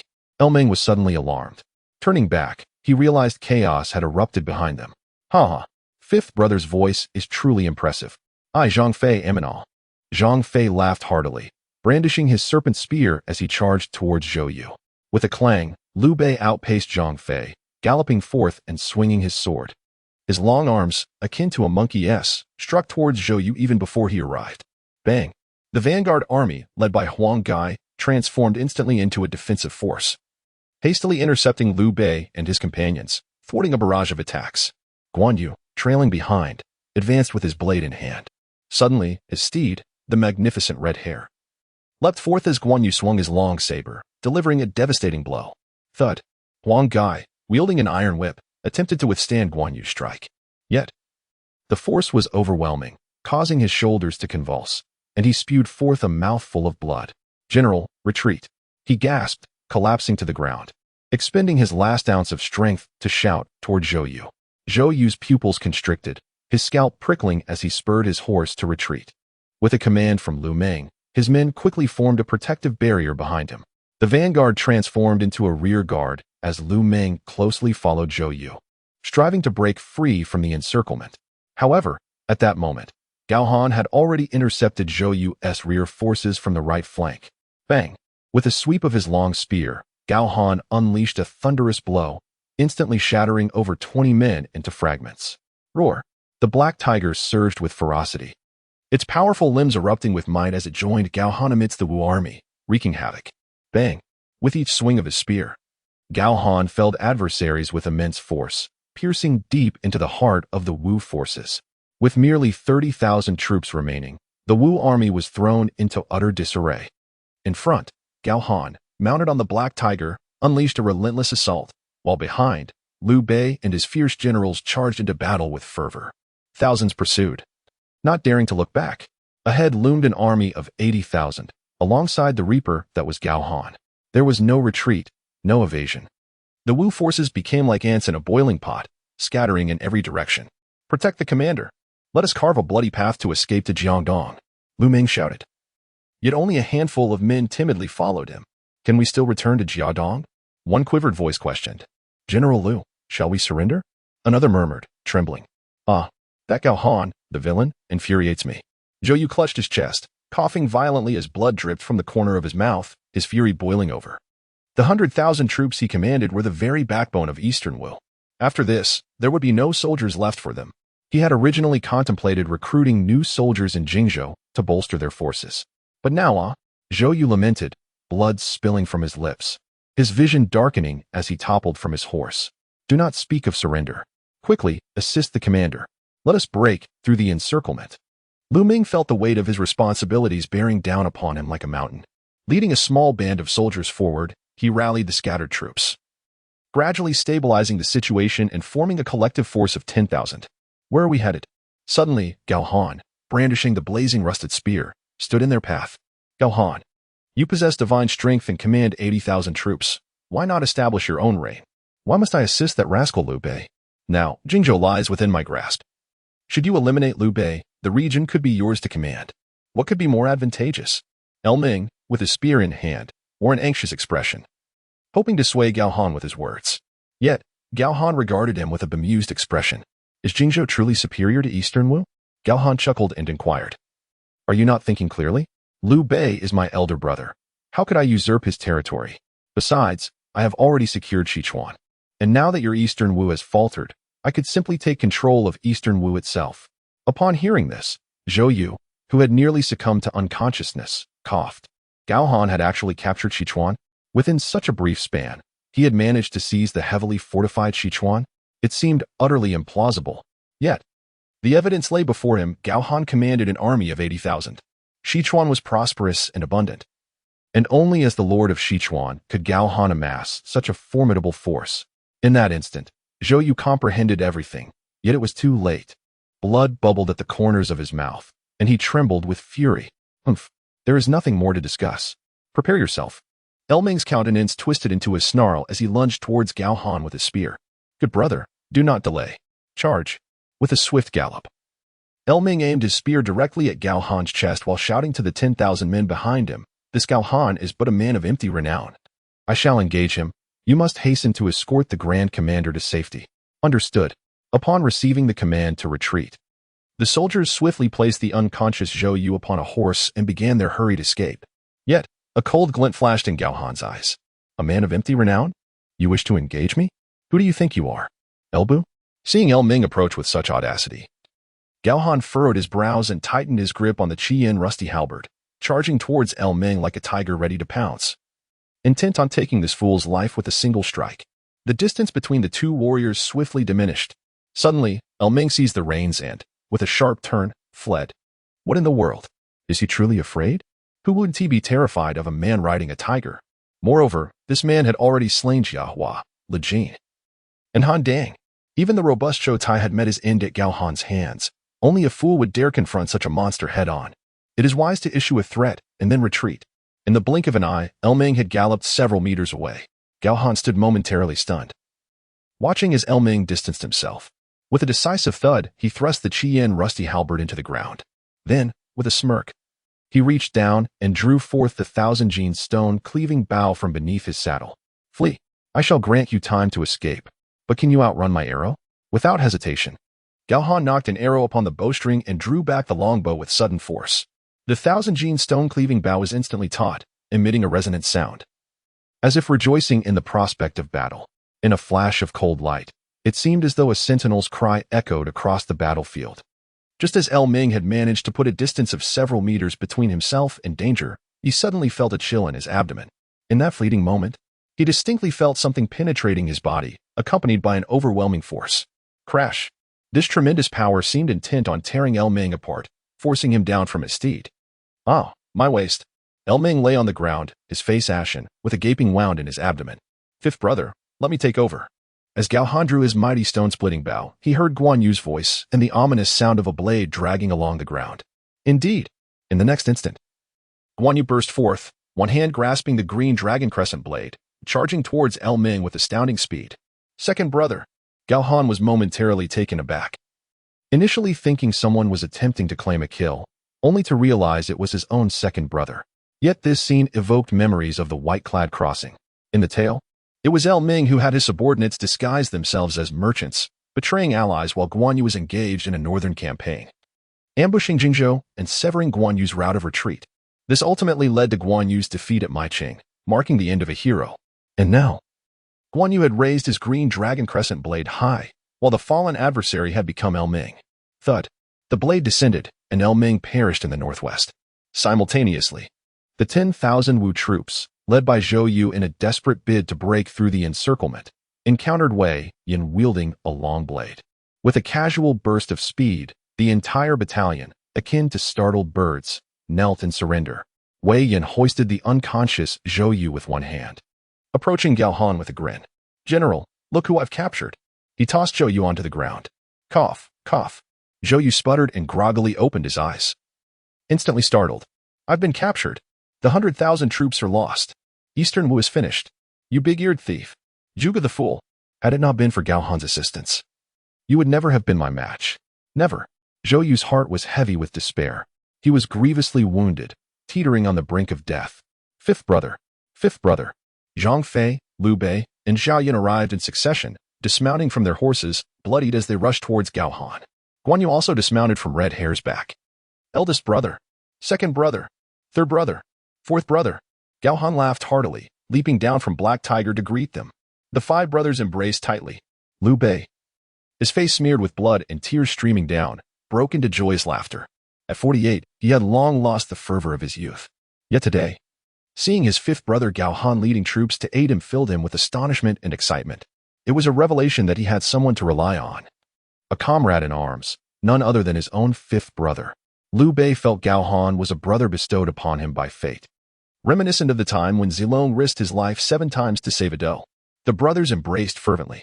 Guan Yu, Zhang Fei, and Zhao Yun were all moved. They shared the same sentiments about Gao Han as Liu Bei, each harboring complex emotions. Even the proud Guan Yu was touched. At this moment, he tightly grasped the wrist of Gao Han, and 2 streams of tears unexpectedly slid down his ruddy face, dampening his long beard. Alas, Zhang Fei wept. Though his tears were not particularly graceful and his voice was rather unpleasant, his eyes squinted into mere slits. Yide, your eyes are uncomfortable again, aren't they? Zhao Yun jested with a twinkle of tears in his eyes. Zhang Fei, caught off guard by Zhao Yun's teasing, found himself at a loss, neither crying nor laughing. He nudged Zhao Yun's chest with an elbow, grumbling, Zhao Zilong, you truly are a peculiar fellow. I shall not drink with you again. Ha ha. The laughter of Liu Bei and the others erupted in response. Brothers, Gao Han almost arrived late, causing you to worry. Gao Han remarked, a hint of bittersweetness creeping into his heart. Fear not, good brother, there is no delay. Guan Yu replied, giving Gao Han's shoulder a reassuring squeeze. He turned to Liu Bei and continued, brother, it was we brothers, along with the strategist, who purposely kept this from you. We know that you, brother, hold righteousness dear and cannot bear to seize Liu Zhang's territory. Therefore, it is better to let our own brothers capture it, ensuring mutual assistance in the future. Indeed, brother. Look, fifth brother has come to our rescue. Zhang Fei added. Second brother and third brother, you are right. Had it not been for Gao Han's timely aid, we 5 brothers might have been separated by fate. Liu Bei wiped away his tears, his voice trembling. Liu Zhang is of my kin, yet he possesses no loyalty. He is untrustworthy. However, Gao Han is our brother, incomparable to Liu Zhang. Is there anything wrong with me clinging to my brother as support? Upon hearing this, Guan Yu and the others nodded in agreement. Suddenly, a cavalryman emerged from the night. General Gao Han, this is a letter from General Zhang Biao sent from Lingling. Upon hearing this, Gao Han immediately took the letter, and after a brief glance, he nodded in surprise, accompanied by a flicker of gratitude. The letter stated that Liu Bei had concealed 8,000 troops within the city to protect his family. Yet, Gao Ren single-handedly defeated Tai Shirzi and Gan Ning. Thus, those 8,000 troops remained unutilized. Isn't it a bit excessive to send out 8,000 men when the forces within Jingzhou were already scant? Gao Han silently admired Liu Bei's sense of brotherhood. He then turned to the cavalryman and instructed, very well, I understand. You must return to Lingling swiftly and reassure my beloved that all is well. Also, convey to Gao Ren that he has performed admirably this time. Yes, General. With that, the cavalryman turned back. Brother, let us return to the city, Gao Han proposed. Indeed, let us return. Liu Bei gazed at Gao Han as if he were a treasure. With 80,000 troops, alongside 10,000 defectors from Dongwu, they triumphantly marched into Jingzhou. Zhuge Liang had long been waiting at the gates. Behold, it is indeed Gao Han. Zhuge Liang's face beamed with joy as he glanced at the astonished Ma Su behind him. Ma Su raised his brows in surprise. He had just been debating with Zhuge Liang. The gates of Sichuan were formidable. Capturing them would require a gradual approach and could not be accomplished in one fell swoop. Yet now, Gao Han was leading 80,000 troops forward. This signified that Sichuan had indeed been secured. As Ma Su's gaze shifted repeatedly, he hastily followed Zhuge Liang to welcome Liu Bei and Gao Han. What splendid news we have! Zhuge Liang exclaimed. Indeed, my lord. Fifth brother has led our brothers to triumph over the 10,000 troops of Wu, which is certainly delightful news. Zhang Fei remarked with a broad smile. No. Zhuge Liang shook his head, clarifying, Yide, I refer to another piece of remarkable news. The scouts have just reported that Han Sui and Ma Chao, leading an army of 200,000, have surged towards Chang'an. At this moment, Cao Cao cannot attend to both his front and rear. making it an opportune time for us to seize Eastern Wu. Zhuge Liang's excitement was palpable, for Eastern Wu, having lost such a significant force, was left in a state of utter vulnerability. Even the remaining naval forces, regardless of their prowess, could hardly turn the tide in such dire circumstances. Moreover, in this conflict, figures such as Zhou Yu, Lu Ming, Huang Gai, Tai Shirzi, and Gan Ning had either been slain or captured, leaving Eastern Wu devoid of capable leaders. In response to Zhuge Liang's fervent gaze, Liu Bei turned to Gao Han and inquired, "Fifth brother, what are your thoughts?" After all, the current army of 80,000 has been rallied by Gao Han himself. It is only fair to consider his perspective. Brother, allow me to take charge of this matter. After a fortnight of recuperation, I shall promptly lead the troops to Eastern Wu. As for second brother and third brother, I believe it would be prudent for them to remain with you in Jingzhou, to avoid any deceptive maneuvers from Cao Cao that could ultimately jeopardize our hold on Jingzhou. Gao Han analyzed thoughtfully. Guan Yu interjected, "That is sound reasoning. Given the substantial damage to Jingzhou, it is best for myself, Yide, and Zilong to remain here." However, Zhang Fei pouted, contemplating the notion of accompanying Gao Han to Eastern Wu, yet he recognized the precarious situation in Jingzhou and ultimately refrained from voicing his thoughts. "Do not worry, third brother. Those in Eastern Wu cannot pose a threat to me," Gao Han reassured, patting Zhang Fei's shoulder. "Then I shall rest easy." Once the strategy was solidified, the group dispersed. Liu Bei, Guan Yu, and the others, having engaged in prolonged battles, soon retired for the night. The night was profoundly dark. Alone in his chamber, Gao Han glanced at his system panel, feeling a sense of unease. Host: Gao Han. Strength: the might of 2 dragons and 3 bulls. Physique: indestructible. Martial arts: self-taught axe techniques, mastery. Heavenly dragon spear techniques, mastery. Divine archery, mastery. Experience points, 999. Others: triple stamina, activated. Speed, at present. Gao Han's physique and strength had reached a certain stage where ordinary weapons could not inflict harm upon him. One would presume that a person possessing such a physique would harbor no fear of anyone. Yet Gao Han remained troubled. The adage that there are always greater powers beyond one's own had never faded from his mind, especially since his last encounter with the 3 disciples of Zhuge. His heart was suddenly weighed down with apprehension. "System, may I pose a question to you?" Gao Han suddenly asked with utmost seriousness. "Ding. Host, please ask. I shall provide answers within the scope of my knowledge." Gao Han fell into silence for a moment. He inquired with a hint of trepidation, "In terms of strength and physique, have I truly reached the pinnacle among the multitude?" The system's reply was unequivocal. "No." Was that so? Gao Han's breath quickened. He was not particularly surprised by the answer, but remained curious about the enigmatic figure of Zhuge. Was there perhaps an even mightier presence than Zhuge? A wry smile crept across Gao Han's face as a ludicrous thought crossed his mind. Once he subdued Eastern Wu, he could single-handedly charge into Yi City from Hefei. If Zhuge could contend with Cao Cao, then surely he, Gao Han, could as well. Perhaps they would even become acquainted. Shaking his head, a bitter smile emerged. With a grand gesture, he dismissed the system interface and reclined on his couch to slumber. Upon awakening the following day, it was already noon. After bidding farewell to Liu Bei, Gao Han set off from Jingzhou, accompanied solely by Wei Yin. "General, this halberd is surprisingly heavy." Wei Yin grunted as he struggled to carry Gao Han's crimson rust halberd, his forehead beaded with sweat and his face flushed like that of a liver. "Your strength has grown immensely. Can you not manage over 300 pounds? Gao Han remarked with a hint of mischief. 300 pounds. Wei Yin's heart raced. What kind of person could wield such a weapon? Gao Han had not previously asked him to carry this new halberd, and Wei Yin had assumed it to be similar in weight to the previous one. "Forget it. I shall take it from here. At this rate, we may never reach Lingling." Gao Han shook his head and retrieved the crimson rust halberd with a swift motion. After half a day's journey, they finally arrived at the city of Lingling. "General Gao."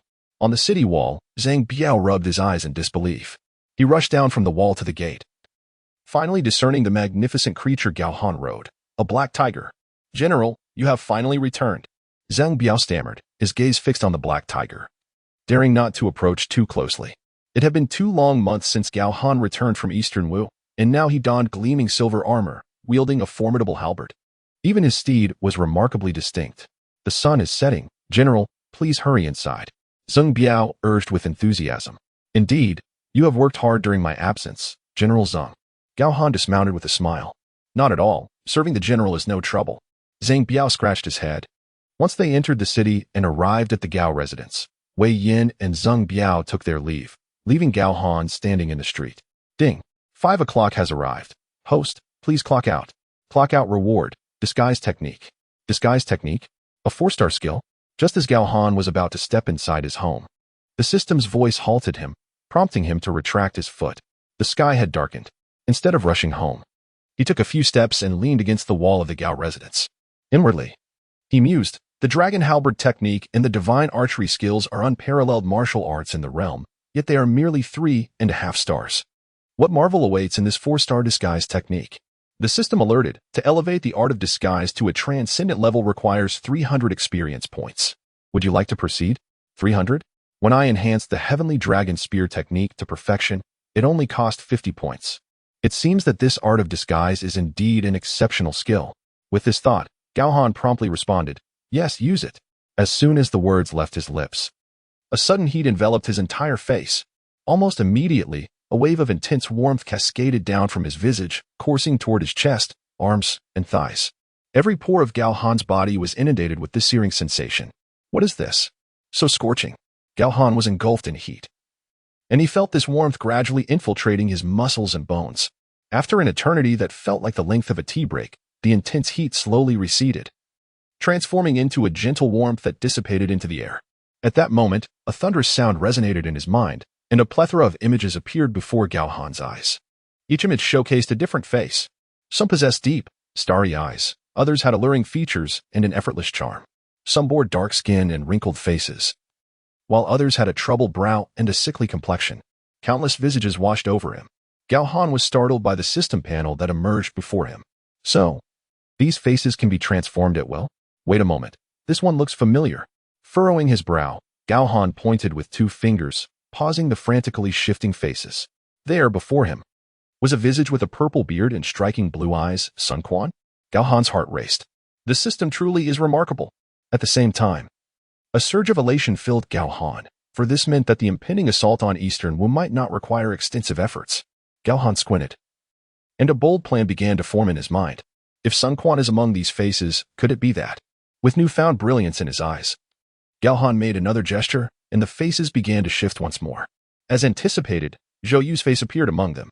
However, Gao Han was soon taken aback. Even Liu Bei, Zhang Fei, Guan Yu, and Zhao Yun were present. Han Dang? Zhou Tai? Elmeng? It was one thing to include these 3. But how could the likes of Lu Jin, Li Dian, and Zhang Liao also be here? Gao Han was utterly astonished. Ding. The system's voice followed. Notice, the face templates are limited to individuals the host has encountered. New faces will be recorded daily, but updating requires a substantial amount of experience points. Oh, now I understand. As Gao Han absorbed the system's explanation, he began to grasp the intricacies of the art of disguise. As for the experience points required for updates, he was not particularly concerned, as he would accumulate experience automatically each day at work, and completing tasks or vanquishing foes would further contribute to his experience.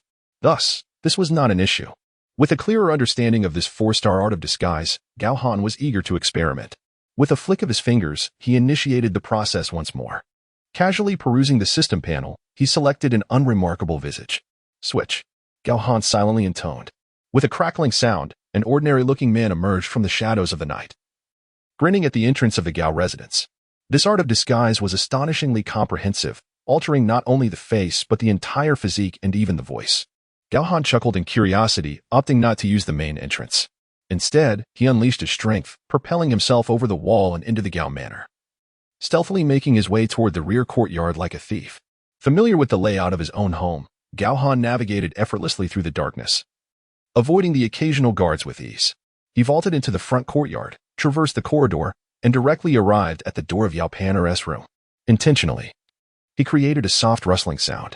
Inside, Yao Panner had just prepared to rest when the sudden sound of footsteps at the door made her frown. She donned a robe, lit a lamp, and peered curiously at the shadow lingering by the door. Who goes there? She wondered, puzzled. What business could anyone have at the rear courtyard at such a late hour, especially a man? Could it be a thief? Alarmed by this thought, Yao Panner felt a jolt of fear, unsure of what to do. Just then, the shadow at the door shifted. Knock, knock, knock. The figure raised a hand and gently tapped on the door. Yao Panner tightened her robe, her voice trembling as she inquired, "Who are you?" Knock, knock, knock. The shadow continued to rap on the door. Seeing the stranger remain silent heightened her fear. Her heart raced, and her rosy cheeks drained of color. Glancing at the wooden bolt behind the door, she steeled herself against her mounting dread. "Vile intruder, I advise you to leave at once, or my husband will ensure you meet a grim fate," she warned coldly. Bang! Before Yao Pan could finish her warning, the bolt snapped in two, and the door was forcefully pushed open. The face of the intruder was a stranger, one Yao Pan had never seen before. Her complexion paled in shock. "Ah, a hidden beauty in a gilded cage, you say your husband? Who is he, and is he home? Little beauty, how would you fare with me tonight?" Gao Han leered as he boldly stepped inside. Yao Pan's face turned ashen with fear. "Bold thief, do not approach. Otherwise, suddenly." She drew a dagger from an unknown source, pressing it against her neck, her tearful eyes glaring at Gao Han. Damn it! Gao Han froze, his legs trembling as he quickly retreated. He had intended merely to tease his beloved wife, not to face the prospect of losing her. "Panner, please lower the dagger and recognize who I am." At that moment, Gao Han found himself at the threshold, ready to revert to his original appearance. However, before he could switch back, a chilling light glinted behind him. "How dare you target my mother? You seek death." Gao Han whirled around abruptly. As Gao Ren observed the Fong Tianhua halberd swiftly descending towards him, he had just concluded his martial practice in the corridor and was about to retire for the night. Suddenly, a sound reminiscent of splintering wood reached his ears from the courtyard, prompting him to suspect that something had befallen his mother.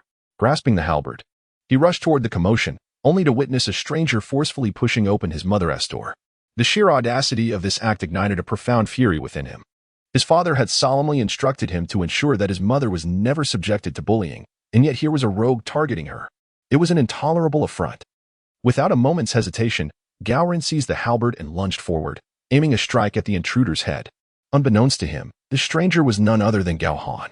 Had he realized this, he would have refrained from directing his weapon towards his father's own kin, for such an act, in any era, would draw the ire of multitudes and be deemed utterly unacceptable. Yet, ignorance emboldened him, and he channeled all his strength into that strike. Unleashing a fierce power akin to that of two oxen, under the moonlight, the blade of the halberd glistened ominously. Gao Han, quick to react, turned sharply upon hearing the commotion. Upon recognizing Gao Ren, a flicker of pride surged within him. The speed of his son's response was commendable. Had there been an actual thief, he would surely have met his demise at Gao Ren's hands in the next heartbeat. Moreover, Gao Ren's stance and movement bore the hallmarks of a seasoned warrior, unmistakably influenced by the teachings of his second brother, Guan Yu. No wonder even the likes of Tai Shirtzi and Gan Ning had been captured with such ease. Yet, despite his satisfaction, evasion remained paramount. Although he could withstand the strike physically, he feared leaving Gao Ren with psychological scars that could hinder his growth. With a powerful push, Gao Han deftly sidestepped, effortlessly dodging Gao Ren's onslaught. Realizing his attack had failed, Gao Ren's brow furrowed in concentration. This adversary was no ordinary foe.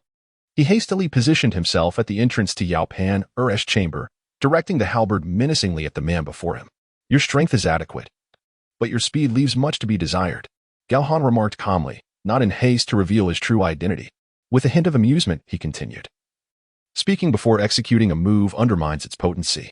Thus, your previous strike relied solely on physical strength and lacked the explosive force that comes from channeling energy into your dantian." Through numerous encounters, from the battles in Eastern Wu to the campaigns in Jingzhou, and then to Sichuan, Gao Han had amassed a wealth of combat experience. He noted, moreover, "Your previous attempt was more akin to swordplay than halberd techniques." This observation struck a chord, as Gao Ren had been diligently studying swordsmanship under Guan Yu and had yet to grasp the intricacies of halberd techniques. "Enough talk. Are you brave enough to withstand one of my strikes?" Gao Ren bellowed, charging forward once more to engage Gao Han in combat. Meanwhile, within the room, Yao Pan cast aside her dagger, gasping for breath. However, she soon sensed something amiss. The unfamiliar man had called her Panner? How did he know her name? Moreover, he urged her to discern his true identity. Why did his tone seem so familiar? Reflecting on this, Yao Panner felt a surge of excitement, as if she had unraveled a mystery, and hurriedly donned her clothing before stepping outside. "Stop, Sharon. He's your father." Yao Panner had an instinctive feeling. Could it be that this man was Gao Han, disguised to frighten her? With a creak, upon realizing she recognized him, Gao Han grasped the halberd tightly. No matter how forcefully Sharon tried, he could not free it from Gao Han's grip. "Father?" Sharon stood frozen. Yet, try as he might, He could not identify the man before him. It felt as though he were under some bloodline constraint, utterly unable to challenge the figure before him. Could he truly be his father? Startled, Xiao Ren trembled and quickly relinquished his hold on the halberd. Panner. Hearing Yao Panner acknowledge him, Gao Han swiftly turned his head, reverting to his true appearance. When he turned back, he had transformed into his authentic self. Ah, it really is you, father. Xiao Ren bent his legs and knelt on the ground, exclaiming, I did not realize it was you, father. I thought some bandit was trying to harm mother. Which is why I took up arms. Gao Han chuckled and knelt down, positioning the halberd before Xiao Ren. Father does not blame you? Xiao Ren knelt with his hands behind his back, his gaze filled with trepidation. If there were indeed a bandit, you were right to act as you did. Why would your father blame you? Besides, did you truly believe you could overpower me? Gao Han laughed heartily, ruffling Xiao Ren's hair and lifting him from the ground. Hee. Father and mother, it is late. You should rest early. I shall come to pay my respects again tomorrow. With that, Xiao Ren left the courtyard with great alacrity. Not lingering for a moment. This child. Gao Han smiled wryly, shaking his head. General. Upon Xiao Ren's departure, Yao Panner could no longer suppress her feelings of longing and dashed into Gao Han's embrace, her tears soaking his chest. Yao Panner had indeed been startled. In that moment, she felt as if death were imminent. Had she been sullied by a villain, she could never face Gao Han again, nor could she bear to exist in this world. Fortunately, it was merely a false alarm. Do not fear, do not fear. Gao Han patted Yao Panner's back, somewhat gleefully. Yet, he resolved never to employ such frightening theatrics again. Should his delicate wife take it seriously, it would truly be the end. The two held each other tightly. After a long while, they finally returned indoors, extinguishing the candlelight and retiring for the night. 3 days later, in a small courtyard within Lingling City, Gao Han arrived alone. General. Upon seeing Gao Han, 2 guards clasped their fists in salute. With a wave of his hand, Gao Han entered the small courtyard. Within this place was imprisoned none other than Sun Shangxiang, the sister of Sun Quan from Eastern Wu. His delicate wife must never be frightened again. Yet this little sister seemed rather bold, perhaps. With a swift stroke, Gao Han selected Sun Quan's visage. As he brushed past the 2 guards at the entrance, his appearance underwent a dramatic transformation. Sister, sister. At that moment, Sun Shangxiang was seated in her humble abode. Upon hearing that familiar voice, she was instantly unsettled. Peering outside, she was struck speechless with shock. Brother, how did you come to be here? She rushed forward to embrace Gao Han tightly. Although proprieties dictated a distinction between the genders, such formalities were entirely forgotten by Sun Shangxiang in the presence of one lost in a foreign land. Does the Eastern Wu also possess a pillar of support? Gao Han was not particularly surprised by Sun Shangxiang's sudden embrace. Rather, he found it to be quite natural. His previous attempt at disguise had thoroughly startled Yao Panner, indicating the effectiveness of his 4-star transformation technique.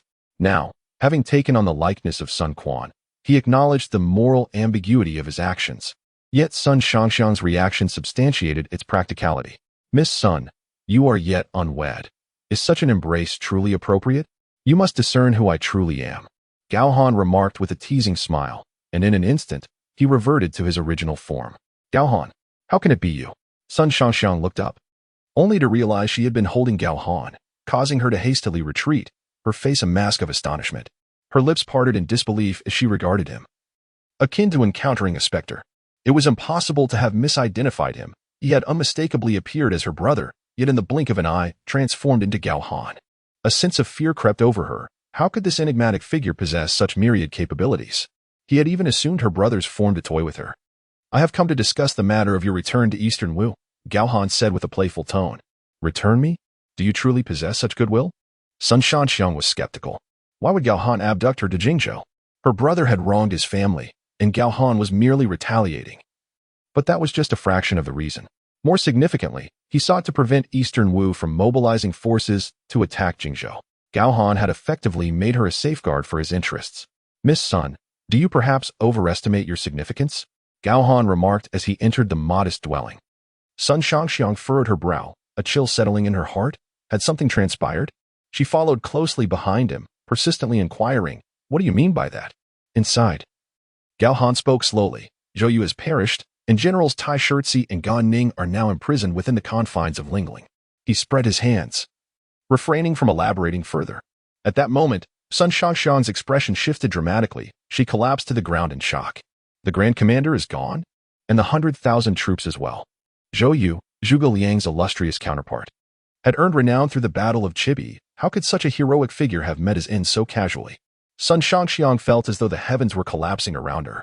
The adage, consult Zhang Zhao for internal affairs and Zhou Yu for external matters, was not mere folly. Reflecting on her brother Sun Quan's military prowess in comparison to Zhou Yu's, it was abundantly clear he could not rival him. With Zhou Yu's demise, the fortunes of Eastern Wu would surely plummet drastically. Just as Sun Shangxiang grappled with her astonishment and unease, Gao Han spoke. His voice chillingly cold. In a little over 20 days, I shall personally lead my troops into Eastern Wu. However, I wish to spare the innocents from devastation. I trust you, Miss Sun, would not desire to witness rivers of blood in Eastern Wu? Gao Han approached her, leaning down to scrutinize the once mighty sister of the Wu Lord, his words tinged with veiled menace. Sun Shangxiang's eyes darted in shock. Rivers of blood? Gao Han's words pierced her heart like a dagger. The soldiers of Eastern Wu were human too, with parents to care for and families to support. Gao Han had single-handedly slain 2,000 of Han Dang and Zhou Tai's troops. If he truly launched an assault on Eastern Wu, the consequences would be unimaginable. You mad man, the gentry of Jiangdong will not allow you to succeed, nor will my brother. Sun Shangxiang retorted fiercely. Huh, the gentry? With their ragtag band of nobodies. Once I breach Eastern Wu, my first act will be to eliminate them. They are a blight. Unless they are thoroughly eradicated, the common folk will never have a good life. Gao Han sneered coldly, a murderous intent bubbling within him. Without another word, he departed the scene. Time swiftly passed. Over 20 days had elapsed. Upon returning to Jingzhou from Lingling, Zhang Fei and Guan Yu had been drilling their troops for half a month. Gao Han left 30,000 men to secure Jingzhou, while the remaining 50,000 surged forth from the city, their ranks orderly and solemn, advancing powerfully toward the east. At this moment in Eastern Wu, fear gripped the hearts of the populace. Within the Wu Lord's residence, the remaining civil and military officials wore expressions of deep concern. Zhou Yu and his compatriots had ventured to Jingzhou, yet none had returned. Of the 100,000 troops, the dead lay scattered, while others surrendered. At this time, Sun Quan sat in the high seat, his face ashen and his eyes vacant. Cough, cough, my friends, Gao Han leads 50,000 troops toward Eastern Wu. Who among you has a strategy to repel this enemy? Sun Quan's voice was hoarse. Unfortunately, Lu Su's countenance was equally grim, his cheekbones protruding, lips devoid of color, as though he had suffered a grave illness. Below, Cheng Pu and Zhang Zhao, both elderly officials, remained silent, not for any other reason, but simply because Jiangdong had no one left to rely upon. Moreover, after Gao Han's previous havoc in Eastern Wu, fear still lingered, rendering many wary to even speak of him. Now, with Gao Han personally advancing, certain individuals were so frightened they had nearly lost their composure. How could they possibly fight? Alas, perhaps we should surrender to Cao Cao, allowing him to ambush Liu Bei. This way, Gao Han would surely return to assist, and the calamity of Jiangdong could be averted. Such words were spoken lightly, yet Cao Cao was occupied with subduing the Wu Huan, while the Xiliang region incessantly harassed Chang'an. Besides, this was akin to drawing a tiger to chase away a wolf. Had they forgotten the matter of Dongzhua? Then what do you propose we do? Could it be that our Eastern Wu can only await the advance of Gao Han into Jiankong? Alas, a collective sigh escapes everyone. Presently, the entirety of Jiaodong, with the combined forces of Lu and Shui, can muster no more than 50 or 60,000 troops. The once formidable Lu Zhang commanded an army of 100,000 in Sichuan, yet it was vanquished by Gao Han. How can we possibly fight now? Cough, cough, cough. Sun Quan, choking back despair, lamented, Gong Jin, my dear Gong Jin, had I known you would perish in Jingzhou, I would never have allowed you to lead a reckless assault against Liu Bei. That accursed Gao Han has taken Chengdu in less than 2 months. Heaven favors Gao Han, not our Eastern Wu. Just when Sun Quan was engulfed in disappointment and despair, a figure stepped forth. Though Liu Bei has Gao Han, we of Eastern Wu also possess a pillar of strength. Why does the Lord not utilize him? The speaker was none other than Kenzei, styled D-Run. Oh, D-Run. Who do you refer to as the pillar of Eastern Wu? Sun Quan exclaimed, startled, hastily inquiring.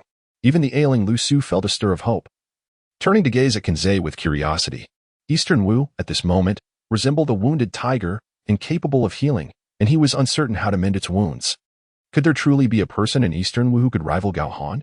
Kenzei confidently replied, My lord, this individual, though a scholar, possesses grand ambitions and exceptional talent.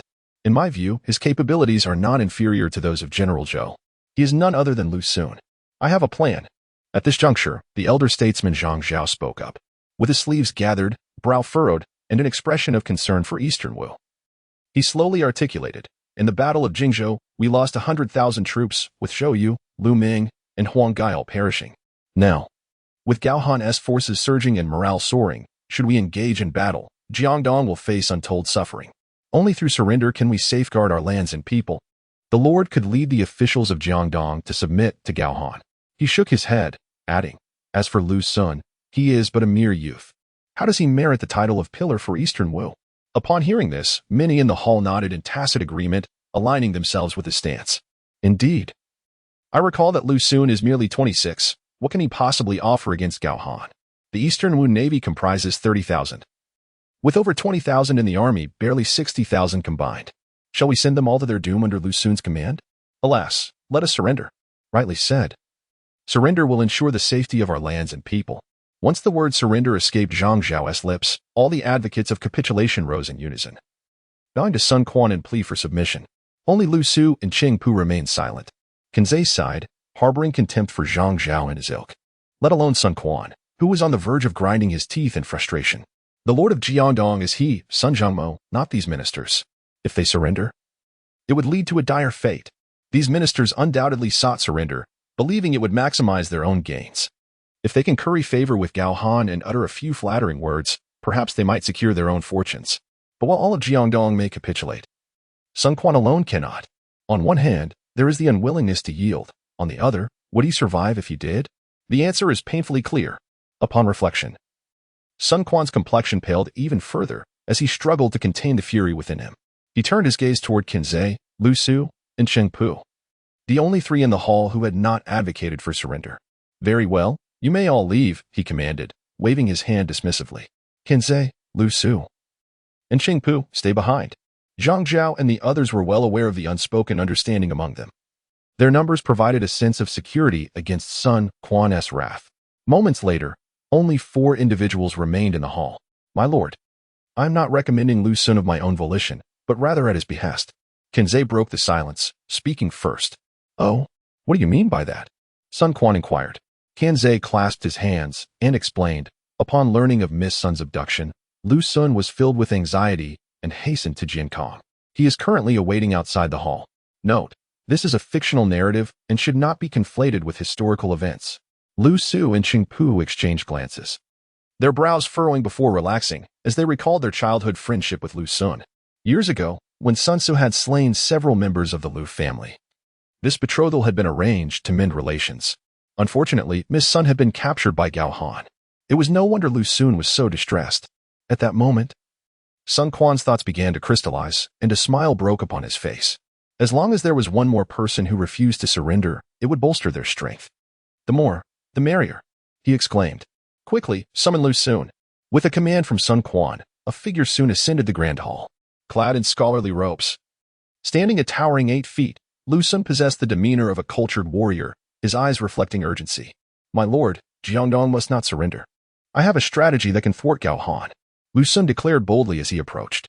Lu Su and Qing Pu were taken aback, having pondered for days without devising a counter-strategy. How could Lu Sun present a solution so readily? Such audacity. Sun Quan, equally startled, pressed, Lu Sun, what brilliant plan do you propose? If you can indeed repel the enemy and rescue my sister, I shall personally oversee your marriage. Sun Quan, now thoroughly anxious, was willing to offer his sister's hand in marriage to ensure Lu Sun's earnest efforts. Lu Sun then drew forth a silk handkerchief from his sleeve and pointed towards the upper reaches of the Yuan River, speaking gravely. Currently, the combined forces of Jiangdong's naval and land armies amount to fewer than 60,000. Even if we could withstand Gao Han's assault, it would result in mutual devastation. At that point, Cao Cao would have subdued the Xiliang and pacified the Wuhuan, undoubtedly seizing the opportunity to march southward, leading to Jiangdong's inevitable defeat. Therefore, we must seek to ally with another force in this chess match. We must obstruct Gao Han once his formation is disrupted. Our naval and land forces of Jiangdong will strike simultaneously. We will engage in tactical withdrawals on land to lure the enemy deeper into our territory, while our naval forces advance swiftly to reclaim Wuling and Changsha. When Gao Han diverts troops to the 3 counties, Jiangdong will pursue from behind, completely shattering Gao Han's grand army. Sun Quan, Lu Su, and Qing Pu gathered closely, contemplating the area Lu Sun had indicated. They exchanged wary glances. Their brows knitted tightly. You mean to suggest we should seek to ally with those barbarians? Qing Pu began to grasp Lu Sun's line of thought. However, he still expressed his opinion. Back in the day, when this group of barbarians caused chaos, they were suppressed by the venerable General Huang Gai. Why would they assist us in Eastern Wu? Moreover, I have heard that their new leader, Sha Imoku, is also a rebellious spirit. If he does not stir up trouble, we should be thankful. Is it not somewhat imprudent to place our hopes on them? At this moment, Lu Su, however, strongly endorsed Lu Sun's perspective, nodding in agreement. As long as the benefits are substantial, even foes can turn into friends. Lu Sun's eyes narrowed. Indeed. I have heard that Sha Imoku is exceptionally brave. As the new barbarian king, he must be seeking opportunities to establish his prestige. Why not align ourselves with him? Therefore, I implore the Lord to send envoys bearing gold and silver to the vicinity of Wuxi, promising Sha Imoku that if he can thwart Gao Han and disrupt his ranks, we shall grant him governance over Wuling once Eastern Wu conquers the 3 prefectures. Lu Sun concluded, his gaze filled with increasing animosity towards Gao Han. This proposal garnered unanimous approval from Qing Pu, Lu Su, and Sun Quan. Indeed, it is said that Sha Imoku wields an iron thorn spear and possesses immense strength and exceptional marksmanship. If he can truly impede Gao Han, it may indeed incite chaos, at which point I shall personally lead my troops against Gao Han, and this strategy is bound to succeed. Qing Pu clenched his fists, speaking fiercely. Ultimately, the group turned their attention to Sun Quan. Taking a deep breath, a fierce expression emerged on his pale face. Is it not merely about winning over the barbarians? Is it not simply about ceding Wuling County to him? Compared to Jiangdong, these matters are of little consequence. Very well. In that case, Qing Pu, I appoint you as the Grand Commander, with Lu Sun as Deputy Commander. You two shall oversee both naval and terrestrial forces to confront Gao Han. Sun Quan declared, slapping his hand decisively, finally reaching a conclusion. My lord, I am willing to undertake the mission to Sha Imoku. Lu Su interjected after clearing his throat a few times. Sun Quan cast a profound glance at Lu Su, expressing concern. That is well, but Zi Jing, do take care of your health. As you command. Qing Pu, Lu Sun, and Lu Su all clasped their hands in reverence, accepting the orders and leaving the grand hall. In their wake, Sun Quan revealed a visage akin to a predator, roaring with anguish. Gao Han, I swear to slay you. Meanwhile, Gao Han, leading an army of 50,000, was drawing near to Wushan. Report. Commander Gao, a message has arrived from Deputy Commander Lu Sun of Eastern Wu. Within the tent, Gao Han had just risen from his couch, donned his silver armor, when a guard outside called out. It seems Sun Quan has indeed chosen to employ Lu Sun. Gao Han felt no surprise. With no one available to serve in Eastern Wu, many must have begun advocating for surrender. At this juncture, Sun Quan's appointment of Lu Sun as deputy commander led Gao Han to suspect that Lu Sun had devised strategies for Sun Quan and garnered the consent of others. Yet, what schemes Lu Sun harbored remained uncertain. Bring it forth, Gao Han commanded, and as soon as he uttered these words, a guard entered, holding a letter. Upon receiving the missive, Gao Han's brows furrowed instantly. With a thunderous crash, he slammed his hand upon the table, shattering it into splinters that scattered about. The guards who had delivered the message were so frightened that their legs turned to jelly, hastily kneeling on the ground, too afraid to lift their heads. How could General Gao be so enraged? What on earth had Lu Sun written? The guards were utterly bewildered. The wooden tablet was crushed into fragments in Gao Han's powerful grip. Yet at this moment, Gao Han forcibly suppressed his fury. It must be said that during the Three Kingdoms period, there were always individuals whose insults were particularly harsh. Lu Sun's letter had thoroughly berated Gao Han in the most scathing manner imaginable. However, upon a moment's reflection, Gao Han discerned a subtle nuance. Lu Sun was attempting to provoke me. As Cao Cao wisely stated, do not let anger cloud your judgment. Do not blame others lest you lose your focus. When a person succumbs to rage, emotions can overwhelm rational thought, leading to a drastic decline in intelligence. Gao Han pondered silently. Lu Sun is trying to throw me off balance. If I lose my temper, it will undoubtedly incite a fierce assault on Eastern Wu. It seems Lu Sun intends to undermine me at this moment. You are so confident that I will stumble over your trap? Just as Gao Han was deep in thought, the system's voice suddenly resonated in his mind. Ding, the time is 9 o'clock. Host, please clock in for work. Host clocks in on time. Reward granted. Triple endurance upgraded to quintuple endurance. Pending activation. To activate quintuple endurance, 80 experience points are required. Do you wish to proceed? Gao Han felt a surge of joy. With triple endurance, he was already a formidable adversary capable of defeating 10,000 foes, now upgraded to quintuple. Even if he were to face 20,000 soldiers alone for several hours, he could annihilate them. Yet, despite his fierceness, Gao Han was not a bloodthirsty individual. As long as he could charge into the enemy ranks and sweep away their generals with a single thrust of his spear, that would suffice. If Lu Xun wishes to set a trap, then he should not blame me for turning his scheme against him. Activate. With a mere thought, Gao Han felt a warm sensation spreading from his abdomen to his chest, and moments later, he clearly sensed an increase in his vitality. Convey my orders. The army shall depart from Wushan, surge into Ziguei, and advance towards Shouting and Yiling, Gao Han commanded in a deep voice. The guard immediately clasped his hands and rushed to relay the military orders. Time flew by, and half a month passed. After Gao Han successfully captured Yiling and other territories, the morale of his troops soared, gradually pressing towards the plains. Once they broke through the pass, they would be unstoppable, directly advancing into Jiankang. Meanwhile, Chengpu and Lu Xun led over 50,000 troops along the waterways, firmly defending the Yide Pass against the plains. Excellent. It seems Gao Han has fallen for the trap. Once his 50,000 troops entered the mountain paths, they would be unable to fight as a cohesive unit. As soon as Shamoku attacks from the rear, creating chaos in Gao Han's ranks, we can burst forth from Yidao and deliver a fatal blow. In the Wu army's main tent, Chengpu sat in the chief position, excitedly proclaiming. He had initially thought Gao Han to be different from other military commanders, but it turned out he was just as dim-witted. Is this all it takes? A letter from Lu Xun and he becomes infuriated?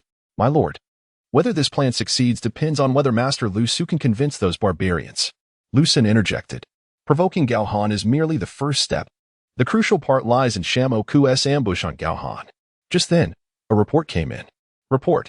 Master Lu Su has arrived. Suddenly, a messenger arrived, bearing news of Lu Su's return. Upon hearing this, Chengpu and Lu Su felt a surge of joy and immediately rushed out of the tent to greet him. Zijing, what news do you bring? What do those barbarians say? Chengpu asked eagerly. Cough, cough, cough. It is done. Lu Su coughed a few times. His chest itching, yet a broad smile illuminated his face. Shamoku has agreed. He now leads 8,000 troops to launch a surprise attack on Gao Han's rear. Excellent. The mountain paths are only suitable for small units of troops. To disrupt Gao Han's forces, 8,000 soldiers are more than sufficient. Lu Xun calmly analyzed from the side. Upon hearing this, Chengpu laughed heartily. Good, good, good. I shall send scouts to gather intelligence at once. Once Gao Han is thrown into disarray, our Wu army shall charge forth in full force. If this plan succeeds, Eastern Wu shall have no reason to fear Gao Han. Both Lu Xun and Lu Su nodded gravely. They too desired Gao Han's demise. From both personal and collective perspectives of Eastern Wu, once Gao Han fell, no one would pose a threat to them in the foreseeable future. They could seize this opportunity to recruit more troops and implement benevolent governance. And in a few short years, Eastern Wu would restore its vitality. Therefore, success or failure rested solely upon the events of this night. Meanwhile, as night descended, Gao Han commanded his army to camp in an area sparse with vegetation. During the autumn and winter seasons, the air was dry and brittle, and he feared Lu Xun might employ fire attacks. He also increased the number of sentries. Should a fire arise, they were to raise the alarm immediately.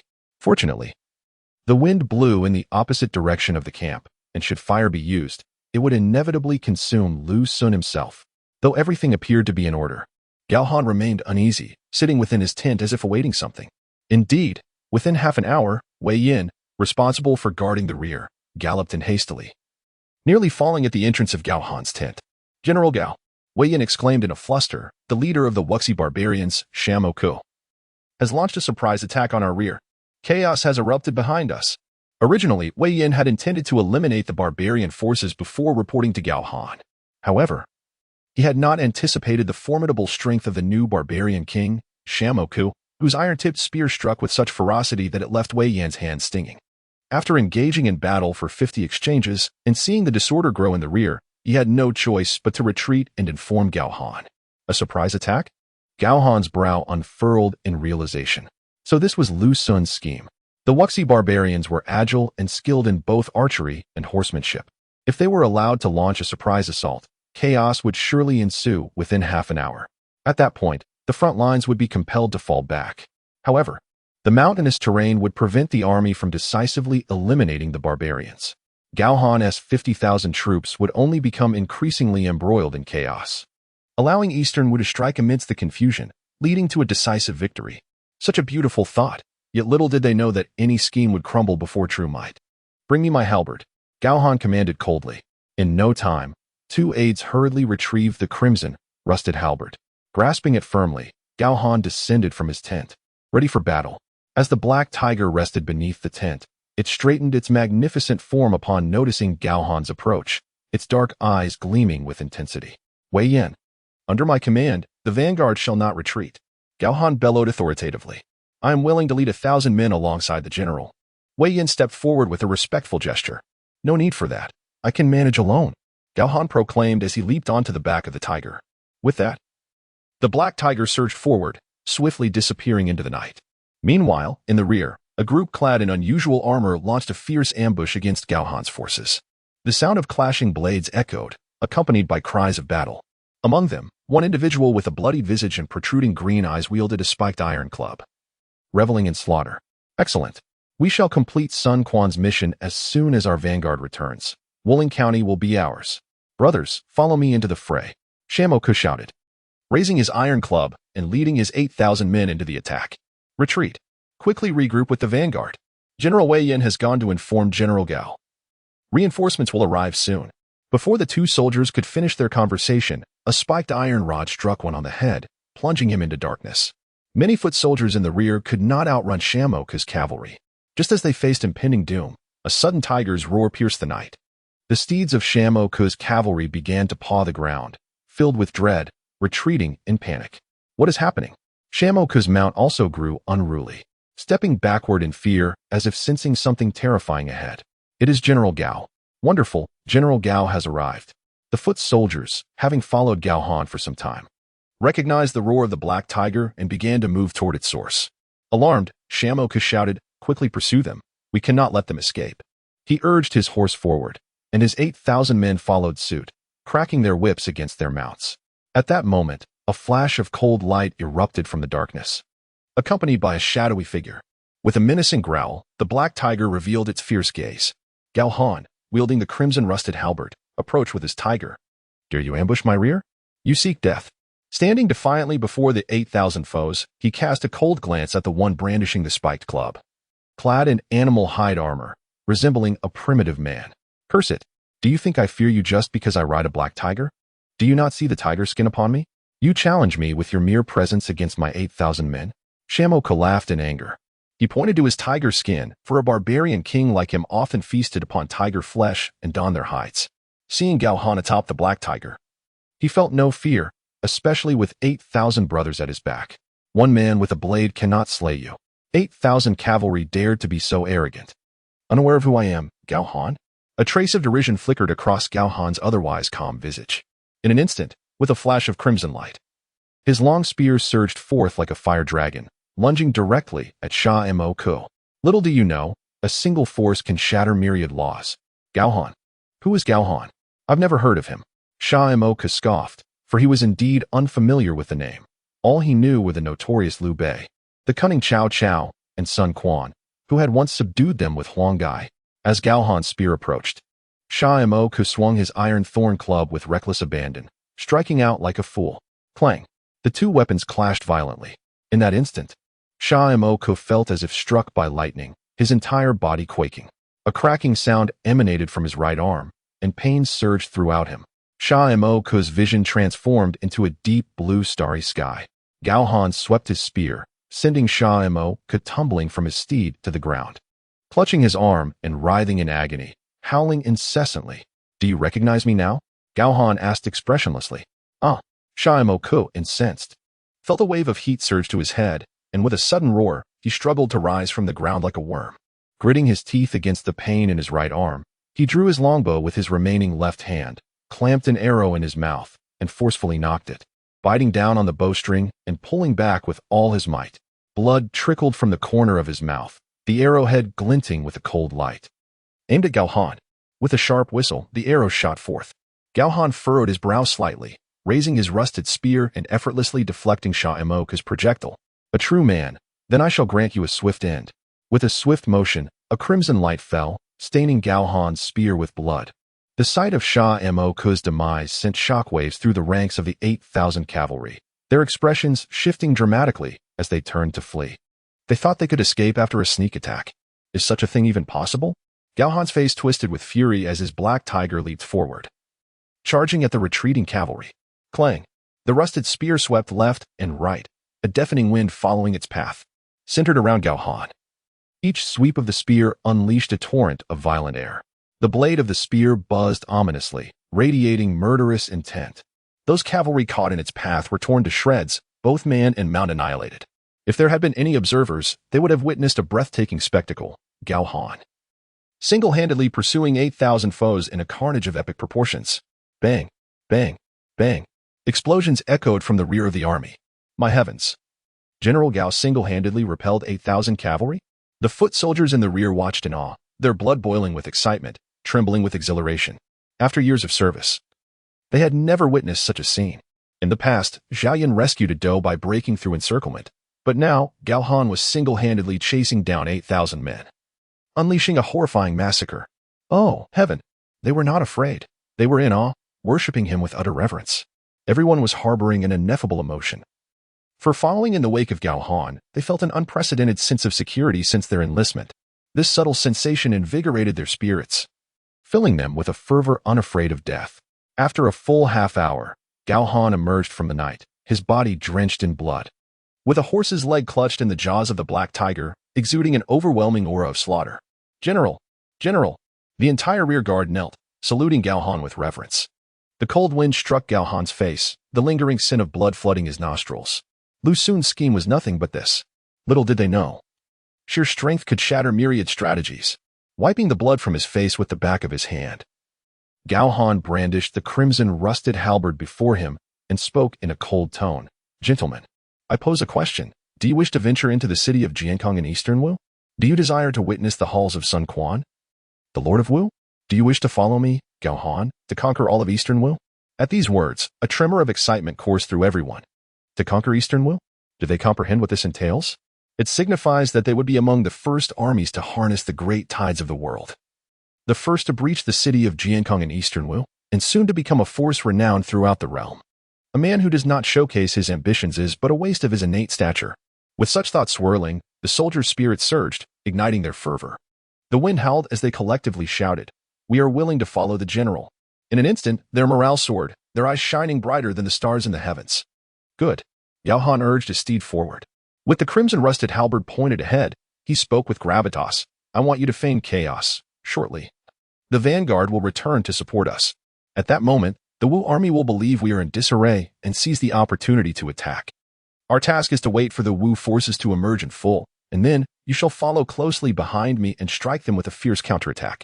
Upon hearing this, everyone saluted in unison, as commanded. The entire rear guard, upon receiving the order, split into groups of 3,000, beginning to simulate a state of disarray, stirring up clouds of dust. Meanwhile, Gao Han promptly dispatched a rider to convey a message to Wei Yan. The vanguard could feign panic and return to the rear. A cold smile crept onto Gao Han's lips. You, Lu Xun, are you not eager for my ranks to falter? Then I shall give you the chaos you seek.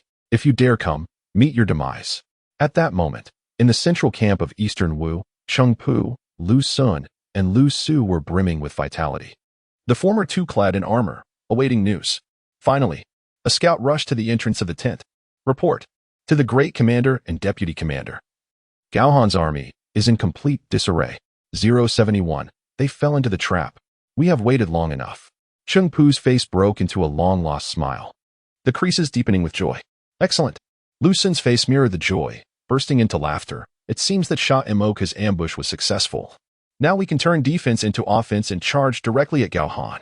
Upon hearing this, Cheng Pu nodded affirmatively, and as the great commander, he immediately stepped out of the tent. However, the remaining generals of Eastern Wu were fully prepared, each brimming with vigor, for they were poised to fight against all odds. Ling Tong, Chen Wu, Pan Zhang, and Su Sheng were arranged in pairs, awaiting orders at the entrance of the tent. Cheng Pu, with a smile yet a serious demeanor, declared, Ling Tong, Chen Wu, I command you both to lead 30,000 naval troops along the river and ambush Gao Han. Pan Zhang, Su Sheng, you shall accompany me and Lu Xun, commanding 25,000 infantry and cavalry to strike directly at the rear of Gao Han's forces.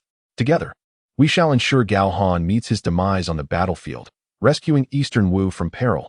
With a commanding presence, Cheng Pu issued his orders. The subordinate generals pledged their lives to slay Gao Han. The leaders of Eastern Wu followed Cheng Pu and Lu Sun, galloping forth with the grand army towards the direction of Gao Han. At that moment, within Gao Han's army of 50,000, confusion reigned in the front lines as they attempted to regroup, a chaotic scene of dust swirling, resembling ants on a hot skillet, disorganized and frantic. After a brief period, the thunder of hooves echoed as the Wu army advanced. Cheng Pu and Lu Sun, leading the charge, could not help but smile at the disarray of Gao Han's troops. The moment to achieve glory and save Eastern Wu had arrived. Cheng Pu gripped his iron spear tightly, producing a resonant sound. Meanwhile, although Lu Sun had seen little battlefield action, he proudly unsheathed his long sword. "Convey my orders. Let the entire army charge at Gao Han's forces," Cheng Pu commanded, brandishing his spear forward. "Kill! Kill!" In an instant, all infantry and cavalry surged forth, like a keen blade piercing through the rear ranks of Gao Han's army. On the other side, Generals Ling Tong and Qin Wu had already landed and joined the fray, uniting with Cheng Pu to form a formidable force of over 50,000 Wu soldiers, descending upon Gao Han unexpectedly, as if from the heavens. "It's over. The Wu army has arrived." How did they appear at this moment? Murmurs of doubt spread through Gao Han's ranks. "This is bad. Retreat quickly." Wei Yan, feigning fear, shouted and hastily galloped away. However, the more the Gao Han army fled, the more exhilarated the Wu soldiers became, each rushing forward with fervor. "Ha ha ha, let us slay them. If we can take Gao Han's head, there will be riches and titles to be won, our names inscribed in history." Cheng Pu and Lu Sun, along with Ling Tong, Qin Wu, Pan Zhang, and Su Sheng, rode forth with a burning desire to annihilate Gao Han. Yet, just at that moment, Gao Han's previously disordered forces suddenly tore open a gap. Cheng Pu and Lu Sun narrowed their eyes, their brows furrowing in concern. From amidst the chaos emerged Gao Han, wielding his crimson-rusted halberd, mounted on a fierce black tiger, followed by a formidable contingent of 2,000 troops, who swiftly reformed into a disciplined army. Surging forth behind him, "This is bad. We've fallen into a trap." Lu Sun's heart raced, and he shouted urgently, "Retreat! Quickly retreat!" Cheng Pu felt a prickling sensation on his scalp and trembled violently, his voice rising as he prepared to retreat. However, the distance was too short for escape. Gao Han had already closed in. With a thunderous roar, Gao Han's spear struck like a dragon, sweeping towards Cheng Pu, the chilling wind stinging their faces, rendering Lu Sun unable to open his eyes. A tempest of fear surged within him. He had made a grave misstep. In that instant, Lu Sun was struck with astonishment, understanding the treachery that had ensnared him. The might of Gao Han's strike was truly terrifying. How could Sha Mo possibly contend with such power? With a desperate shout, Cheng Pu summoned all his strength to wield his iron-spined serpent spear. Observing this, the four valiant generals of Eastern Wu, Ling Tong, Qin Wu, Pan Zhang, and Su Sheng, resolved to join the fray. "Gao Han, do not presume that your strength makes you invincible. I shall fight you with all I have," they cried. "You are the one responsible for the death of Grand Commanders Zhou Yu and the fall of Generals Lu Ming and Huang Gai and Jingzhou. Today, we swear to vanquish you. You scoundrel Gao Han, as long as we stand, Eastern Wu shall never fall to your hands. Others may fear you, but we do not. If it comes to death, then let us fight." Realizing the gravity of their situation, they understood that retreat was no longer an option. They must fight to the death. Resolutely pushing forward, with a mighty roar, they unleashed their full strength, combining their weapons with Cheng Pu's iron-spined serpent spear, charging at Gao Han's rust-red spear. "Do you truly believe that 5 of you can best me?" Gao Han sneered, unleashing the full force of his might. 2 dragons and 3 bulls surged forth. The fusion of strength and physique allowed Gao Han's momentum to reach its zenith. With a resounding clang, the clash of metal echoed through the air. Facing Gao Han's full-powered strike, the 5 warriors felt as though a mountain had fallen upon them. Cheng Pu and his comrades felt their flesh quiver, their palms stinging from the impact. The might of 2 dragons and 3 bulls translated to an astonishing total of 23,000 pounds, divided among the 5. Each bore the weight of 4,600 pounds. What a surreal joke. The tremendous force surged up their arms, numbing their entire bodies. Their minds buzzed, and stars danced in their vision. The steeds of the 5 warriors screamed in agony. Unlike the robust black tiger, Their horses lacked the strength to withstand the weight of Gao Han's spear, collapsing instantly. Cheng Pu and his comrades tumbled aside, blades poised at their throats. Yet, they could not feel the cold steel, for they had been rendered unconscious by the shock. Only Ling Tong retained a flicker of awareness, clutching his sword at his waist. Yet he found himself trembling, devoid of the strength to draw his weapon and retaliate.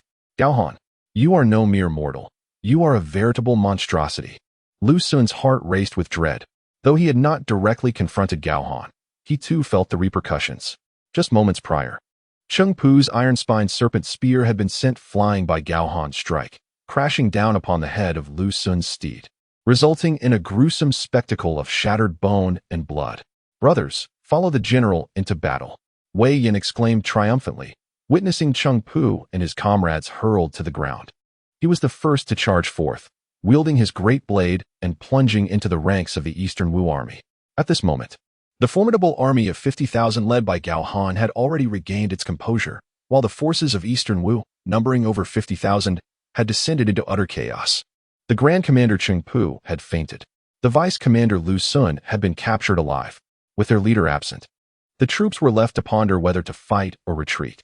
The disarray among the soldiers was akin to ants disturbed from their nest, instantaneously losing their sense of direction and becoming a tumultuous mass. Gao Han, brandishing his crimson spear, surged into the ranks of the Wu army. Many had yet to flee before being struck down by the fiery weapon, causing blood to rain in a crimson mist. Before long, the morale of the Wu troops shattered completely, and they began to kneel and surrender. Meanwhile, in the distant city of Yi, an elderly Taoist priest squinted his eyes in fury as he scrutinized his 3 disciples. The trio of rotund figures knelt before him, their eyes darting nervously, their lips pursed in trepidation. This elder was none other than their master, the illustrious Left Ci. With a swift motion, he delivered a sharp slap to the forehead of the chubby disciple, Wang Panger. My dear Wang, where have you and your 2 junior brothers been gallivanting all this time? Left Ci inquired, his smile devoid of warmth. Hiki, master, we were surely fulfilling the task you entrusted to us. That is what delayed us. Wang Panger replied with a sheepish grin, rubbing his ample belly. Yet, before he could finish, he received another slap, swatting at the air. Left Ci moved aside and swiftly struck the head of the lanky disciple, Wang Hoer, leaving him flustered and scratching his ears. Wang Hoer, how could you be such a negligent second brother? I recall assigning you no tasks at all. Ah well. My elder brother claimed to have seen a name on a scroll belonging to you, Master Zhang Lu, the grandson of the Dragon Tiger Celestial Master. Hence, we went to pay him a visit, which caused the delay, the disciple explained. Oh, so you sought out Zhang Lu. That is somewhat understandable. However, you 3 have been gone for over a month. Did you not tarry a bit too long? As he spoke, Left Ci shifted his stance and raised his hand to deliver yet another slap to the sword-bearing disciple, Wang Jian'er. Master, we encountered one of your acquaintances, which is what delayed us. Wang Jian'er trembled, hastily blurting out his defense. Fortunately, his words came quickly enough to halt Left Ci's hand just above his head. My acquaintance. Who might that be? Left Ci furrowed his brow. Gao Han. That general called Gao Han. Wang Jian'er declared. With that, Left Ci's hand descended with a resounding slap. Ah, Wang Jian'er, it seems you have been led astray by Wang Panger and Wang Hoer. Your resolve weakens and deserves punishment. I do not recognize anyone by the name of Gao Han. All 3 disciples felt wronged, particularly Wang Panger, who suddenly exclaimed, But master, that Gao Han distinctly uttered your name. Moreover, with a single hand, he dispelled the fiery energy within my belly, truly formidable. Who, apart from your fellow practitioners, could possess such extraordinary strength? Indeed, master, I can assure you that Gao Han possesses an incredible physique, far surpassing the strength of eldest brother's flames. Wang Hoer scratched his beard at the temples and declared with utmost conviction, Gao Han? Upon hearing the words of Wang Panger and Wang Hoer, Zhuge Liang furrowed his brow. After pondering for a considerable time, he realized he had indeed never heard of this individual. Wang Jian'er, among the 3 of you, you are the most straightforward. Pray tell, is this Gao Han, as mentioned by your elder and second brothers, truly as they say? Zhuge Liang inquired, narrowing his eyes at Wang Jian'er. Indeed, my 2 senior brothers speak the truth. I have witnessed it with my own eyes. Wang Jian'er replied, his expression somewhat grave. It seemed to him that master did not recognize this Gao Han. Were they not being duped? They had even humbly apologized to someone, only to discover they had fallen into the trap of that wretched Gao Han. Wang Panjie and the others exchanged glances, their faces tinged with embarrassment and annoyance. At this moment, Zhuge Liang's countenance grew increasingly troubled. He extended a hand from his sleeve and performed a quick calculation. In an instant, his eyes widened in alarm. This is disastrous. Zhuge Liang's eyelid twitched. He hastily retrieved a scroll of names from his other sleeve and, upon unfurling it, saw the names Zhou Yu, Huang Gai, Jiang Qin, and Zhou Tai. A row of names had turned black. They were dead. How could they all be dead? Zhuge Liang was utterly astonished, struggling to believe it. These individuals should not have met their demise, and even if they were destined to die, it should not have been at this moment. The calculation he performed moments ago truly frightened him. The demise of these individuals was directly tied to Gao Han. Fortunately, Liu Bei, Guan Yu, Zhang Fei, Cao Cao, Zhang Lu, and Sun Quan still lived. A small mercy amidst the misfortune. What troubles you, master? Wang Panjie and the others, witnessing their master in such a state for the first time, could not help but wonder what had transpired. Zhuge Liang lowered his gaze. He swiftly stowed away the scroll of names and looked at Wang Panjie and the others, urging them, quickly. You three must go to Dongwu and prevent Gao Han from breaching Jiankong. Furthermore, you must protect Sun Quan at all costs. Do you understand? Rest assured. We shall obey your command. Wang Panjie and the others were momentarily taken aback. They had yet to grasp the full situation. However, seeing Zhuge Liang's urgency, they refrained from questioning further, fearing repercussions, and promptly set off. In an instant, they vanished. Left alone, Zhuge Liang began to pace in frustration, exclaiming, "That old fool." Nan Hua took it upon himself to impart the 3 volumes of the celestial scripture to Zhang Jiao, leaving me to clean up his mess. Are the lives of the common folk not worth anything? After the Yellow Turban Rebellion, there arose a reign of eunuchs. Following the eunuchs, Dong Zhuo wielded power over the court. After Dong Zhuo, the world descended further into chaos, with heroes rising to contend. Had it not been for Cao Cao, who knows how much worse it could have been? Alas, the future of the 3 horses sharing a trough is beyond Cao Cao's comprehension. The current state of affairs can only be described as a tangled web of chaos, and Zhuge Liang sought to untangle this knot. The foremost task was to resolve the conflicts among figures like Cao Cao. Yet now, Cao Cao is entangled with the Xiliang and Wu Huan.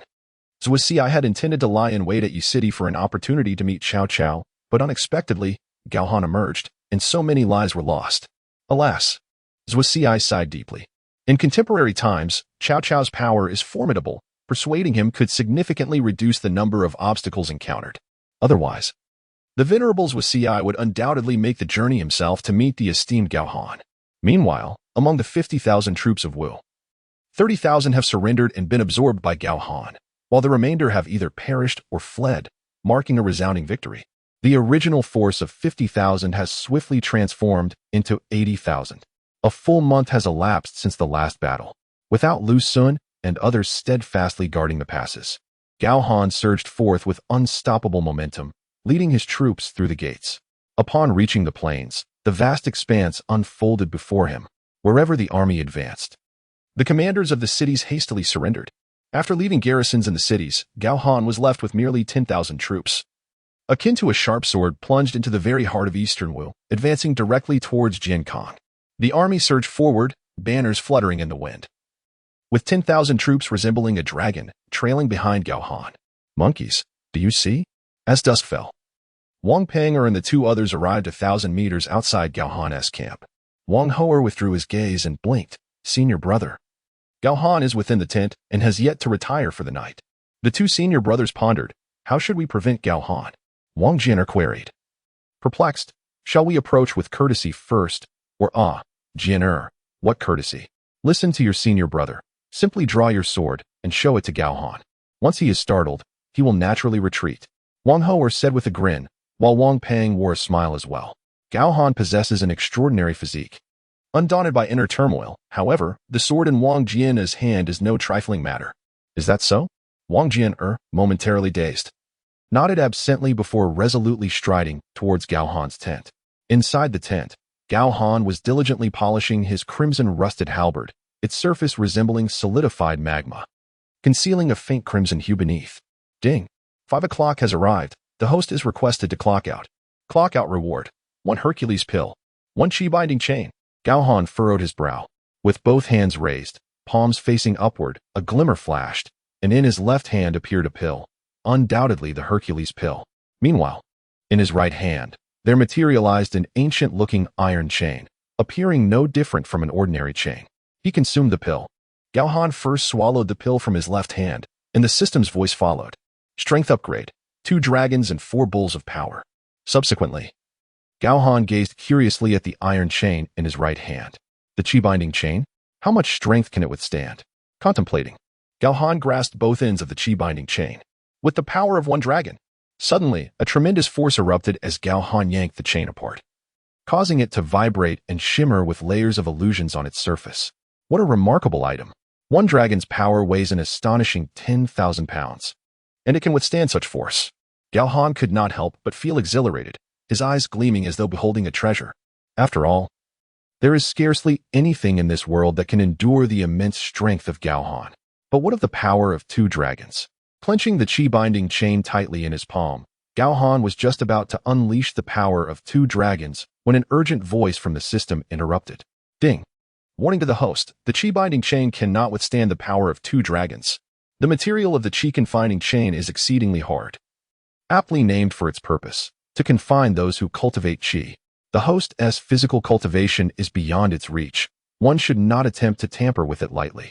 Should the host intentionally cause damage, the system will offer no compensation. Gao Han nodded in agreement. Indeed, the system's rewards have consistently enhanced strength, physique, endurance, and speed. As for those who cultivate qi, Gao Han shook his head, recalling the 3 individuals he had encountered in Sichuan, along with their master, Zhuge. The world is vast, and its mysteries are boundless. Within the tales, 3 enigmatic immortals have emerged. The first is the old immortal of Nanhua, who imparted the heavenly scripture to Zhang Jiao, thus igniting an era of chaos. The second is a peculiar figure named Yuji, akin to a bystander. The third is Zhuge, who could effortlessly draw dragons upon walls, extracting dragon livers, and even fishing for bass in the Song River from thin air. More astonishingly, Zhuge commanded corpses to charge into the martial hall, intimidating officials to the point of trembling. Subsequently, Cao Cao fell ill, with no remedy available. Clack, clack. Gao Han stacked the chi-confining chains, producing a faint metallic sound before stowing them away. Regarding Zhuge and his associates, Gao Han believed it best to maintain a respectful distance. As for this chain, it could serve as a trump card for the time being. However, just as Gao Han collected his thoughts, he heard hurried footsteps approaching from outside. Gao Han, today I seek to challenge you with my sword. Startled, Gao Han furrowed his brow and turned toward the voice, recognizing the sword-bearing cultivator he had met previously. Following him were a stout man with a prominent belly and a lean figure resembling a monkey, covered in hair.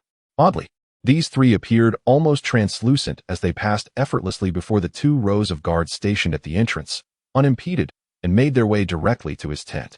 Gao Han's eyes glinted with coldness, yet he remained composed, seated in his position, with the chi and rusty halberd quietly at hand. Buzz! Gao Han flicked the blade of the chi and rusty halberd, producing a resonant hum, and calmly inquired, "What brings you here?" At that moment, Wang Jian and his companions entered the tent. "I seek to challenge you with my sword. Should you lose, you must withdraw your troops." Wang Jian stammered, gripping his sword tightly. Noticing Wang Jian's awkwardness, Wang Peng sighed and expressed his helplessness, for his junior disciple was typically quite foolish. Wang Peng then interjected, "Gao Han, my master believes that the fates of Sun Quan and the others are not yet sealed. In these chaotic times, violence alone cannot resolve matters. We must persuade the 3 houses of Sun, Lu, and Chao to consider the welfare of the common people. Gao Han, the last time you deceived us, my master did not even know you. Now, as my master travels to restore order in the world, persuading one after another, you, on the other hand, have taken to attacking Eastern Wu, which will only result in countless casualties. You should swiftly withdraw your forces." Wang Hou concluded, his words sharp and piercing. "Enough of your incessant chatter. If you wish to fight, I shall oblige. If not, be gone." Gao Han let out a cold snort, his eyes reflecting a hint of anger. In the tales, it was indeed said that Zhuge persuaded Cao Cao at a banquet to relinquish power to Liu Bei, even boasting about taking Cao Cao as his disciple to impart celestial arts. However, who was Cao Cao? Would he be swayed by such words? Upon hearing this, Cao Cao immediately ordered Su Chu to execute Zhuge. The intention to promote peace in the realm was noble, yet utterly futile. Were not Cao Cao and Sun Quan both filled with ambition? Did Sima Yi and Sima Zhao not covet the world? Were the noble clans not all driven by profit? How could Gao Han, who also yearned for peace and a leisurely life in the future, be unperturbed? Everything he had achieved was through his own efforts. Yet he was unjustly reprimanded by these three foolish individuals. How could he not be infuriated? If that is the case, third brother, draw your sword boldly, huh? I will await good news from you and your second brother outside. Wang Panzhi was equally displeased. After patting Wang Jian-er on the shoulder, he left the tent with the fierce-looking Wang Ho-er. Inside the tent, only Wang Jian-er and Gao Han remained, their gazes locked. I apologize. Obeying the master's orders is challenging, so I shall draw my sword. With that, Wang Jian-er grasped the hilt of his long sword, forcefully drawing it halfway from its sheath. In an instant, a tempestuous current of air began to swirl within the tent. The exposed blade emitted a dazzling white light, causing Wang Jian-er's hair to flutter wildly. Such power from merely a half-drawn sword. Gao Han felt no fear, merely curiosity. He couldn't help but inquire. Is it not possible to fully draw the sword? Yet you ask me about it? Wang Jian-er, uncertain whether he was foolish or simply unwilling to be underestimated, began to explain. This sword is bound by a sealing talisman. Fully drawing it is no easy feat. However, do not underestimate me. Suddenly, Wang Jian-er's expression turned fierce as he shouted, "Command!"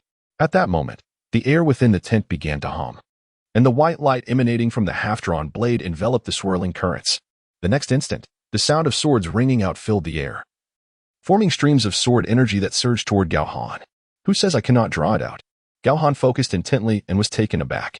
For within the tent, over 100 strands of white sword energy appeared, resembling miniature white swords suspended in midair, their tips gleaming ominously, directed at Gao Han, filling the tent with an overwhelming aura of menace. Will you withdraw your troops? Wang Jian-er's voice boomed, sounding almost threatening. Yet Gao Han's response was utterly mismatched. With excitement, he exclaimed, "Your sword is impressive. Just because you cannot draw it does not mean I cannot. Why not let the capable possess it? Simply gift it to me. You are not afraid." Upon hearing Gao Han's words, Wang Jian-er was visibly taken aback. After all, the sword energy he was releasing, in the realm of mortals, was undoubtedly a divine technique. It would be normal for onlookers to kneel in awe. Yet, how could Gao Han remain unafraid? How audacious of him! The calculations he was making were indeed quite audacious. Wang Jian-er's gaze flickered momentarily as he stammered, "You certainly have a bold tone. But do you comprehend the immense strength required to dismantle the sword-locking talisman? I shall pose one final inquiry. Will you retreat your forces? If not, I shall command the sword energy to eliminate you as if you were a demon." As Wang Jian-er's voice resonated, the previously suspended sword energy before Gao Han began to emit a resonant hum, as if it were poised to strike him in the next instant. "With such a feeble sword energy, do you truly believe you can harm me?" Gao Han scoffed, brandishing the Qian rusty halberd, and boldly advanced to collide with the sword energy. Bang, bang, bang. The sword energy slammed against Gao Han, producing a cacophony of sounds, and the white radiance enveloping the air dissipated into wisps of white smoke. Soon, the entire tent was engulfed in a cloud of white smoke, rendering Wang Jian-er unable to see Gao Han. This is it. He can't possibly be dead, right?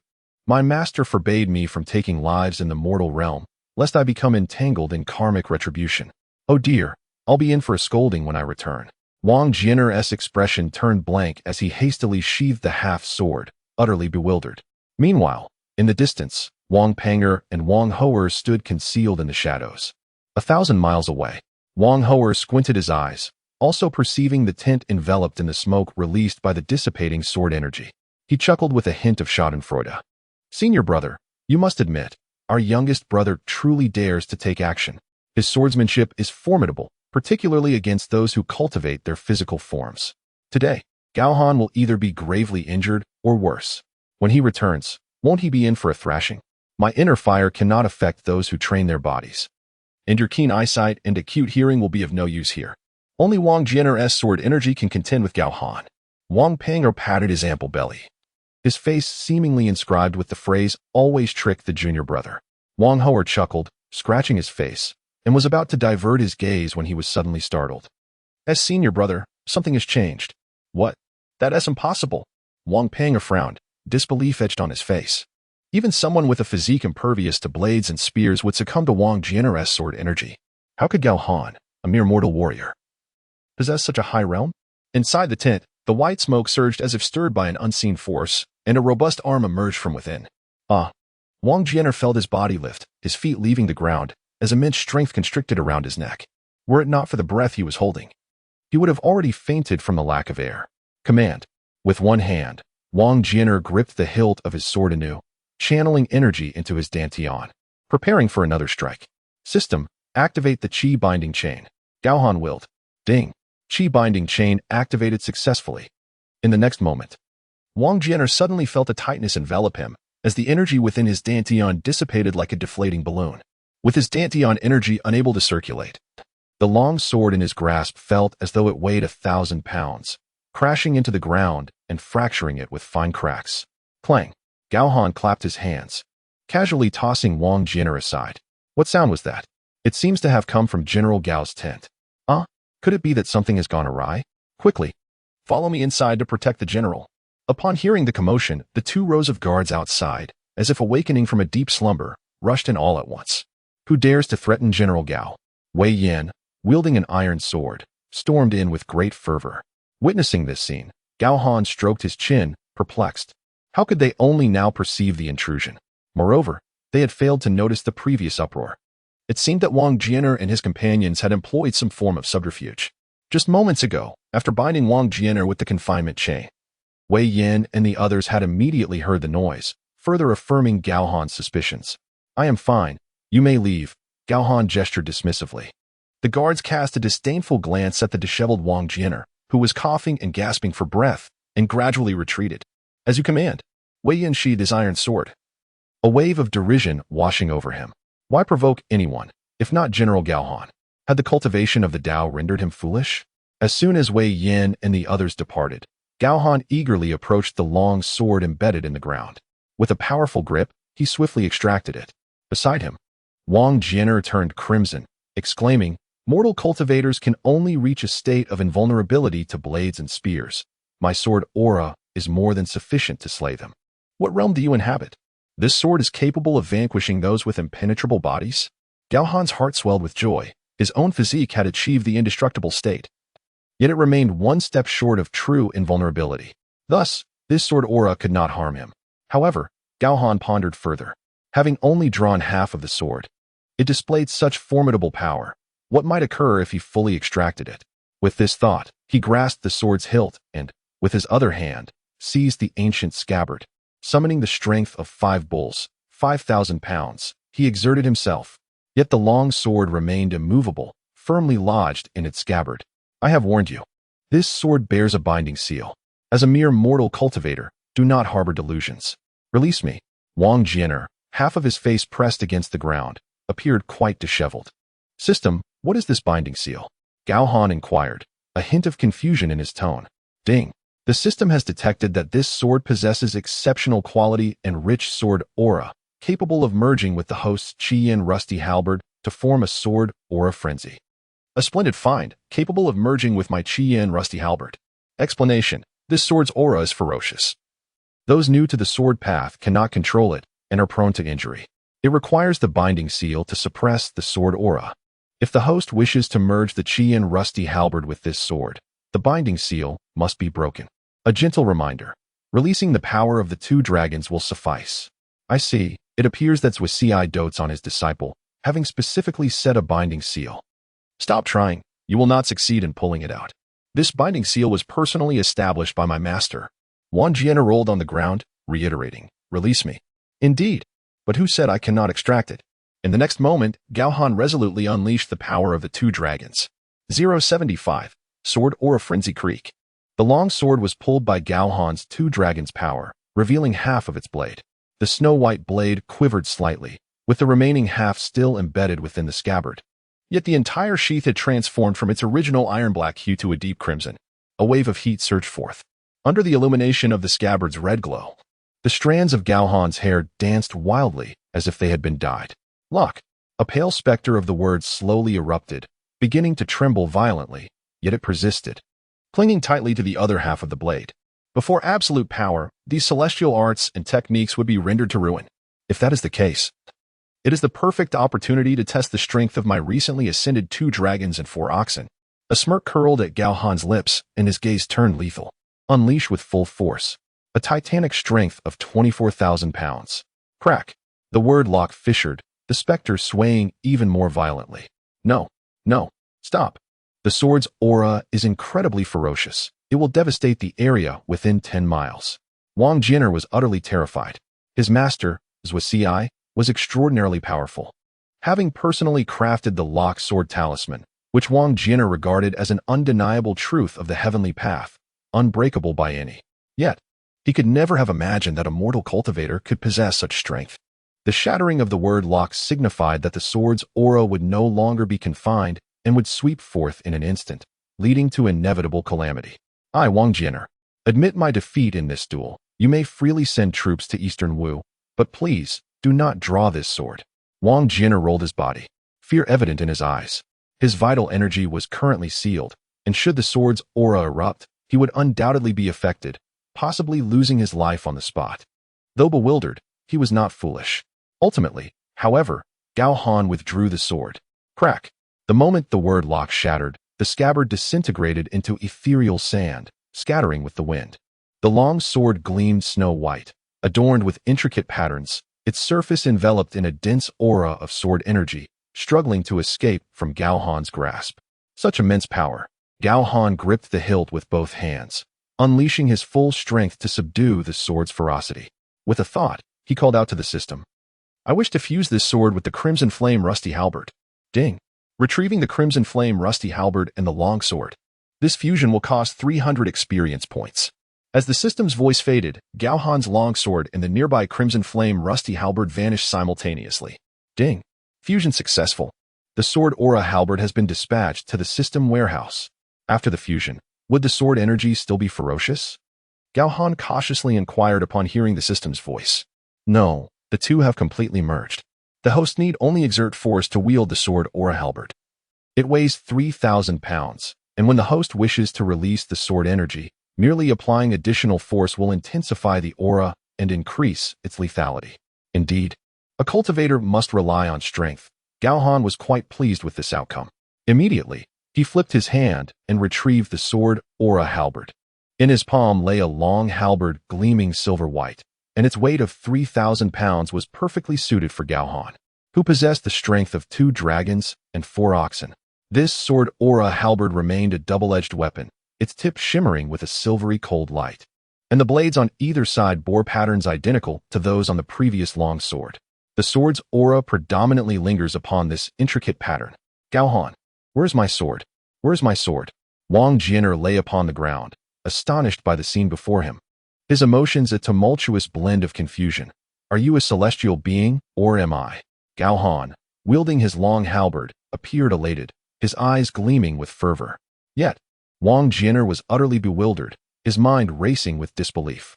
What was once a straightforward inquiry into the sword had concluded with the sword itself vanished.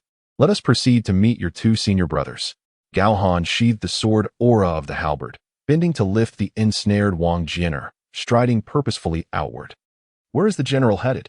The rows of guards exchanged glances, murmuring amongst themselves. On such a dark and blustery night, the general is taking a thief away.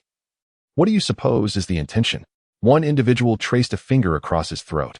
Strangely enough, this Taoist possesses some skill, managing to infiltrate our general's tent unnoticed. What Taoist? I suspect this is an assassin sent forth by Sun Quan. With us poised to breach Jiankong, how could he remain untroubled? Indeed, facing our General Gao, Sun Quan must be experiencing his fair share of misfortunes. Alas, Gao Han has brought out our 3rd brother. Wang Hoa crouched on the ground, blinking his dry eyes, turning back with a look of utter confusion, asking, Senior brother, what shall we do? Just now, Gao Han disrupted the sword-locking talisman that Master had set for Wang Jin'er. Did you witness this clearly? Are you certain? Wang Panger wiped the sweat from his brow with the back of his hand. Wang Hoa, I may be dazed, but my keen eyesight remains intact. Senior brother, it is undoubtedly true. Very well then, let us flee. Our junior brother, in his Navet, possesses a certain fortune, and he shall be unharmed. Wang Panger inhaled sharply, trembling as he patted Wang Hoa on the shoulder and began to retreat. Senior brother, are we truly abandoning Jin'er? Wang Hoa expressed a tinge of disappointment. Wang Panger abruptly turned back, stamping his foot in frustration. Gao Han possesses a formidable physique and great strength. If we do not hurry to report to Master and summon him to rescue our third brother, do you wish for us both to perish here? Reflecting upon this, Wang Hou'er realized the wisdom in his words.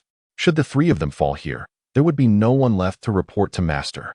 With a sigh, he cast a final glance behind him before following Wang Peng away. Moments later, Gao Han reappeared at the original spot with Wang Jianu in tow, yet found no one in sight. They have fled. Leaving Wang Jianu alone in the tent, it was likely that the two would not venture far. Gao Han had initially followed the trail of footprints, yet, abruptly, it had ceased. Not a single trace remained around him. This caused Gao Han to question how they managed to escape. Could they have flown away? Wang Jianer, are there only the three disciples of Zhuge Liang? Does he not have another disciple named Guxian? Gao Han inquired with curiosity. He recalled that Guxian, one of the four great celestial masters, had indeed studied under Zhuge Liang, mastering the way of talismans. Wang Jianer shuddered. Presumptuous Gao Han, do you dare to utter the name of the talisman master so casually? Do you not fear the wrath of heaven? The wrath of heaven? Can it truly affect me? Gao Han chuckled dismissively. Yet, it was evident he had gleaned information.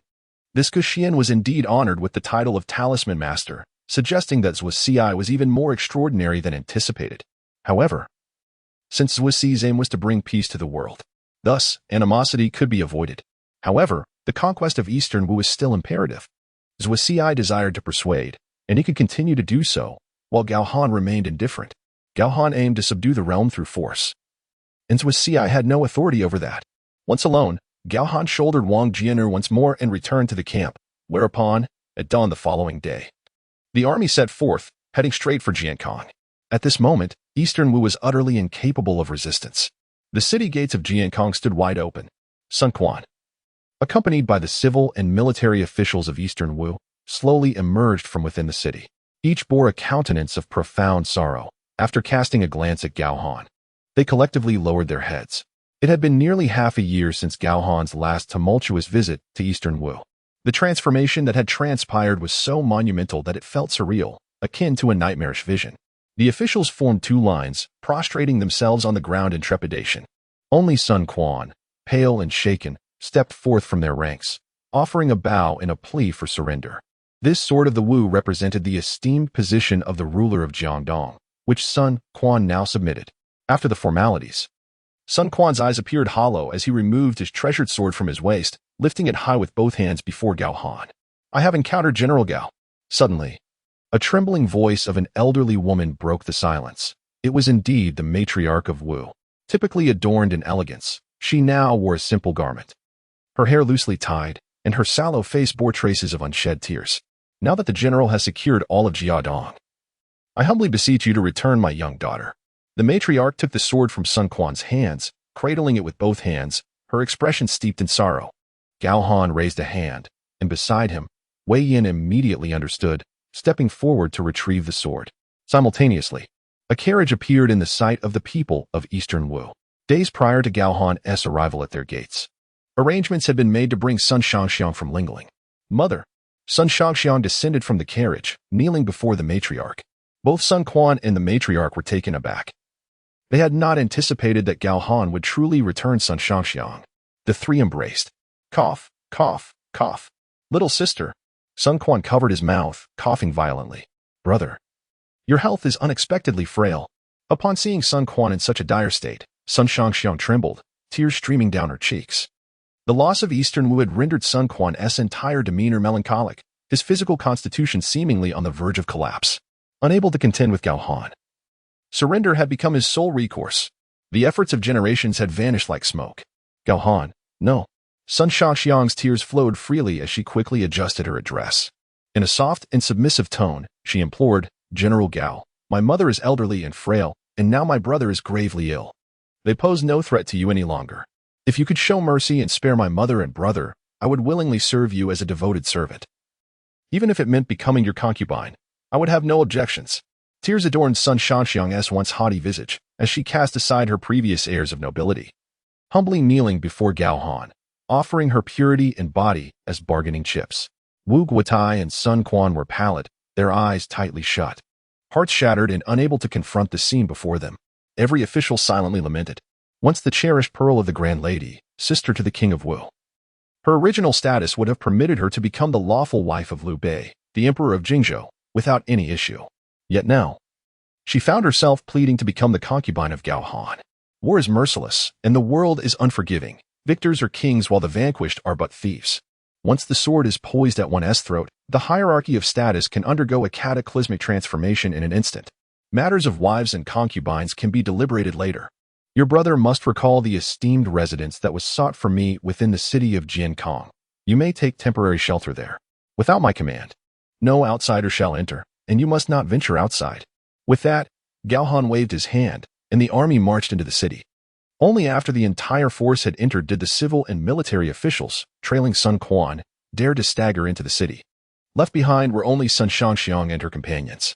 Gao Han's intentions were evidently clear. Outsiders were forbidden entry, and they were to be confined. Within the city, a general questioned, why spare Sun Quan's life? Had you ended him with a single stroke earlier, it would have ensured tranquility for the future. If his ambition lingers, would that not spell trouble? Wei Yan, following closely behind Gao Han, could not restrain his curiosity. Your thinking is rather simplistic, Gao Han replied. Though the city appears tranquil and the officials compliant, each harbors ulterior motives. There will always be those who fear not death, no matter your martial prowess to them. Death is merely an end. What is there to fear? Gao Han's words piqued Wei Yan's intrigue. Unfazed by death, power, wealth, beauty, surely they desire something? He inquired. The world is so splendid. Once dead, nothing remains. What you mention is indeed absent. Gao Han narrowed his eyes.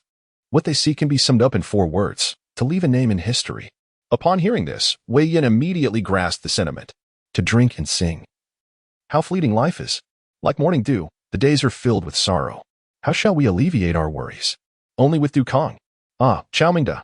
How splendidly you penned those verses, yet your defeat at Chibi was nothing short of disgraceful. I, Pang Tong, shall mock you for eternity. On horseback. Gao Han and Wei Yan were simultaneously captivated by a disheveled man, who, clutching a wine gourd, drank while reciting Cao Cao's poetry. Just then, the system's voice echoed. Ding. Today's task went over 3 talents. Gao Han was taken aback. Talents? Isn't Feng Chu right before me? 077. I have practiced medicine for many years. Yet I have never encountered such fearlessness of death. Task completion reward. 100 civil service examination papers, including poetry, laws, arithmetic, calligraphy, literary talent, and political discourse. Civil service examination papers? Upon hearing the system's reward, Gao Han's mind cleared, and enlightenment dawned.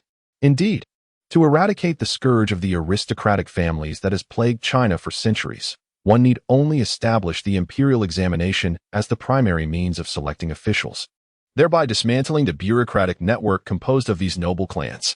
As for the system's task of recruiting talent, is not the Phoenix Chicks a case in point? It is often said that possessing a single individual of the caliber of a sleeping dragon or a Phoenix Chick can ensure the stability of the realm. The renowned Zhuge Liang, the sleeping dragon, is well known across the land, while the Phoenix Chick is none other than the unkempt figure in the distance, Pang Tong, also known as Pang Shiwan. Such fortunate serendipity. Gao Han mused inwardly, somewhat astonished, yet upon further reflection, he found it not entirely surprising. After all, Pang Tong had previously served as an advisor under Zhou Yu. With Zhou Yu now deceased, his former aides had either defected to other factions or become wandering vagabonds.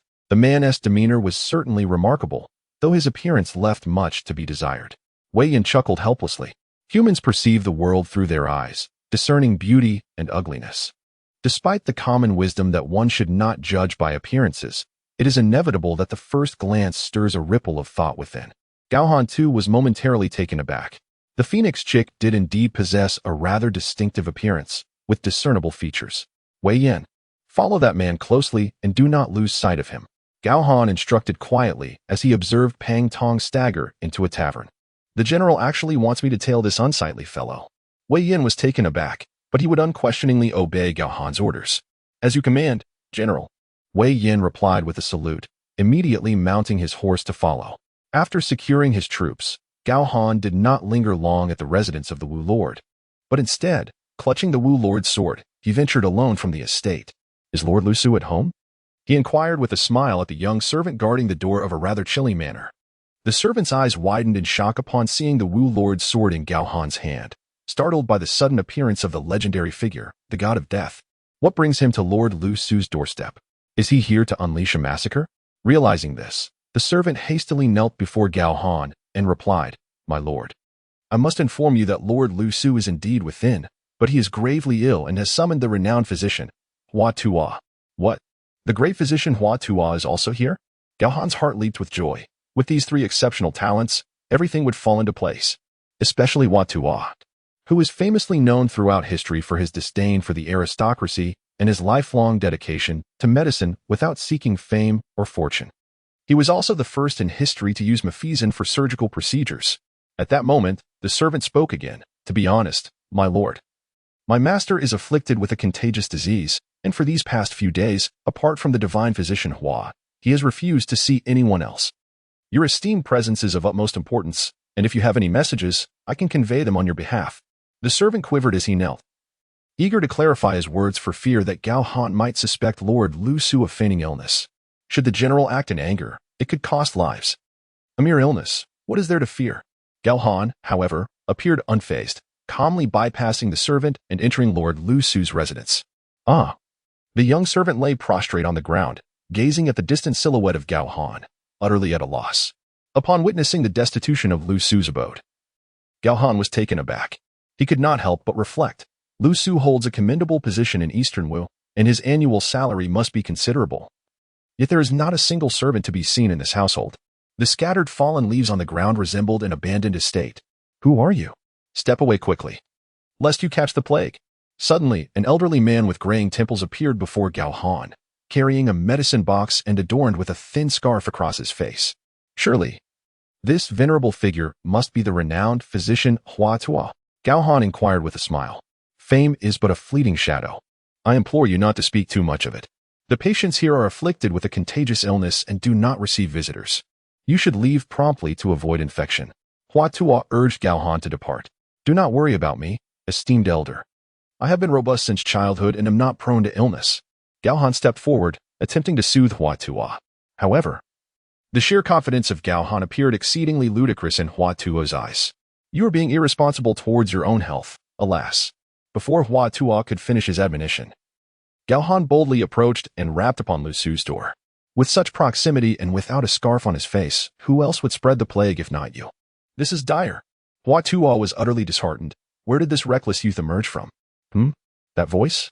Inside, Lu Su was seated, engrossed in a book, when he suddenly heard Gao Han's voice, causing his brow to furrow in concern. Upon opening the door, he was taken aback. "Gao Han, what brings you here?" Lu Su's face turned pale as he hastily covered his mouth and nose. "If the general has come to take my life, he need only send 1 or 2 guards to do so. There is no need for your personal presence. I am afflicted with the plague. Are you not afraid?" "Ah, it is merely a minor illness. What is there to fear?" Gao Han cheerfully entered, stating his purpose directly. "I have come today to request that Brother Zijing assist me." Lu Su's eyes twitched in alarm. "Cough, cough, cough. My lord Sun Quan has passed. I, Lu Su, shall no longer concern myself with matters of the court. You would be better off taking my head with a single stroke." "Sun Quan, I did not slay him." Gao Han had already anticipated Lu Su's reaction. With a sword in hand, killing a man was simple enough. Yet, Gao Han desired to emulate his elder brother Liu Bei, wielding the sword of benevolence and righteousness. "What? You dare?" Lu Su staggered back several paces, his heart a tumult of emotions. His impression of Gao Han had always been encapsulated by a single word: slaughter.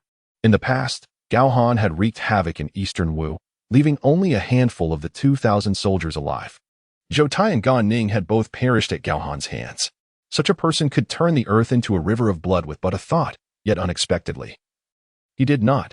As autumn yielded to winter, the cold wind swept past, stirring a few strands of Gao Han's hair. The world has been in turmoil for far too long. Killing is far too simple for me and lacks meaning. It is far more worthwhile to restore peace and allow the common people to lead prosperous lives. Speaking thus, Gao Han chuckled to himself. "You see, I am not a man of great ambition. I simply enjoy the leisurely days of indulging in the beauty of life.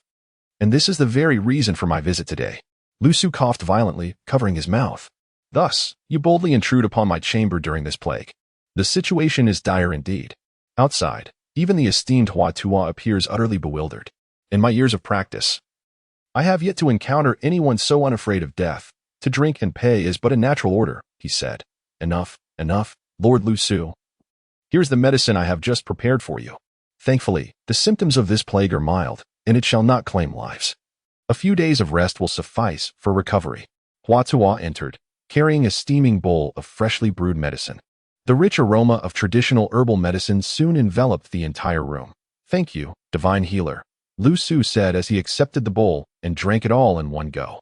Only then did Hua Tuo, with a furrowed brow, turn his gaze toward Gao Han and remark, I have just heard, sir, of your concern for the common people. Your intentions are indeed commendable. However, every human who consumes grain is susceptible to illness. Should you feel unwell in the future, do not hesitate to send someone for me. Hua Tuo's concern was clear. He feared that Gao Han might contract the illness from Lu Su. Saving lives is a physician's duty. At that moment, Lu Su suddenly seemed to recall something, a bittersweet smile emerging on his face. During the grand banquet at the Wu Marquis estate, Sun Quan had poisoned Gao Han's food and drink. But in the end, Gao Han had shown no fear of that poison. Now, compared to his current illness, how could he possibly be daunted? Why do you smile, Lord Lu Su? Hua Tuo asked, somewhat perplexed. In his view, all ailments, great or small, deserved earnest attention, lest one lose their life over a trivial matter. Advising caution is a physician's responsibility. Oh, I am not laughing at you, divine healer. I merely recalled that Gao Han fears not even the vile poison of the Yellow Springs. What is this trivial illness to him? Lu Su reflected on past events, suddenly feeling a sense of shame. Thus he chuckled at himself. Ah, so you are General Gao Han. My apologies for the oversight. Hua Tuo was taken aback, quickly clasping his hands in respect, his demeanor shifting to one of reverence. For a year, he had resided in the city of Jiankong in eastern Wu, tending to the common folk. He had heard many rumors about Gao Han, tales of him being the reincarnation of El Bu and even a vengeful spirit reborn. These stories grew more extravagant with each telling. Recently, it had become common knowledge that Gao Han was waging war against eastern Wu. Yet, Hua Tuo had not anticipated meeting him so soon. There is no need for such formalities, esteemed healer. This plague is truly inconsequential to me. Gao Han waved his hand dismissively. His expression relaxed. Indeed, the general is extraordinary.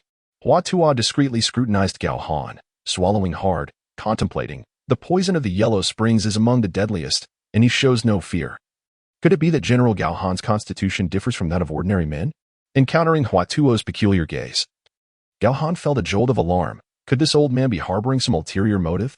Hua Tuo, as if he had discovered a new continent, smiled broadly and said, General, I have considerable expertise in acupuncture. If you do not mind, I could assist you in unblocking your meridians. Indeed. Gao Han immediately discerned Hua Tuo's subtle intentions and smoothly acquiesced, saying, Indeed, I am planning to establish an academy within the city and would like to invite you, renowned healer, to impart your medical knowledge there. How can an old man refuse such a gracious offer from the general? I am deeply grateful.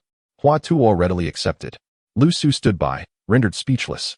It must be noted that Hua Tuo, the divine physician, was an elusive figure, traversing the lands to practice medicine, untouched by worldly concerns, wholly devoted to his craft and healing the populace. Yet today, Gao Han's mere words had managed to secure his presence. How peculiar. Moreover, a general, who was constantly engaged in battle, was venturing to establish an academy. Unable to suppress his curiosity and tempering his hostility, Lu Su inquired earnestly, An academy? Do you intend to attract the offspring of the gentry to seek knowledge, thereby fostering alliances with the noble families of Jiadong? The gentry? Do they truly deserve such consideration? Gao Han retorted coldly. If all officials, civil and military, hailed from those elite families, having been pampered since childhood, how could they possibly grasp the sufferings of the common people? How could one expect them to benefit the populace? My intent in founding the academy is to ensure that even the children of the impoverished can have access to education. When the examination papers are distributed, every candidate shall write their answers. I shall employ those who possess true talent. Upon uttering such a revolutionary notion for selecting officials, both Lu Su and Hua Tuo were struck with astonishment. Gao Han's ideas were indeed audacious. A flush of color returned to Lu Su's previously pallid face, and he found himself overwhelmed with emotion, kneeling before Gao Han. Despite receiving a generous salary each year, he could never enjoy a life of luxury, as his earnings were spent on compensating the families of fallen soldiers or aiding the destitute. The common people were still suffering greatly. Lu Su refused to bask in prosperity alone. Gao Han's words pierced his heart, and he declared, should the general require it, I shall devote my life without hesitation. Hua Tuo, standing beside him, expressed his agreement, saying, I too am willing to contribute my modest strength to assist the general. Very well, brother Zijing, focus on your recovery. Gao Han responded with delight and turned to Hua Tuo, assuring him, Elder, should you encounter any difficulties in the city, do not hesitate to seek my assistance. Lu Su and Hua Tuo exchanged glances and once again offered their respectful bows. After their conversation, as Gao Han exited Lu Su's residence, dusk was nearing. Arriving at the Wuhou residence, he promptly pinned a letter to Jingzhou, detailing the recent events. In addition to this letter, there were 2 family correspondences, one directed to Lingling and another to Qingdu. Sighing, Gao Han pondered, I have already secured the allegiance of 2 talents, only one remains. With half an hour until the end of the workday, he decided to pay a visit to Fengchu, Pang Shiwan. As he contemplated, he made his way outside. Suddenly, the sound of galloping hooves approached. A cavalryman dismounted and respectfully reported, General Wei Yin sent me to deliver a message. It appears that Pang Shiwan has become inebriated and, having forgotten his money, is currently being detained by the innkeeper. General Wei Yin, unwilling to act rashly, has come to seek your guidance. Good heavens! How can a man of his stature forget to bring money? He must not have any money at all. Gao Han was left in a state of bemusement. He had no choice but to personally intervene. With a crash, the wine jug shattered on the ground, a gaping hole forming at its base, and the liquid gushed forth. I have used this jug for 2.5 years, and you dare to break it. You must compensate me. Pang Shiwan's sharp voice echoed from the tavern. Compensate my foot. The wine inside belongs to our tavern. You think you can drink without paying? Do you take this establishment for your own? The waiter retorted angrily. With a cold snarl, Pang Shiwan argued, You are being utterly unreasonable. Did I say I wouldn't pay? I merely wished to stroll around your tavern, and I intended to pay upon my return. Now you have smashed my jug, and I demand an explanation. Nonsense. You clearly intended to flee. The waiter, red-faced and furious, rolled up his sleeves, ready to seize Pang Shiwan by the collar.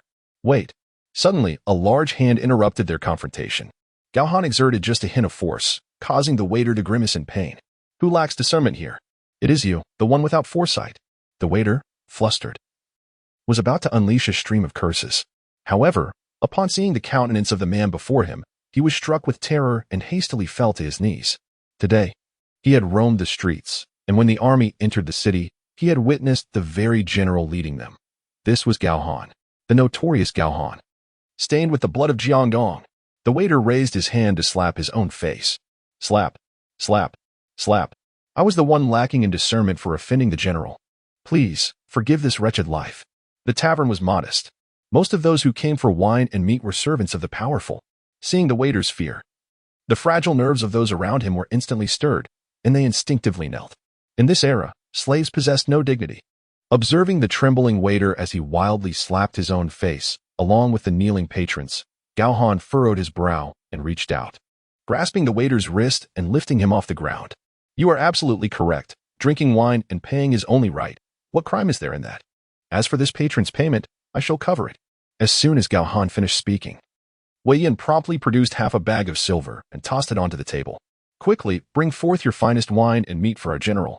Any excess shall be considered a reward for you. Yes, yes, I will fetch it at once.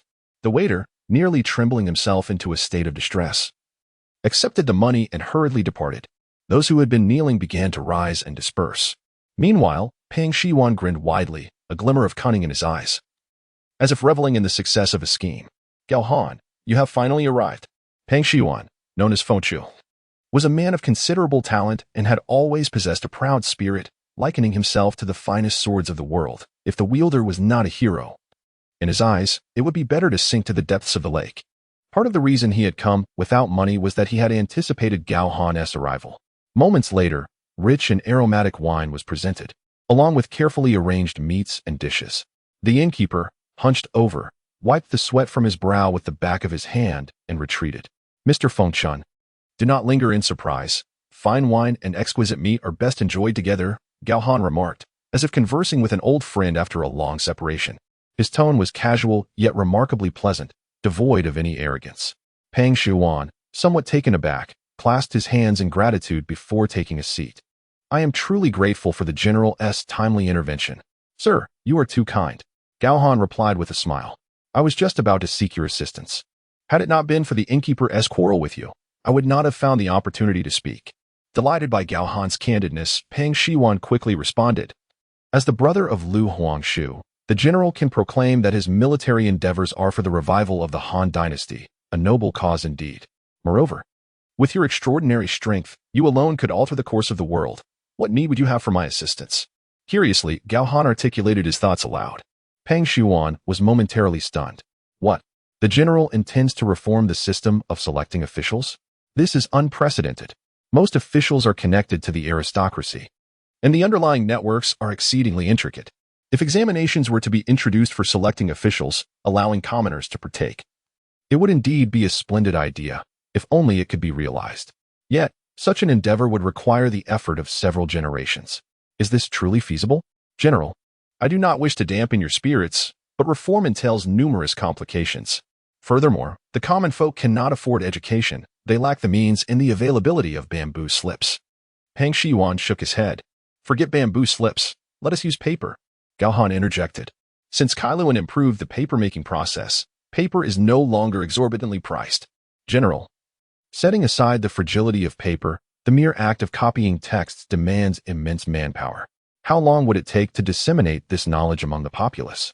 Additionally, drafting examination questions falls to the civil officials, most of whom hail from noble families. Why would they lend their support? This is akin to climbing a mountain.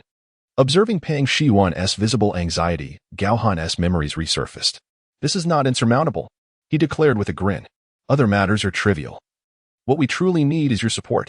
No matter how formidable one's military might, without talented individuals, it is futile. Gao Han envisioned summoning Zhuge Liang, his elder brothers, and others. Following the civil examinations, it would be essential to establish military examinations, necessitating the presence of skilled warriors. His brothers, Guan Yu, Zhang Fei, Zhao Yun, and the venerable General Huang Zhong, were all renowned heroes in their own right. The sight of these four, alongside Wei Yan, standing in the training grounds would be truly magnificent. Witnessing Gao Han's calmness and determination, Peng Shiwan felt an unexpected conviction that Gao Han could indeed accomplish this. Nevertheless, he had to confront the daunting challenges ahead. Plucking a chicken leg, Peng Shan sighed. Alas, while this endeavor is fraught with difficulty, having savored the general's fine wine today, I, Peng Tong, shall exert every effort to support you in the future. Excellent. We shall not part until we are intoxicated. The two raised their cups in unison, indulging in the revelry. Meanwhile, in Yu City, Cao Cao had just returned from Xiliang, having dealt with the insubordination of Ma Ting and his son Ma Chao, who had allied with Han Sui to incite chaos among the Xiliang troops. Cao Cao personally led his troops, employing both soft and hard tactics, rewarding Ma Tung and Ma Chao handsomely, which finally quelled their dissent. Even if Han Sui still harbored thoughts of rebellion, he would have to reckon with Su Chu's blade. For once Ma Chao departed, Su Chu would be unmatched. The two scoundrels, Ma Chao and Han Sui, had indeed squandered considerable time. I never anticipated that within a mere 6 months, Gao Han would seize control of Eastern Will. Leaning back in his seat, Cao Cao squinted and furrowed his brow. Visibly troubled, Chancellor, intelligence reports suggest that Gao Han is enacting significant reforms in Eastern Will, and he appears poised to challenge the aristocracy of Jiangdong. Suddenly, Xin Yu entered, clutching a sealed letter. It's from Wenrua. Let me have a look. Cao Cao took the missive from Sun Yu's hands, and after a cursory glance, a glimmer of admiration flickered in his eyes. Yet, beneath that admiration lay an undercurrent of hostility. One Liu Bei was already a source of vexation. Now, this Gao Han could not be underestimated. Cao Cao spoke earnestly, in my opinion. Gao Han's approach bears a certain resemblance to my own policy of appointing talent based on merit, albeit he is somewhat reckless and may not stir up too much trouble. His actions directly threaten the interests of the aristocracy. Sun Quan, addressing his younger sister, expressed, I apologize for putting you in such a difficult position. Gao Han surely understands that, at times, mere violence is insufficient, especially against the aristocrats. However, implementing a civil service examination is tantamount to declaring war on them. A task as daunting as climbing to the heavens, and it would likely provoke a backlash from the Jiangdong aristocracy and, indeed, the gentry across the realm. What audacity! Once Xin Yu concluded his analysis, Cao Cao felt a sense of relief. The more trouble Gao Han encountered, the better. He had just returned from the frontier, and his third son, Cao Zhang, had recently quelled the Yuan rebellion, making this a crucial period for recuperation. Likewise, after prolonged conflict with Sun Quan, Gao Han's army was equally exhausted and in need of rest. The current state of affairs had transformed the tripartite division of the realm into a binary one. Originally, the alliance between Sun Quan and Liu Bei barely afforded them the standing to contest Cao Cao. Now, with Gao Han usurping Sun Quan's position, he held a formidable hand. Yet, he foolishly chose to confront the aristocracy, which psychologically buffered Cao Cao. Cao Cao sighed, inwardly lamenting. The chaos in the realm stems from the excessive power wielded by these aristocrats, who align themselves with various warlords, seeking greater gains. It is truly disheartening. Caught in a web of contradictions, on one hand, Cao Cao felt disgust towards the aristocracy and wished for Gao Han to suppress their arrogance. Yet on the other, due to his own vested interests, he also hoped that the aristocrats would resist Gao Han, ideally escalating the turmoil. After much contemplation, he felt overwhelmed. Alas, the year-end approaches. Come spring, we shall host a grand banquet for the officials in Yi City and summon my son, Cao Zhang, back from the Yuan. Cao Cao picked up a military treatise from the table and remarked, "Our objective must be to conserve our strength. Perhaps by then, Gao Han will have exhausted himself and the aristocracy in mutual destruction." "Your words ring true, Chancellor." With Cao Cao engrossed in reading, Sun Yu bowed and withdrew. Meanwhile, in another part of Yi City, the disheveled Wang Fatty and Wang Monkey knelt before Zhuge Liang, recounting the events of Wang Jinner being captured by Gao Han in full detail. Indeed, as expected, two resounding slaps echoed through the air. One of the two received a sharp reprimand. "Master, perhaps you should rescue the sword-wielding apprentice, for I truly cannot contend with that Gao Han," Wang Panja said, lowering his head. "You, my young lad, must recognize that this is the mortal realm. I cannot separate my essence here," Zhuge Liang remarked, his brow laden with concern. For the long-awaited Cao Cao had finally returned. Yet now, his disciple was captured by Gao Han, and it was paramount that he be saved. Contemplating this, Zhuge Liang extended a hand, his thumb pressing against his fingertip, and began to divine. To his astonishment, the result revealed that Gao Han was indeed working for the welfare of the world, influencing countless destinies. Zhuge Liang smote his forehead, drenched in cold sweat. Realizing the gravity of the situation, he should never have allowed Wang Panjur and the others to confront Gao Han. Their interference had entangled them in karmic repercussions, potentially diminishing their own paths. Wang Panjur and Wang Hoer were utterly perplexed. Their master, Zhuge Liang, was typically stingy with praise. The last time he had been this elated in complimenting someone was when he lauded the talismanic sage, Gu Xian. "Oh, why has he suddenly turned anxious? Something feels amiss with our master." The two, noticing Zhuge Liang's worried gaze upon them, felt a sudden pang of trepidation. Zhuge Liang, with a stern expression, declared, "You two must immediately seek out Gao Han and employ every means to alleviate the troubles surrounding him. Additionally, ensure his protection. He must not encounter any misfortune." Previously, the three had obstructed him. Now, they were to assist him. May this act cleanse the unseen karmic ties. We shall serve as his guardians. "Master Yu," Wang Panjur began, but his words faltered. Zhuge Liang swiftly produced a piece of talisman paper from his sleeve, and with a deft motion of his fingers, ignited it. The paper blazed and transformed into a streak of white light, soaring into the heavens. "Master is sending a message to the talismanic sage." Wang Panjur and Wang Hoer exchanged astonished glances, each reflecting the other's shock. Isn't that fellow always seeking a disciple? Gao Han, with his remarkable intellect and physical prowess. If this comes to fruition, might he not call me Grandmaster? Zhuge Liang chuckled with satisfaction. Why are you two still here? We shall depart at once." Wang Panjur and Wang Hoer hurriedly stood, bowed, and vanished from sight. In less than half a month, the news of Gao Han's proposed reforms to the official selection system spread far and wide, shocking the realm. Officials, both civil and military, as well as the aristocratic families, regarded Gao Han as their foremost adversary. Gao Han dares to reform the official selection system. Such audacity is laughable. Do we not hold the reins of manpower, resources, and finances? Paper? Can that even be used for writing? Cannot we see that we all utilize bamboo slips? Lacking supplies of bamboo slips, devoid of manpower to transcribe books, and without scholarly officials to compose titles, Gao Han, a mere martial man, remained naively optimistic. Although the aristocracy outwardly scoffed at this situation, their hearts were ultimately unsettled.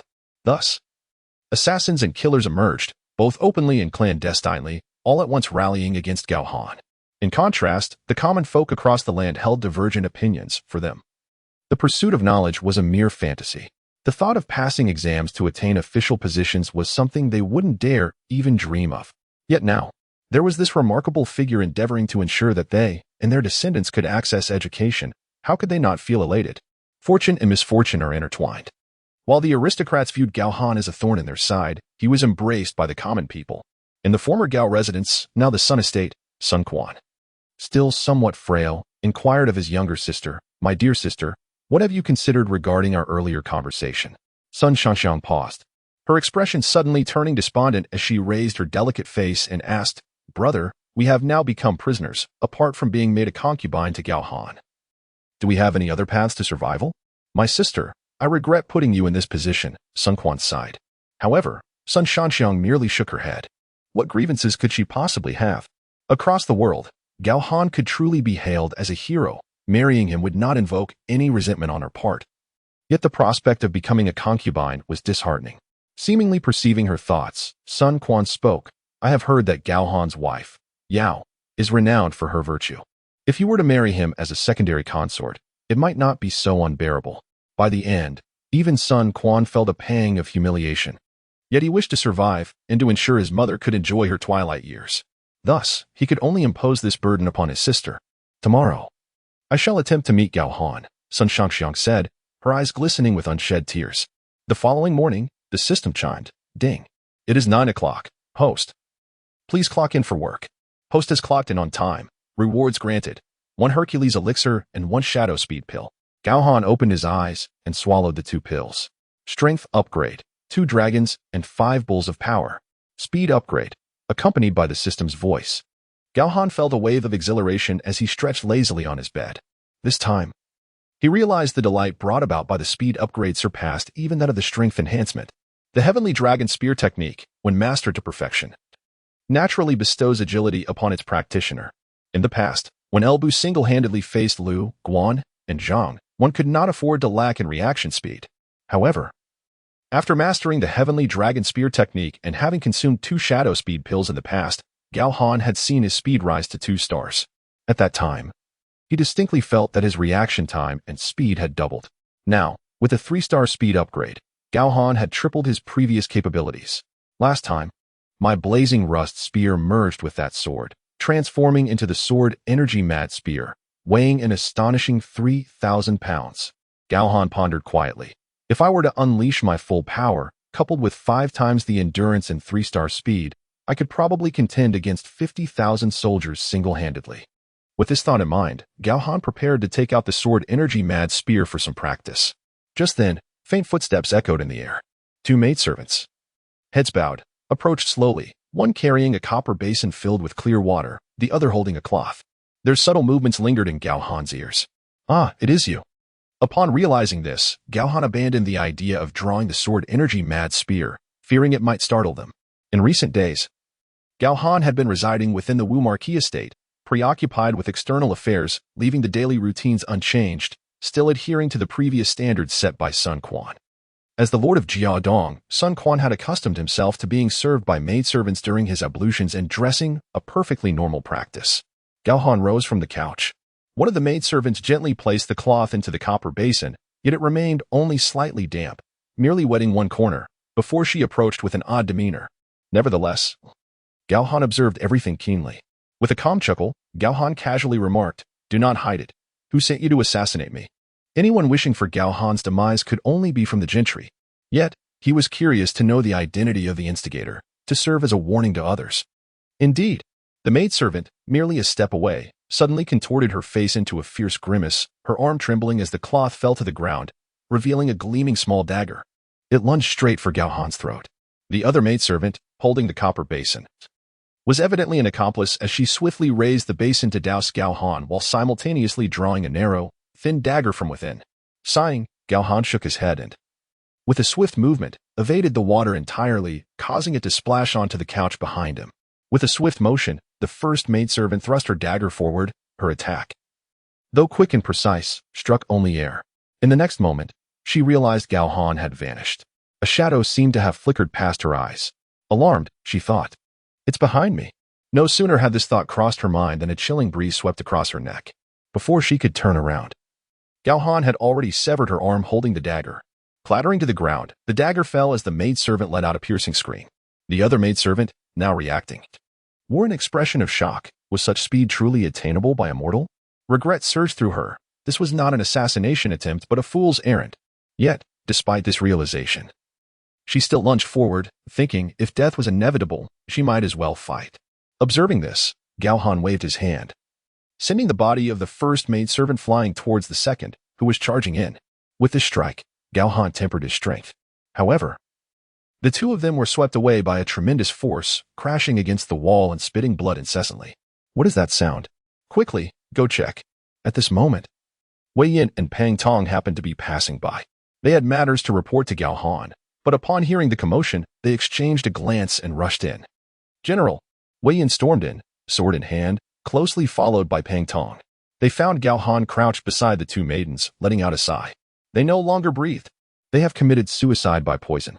Wei Yin pried open their mouths and discovered their tongues had already turned black. Had I known it would come to this, it would have been swifter to resolve it with a single strike. Gao Han had initially wished to spare them for a moment to inquire about the individuals behind them. What a pity. General, are you uninjured? Pang Tong looked at Gao Han with concern, scrutinizing him from head to toe. It is not so easy to kill me yet. Gao Han shook his head to indicate he was fine. General, in recent days, over a dozen assassins have been captured in the city. And now even maidens have been replaced. Their benefactors extend their reach so far. Wei Yin sheathed his sword, speaking with indignation. These aristocratic families are desperate. We must be extra vigilant in the coming days. Pang Tong added. No matter, starting today, remove all the guards outside my door. I wish to see how many assassins they have for me to slay. Gao Han said with a cold smile, waving his hand dismissively. By the way, sir, how has the matter I entrusted you with progressed? It has all been taken care of. But General, why do you need so many carpenters? You will understand when you see this. Gao Han produced a silk cloth from his person, upon which were drawn some simple illustrations accompanied by textual annotations. Pang Tong furrowed his brow at first. However, after a moment of contemplation, he suddenly burst into laughter, finding it utterly fascinating. Creating movable type. Then selecting the characters according to the book's content to arrange them on a printing plate, inking it for printing, and afterward dismantling the type for future use. Pang Tong's previously mismatched eyes widened in astonishment, fixated on Gao Han. Such an ingenious invention. No wonder Gao Han insisted on using paper instead of bamboo slips. He now understood. This is movable type printing. Once produced, it merely requires inking and laying paper over it to create not just one book, but thousands upon thousands in a short span of time without the need for extensive manpower and resources. Gao Han explained with a smile. I see now. No wonder the general sought literate carpenters. I shall send them to begin the production. With that, Pang Tong laughed heartily and exited. For he knew that Gao Han's initiative would surely spark widespread discussion across the land. This invention, once revealed, would greatly benefit countless commoners. As soon as the two left, Gao Han flipped his hand and retrieved the rewards given by the system after completing his last task. A flash of white light revealed 100 examination papers neatly arranged before him. Unfortunately, just then, two guards rushed in, speaking in unison. Report. Sun Quan's sister requests an audience. Report. It's bad. General, your black tiger has been taken away by an old Taoist priest. 082. I am the humble priest. Guxian. As soon as the voices of the two guards faded, Gao Han abruptly rose from his seat and descended. You go and inform Sun Shangxiang that I am presently unavailable to meet her. Indeed, Sun Shangxiang was a beauty akin to an ice goddess, her allure potentially rivaling that of both Xiao Qiao and De Qiao. However, Gao Han was not one to be easily swayed by the presence of a striking woman. The pleasures of love, while delightful, are often preceded by hardship for those who aspire to greatness. There is no such principle as sweetness followed by bitterness. The primary reason for his urgency was that he never anticipated someone would dare to engage in such audacious theft as stealing a tiger. He was genuinely anxious. Could this be the old Taoist, perhaps Wasiai or Guxian? Here I am, standing against all the aristocratic clans of the realm. And the waters have already been muddied. Although I had considered that those like Wasiai might resurface, I did not expect them to do so swiftly. Gao Han pondered to himself. He then turned to another guard and said in a low voice, in which direction did the old Taoist depart? Take me there at once. As you command. The two guards bowed in unison, one leading Gao Han out of the Wu Marquis residence, while the other conveyed Gao Han's exact words to the Sun residence. At the entrance of the Sun residence, upon hearing the guard's message, Sun Shangxiang felt a cloud of gloom descend upon her once more. It was not merely the sudden degradation of her status that troubled her, but rather the weight of being the pillar of her family while she struggled to leverage her beauty for even a glimmer of hope. What if one day Gao Han, displeased with Sun Quan, issued an order to execute the three of them? By then, it would be too late. Yet, even if she were to become a secondary wife, if she could use her beauty to whisper sweet nothings, perhaps she could ensure her family's safety. It sounded utterly degrading, but reality was indeed that cruel. The young lady was aware that General Gao was preoccupied with countless affairs, yet she was willing to kneel outside the marquis residence, awaiting the moment the general might have the time to call for her. This was her small gesture of sincerity, and she hoped for some leniency from him. Sun Shangxiang retrieved a golden hairpin from her sleeve, the only valuable possession she had left. How could I impose? The guard glanced around, ensuring no one was watching, then swiftly extended his hand to accept it. The weight of it in his palm confirmed its worth. The guard's heart soared with joy. Very well, Miss Sun. My general has indeed left the marquis residence. There is no need for you to wait at the gate. It would be better for you to kneel here, so I can await the general's return and report this matter to him. As a mere guard, he had no authority to release Sun Shangxiang on his own. Should General Gao discover this, he would undoubtedly meet a dire fate. However, given the situation, he spoke frankly and offered assistance within his means, promising to report back. Perhaps when she was taken to Jingzhou by Gao Han, he had shown kindness even to a common girl captured by bandits. If she kneeled here, perhaps Gao Han would take pity on her. With that thought in mind, Sun Shangxiang did not hesitate and immediately knelt on the ground, facing outward, indifferent to the opinions of others. Ah, how unpredictable are the affairs of the world. Do nobles and lords not share the same essence? The guard sighed inwardly and departed.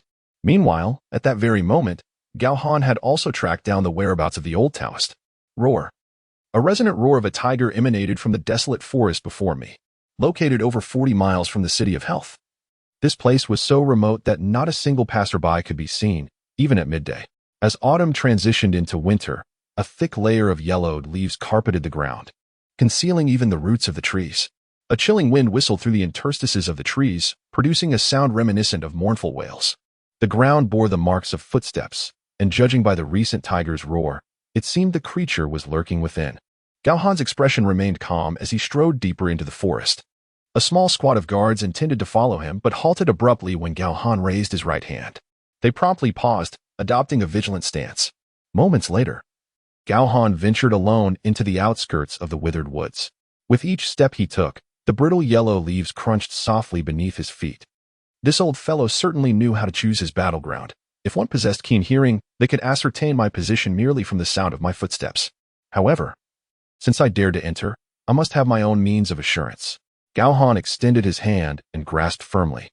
A flash of white light revealing a silver-long spear firmly in his grasp. The spear, imbued with sword energy, weighed an astonishing 3,000 pounds. Coupled with Gao Han's own weight and his armor, the total approached 3,300 pounds. The withered leaves beneath him were crushed to powder. At that moment, an unusual sound arose from behind him. In an instant, Gao Han exerted force beneath his feet, raising the silver spear to unleash a swift counterattack. With a piercing thrust, the spear pierced through a stout tree trunk behind him, as effortlessly as a knife slicing through tofu. The unique patterns on the spearhead erupted with a cold white sword energy, akin to a multitude of miniature swords, causing the tree to explode from within, shattering from top to bottom in a thunderous cacophony.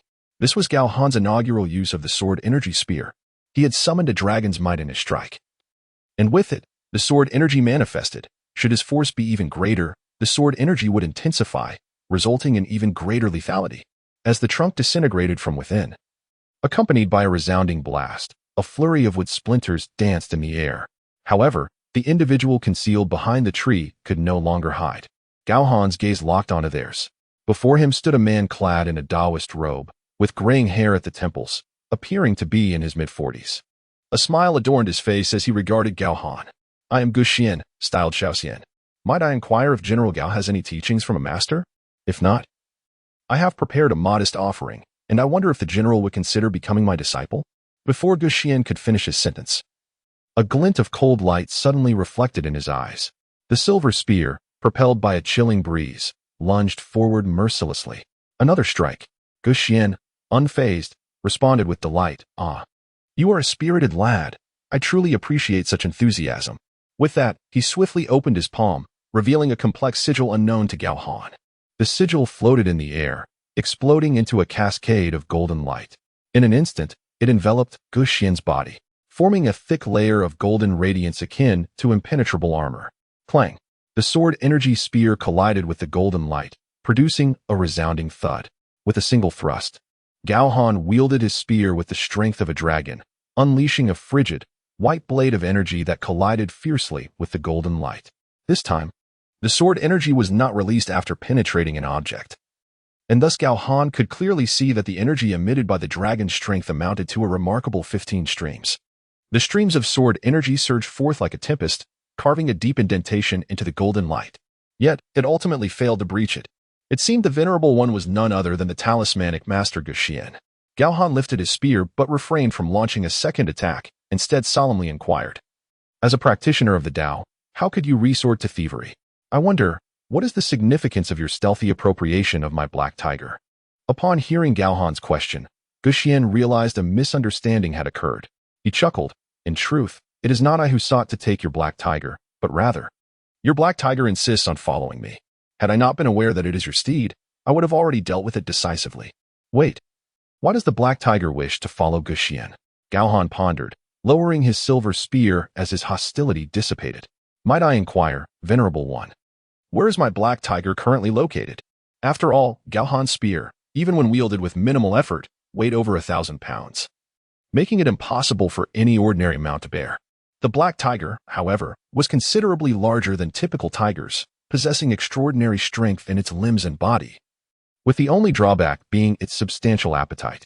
Moreover, having fought alongside Gao Han for some time, there was a bond of camaraderie. It was imperative to locate it. "Oh, no rush, no rush. Please, strike me a few more times, and afterward, I shall assist you in the search." Gu Xian's eyes sparkled with excitement as he appraised Gao Han, his heart brimming with joy. Such power was rare in the world. Should Gao Han be willing to accept him as a mentor, he would not hesitate to present his treasured elixir, which he had refined over 20 years, as a gift to celebrate their meeting. After all, what mentor does not cherish their disciple? "Venerable one, your request is rather peculiar. I was merely holding back my strength. Otherwise, your golden light would not withstand my assault." Gao Han replied, bemused. "What kind of person asks to be struck? Disciple, huh? General, do not speak too much. Strike again, ha ha ha ha." Gu Xian laughed heartily, beckoning with delight. "Alas, I have many matters to attend to today, so let us settle this swiftly." With that thought, Gao Han lifted his spear, eager to test the full might of his blade energy. He had long wished to ascertain the extent of his power when unleashed. Today, with Gu Xian's formidable presence, it seemed the perfect opportunity for such an experiment. "Very well, I shall strike again." Gao Han moved with astonishing speed, leaping into the air, his silver spear raised high above his head. The combined strength of 2 dragons and 5 bulls erupted with a thunderous force, descending with the weight of 25,000 pounds, crashing down upon Gu Xian's form, enveloped in that resplendent golden light. In the desolate forest, it was as if a wall of wind had suddenly materialized, compressing the thick layer of dry leaves beneath, leaving a distinct half-meter wide imprint on the ground. Gu Xian's eyelids twitched incessantly. The mere disturbance of air caused by the swing of his long spear bore such tremendous force. Indeed, in the blink of an eye, with a sharp crack, the golden light surrounding Gu Xian shattered, transforming into golden powder that danced away with the breeze. What formidable strength! What an impressive physique! Gu Xian was elated, for he understood that if a person wished to unleash immense power, a frail body would inevitably lead to self-harm. Yet, the might of Gao Han's strike was astonishing, and his physique remained unscathed. This was truly unexpected. However, what lay ahead was even more astonishing. Hiss! Suddenly, a torrent of sword energy burst forth from the silver blade of Gao Han's spear, filling the air. What? Gu Xian was taken aback. How could such an abundance of sword energy erupt? Gao Han wielded a silver spear, not a sword. This cold, white, violent sword energy seemed eerily familiar. Could it possibly be the sword energy of Wang Jianna? With this thought, Gu Xian's eyes widened in shock. Bang! Bang! Bang! The sword energy whirled violently, and in the next moment, Gu Xian's head tumbled to the ground, his body reduced to a grotesque mess. Blood splattered everywhere. Gao Han's expression shifted in disbelief. This shouldn't be. Wasn't Gu Xian a disciple of Zhuge Liang, one of the 4 great celestial masters revered by future generations? Although the sword energy was fierce, it shouldn't have resulted in an instant kill. Who would take me to find the black tiger? How strange. Gao Han was puzzled. He sheathed his spear. Crouching down to examine the pool of blood and flesh, old Taoist, if you're not dead, let out a sound. To be honest. Gao Han felt a twinge of doubt. After all, he had not intended to kill. Moreover, Guxian had claimed that it was not he who lured the black tiger away, but rather that the black tiger had chosen to follow him. Killing him without reason would be rather inappropriate. Indeed, as soon as Gao Han's words fell, the pool of blood and flesh emitted the voice of the old Taoist, after years of cultivation. I have attained the status of an earth immortal and am well-versed in the art of transformation. Not only can I turn into blood, but I could also transform into the likeness of another in the blink of an eye. With that, the blood and flesh surged upward, and soon Guxian reappeared. He looked at Gao Han and smiled, asking, "Isn't it marvelous? Would you like to learn? If you take me as your master, I shall impart all my knowledge to you. What do you say?" "I have no desire to become an immortal," Gao Han replied, shaking his head in refusal. "The art of transformation is trivial. I have already mastered it without a teacher and need not learn it." As he spoke, Gao Han focused his thoughts. "System. I wish to activate the transformation technique to assume the appearance of this old Taoist before me." Ding. Transformation technique panel updated. Experience points successfully deducted. Update successful. Transformation successful. Oh, you have mastered it without a teacher. Guxian was utterly astonished, gazing at the face before him, which bore an uncanny resemblance to his own. Even he was somewhat bewildered. He had never seen such likeness in a mirror. It was simply extraordinary. A genius. Full of spirit, Guxian circled around Gao Han twice, further solidifying his desire to take Gao Han as his disciple. Gao Han chuckled inwardly. What does it matter whether one is an earth immortal or not? What good is cultivating immortality once the world is at peace? Wouldn't it be more delightful to roam the mountains and enjoy the scenery? Senior, can you now reveal the whereabouts of my black tiger? Gao Han inquired. He, follow me. Guxian, with a benevolent gaze and a hint of indulgence, glanced at Gao Han before leading him toward the heart of the desolate forest. Just as the two vanished into the depths of the withered woods, two others materialized behind them. Monkey, what did you see and hear? Why do you look so pale? Wang Panger patted Wang Hoer's ashen face. The latter's eyes were vacant. After a considerable pause, he finally directed his gaze toward Wang Panger and said, Senior brother, there is something in the center of the desolate forest. Upon hearing Wang Hoer's words, Wang Panger's expression shifted to one of grave concern. What should we do? Senior brother? What else can we do? We must bow down. At that moment, in the very center of the desolate woodland, a crystal-clear spring bubbled forth, its waters gently trickling from the crevices of stones and cascading into the lower terrain. Over time, this serene spring had come into existence. Withered leaves lay scattered at the water's edge, and as a cold breeze brushed against them, it sent ripples dancing across the surface of the spring. At the heart of the pool, the black tiger was lowering its head to drink. Its powerful limbs were submerged, revealing only part of its form. The water, though shallow, sparkled brilliantly, leading one to wonder if it was indeed spring water or a collection of tiny gemstones. Bathed in sunlight, the water shimmered with a kaleidoscope of colors. What a beautiful place! Gao Han's gaze wandered, utterly captivated. However, as he observed the black tiger continuously drinking, a sense of puzzlement arose within him. Though he could not discern the reason, before he could voice his inquiries, Guxian elucidated, in truth, the roots of this desolate forest have perished. Yet they endure through the bitter winter, only to sprout lush green leaves come spring and summer. All of this is thanks to this spring. Indeed, it is a treasure. Gao Han paced thoughtfully for a moment before turning his attention back to the black tiger. The black tiger, having noticed Gao Han, ceased drinking, its obsidian eyes sparkling with excitement as it bounded toward him, seemingly more vivacious than usual. It nuzzled against Gao Han's hand and then lay down languidly on the ground, tranquil. Gao Han crouched down and patted the massive black head, feeling somewhat perplexed. Why did it choose to follow Guxian aimlessly? And how did it come to be drinking from this pool in the desolate forest? This black tiger possesses a fierce nature, only yielding to you. Now, having brought it to this place, I intend to cleanse its heart with this pure spring water and temper its murderous instincts, a small token of my sentiment as your master. Old Taoist, I never agreed to be your disciple. Gao Han playfully tugged at the tiger's ears, which felt soft and pliable, shaking them lightly as he spoke casually. But let me make one thing clear. If you do not cultivate with me, in no less than 80 years and no more than 100, you will surely meet your end. At that time, your black tiger will wreak havoc upon the world. Guxian narrowed his eyes, a glint of murderous intent flashing within.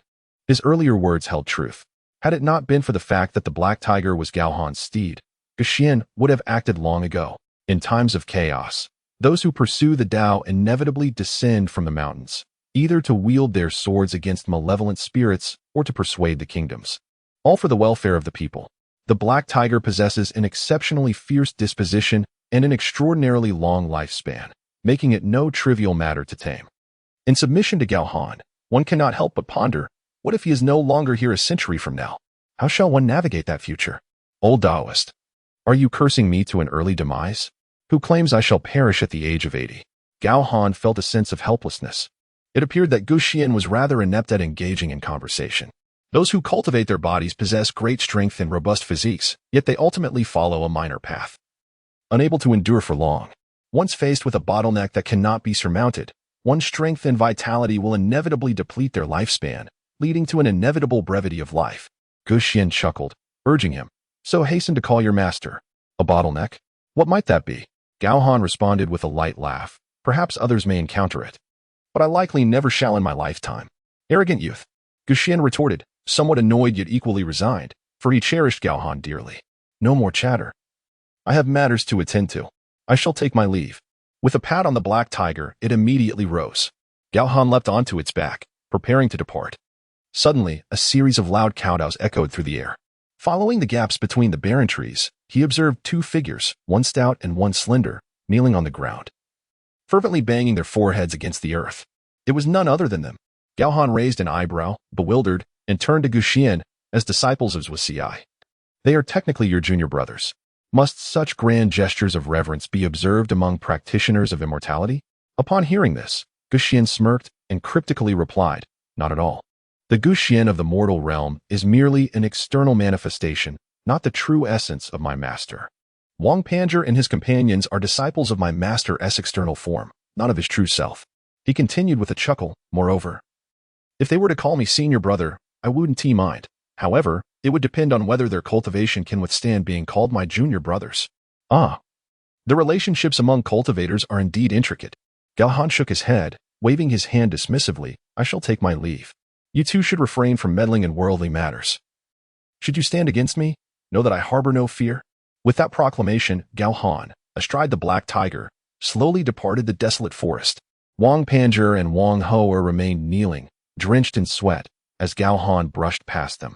The robust claws of the black tiger appeared in their peripheral vision, then vanished, leaving behind only the faint crackling of dried leaves underfoot, before they finally exhaled in relief. They were fearful that Gao Han might unleash his fury upon them due to the previous incident involving Wang Jianer. After all, Gao Han was an anomaly. His formidable physique was matched by his immense strength. If he were to resort to violence, a single strike could indeed be lethal. You two have insufficient cultivation. It would be wise to keep your distance from the central pond of this desolate forest, lest your resolve falter and you blame it on this poor Taoist. Guxian approached slowly. Looking up at the sky, his tone bore a hint of concern and resignation. As he mused, the combined cultivation of Wang Panjie and Wang Hoa pales in comparison to that of the black tiger. Yet, astonishingly, this ferocious beast of immense lethality has submitted to Gao Han.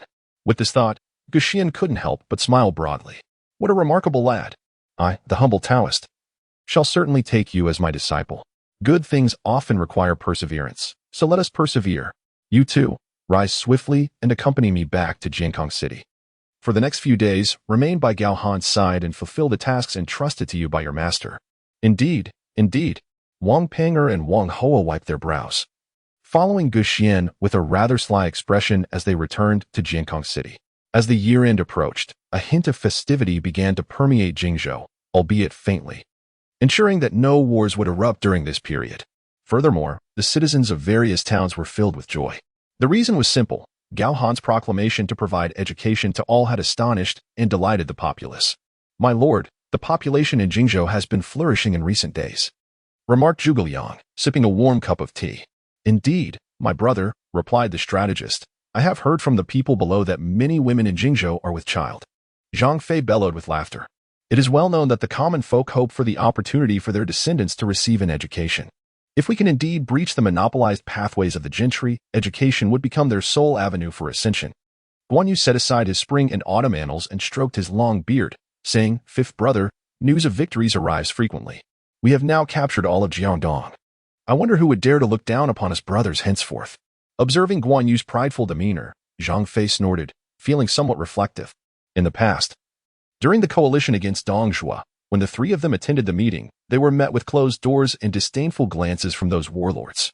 They were denied provisions and were always sent to the front lines whenever a battle was to occur. Truly, a gathering of fools. However, Fifth Brother's bold moves in selecting officials may offend those aristocrats, who are unlikely to let such matters rest easily.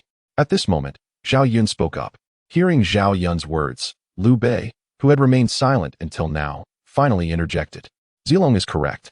I am indeed worried that Fifth Brother's actions may be too rash. Those aristocrats are deeply entrenched, and uprooting them is no simple task. Whenever faced with such concerns, Liu Bei habitually turned to Zhuge Liang. This time, however, Zhuge Liang bore a look of worry as well, his brow slightly furrowed. My lord, Gao Han is certainly not like El Bu, who possesses valor but lacks strategy. We all understand this.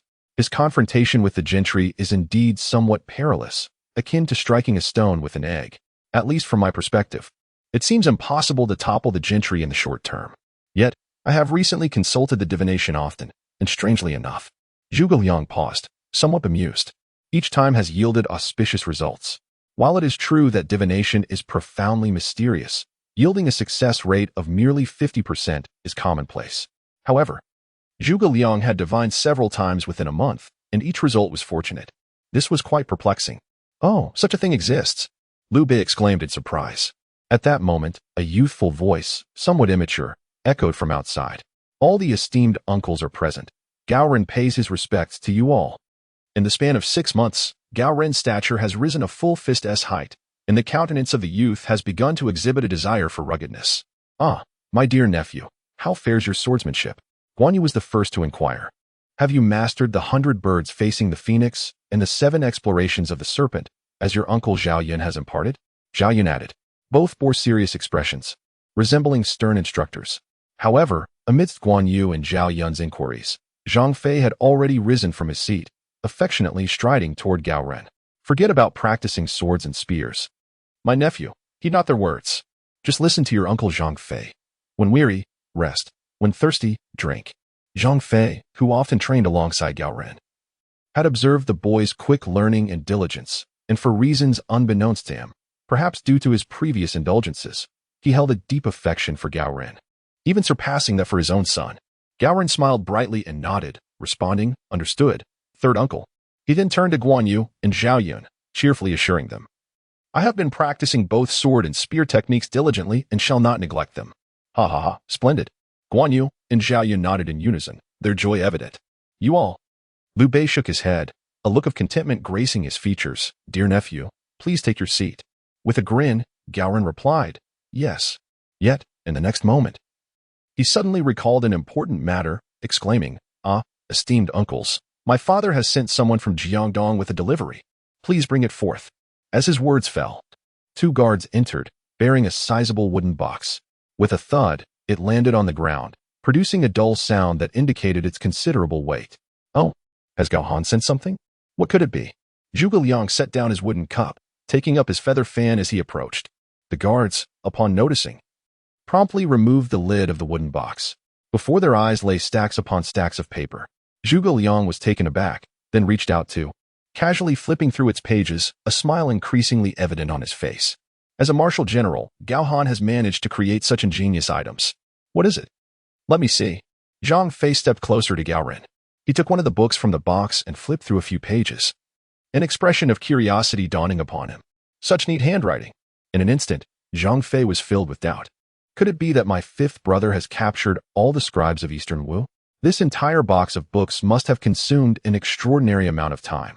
Oh, Yide, this is not mere transcription. It has been engraved. Look at this silk handkerchief, and you shall understand. Coincidentally, Zhuge Liang's book contained a silk handkerchief that Gao Han had intentionally included. Kong Ming, may I take a look? Liu Bei suddenly stood, raising his eyebrows as he approached.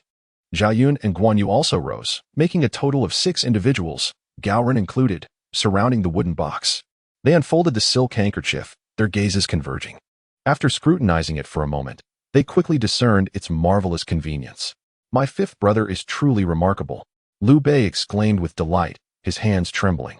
It was worth noting that although paper had entered the public domain following Kai Luan's improvements, however, due to the habits of the people and the incomplete dissemination of written material, the world still prefers to engrave words upon bamboo slips. In these tumultuous times, this method ensures preservation for a longer duration. Consequently, the art of printing that complements paper has yet to be invented, and the means of spreading knowledge remains confined to laborious manual transcription. Yet, this painstaking endeavor is not only arduous but also fraught with errors, thereby facilitating the aristocracy's monopoly on knowledge. It is for these reasons that figures such as Liu Bei are so astonished and find it utterly marvelous. How wondrous indeed! Zhuge Liang chuckles heartily. But soon, his countenance darkens as he recalls 4 words. Fortune and misfortune are intertwined. He pulls Liu Bei aside, prompting Guan, Zhang, and Zhao to shift their gaze towards the suddenly pale Zhuge Liang. My lord, he states gravely. The movable type printing created by Gao Han poses a tremendous threat and impact upon those aristocrats. However, a cornered dog will also bite. Upon hearing this, Liu Bei immediately comprehends the implication. Are you suggesting that the aristocrats of Jiangdong will take action against my 5th brother? Military strategist. My 5th brother possesses martial prowess superior to ours. If those aristocrats dare to strike, he will surely make them spill blood on the spot. Guan Yu squints his eyes, filled with murderous intent. Yun Chang, consider this. If mere violence could resolve issues, why did Dongzhou become the target of universal condemnation, besieged by all? Zhuge Liang articulates sharply. Among the 18 warlords of that time, Yuan Shao was a prominent aristocrat, while Cao Cao and Sun Jian, though lacking Yuan Shao's wealth, similarly sought to recruit local aristocrats, for those aristocrats held grain and wealth, capable of raising vast armies at a mere gesture. Even if violence could resolve conflicts, one cannot simply exterminate the entire populace. As these words resonate, the air within the residence seems to freeze momentarily. Kong Ming, what is your perspective on this matter? Liu Bei inquires hastily. My lord, Zhuge Liang replies, in my view, to thoroughly address the aristocratic issue, one must proceed with caution. Haste may lead to burnt lips when consuming hot tofu. Should the aristocratic forces consolidate, recruit soldiers, and launch a significant counteroffensive, Gao Han would inevitably find himself in dire straits. I shall compose a handwritten letter to advise my 5th brother to remain calm and cautiously engage with the aristocratic circles. We must avoid any missteps. Liu Bei's breath quickens with urgency as he takes up his pen. At this moment, across Jiangdong, officials of all ranks, particularly the literati, receive a clandestine letter accompanied by a scroll of paper. The message is exceedingly clear. After the new year, Gao Han will prepare the first set of examination questions, and this must not be allowed to transpire. Those who dare propose a question for Gao Han ought to consider whether their own lives and fortunes are sufficiently secure. Although the letter does not state this overtly, its tone carries implicit threats and warnings. We are all in the same boat. If the vessel capsizes, none shall survive. Jiangdong is the territory of their clan, from the original Sun Jian to Sun Su, and then to Sun Quan. Who dared to provoke them? They were always cajoled, each one elevated to positions of power and nobility. Yet now, with the arrival of Gao Han, he is ready to turn hostile, attempting to shatter my livelihood and expecting me to assist him in counting his coins. Propose a topic? Not a chance. Meanwhile, within the city of Jinkong, Gao Han has successfully established an academy and has gradually refined the techniques of book printing. Nowadays, books are a common sight in every street and alley. In the Marquis's residence, news was reported to the general. Sir, those 2 Taoists are still guarding outside the gate. Recently, they have thwarted several assassination attempts. Wei Yan's expression was peculiar, filled with confusion. Enough of this. Go to the prison and bring Wang Jianer out to meet those 2 Taoists. Gao Han sighed in exasperation. Recently, Wang Fatty and Wang Monkey had become akin to gatekeepers, vigilantly standing guard at the Marquis's door day and night, without a moment's rest. They had indeed apprehended numerous assassins, thus rendering significant assistance to Gao Han. It seemed only fitting to resolve any grievances and return their junior brother. Moreover, General, this is a secret letter from Jingzhou. Wei Yan presented it with both hands. Could it be a letter from my elder brother? Gao Han took it, and indeed, it was a personal correspondence from Liu Bei. The gist conveyed that Gao Han should proceed with caution, as hastily eliminating the aristocracy might provoke a desperate retaliation, leading to him becoming the target of collective ire. Gao Han felt a touch of gratitude, but shook his head with a smile. General, if there is nothing else, I shall head to the prison to release that young Taoist. Wei Yan bowed respectfully. Very well, go Go ahead. Simultaneously, Gao Han silently murmured to himself, System. Retract the confinement chain. Suddenly, a flash of light appeared, and a chain materialized in his palm. After stowing it away, he promptly pinned a reply to Liu Bei, soothing his anxious heart. Books have now permeated the populace. Lu Su and the renowned physician Hua Tuo, accompanied by several scholars, frequently lecture in the streets. Once the new year passes, the academy will be completed, and in the spring and summer, the first examination can take place. Thinking of the haughty demeanor of the aristocracy, a quiet chuckle arose within Gao Han. They truly believe themselves to be formidable. Propose a topic? With the system at my disposal, do I still require the aristocracy's input? Moreover, Cao Cao must also be waiting for my failure, eager for the aristocracy to rise against me. But that will not come to pass. General, Sun Shangxiang is kneeling at the gate. Suddenly, a guard rushed in with the news. She has been kneeling there for several months. It seems her health is failing. Gao Han mused. Let her come tomorrow. I am curious to see what she wishes to convey. Gao Han waved his hand. Understood. The guard bowed and quickly departed. Just when Gao Han thought all was settled, a soft voice echoed in his ear. Good disciple, have you given today's matters any thought? With the emergence of the voice, Gu Xian suddenly appeared at Gao Han's side. With a beaming smile, he inquired, if you have contemplated sufficiently, shall we, as master and disciple, return to the mountain at once? Gao Han stood by, dazed, letting the words pass through his left ear and out the right. This old Taoist, Gu Xian, was not a stranger to pestering him. However, after several encounters, Gao Han had begun to discern the significance of Gu Xian's words. The mountain he referred to was not an ordinary one, but rather the floating Jade Mountain. Upon first hearing the name, Gao Han was momentarily stunned. For it was indeed the celestial mountain mentioned in the classic of mountains and seas. Yet, after that revelation, he couldn't help but view Gu Xian increasingly as an old charlatan. As for the affairs of the mortal realm, let Liu Bei and Cao Cao contend with one another. After all, in the end, the world would not belong to either of them.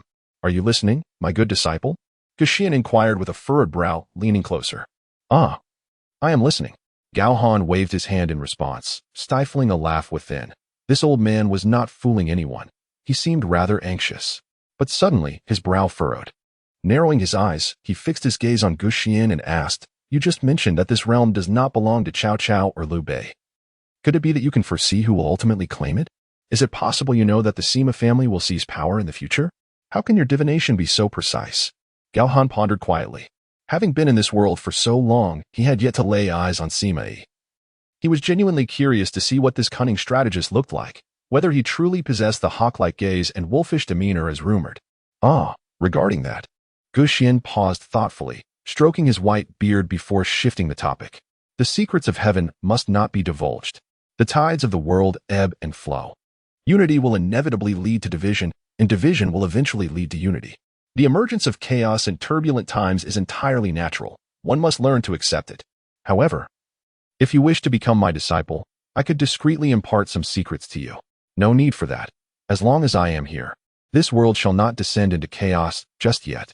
Gao Han withdrew his scrutinizing gaze and ceased to focus on Gu Xian. Observing this, Gu Xian refrained from further chatter, straightened up, and declared, Very well, very well. In truth, I have come today to give you a warning. Be cautious of the gentry from Jiadong. Some of them have been harboring a number of assassins, and, recently, a few have begun to recruit soldiers secretly and amass strength. This is not a good omen. As soon as his words fell, Gu Xian's figure vanished without a trace.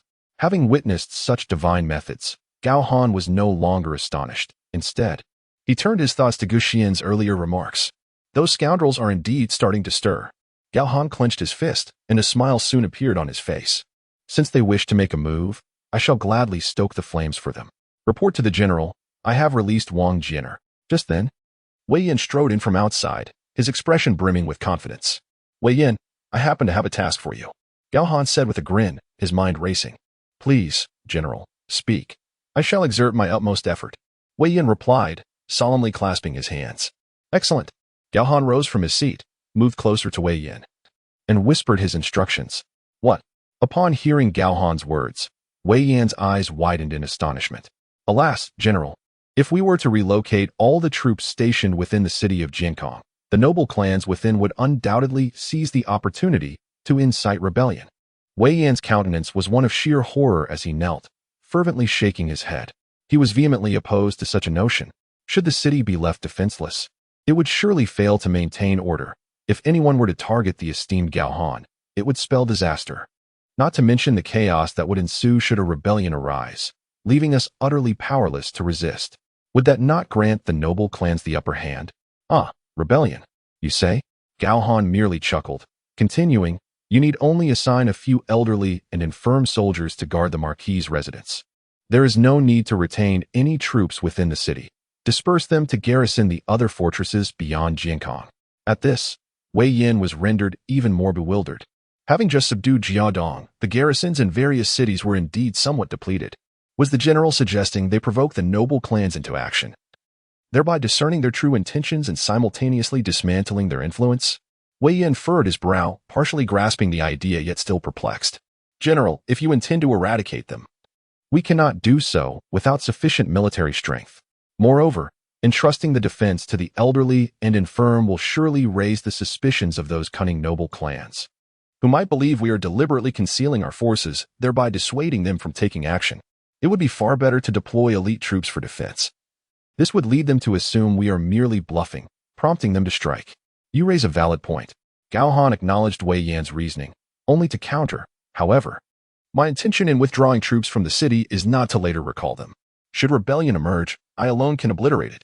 Furthermore, this ploy serves to clarify my stance. The appointment of officials must adhere to my directives. Lastly, by stationing the elderly and infirm at the Marquis's residence, I aim to ensnare them in their own cleverness, leading them to believe I am signaling the existence of hidden troops. What do you suppose their thoughts will be? As he spoke, Gao Han cast a meaningful glance at Wei Yin. Wei Yin squinted, pondering for a moment before articulating. They will surmise that the general's actions are a deliberate ruse to instill fear of our hidden forces, thereby deterring them from rebellion. Consequently, they may feel they have unraveled the general's strategy and be emboldened to revolt. Regardless, as long as I am here, they shall not stir up significant turmoil. Gao Han asserted with a fierce glint in his eyes. Yet to Wei Yin, Gao Han exuded an overwhelming aura of authority. At your command, General, I shall attend to this matter forthwith. With that, Wei Yin dashed out of the residence. Just outside the estate, Lu Su, accompanying the visibly weakened Sun Shangxiang, was poised to enter when he fortuitously collided with the hastily exiting Wei Yin. My lord. Upon seeing Lu Su, Wei Yin immediately halted.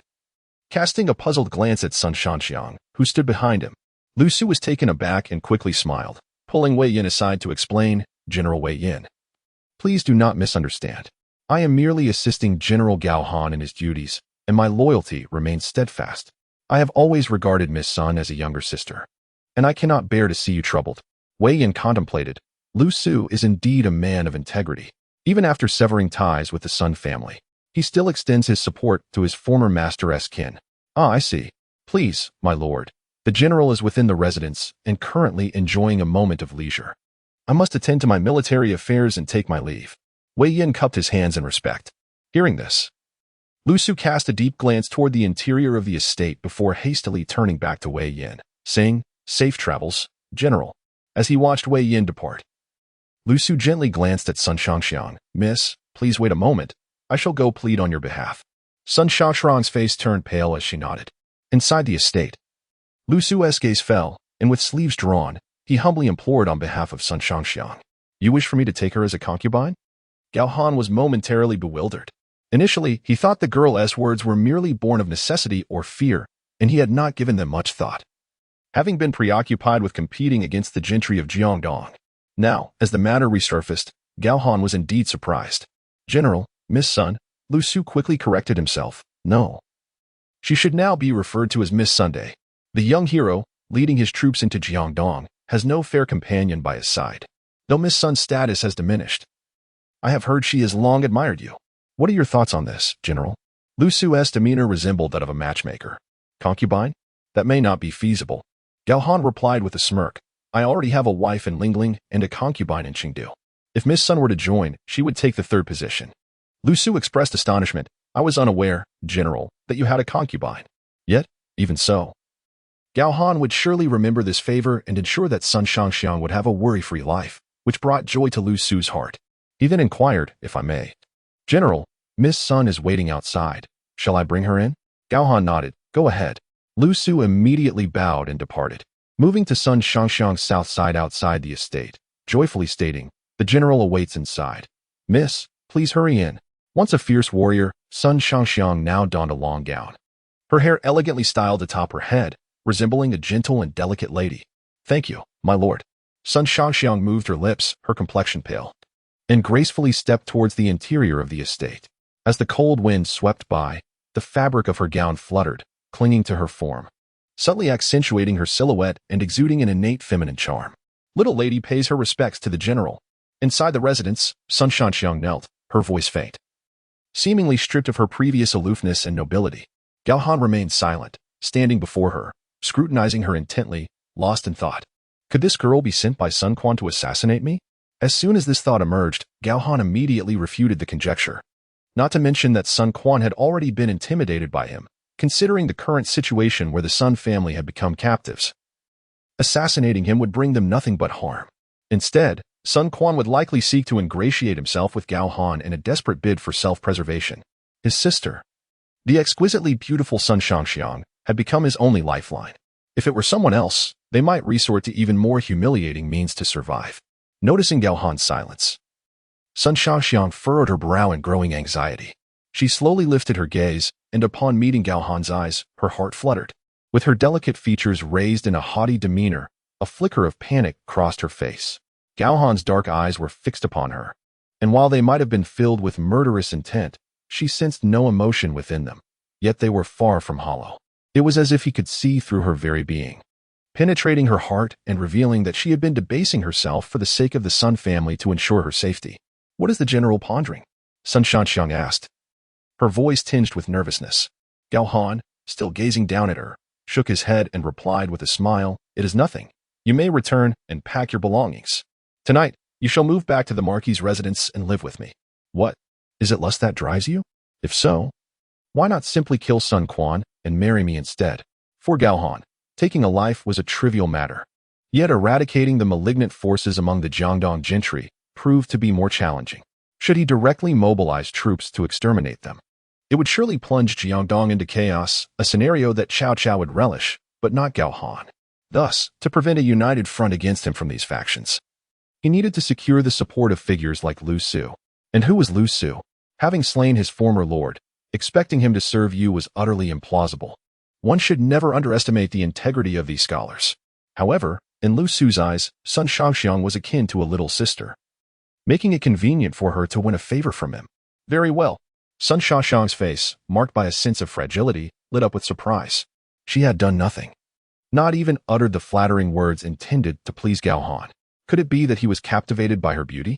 She covered her face, taken aback by Gao Han's actions, which filled her with both astonishment and joy. After leaving the Marquis's residence, Sun Shangxiang felt a considerable weight lift from her heart. Yet, upon returning, she was immediately seized by Sun Quan, who awaited her in the courtyard. "Sister, how did it go?" he inquired, his expression radiant as he held a rolled-up book in his hand, gazing at his stunningly beautiful sister. "Brother, it's cold outside, and your health is still fragile. Let us discuss this indoors," she suggested, attempting to assist him back to the house. However, Sun Quan firmly grasped her wrist, insisting, "We shall speak of it now." With a sigh at her brother's stubbornness, Sun Shangxiang relented. "Gao Han has asked me to gather my things. I can move back to the Marquis's residence today and live with him." "Wonderful." Upon hearing this, Sun Quan's complexion brightened significantly. "Sister, quickly. I have tasks for you to undertake."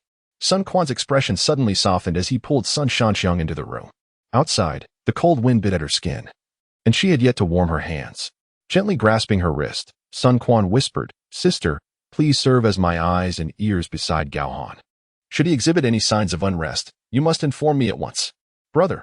Sun Shangxiang suddenly jerked her arm away from his grasp, holding back tears as she said, "From now on, I will be Gao Han's concubine. This is the slim chance I have fought for. Do you truly wish to oppose him? Are you willing to disregard the lives of our mother and me? Mother is elderly and has become a prisoner under Gao Han's rule. Wouldn't it be better for our family to live in peace? Must you insist on escalating this to a point of no return?" Faced with her barrage of questions, Sun Quan's demeanor shifted to one of despondency. "Sister, that is not my intention. I merely wish to glean some insights regarding the imperial examination from you. I had hoped you could inquire with Gao Han about the possibility of my participation." He awkwardly extended a book towards her, his expression fraught with embarrassment. Having voiced this, he considered it a sign of his capability. In recent days, he had come to realize that Gao Han spared his life because he still held some value. As long as his head remained intact, he could procure a favorable reputation for Gao Han, and in return, earn the gratitude of Lu Su and others, thus crafting his own image as a wise ruler. This strategy he had indeed learned from his elder brother, Liu Bei, possessing both valor and intellect. How could he possibly contend with Gao Han? Sun Shangxiang paused momentarily before accepting the book from him, casually flipping through a couple of pages, allowing her taut nerves to finally relax. Ah, I see. Very well, when the time is right, I shall certainly inquire on your behalf. As long as you do not become overly distressed, I am willing to assist you. Yet, she was still troubled by the prospect of returning to the Marquis's residence to live with Gao Han that very night. Meanwhile, outside the Marquis's residence, Wang Jin had trudged along with his head down. Having just emerged from prison, his hair was disheveled, and he appeared like a beggar. Suddenly, his eyes brightened as he spotted two Taoist priests, one stout and the other thin, standing guard at the gate. The stout one was tall and portly, his belly resembling a large watermelon, while the thin one had a sharp face and a monkey-like appearance, his skin speckled with fine yellow hair under the sun. Wang Jinner, keeping his head low, approached and embraced the portly one, burying his face in the soft expanse of his belly, his voice tinged with a sob. The stout one, wide-eyed, was momentarily startled by the unexpected embrace. It's you, third. You gave me quite a fright. Wang Peng sighed in relief. Why are you crying? Wang Ho approached with a pout, clearly disapproving. Both bore dark circles under their eyes, exhaustion etched on their faces as they regarded Wang Jinner. My sword is gone. It was the blade bestowed upon me by my master for transcending to immortality. Wang Jinner trembled. It was suddenly devoured by Gao Han's halberd. Oh, the so-called transcending sword was a form of disembodied spirit. At the moment of transcending boundaries, one may rely on an object, be it a garment, a staff, or a sword, as a means to ascend to immortality. The sword belonging to Wang Jinner is precisely the artifact that Gu Xian procured for him. Should the process of disembodiment fail, I would be left to roam as a ghostly immortal, endlessly drifting through the wilderness. How tragic. Wang Jinner wept even more bitterly. Alas, he is no longer a child. Why weep so? Who decreed that disembodiment is the only path to immortality? If you diligently cultivate your skills, there is no need for an intermediary object. You can ascend directly to immortality. Observing Wang Jinner, whose face was a tapestry of tears and snot, Wang Peng suddenly assumed the guise of a senior brother to console him. Indeed, Jinner, let us not cry. Losing the sword may be a decisive act. Perhaps the heavens deem you capable of transcending directly to immortality, thus playing a trick upon you. Wang Hogui began to comfort Wang Jinner, feeling a twinge of guilt, as it was their suggestion that led Wang Jinner to challenge Gao Han. After a considerable time, Wang Jinner finally composed himself. He wiped his nose and pondered. Now that the year-end is past, shouldn't we accompany our master to seek out Cao Cao? What master? Wang Ho retorted. We are fulfilling the master's command by standing guard here. He entrusted us with the protection of Gao Han. Not even a hair on his head should be harmed, regardless of the forces against us. Wang Ho spoke with a hint of discomfort. For days, he had been using his keen sight and hearing to keep watch at the door, alerting Wang Peng to take action at the slightest disturbance. Although cultivators possess significantly greater stamina and endurance than ordinary individuals, even they cannot sustain such a regimen indefinitely. Wang Ho rubbed his dry eyes, feeling a sense of despair. Meanwhile, Wang Peng remained silent, using his sleeve to wipe away the remnants of Wang Jinner's tears smeared across his abdomen, his expression one of utmost disgust. Protect Gao Han? But, brother, just now Wei Yan has withdrawn all troops from within the city. Now, Jinkong City is but an empty shell. How can we three possibly guard such a vast city? Wang Jinner furrowed his brows, having learned of this news upon his release from captivity. What? Jinkong City is empty now. The two were struck as if by lightning, their hearts trembling in shock. Wang Ho ceased rubbing his eyes, and Wang Peng halted his actions. Even the air fell into a momentary silence. They had been acutely aware of the faction seeking Gao Han's demise while guarding the Marquis's residence. At such a time, to withdraw troops from the city is tantamount to courting death. Attention, brothers, we are changing shifts. General Wei Yan has issued orders for all remaining able-bodied soldiers and elites from Jinkong City to assemble outside the city tonight for immediate withdrawal. Leave the defense of the Marquis's residence to us. Just then, feeble voices echoed through the air. The three turned to see three squads of soldiers beginning to exchange duties with the guards.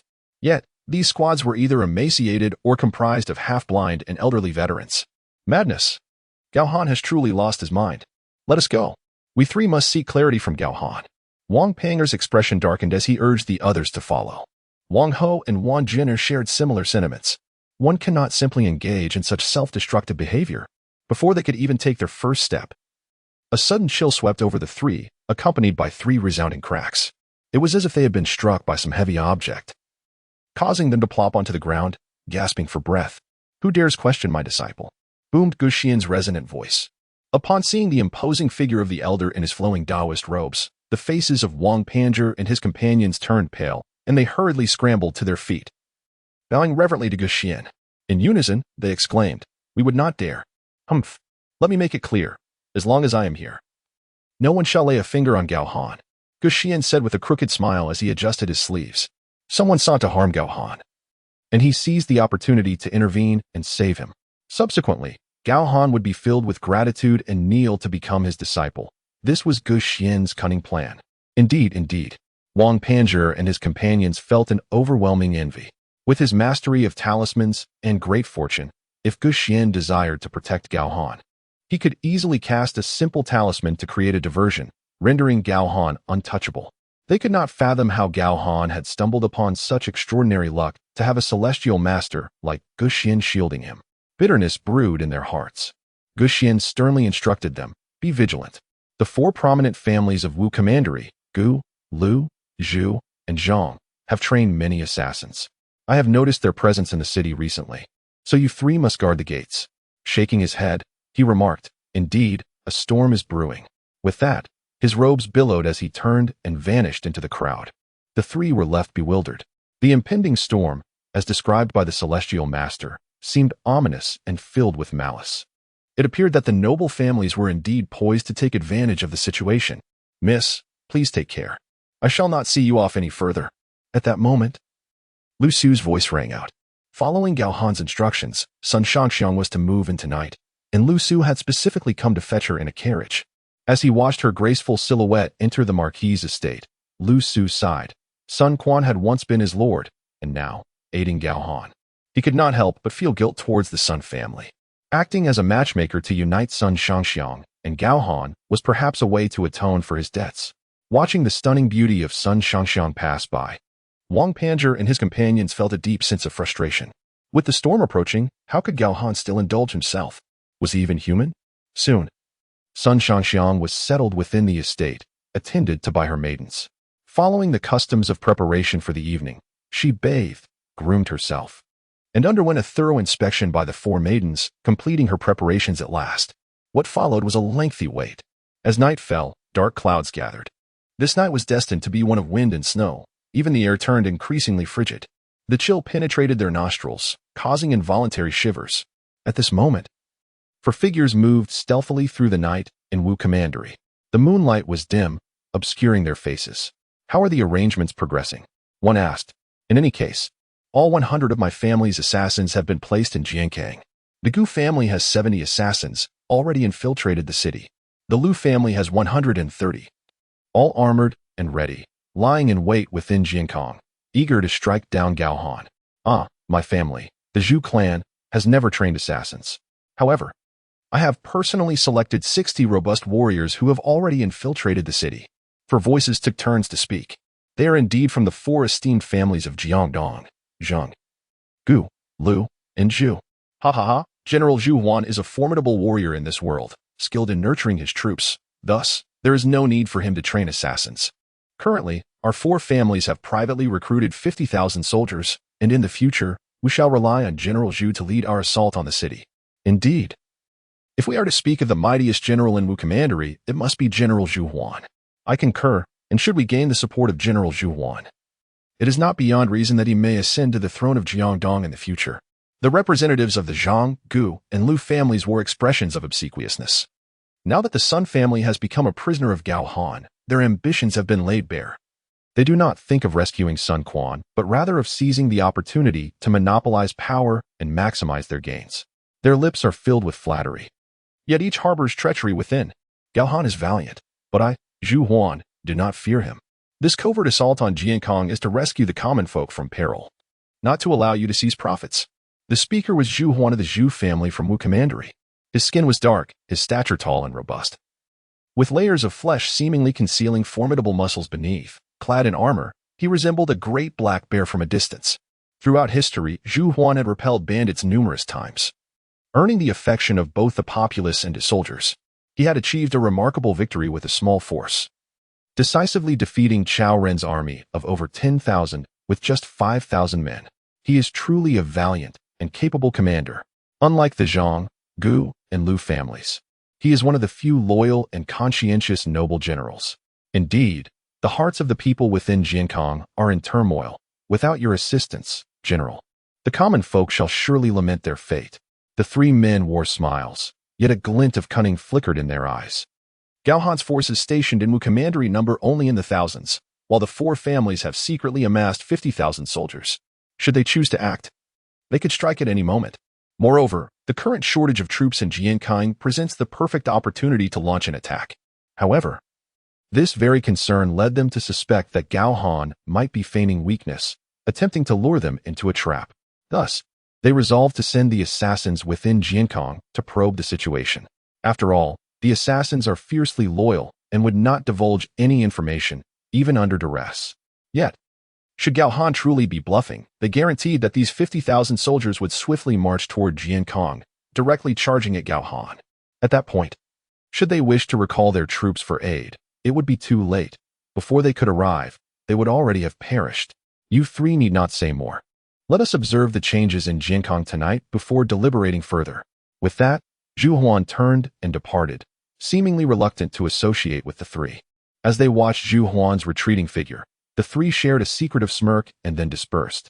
The faint moonlight vanished entirely, leaving the world enveloped in darkness. Yet soon, the darkness welcomed the first hint of white, as the first snowflake, as soft as goose down, fell to the ground. They looked up to see the sky filled with swirling snow. Within the confines of the Gao Han deftly twisted his wrist, causing the silvery long spear to flash forth, conjuring a fierce wind that scattered the snowflakes across the ground. As he executed the Tianlong spear technique, waves of sword energy emanated from the spear's blade, cleaving the airborne snowflakes in half before they could touch the ground. Each time he practiced martial arts, Gao Han would dismiss those present, both to prevent any accidental injuries from the sword energy and to spare them the fright of his prowess. Before long, half an hour had slipped by, leaving a delicate layer of snow on the ground. At this moment, the black tiger, which had been lounging nearby, stood up and began to waddle through the snow, its striking black and white coat a stark contrast against the white landscape as it bounded toward him. In a moment of distraction, Gao Han was knocked to the ground by the creature. The black tiger nestled against him, affectionately rubbing its furry head against his chest and pressing its hefty paw against his waist, as if to shield him from the cold. Indeed, a wave of warmth enveloped him. Gao Han chuckled, reaching out to stroke the tiger's soft head, and said, "Although it is snowing, I have just finished my training, so I am not cold." The black tiger seemed to understand, letting out a soft chuff before gradually moving off of him. Gao Han patted it, smiling. "It is getting late. You should return to your room and rest." Since residing in the Wu, Gao Han had arranged a separate room for the black tiger, initially fearing it would feel out of place, yet it seemed to revel in its new abode. The black tiger gazed at him intently, nodded its head slightly, and then departed. With a flash of light, Gao Han sheathed the silver spear and turned to head to his own quarters. At this time, Sun Shangxiang had grown impatient from waiting. She lay on the bed, exposing a portion of her snow-white neck, her beautiful eyes glancing outside intermittently. Finally, upon hearing Gao Han's footsteps, her heart skipped a beat. He had arrived. She quickly closed her eyes. The door swung open, and a captivating fragrance wafted through the room. As Gao Han stepped inside, he noticed Sun Shangxiang with her eyes closed, her breath slightly trembling, clearly feigning sleep. Bathed in the candlelight, her proud nose appeared striking, and her crystalline white neck harmonized perfectly with the room's fragrant ambience. Even Gao Han felt a stir of emotion. Even the outlines beneath the quilt were quite alluring. With a gentle exhale, Gao Han extinguished the candle, loosened his garments, and lay down. Although they shared the same bed, he remained still, as he sensed that something significant might transpire that evening, leaving him with no other thoughts. Yet Sun Shangxiang furrowed her brows, her heart in turmoil. Why was Gao Han so motionless? Was he perhaps asleep? After a moment of waiting, Gao Han still made no move. Always confident in her beauty, she began to waver. Realizing that if her allure could not sway Gao Han, her presence would forever be inconsequential to him. What, then, would be the purpose of her role as a concubine? If she could not elicit even a modicum of affection from him, how could she advocate for her family? Contemplating this, Sun Shangxiang felt a pang of anxiety. General? She parted her crimson lips, turned her body delicately, and slowly extended her hand to rest upon Gao Han's chest. Feeling the steady rhythm of breath and the warmth emanating from her skin, she, who had always been oblivious to such sensations, suddenly found her cheeks aflame. On this blustery night, Gao Han was lost in thought, his eyes half closed, when an unexpected tickle in his chest drew his attention to a hand gently caressing him. Sun Shangxiang? What was she up to? Hadn't she been pretending to be asleep just moments ago? Confusion clouded Gao Han's mind as he furrowed his brow. Yet, with the need to remain vigilant to the outside world, he refrained from any movement, adhering to the principle of remaining still while the enemy remained still. However, this very stillness only deepened Sun Shangxiang's astonishment. Her delicate hand lay upon Gao Han's chest, yet he displayed no reaction whatsoever. She could not help but feel a pang of frustration. In the realm of martial prowess, the unparalleled Elbu was a name revered across the land. Yet even he succumbed to the charms of Diao Chan, lost in her beauty day and night. The old adage rang true. Heroes often falter in the presence of enchanting women. Diao Chan was indeed captivating, yet Sun Shangxiang was also renowned as a beauty in Jiangdong. Why then did Gao Han remain so aloof? Such a man was truly admirable, yet lying beside him, she felt an inexplicable sense of vexation. Unbeknownst to her, an unusual surge of anger began to rise within Sun Shangxiang, as if this very ire unleashed the pride and defiance she had long kept suppressed. Who was Sun Shangxiang? A woman of grace and spirit, fierce and unyielding. Had it not been for her sudden fall from grace, rendering her family's status precarious, she would never stoop to being docile.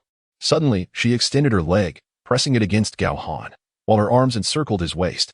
Gao Han's brow furrowed even tighter, sensing the sudden softness pressing against him. A formidable presence indeed. In that moment, he felt as though he were facing an adversary, having shared a bed. It was natural for her to consider the future lineage of the general, her slightly domineering voice whispering in his ear, enveloped in a fragrant allure that stirred his senses. Before retiring, her maidens had attended to her bathing and grooming, leaving her radiantly fragrant. Tonight, it seemed, was destined for something more. Gao Han understood Sun Shangxiang's intentions clearly, especially as she now lay fully atop him. Yet, this night marked one of the most precarious moments in Jiankong City. The bait had been cast. They awaited the catch. To delay even a moment due to matters of intimacy could jeopardize significant affairs. Gao Han, always calculating 3 steps ahead, could not allow such a distraction to occur. Why did it have to be tonight? Sun Shangxiang nestled her face against Gao Han's chest, a blend of indignation and assertiveness in her tone. Having taken the initiative, could it be that Gao Han would dare to refuse her? Was that not a bit too much? With this thought, her cheeks flushed a deep crimson, and in her embarrassment and irritation, she did not comply. Instead, she shifted her body, straddling him like a rider, tightening her embrace. Could it be that her appearance did not please the general? As she spoke, she began to slowly remove her bodice. On the eaves, atop the walls, and upon the streets, snow has accumulated to a thick layer, rendering the landscape before us akin to an icy palace, pristine and untainted. The only blemish upon this serene tableau is the trail of footprints that mar the perfection. Should one gaze from the rooftops or the walls, an exceedingly terrifying sight would unfold.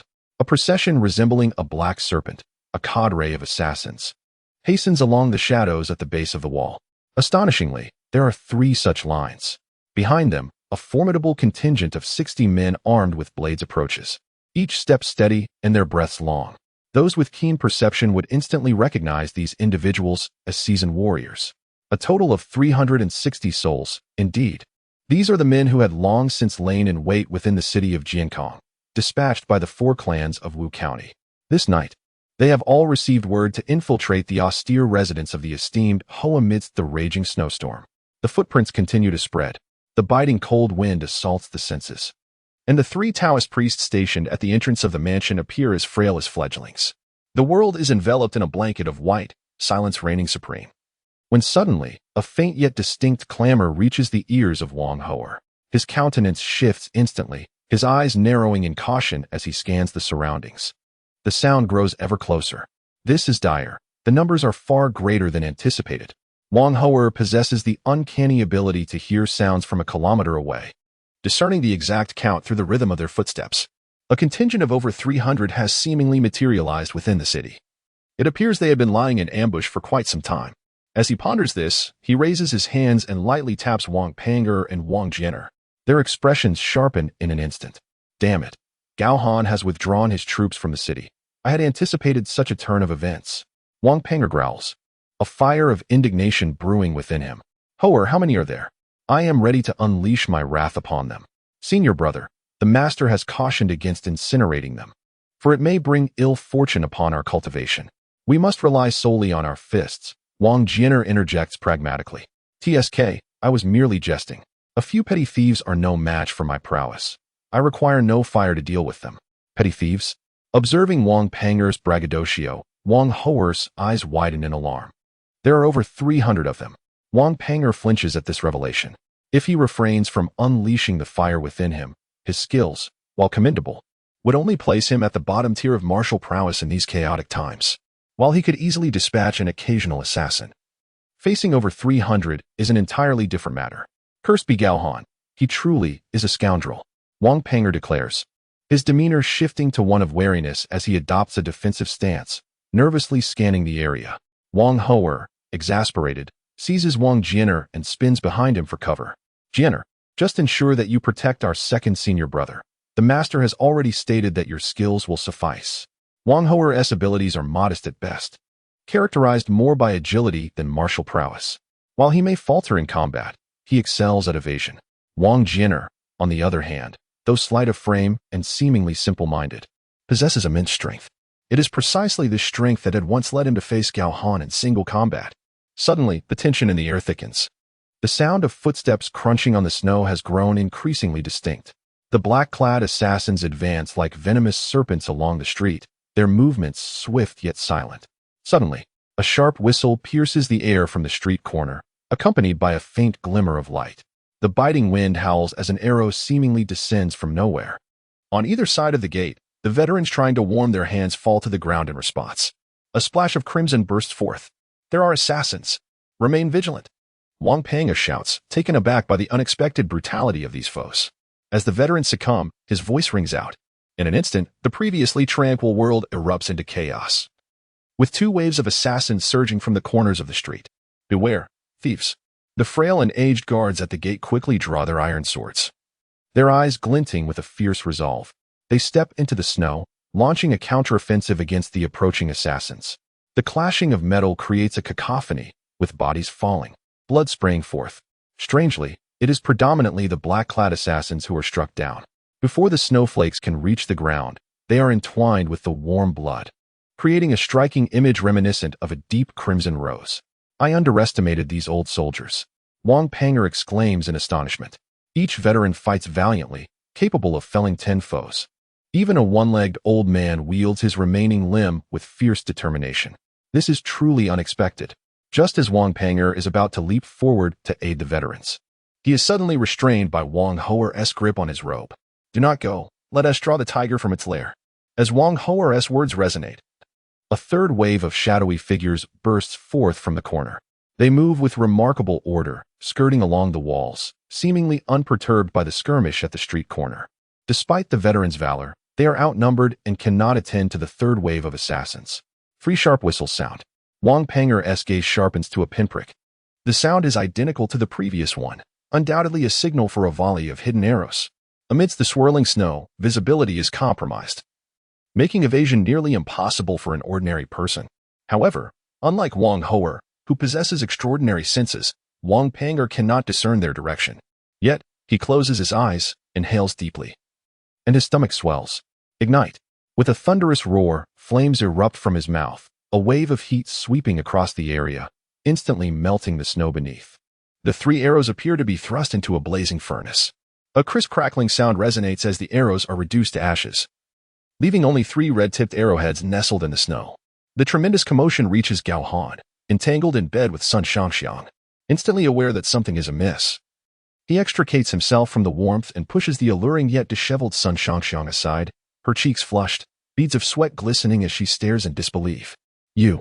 Sun Shangxiang bit her ruby lips, her delicate jade arm concealing her graceful figure, as she glared at the silhouette before the bed.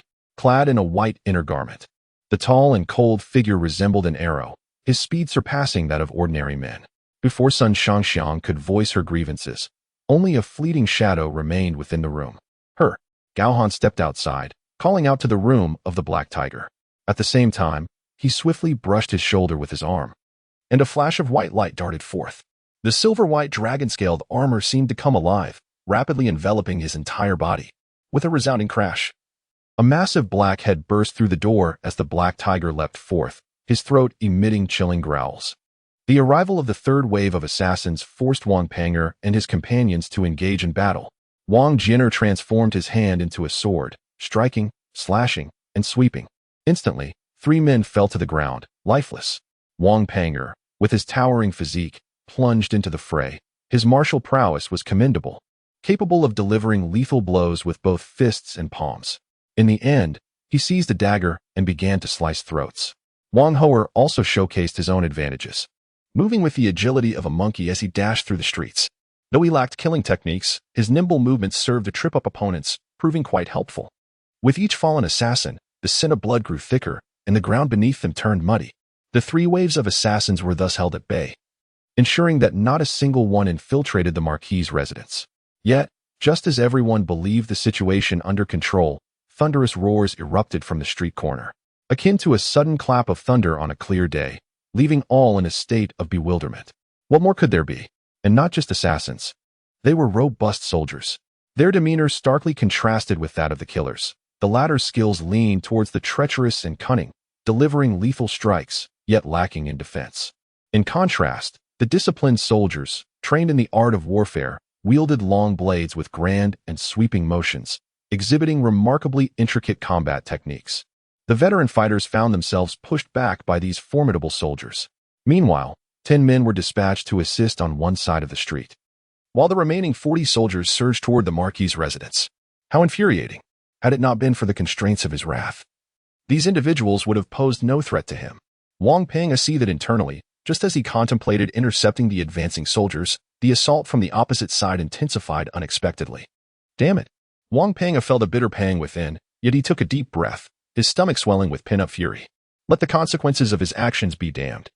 He would incinerate them. Today, he would break his precepts. May his master forgive him. Bang! The sound of flesh shattering echoed into the sky. Wang Panger felt the fire within rising to his throat, sparks flying from the corners of his mouth. Upon hearing that sound, he turned back, his face lighting up with joy as he swallowed the rage once more. Wonderful! Master, your disciple has not broken his vows. No slaps await me. It is General Gao Han. A sudden cry pierced the air, causing the actions of everyone on the street to freeze momentarily. All eyes shifted towards the entrance of the Ho residence, where a gruesome scene unfolded. Mangled flesh and blood littered the ground.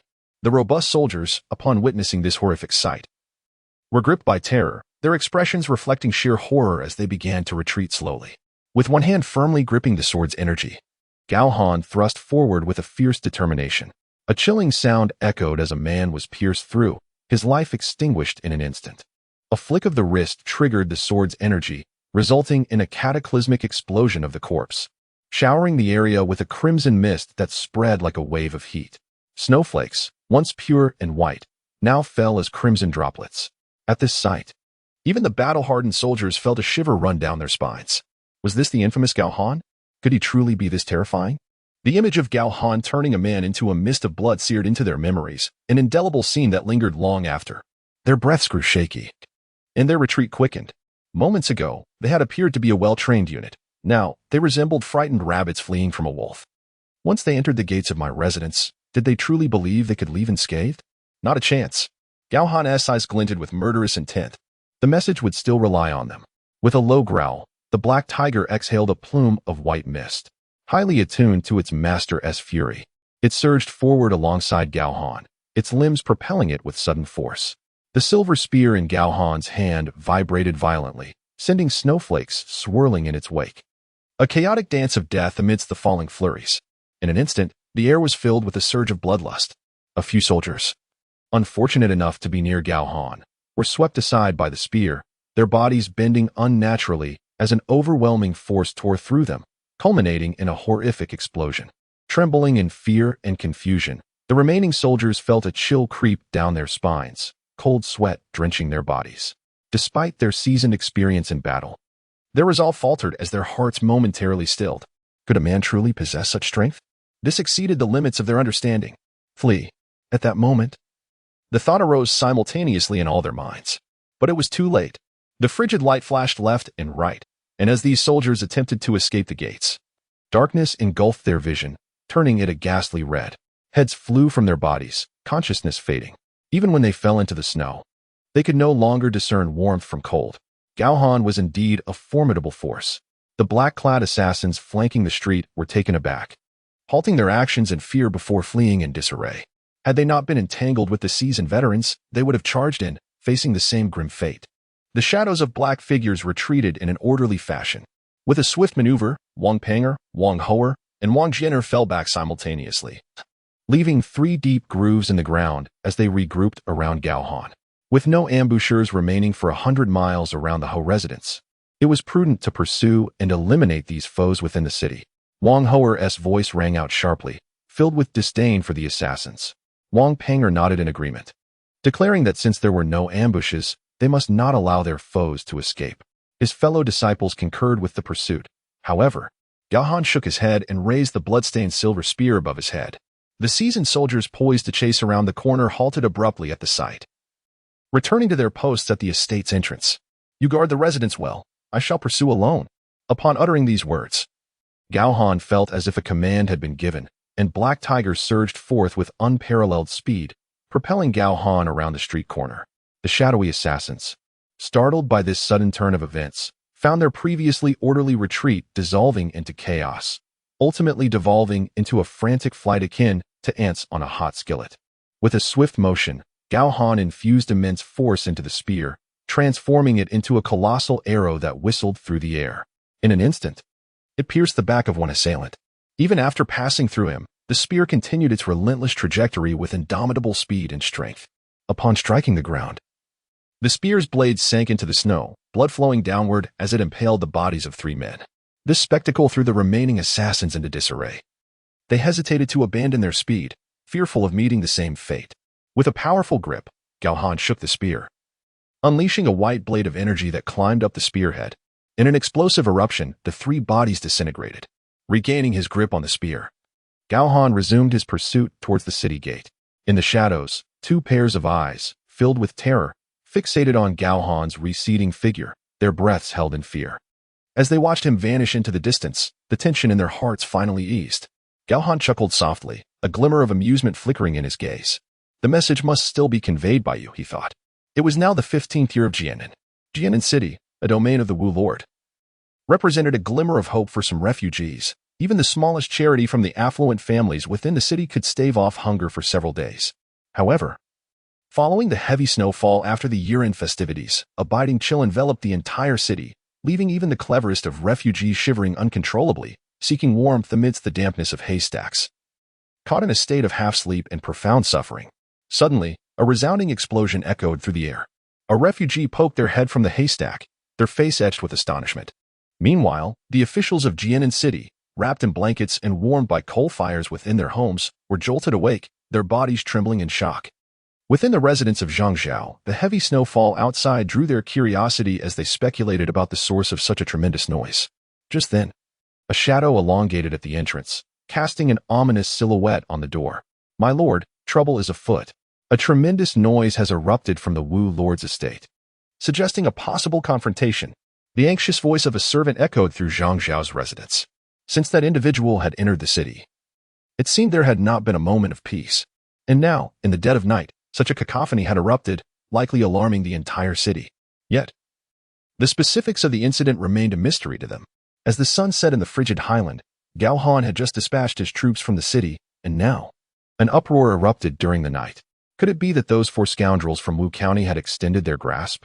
Zhang Zhao thoughtfully stroked his graying beard, lifting the corner of his bedding, his brow furrowed in perplexity. These 4 families were typically astute and cunning. How could they be so foolish today? Gao Han had evacuated all personnel from within the city, Was this not an invitation for entrapment? Such a crude ploy could not have escaped the notice of those four rascals from Wu County. Having just roused from his slumber, Zhang Zhao's mind was still clouded, and he squinted towards the outside, calling out, "Send 2 men to investigate the situation and report back immediately." "Yes, my lord," replied the servant, his footsteps receding. Inside the room, Zhang Zhao hastily donned his garments. Sleep eluded him, and the more he pondered, the more he sensed something amiss. The true state of Gao Han's residence remained a mystery. Did he harbor soldiers within? No one could ascertain. Was it possible that the 4 surnames of Wu County intended to feign a strike, deliberately sending individuals to probe Gao Han's defenses?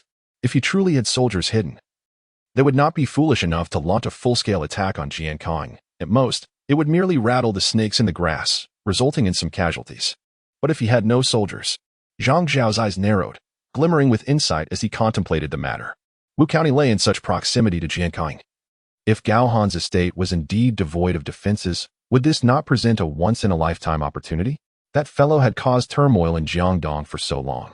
Most officials bore grievances, and the local gentry were filled with hostility towards him.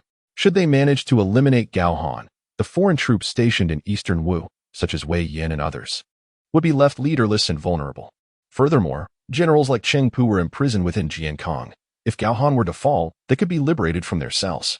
At that juncture, the counterattack from the Jiangdong leaders, combined with the forces of the 4 surnames from Wu County, might indeed culminate in success. A smile crept across Zhang Zhao's weathered face. Indeed, barely a stick of incense had burned through when the footsteps outside grew increasingly closer. The servant, breathless and agitated, reported, "My lord, trouble has indeed arisen. Gao Han has pursued several assassins and has already reached the city gates." "True assassins?" A flicker of joy sparked within Zhang Zhao's heart. "Indeed, my lord. I just ran to and I nearly frightened myself to death. Those individuals were garbed in black, wielding daggers. Even if Gao Han rode a tiger, they dared to confront him fiercely. Such recklessness suggests they are indeed assassins. However, I cannot ascertain which family has raised them." The servant patted his chest, still shaken. Upon hearing this description, Zhang Zhao nodded slightly, his expression a mixture of joy and concern. It was undoubtedly the assassins dispatched by those 4 scoundrels from Wu County. "Go find a few men. Rouse all the officials in the city and tell them to hasten to the city gate with me." As he spoke, Zhang Zhao hurriedly dressed. With such a commotion echoing through the night, none could claim ignorance. Regardless of the circumstances surrounding Gao Han's assassination, some semblance of concern must be shown. If no one ventured forth and all kept their distance, Gao Han would undoubtedly suspect these officials were colluding with the Wu military and the 4 families. Zhang Zhao, a figure of considerable prestige, stood at the forefront of the officials. Should Gao Han choose to act against himself, the consequences could be dire. Indeed, I shall relay this message to the various esteemed residences at once. The young servant hastened away once more. Under the moonlight, the snow-laden ground bore numerous footprints, swiftly spreading towards the city gates. Zhang Zhao led the way, his face a portrait of terror, tears welling in his eyes, revealing a hint of deep concern. A throng of familiar faces followed closely behind. "Alas, my General Gao Han, are you unharmed? If misfortune were to befall you, what would become of us? We shall continue to rely on your prowess in the days to come. Those despicable assassins, they deserve to be eradicated to the last." At that moment, Gao Han stood resolutely at the city gates, his silver armor stained with blood, surrounded by the remnants of severed limbs, while a few old soldiers busied themselves with the grim task of collecting the corpses. Upon Zhang Zhao and the others' arrival, they immediately displayed their indignation, hurling curses at the bodies, seemingly worried for Gao Han's safety. Truly, they were a talented troupe of actors. With a flicker of mockery in his eyes, Gao Han withdrew the long spear embedded in the snow and turned to leave. These treacherous officials, how cunning they are, gathering in the dead of night to confer among themselves. "Ah, General." Zhang Zhao and the others trailed behind Gao Han, incessantly berating the fallen warriors, their expressions betraying an air of superiority. "What are you all doing? Go home and rest. Cease your incessant chatter." Gao Han frowned and swung his spear. An icy gust swept over the crowd, chilling them to the bone and compelling them to halt in their tracks, too startled to follow him any further, until his figure faded into the distance. Zhang Zhao let out a cold snort, tossing his sleeve in irritation before departing. The group exhaled heavily, exchanging glances of silent understanding, then bowed respectfully before parting ways. Clop, clop, clop. Outside the Marquis's residence, Lu Su and Hua Tuo approached, wrapped in thick cloaks, startled to see the old soldiers tidying up the scattered remnants of limbs. Yet, thankfully, the Marquis's residence remained unbreached. Just then, Gao Han rode in on his black tiger. Encountering the two, "General Gao Han, you have returned," Hua Tuo exclaimed, hastening towards him with his medicine box, though he kept a respectful distance. Wary of the formidable black tiger, he squinted, scrutinizing Gao Han from head to toe, and then furrowed his brow, stammering, "How is it that the general isn't scathed? Could it be that Wei Yin has returned to aid Jiankong City?" On the other hand, Lu Su was not as astonished. He was acutely aware of Gao Han's capabilities, yet his concern lay with the individuals orchestrating the assassination attempts. "Do not fret, esteemed physician. They are merely a band of petty criminals. There is no need for Wei Yin's assistance. I alone am sufficient," Gao Han replied with a smile, dismounting from the tiger and offering a respectful gesture. "Oh," Hua Tuo nodded, his eyes gleaming with curiosity as he regarded Gao Han. "But if Wei Yin does not return, General, do you not fear that these assassins' masterminds may strike once more?" Lu Su inquired, his face etched with worry. He grasped the political landscape of Jiangdong with clarity.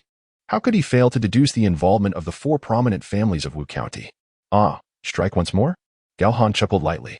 Gao Han could not have hoped more fervently for the entire army to mobilize. Such an occurrence would indeed alleviate a myriad of troubles. Furthermore, the deliberate release of two assassins was a calculated move to ensure they would return and relay vital information, serving as a much-needed morale booster for the clans behind them. This would encourage those clans to deploy their forces without hesitation, paving the way for a decisive victory.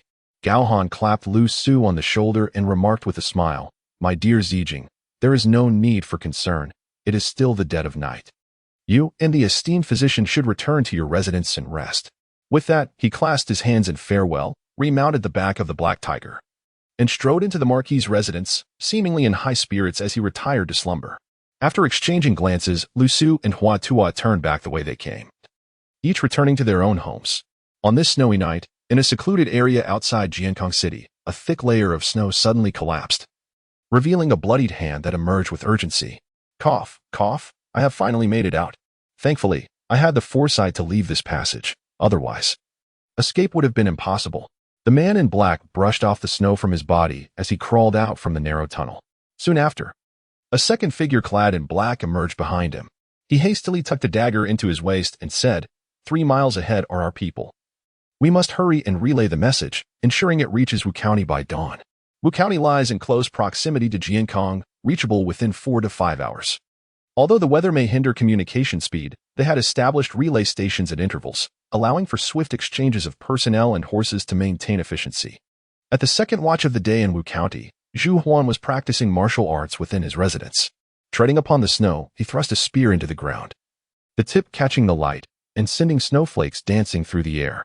With a physique as formidable as a bear, Zhu Huan unleashed a flurry of strikes, each thrust of his spear shattering the falling snowflakes with pinpoint accuracy. "Get out of the way. You've jeopardized our crucial affairs. Heads will roll for this." Just then, 3 sharp voices, reminiscent of roosters crowing, echoed from the entrance of the residence. Upon recognizing the leaders of the Zhang, Gu, and Lu families, Zhu Huan sheathed his spear, a shadow of concern crossing his brow as he inquired, "Why the commotion? Is there news from Jiankong?" "Indeed. Members of the Lu family have miraculously escaped from Gao Han's clutches," they exclaimed. "With the assistance of messengers from the Zhang and Gu families, we have successfully transmitted the news back to Wu County." "What? Such perilous circumstances?" Zhu Huan's eyes widened in disbelief.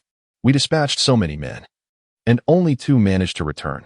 Gao Han's ruthless tactics are clearly a cover-up for the vulnerabilities within Jiankong City. We have come to request General Zhu Huan to lead our 50,000 troops into Jiankong and dismantle Gao Han piece by piece." The representatives of the Zhang, Gu, and Lu families were expressions of united indignation. "Very well, if that is the case, we shall mobilize today. I am eager to witness whether Gao Han is truly as formidable as the rumors suggest," Zhu Huan declared, shaking his spear, which resonated with a deep hum. On that day, the entire Wu County was in arms. Observing the situation, the general stationed to defend the city, recognizing their inability to resist, chose to surrender. The 3,000 defenders knelt in submission, willingly joining Zhu Huan's forces. A grand assembly of 53,000 troops advanced towards Jiankong with formidable might. The sound of hooves crunching on snow resonated as the cold wind clashed against their armor, producing a low, reverberating hum.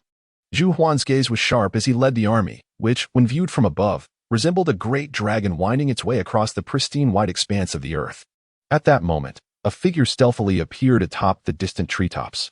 Indeed, 50,000 warriors are gathered. It seems that Gao Han has overestimated his own capabilities this time. Gu Xian, with a golden talisman clasped in his right hand, squinted and smiled. Very well, I shall demonstrate my prowess just once. Allowing this young lad Gao Han to behold my abilities, after which he will willingly kneel before me as his master. Gao Han possesses commendable character. Having received such a significant favor from me, it is only fitting that he becomes my disciple. Though that brash young man may be somewhat arrogant, he is, after all, unmatched in the mortal realm. Once he ascends to the celestial mountains, he shall no longer reign supreme, and his hubris will surely diminish.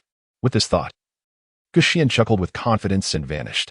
In the halls of the Inn Jiankong, a graceful figure approached the door. Sun Shangxiang wore a rather displeased expression last night. She had been unexpectedly pulled from her slumber by Gao Han. As a woman, it was only natural that she felt uncomfortable. It was not until this morning that she learned of the attempted assault on the Bai thieves, a daring act likely orchestrated by the four families of Wu County. Given their considerable resources, in the Jiangdong region, only they possessed such formidable strength. Despite being a woman, Sun Shangxiang was quite knowledgeable about the affairs of Jiangdong. This matter must be conveyed to Gao Han. She pursed her lips and pushed open the door. At that very moment, an unexpected turn of events unfolded. As the door swung open, a large hand thrust through the gap, akin to a venomous serpent, striking towards Sun Shangxiang with astonishing speed. Who goes there? Sun Shangxiang, possessing a heart fiercer than that of many men and quick in her movements, swiftly twisted her ankle and slid backward. The hand before her appeared as a mere illusion, flashing past her eyes. Such strength, who could it possibly be? A wave of shock surged within her. This was Gao Han's quarters. How could intruders possibly enter? Could it be? The thought of the previous night's attack on the sent a chilling tremor through her mind. No, Gao Han, you must not come to harm. In a frenzy, Sun Shangxiang took a bold step forward, her skirt swirling, propelled by a desperate urge to rush inside despite the imminent danger. With a swish, swish, swish, a flurry of shadowy figures turned towards her, their faces expressionless yet brimming with explosive power. Upon seeing Sun Shangxiang, the black-clad figures' eyes sharpened, their demeanor shifting to one of lethal intent. They moved forward, ready to strike. In an instant, Gao Han, who lay in bed, abruptly opened his eyes. Yet, this seemingly minor action caused the fiercely aggressive black-clad assailants to immediately halt and kneel on one knee. With a resounding thud, Sun Shangxiang's momentum did not waver. She transformed her hand into a blade and struck down mercilessly upon the foremost black-clad figure, her blow landing squarely on his head. As the muffled sound faded, Gao Han had already positioned himself in front of Sun Shangxiang. The latter's hand throbbed painfully, as if it had struck against stone, causing her to involuntarily exclaim, "Ah!" Gao Han turned to grasp Sun Shangxiang's hand, noticing that the side of her little finger had turned a purplish hue and was trembling incessantly. After gently massaging it, he was taken aback and turned his head in astonishment. How could these individuals have silently appeared in my chamber? Furthermore, judging by the condition of Sun Shangxiang's hand, their physiques were undoubtedly beyond that of ordinary folk. How peculiar! Just as Gao Han pondered this enigma, a voice resonated in his mind. Ding, the hour of 9 has arrived. Host check-in successful. Reward, 10 strengthened guards. Strengthened guards, strength, 3 bull's might, physique, bronze skin and iron bones. Note, each strengthened guard can engage in battle 3 times, sustaining combat for 5 consecutive hours, and will obey the host's commands without question. Ah, so that is the case. No wonder these 10 individuals could manifest in my room without a sound. Gao Han nodded, his doubts dissipating instantly. In light of this revelation, you may all exit. But not by simply walking out. His thoughts shifted, contemplating a test of their obedience as described by the system, and he added, instead, roll out. At your command, each strengthened guard, capable of facing 1,000 foes, complied in peculiar postures, toppling headfirst and rolling out. Observing this spectacle, Sun Shangxiang clutched her still aching hand, her expression a mixture of confusion and disbelief. You're not leaving? I shall go myself, she declared. The 10 guards obediently rolled out one by one from Gao Han's chamber. To Sun Shangxiang, the scene was both terrifying and amusing. Could it be that Gao Han had ordered them to roll out due to her injury? She glanced at her wounded hand, her thoughts wandering, and a smile unconsciously crept across her lips. Why the foolish grin? Gao Han shot a glance at Sun Shangxiang. Noticing her seemingly daft expression, and raised an eyebrow as he spoke, I stayed up too late last night. I shall take a nap. If there is nothing urgent, do not disturb me. Oh, right? Gao Han raised his voice, calling out to those outside. As for you 10, split into 2 teams, 5 shall guard the Marquis's residence, and 5 shall man the city gates. At your command. The 10 guards outside exhibited vacant expressions, appearing almost dazed, their eyes fixed on the ground. Without lifting their gaze, they bowed in acknowledgement and departed in the direction of Gao Han's voice. Upon hearing Gao Han's casual directives, Sun Shangxiang was momentarily taken aback. She immediately interjected, "Husband, those assassins from last night were likely dispatched by the 4 prominent families of Wu County. Having failed this time, they will undoubtedly return. The Gu, Lu, Zhu, and Zhang families were deeply entrenched in Jiangdong. Not only could they nurture assassins, but with a mere rallying cry and some provisions, they could swiftly muster an army of tens of thousands. This cannot be overlooked. The warlords may rely on the gentry, yet one must also remain vigilant against the gentry. In those days, Sun Tzu was one way, and later, Sun Quan remained the same. As their sister, Sun Shangxiang naturally comprehended the underlying principles. What concern could a mere handful of aristocratic families pose? Gao Han dismissed the thought with a laugh. This was merely a trap set for them. The apparent lack of military strength in Jiankong was but a fade, simultaneously serving as bait to lure the 4 clans of Wu County. Once they arrived, Gao Han was confident that they would come, but not return. However, Sun Shangxiang failed to grasp Gao Han's intentions. This was indeed not something an ordinary person could comprehend. For in the common understanding, no matter how formidable an individual's martial prowess, it could not possibly withstand the might of tens of thousands. What a spectacle it would be for a single person to defend a city against such an army. No one dared to envision it, let alone ponder it. Suddenly, Sun Shangxiang's delicate face flushed with urgency. Husband, do not underestimate them. Zhu Huan of the Zhu family is a valiant general. If he were to lead an assault on Jiankong, our insufficient forces would surely falter. Fear not. Gao Han yawned languidly and remarked, in this bitter cold, the warmth of the bed is far more inviting. With that, he retreated into the inner chambers to rest, replenishing his energy. Sun Shangxiang's eyes glimmered with disappointment as she bit her lip and huffed, turning away with a parting retort, if you will not defend the city, I shall go myself.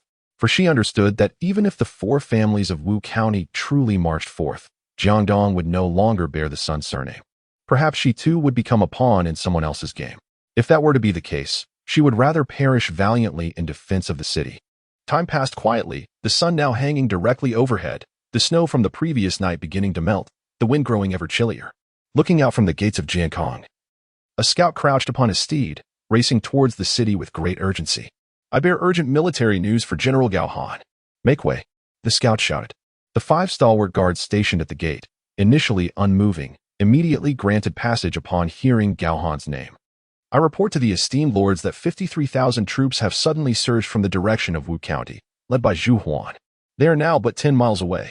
The scout, wide-eyed with terror, knelt before them, his pupils contracting to pinpricks, his body trembling. A large crowd had gathered at the entrance of the. Upon hearing this news, Zhang Zhao, Lu Su, Hua Tuo, and others stared in shock, their hearts sinking. For Lu Su and his companions, it felt as though thunder had struck from a clear sky. Yet for Zhang Zhao and his peers, this was rather fortuitous news. What shall we do? Zhang Zhao initially feigned concern with a sigh, then turned to his fellow officials with a knowing glance. These officials, who harbored disdain for Gao Han, were previously reveling in their mirth, nearly bursting into laughter. But upon seeing Zhang Zhao's signal, they quickly grasped the implication. We are doomed. Though our General Gao Han possesses divine strength, the absence of soldiers within the city makes resisting 50,000 troops an insurmountable challenge. Yet, they rallied, it matters not.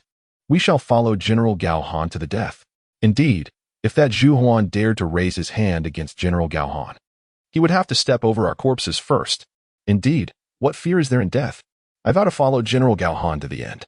A throng of officials trailed behind Zhang Zhao, feigning a fade of loyalty. Humph, a pack of sycophants. In truth, they would relish the demise of Gao Han. Hua Tuo stroked his beard, murmuring quietly beside Lu Su. He sighed repeatedly, shaking his head in despair. Alas, it is the common folk who suffer. Lu Su cast his gaze downward for a moment, his expression resolute.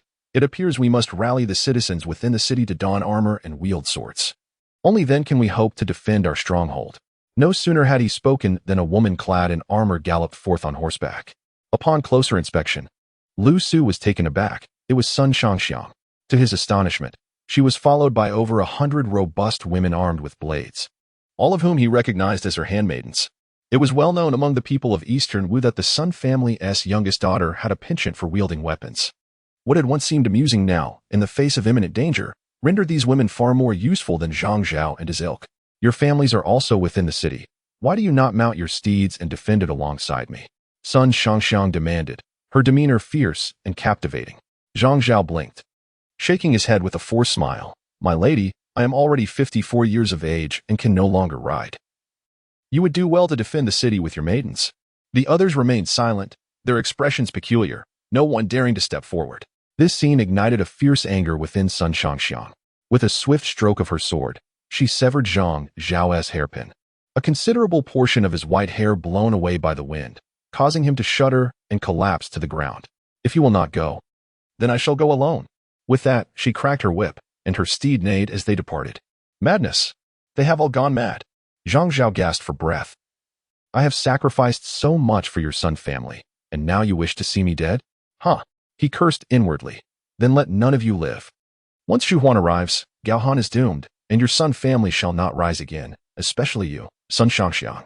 Gazing at her receding figure, a wicked thought emerged in Zhang Zhao's mind. Self-destruction would be preferable. Go guard the city, may you all go. The martial leaders like Cheng Pu were imprisoned within Jiankong. When Gao Han becomes preoccupied, he shall await betrayal. As long as we unite to eradicate Gao Han and his remnants, humph. A woman like Sun Shangxiang, who sells herself for favor, will surely find no refuge in Jiangdong. Cao Cao has a penchant for the wives of others, does he not? With Sun Shangxiang's stunning beauty, why not offer her to him? Let this wretched woman serve him daily. I, Zhang Zhao, shall ensure that Gao Han becomes a laughingstock in history, when your woman Sun Shangxiang becomes Cao Cao's plaything. Future generations will forever remember you two insects. Meanwhile, Zhu Huan was already at the city gates, his troops sharpening their weapons, the siege ladders prepared. In his eyes, Jiankong presented no semblance of resistance. There were only 5 guards at the entrance. It was nothing short of a farce. Even when faced with an unguarded city, one must exert their full strength, for even a lion uses all its might to catch a hare. Heed my command and charge into Jiankong to seize Gao Han's head. With a spear raised high, Zhu Huan bellowed, leading the charge toward the city. Behind him, 53,000 noble warriors surged forward, filled with fervor, for they sensed that this battle would be an effortless victory. Do not be so audacious. Zhu Huan, open your eyes and recognize who I truly am. Suddenly, a voice, as melodious as silver bells, pierced through the air. Sun Shangxiang, donned in a crimson robe and clad in battle boots, galloped forth on horseback from within the city walls. What is the meaning of this? Is there not a single man in Jiankong to defend the city, that it falls to a woman? This person seems to know our General Zhu Huan. Could she possess some significance? Many were taken aback upon seeing Sun Shangxiang. Zhu Huan furrowed his brow, commanding the troops to halt with a sweep of his spear. His loyalty to Sun Quan was unwavering, and upon encountering Sun Shangxiang, he dared not recklessly charge ahead. Zhu Huan, frowning, inquired, My lord is imprisoned. Why do you hinder me, miss? Sun Shangxiang hesitated, her voice lacking conviction as she implored. If you still recognize me as a member of the Sun family, do not enter the city. Withdraw your troops immediately. Withdraw? Ha! How naive. You, a mere concubine of Gao Han, possessed no authority to issue commands here. At that moment, the representatives of the Zhang and Gu families rode up from the rear. Gu Yong and Zhang derided Sun Shangxiang, for they had planted numerous spies within the city. The fact that she served as a concubine for Gao Han was no secret to them. Sun Shangxiang was left speechless with indignation. Since ancient times, a married daughter is like spilled water. Furthermore, she had become Gao Han's concubine, inevitably leading to a change in allegiance. A third voice emerged, youthful yet venomous. It was Lu Xun's younger brother, Lu Mao, barely 15 or 16 years of age. Miss Sun, if memory serves me right, you were to be wed to my brother Lu Xun, as promised by our late Lord Sun Tzu. Why does this promise seem to hold no weight here? Very well. If you do not wish to marry, then so be it. But you cannot obstruct our entry to rescue our lord, can you? Have you truly turned against your own brother after consorting with Gao Han? Lu Mao smirked, his countenance dark and words sharp, leaving Sun Shangxiang rendered speechless. Her face a tumultuous shade of purple. Despite their verbal claims to rescue Sun Quan, once they entered the city, who could say which of these factions would claim dominion? Zhu Huan, listening intently, grasped the implication. Since the lady had allied herself with the Gao family, she had no right to impede their advance. He bowed slightly. His concern for Sun Quan's safety deepening. If even his own sister would betray him, how dire must Sun Quan's situation be? With this thought, Zhu Huan's gaze toward Sun Shangxiang grew colder. Stand aside, he commanded. Faced with the point of Zhu Huan's spear, Sun Shangxiang shook her head defiantly, drawing her sword instead. In that instant, the atmosphere turned tense, charged with the scent of impending conflict. Upon witnessing the scene, Zhu Huan could not help but smile bitterly. It seemed the situation was indeed dire. Since Miss Sun remained obstinately unyielding, he could hardly be blamed for wielding his spear with ruthless intent. With a swift motion, he charged forth on horseback, the spear in his grasp twirling into a lethal flourish as the distance between him and Sun Shangxiang rapidly diminished. A chilling breeze swept through, and a glimmer of cold light surged directly toward her. "Miss, be careful." The throng of over 100 maids gasped in terror. While they admired weaponry, none had ever witnessed such a deadly display firsthand. Sun Shangxiang was paralyzed with fear, trembling uncontrollably. Zhu Huan's speed was astonishing. In the blink of an eye, he thrust his spear forward. Was this the peril of a duel on the battlefield? The 5 guards stationed at the city gate stirred slightly, poised to intervene. But almost instantaneously, they halted and knelt, sensing a formidable presence. They knelt before the very source of that aura. A piercing sound sliced through the air from within the city, as if intending to shatter the eardrums of those present. An arrow, its origin unknown, hurtled forth with blinding speed, almost appearing to leave an afterimage, aimed with lethal precision at Zhu Huan's head. Zhu Huan was enveloped by an overwhelming dread, experiencing death's breath for the first time. Fortunately, the spear's tip he had aimed at Sun Shangxiang fortuitously positioned itself before his head, resulting in a thunderous clash of metal.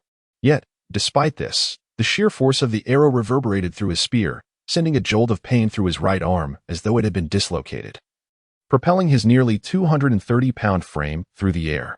With a resounding thud, all eyes shifted to a figure several meters away. Even Sun Shangxiang could hardly believe her eyes. Emerging from the city was Gao Han, yawning, with a colossal stone-splitting bow in hand, followed closely by a black tiger clutching a silver halberd in its jaws.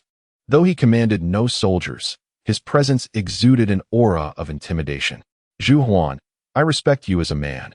I grant you the chance to take your own life. I will care for your family," Gao Han coldly stated as he approached Sun Shangxiang. He casually waved his hand at the 5 guards, dismissing them. "You are no longer needed here. Return to the city. Should any unrest arise, you may quell it with ease." "Understood." The 5 responded in unison. Crack. Zhu Huan rose from the ground, gripping his shoulder with his left hand and forcefully rejoining his dislocated arm. "You are Gao Han," he exclaimed, as he, Guiyong, Zhang Wan, and Lu Zhao all fixed their gazes on him. "You think a single man can compel me to take my own life? How absurd. Soldiers, heed my command. Advance on the city. Today's mission, annihilate the enemy." Zhu Huan's eyes gleamed with fervor. He had been waiting for Gao Han to appear, and now that he had, there was no hesitation. With a decisive gesture, he commanded the front lines to press forward. Guiyong, Zhang Wan, and Lu Zhao drew their swords in unison, shouting. "The rear guard follows. Charge at Gao Han." The ground trembled violently, akin to the earth itself being overturned. "Kill." 50,000 cavalry surged towards the gates of Jiankong in an overwhelming tide, as if intent on breaching the very walls themselves, rushing forth in a frenzy. Current mission, annihilate the enemy forces.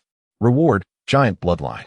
Upon transformation, strength is doubled, capable of moving mountains and parting rivers. Oh, the giant bloodline. Hearing the words of the system, Gao Han felt a surge of excitement, an eager desire to test the capabilities of this giant bloodline. Is it truly possible to move mountains and part rivers? Yet now was not the time for such musings. Gao Han gazed at the densely packed army rushing towards him, extending an arm to grasp the long spear held within the jaws of the black tiger. With a single hand clutching the spear, he stepped forward. Alone, he boldly clashed with over 53,000 warriors. With a sweeping strike of his spear, a tremendous force erupted, echoing with a thunderous sound as over 20 men were simultaneously sent flying, akin to human cannonballs. The battlefield was instantly littered with fallen bodies. Sun Shangxiang was astonished. her delicate features flushed with a rosy hue. Her husband possesses immense strength. Boom. Another resounding crash followed. Gao Han hurled the long spear, which gleamed with a chilling light as it pierced the battlefield. Many had yet to react. Looking down, they discovered that Gao Han's spear had penetrated their very chests. With a swift movement, Gao Han seized the spear's end and delivered another sweeping blow. Piercing screams reverberated through the air, accompanying each of Gao Han's strikes. As the battlefield was filled with deafening roars, with each swing of his spear, he felled numerous foes. The scene was utterly unbelievable, as if a ferocious beast had invaded a pen of sheep, wreaking havoc. This is impossible, unless Gao Han is not of this world. Zhu Huan's hands trembled violently. The battlefield before him showcased a sight he had never witnessed in his lifetime. Soldiers were launched 7 or 8 meters into the air by Gao Han's spear. Resembling celestial maidens scattering flowers, those struck were either dead or grievously wounded. The chaos on the battlefield was palpable, with all seeking refuge, terrified of being crushed. General Gao Han is truly a divine being. Even the maidservants behind Sun Shangxiang gaped in astonishment, unable to close their mouths. Lady Sun is truly fortunate. Should she engage in intimate matters, how could one even dare to dream of such a hero as a concubine? Sun Shangxiang listened intently, a sudden curiosity blossoming within her regarding the true nature of Gao Han's legitimate wife. Surely, she must be as beautiful as a celestial being. Meanwhile, as Gao Han battled outside, within Jiankang City, Zhang Zhao and his companions were not idle. They, along with their servants, boldly stormed into the city's prison, rescuing Cheng Pu and the others. Cheng Pu, Lu Sun, Ling Tong, Chen Wu, Pan Zhang, Su Sheng's 6 men were utterly astonished. Lord Zhang, it's you. Great General, Vice General, and esteemed commanders, you have suffered greatly. Zhang Zhao's face bore the marks of hardship as he wiped away tears. The 4 clans of Wu Commandery have risen against the city, and now Gao Han is busy facing the enemy outside. Ah, I see. The 6 men nodded in understanding, donning armor and grasping their blades, preparing to fight their way out. By the way, where are the Lord and Lady Sun? Lu Sun inquired, his concern for Sun Shangxiang's safety evident. Do not mention it. Our Lady Sun has already taken to bed with Gao Han. Zhang Zhao understood Lu Sun's intentions. The moment he spoke, he plunged a metaphorical dagger into Lu Sun's heart.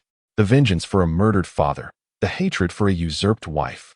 Indeed, upon hearing these words, Lu Sun was enveloped in a murderous aura. Though he uttered no words, his mind was racing with thoughts of how to eliminate Gao Han. The Lord has arrived. At that moment, several of Zhang Zhao's attendants hurriedly approached, carrying Sun Quan. Sun Quan clutched a paper book in his hands. He had been preparing for the imperial examinations when he was suddenly whisked away. His head was spinning. My lord, we vow to assist you in reclaiming the throne of Jiangdong and to tear Gao Han to shreds.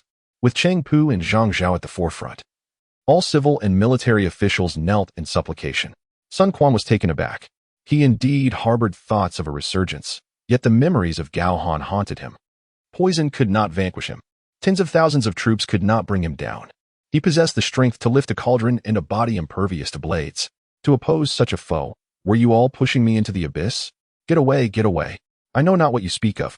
Sun Quan leaped down from the attendants' backs and retreated hastily, shouting, I have never been here today, nor have I seen you. I do not wish for Gao Han to misunderstand. With that, he fled in a frenzy. The attendants could hardly keep pace. The Lord has gone mad. Jiangdong is doomed. Cheng Pu found himself at a loss. Ling Tong, Chen Wu, Pan Zhang, and Su Sheng were engulfed in despair, kneeling on the ground in grief. However, at that moment, Lu Sun stepped forward, raising his hand. No, with you all here, Jiangdong shall not fall. If we break out of the city and launch a surprise attack on Gao Han, we can surely restore our fortunes. Indeed, once Gao Han is eliminated, Jiangdong shall remain ours. Zhang Zhao smiled, for he had been pondering how to broach the subject. Cheng Pu contemplated for a moment, gritting his teeth, then sprang to his feet and drew his sword from its sheath. In that case, let us immediately recruit the populace within the city and summon our former comrades. We shall break through. Excellent. Ling Tong, Chen Wu, Pan Zhang, and Su Sheng echoed in unison. They wielded influence within the military and were well known among the populace, confident that many former allies would return. After a full 2 hours, at the entrance of the prison in Jiankang City, they had gathered 1,000 troops, including not a few refugees and bandits, marching vigorously toward the city gates amidst chaos and disorder among the citizens. However, just before reaching the gates, 10 armored guards suddenly blocked their path. Lu Su and Hua Tuo stood to one side, witnessing the chaotic streets and terrified citizens, their hearts heavy with sorrow. Do not hinder me, Lu Su, or do not blame Cheng for being merciless. Cheng Pu glared at Lu Su, displeased with his allegiance to Gao Han, yet still holding on to some semblance of old ties. I shall not yield.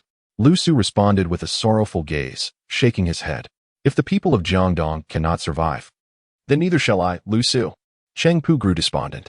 Yet Lu Sun cared not for such sentiments. He raised his hand, and the 1,000 troops behind him charged forward recklessly, as if intent on trampling Lu Su and Hua Tuo underfoot. Humph! With merely your 10 individuals, do you dare to dream of obstructing us? Lu Sun's desire to eliminate Gao Han intensified. He could no longer afford to hesitate. Drawing his sword, he charged forward. Suddenly, the 10 formidable guards unfurled their arms, taking a significant step forward, emanating an aura as imposing as a mountain. They chanted in unison, "Suppress! Suppress! Suppress!"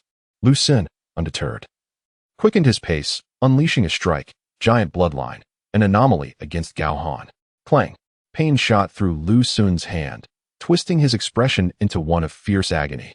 The strike, precise as it was, met the neck of a guard but felt akin to striking iron. Lu Sun's heart sank. In defiance of fate, he prepared to strike again. Yet the guard merely tilted his neck, ensnaring the blade's tip. Despite Lu Sun's immense effort, he could not withdraw it. Suppress! Suppress! Suppress! The guard swayed. Before Lu Sun could react, a mournful cry resonated beneath him. With a thud, he was unseated from his horse. What? Cheng Pu and the other generals were momentarily stunned. Lu Sun's steed lay sprawled on the ground, its skull pierced by the guard's palm, causing both horse and rider to tumble down. A monster. Lu Sun, racked with pain, sat on the ground, his eyes wide with terror. Quick! Save Lu Sun! Cheng Pu brandished his spear, and behind him, Ling Tong, Chen Wu, Pan Zhang, and Su Xing surged forward. They immediately engaged in a fierce struggle with the 4 guards, and it was exceedingly arduous. Cheng Pu's heart raced. It was known that Ling Tong and his fellow generals were the tigers of Jiangdong, each possessing extraordinary skills. Yet now, they struggled against a mere subordinate of Gao Han. They were gradually losing ground. What was happening? How could they be so formidable? Rumor had it that Gao Han possessed immense strength and exceptional martial arts. Were these 10 guards perhaps personally trained by him? What to do? We cannot break through. Panic began to ripple through the crowd. Their mental fortitude shattered the moment Lu Sun fell. Do not panic. Currently, Zhu Huan leads over 50,000 men in an assault on the city. No matter how valiant Gao Han may be, he cannot single-handedly repel such a force. If we annihilate these 10, we can burst through the city gates and deliver a fatal blow to Gao Han. In the future, all of you shall be the tigers of Jiangdong. Sensing the dire situation, Cheng Pu swiftly rallied the troops. Raising his voice, he proclaimed, "So, what is there to fear? They are but 10, while we number 1,000. It must be said, the seasoned veteran Cheng Pu truly understood the art of rallying spirits. The once restless 1,000-strong contingent gradually grew silent. Recognizing the stabilization of the situation, Cheng Pu bellowed, "Follow me to battle. Kill." Witnessing Cheng Pu leading the charge, admiration welled within the hearts of all, and they resolutely followed into the fray. The entire street erupted. 1,000 soldiers. The cacophony of battle cries soared into the heavens. Suppress. The 10 formidable guards sprang into action, like 10 bolts of lightning, weaving through the throng of 1,000, engaging in fierce combat. 10 against 1,000. The battle reached a stalemate, with neither side yielding an inch. How peculiar, Hua Tuo pondered, ultimately exclaiming 4 words. They do not seem human. Lu Su nodded in agreement, sharing the same thought. The two had approached with a death wish, never anticipating that Gao Han's guards would prove so formidable. At this moment, outside the city, the battlefield was a gruesome sight. Gao Han's silver armor was splattered with blood. The long spear in his grip stained a deep crimson, thick drops of blood continuously dripping from it. Severed limbs and remnants lay strewn beneath his feet, forming a thick layer that rendered Gao Han akin to a deity of death. One man had annihilated over 50,000 troops. Sun Shangxiang, in disbelief, covered her lips with her hand. Hiss! The black tiger emitted a sound nearby, as if to proclaim, "My master is truly remarkable." With a sudden clang, Zhu Huan drew his sword, now poised at his own throat. His heart was ashen, filled with profound regret.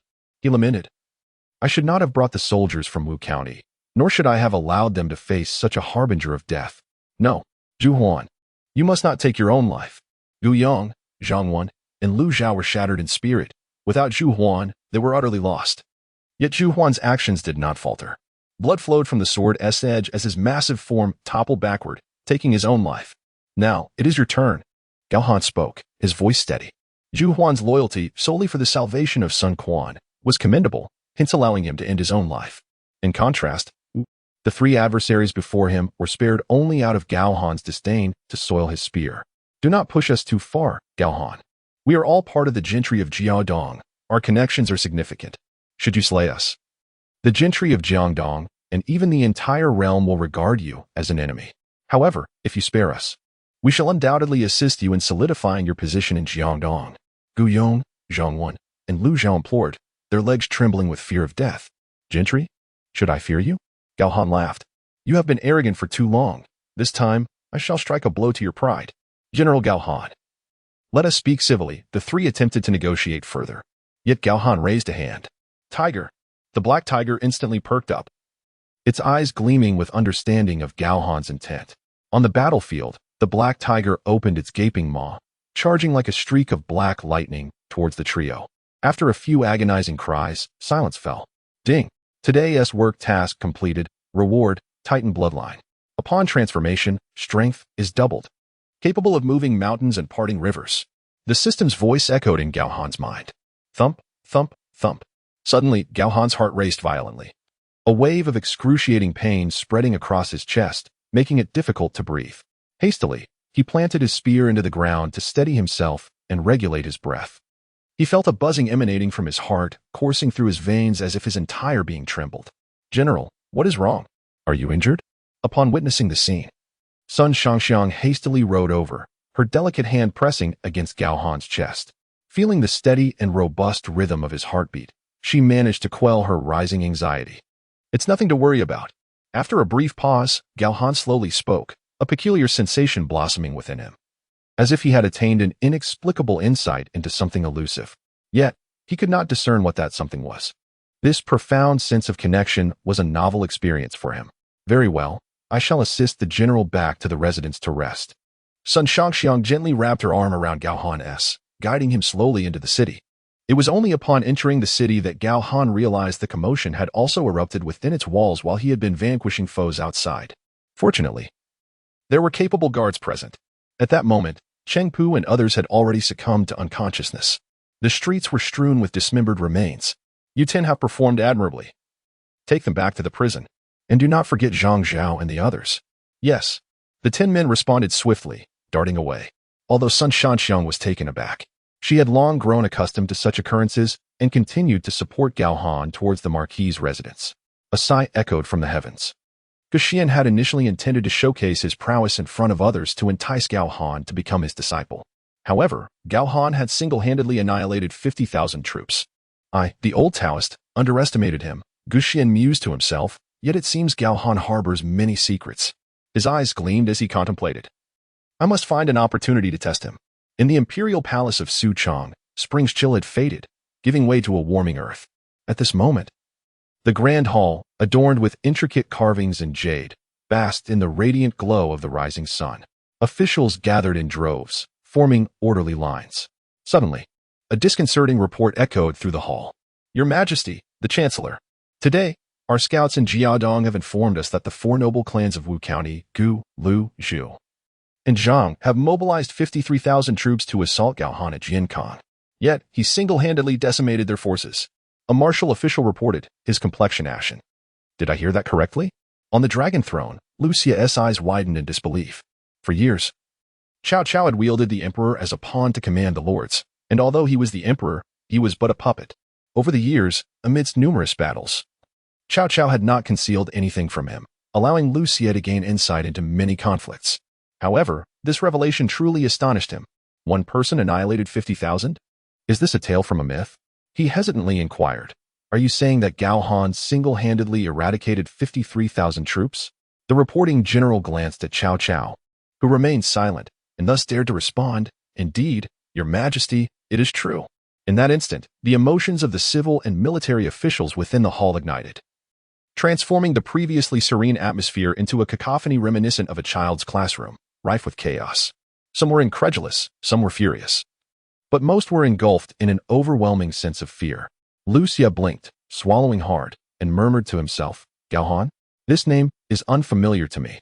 Yet, witnessing the turmoil in the hall and the silent demeanor of Cao Cao beside him, Lu Xie felt a strange amusement stir within him, though his expression remained composed.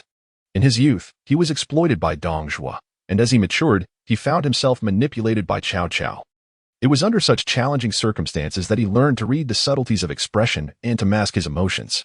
However, Lu Xie was quite curious about this Gao Han. I nearly forgot to mention to your majesty that Gao Han is a sworn brother of Liu Bei, if one were to consider connections. He could be regarded as a distant relative of the imperial family. Suddenly, Cao Cao, who had been silent, spoke up. What? He is actually my uncle's sworn brother? Lu Xie's heart leaped with joy. If that were indeed the case, addressing him as Brother Gao Han would not be inappropriate. Yet, he dared not display his excitement. Maintaining a calm demeanor as he softly remarked, so that is the case. Cao Cao, his expression darkening, abruptly rose and bellowed into the grand hall. This is clearly good news. Why do you all make such a racket? Instantly, the hall fell silent. Not a sound could be heard, not even the slightest whisper. They were taken aback by Cao Cao's proclamation. How could this be considered good news?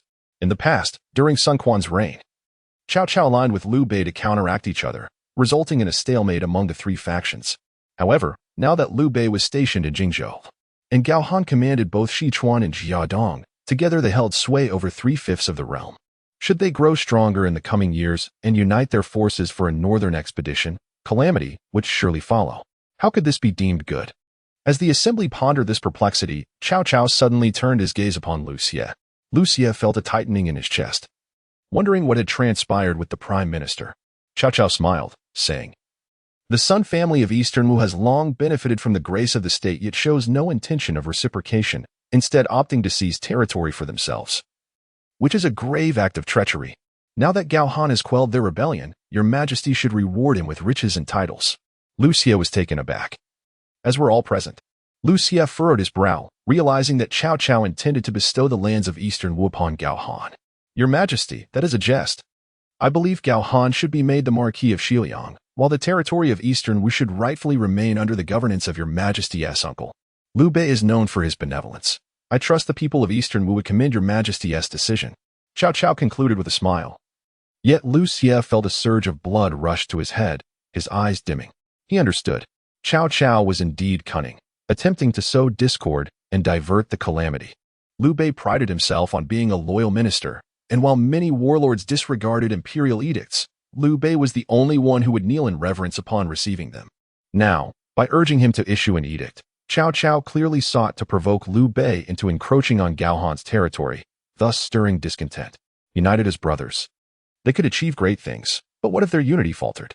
Moreover, by suggesting that Liu Bei be granted Gao Han's lands, and simultaneously encouraging Gao Han to take up a position in Xiliang, how could he expect the Ma family to accept him? Recently, the Ma family had been causing unrest in the northwest. If Gao Han were to lose his territory and comply with the edict to govern Xiliang, he would undoubtedly face fierce resistance. Lu Xie found himself at a loss. His intention was indeed to unite Liu Bei and Gao Han to mount an offensive against Cao Cao. However, disregarding Cao Cao's counsel might lead to news of the emperor's sudden demise spreading by dawn. Silence reigned, an oppressive silence. My ministers, a banquet is to be held in Yi City next month. I sincerely invite your majesty to grace us with your presence. It would be an opportune moment for your majesty to clarify matters in the edict, allowing Gao Han to come to Yi City for his investiture next month, thus ensuring mutual satisfaction. Upon concluding his remarks, Cao Cao waved his hand dismissively. There is nothing more to discuss. You may all return home. The assembly of officials wished to voice further thoughts, yet upon meeting the cold, piercing gaze of Cao Cao, they swallowed their words. As you command. They all retreated from the grand hall. Lu Xie lifted his eyes to see 2 armed guards and a scribe standing before him. Your majesty, what are you hesitating for? We are here to assist you in drafting the edict. Casting a glance at the daggers at their waists, Lu Xie shut his eyes momentarily, forcing a dry smile. Suppressing any sound from his chest, and managed to utter a few words, his voice fading. Very well, I shall go. Next to the dragon throne, Cao Cao leaned against his council seat, gripping his wide sleeves tightly, his head bowed, his pupils constricted. He had always been skeptical of supernatural occurrences. Yet upon receiving news of Gao Han's annihilation of 50,000 troops, Cao Cao's mind became a tumultuous storm, as though overshadowed by a dark cloud. This feeling followed him incessantly, akin to being curled within a cramped coffin, yearning to stretch but finding it impossible, exerting all his strength yet unable to break free. In this moment, Cao Cao found himself daydreaming for the first time. Leaning on his seat, he began to fantasize about possessing Gao Han's immense strength. He had sought to sow discord using Lu Xie, aiming to incite animosity between the Ma family and Gao Han. But would this ploy truly succeed? What if he miscalculated? Was death the only outcome awaiting him? He was awake yet dreaming, as open yet lost in slumber. He was alive yet felt as if he were dead. Where lay the path to resolution? Prime Minister. Prime Minister? A voice jolted Cao Cao from his reverie. Wenrua, what is it? Sun Yu stood before Cao Cao, producing a letter from his sleeve. Prime Minister, a missive has arrived from Yi City. A certain Zhuge, a practitioner of the Tao, wishes to meet with you. Zhuge? A practitioner of the Tao? Cao Cao took the letter, casting a brief glance, and was immediately shaken to his core. Wenrua, quickly prepare my horse. I shall personally go to receive Zhuge.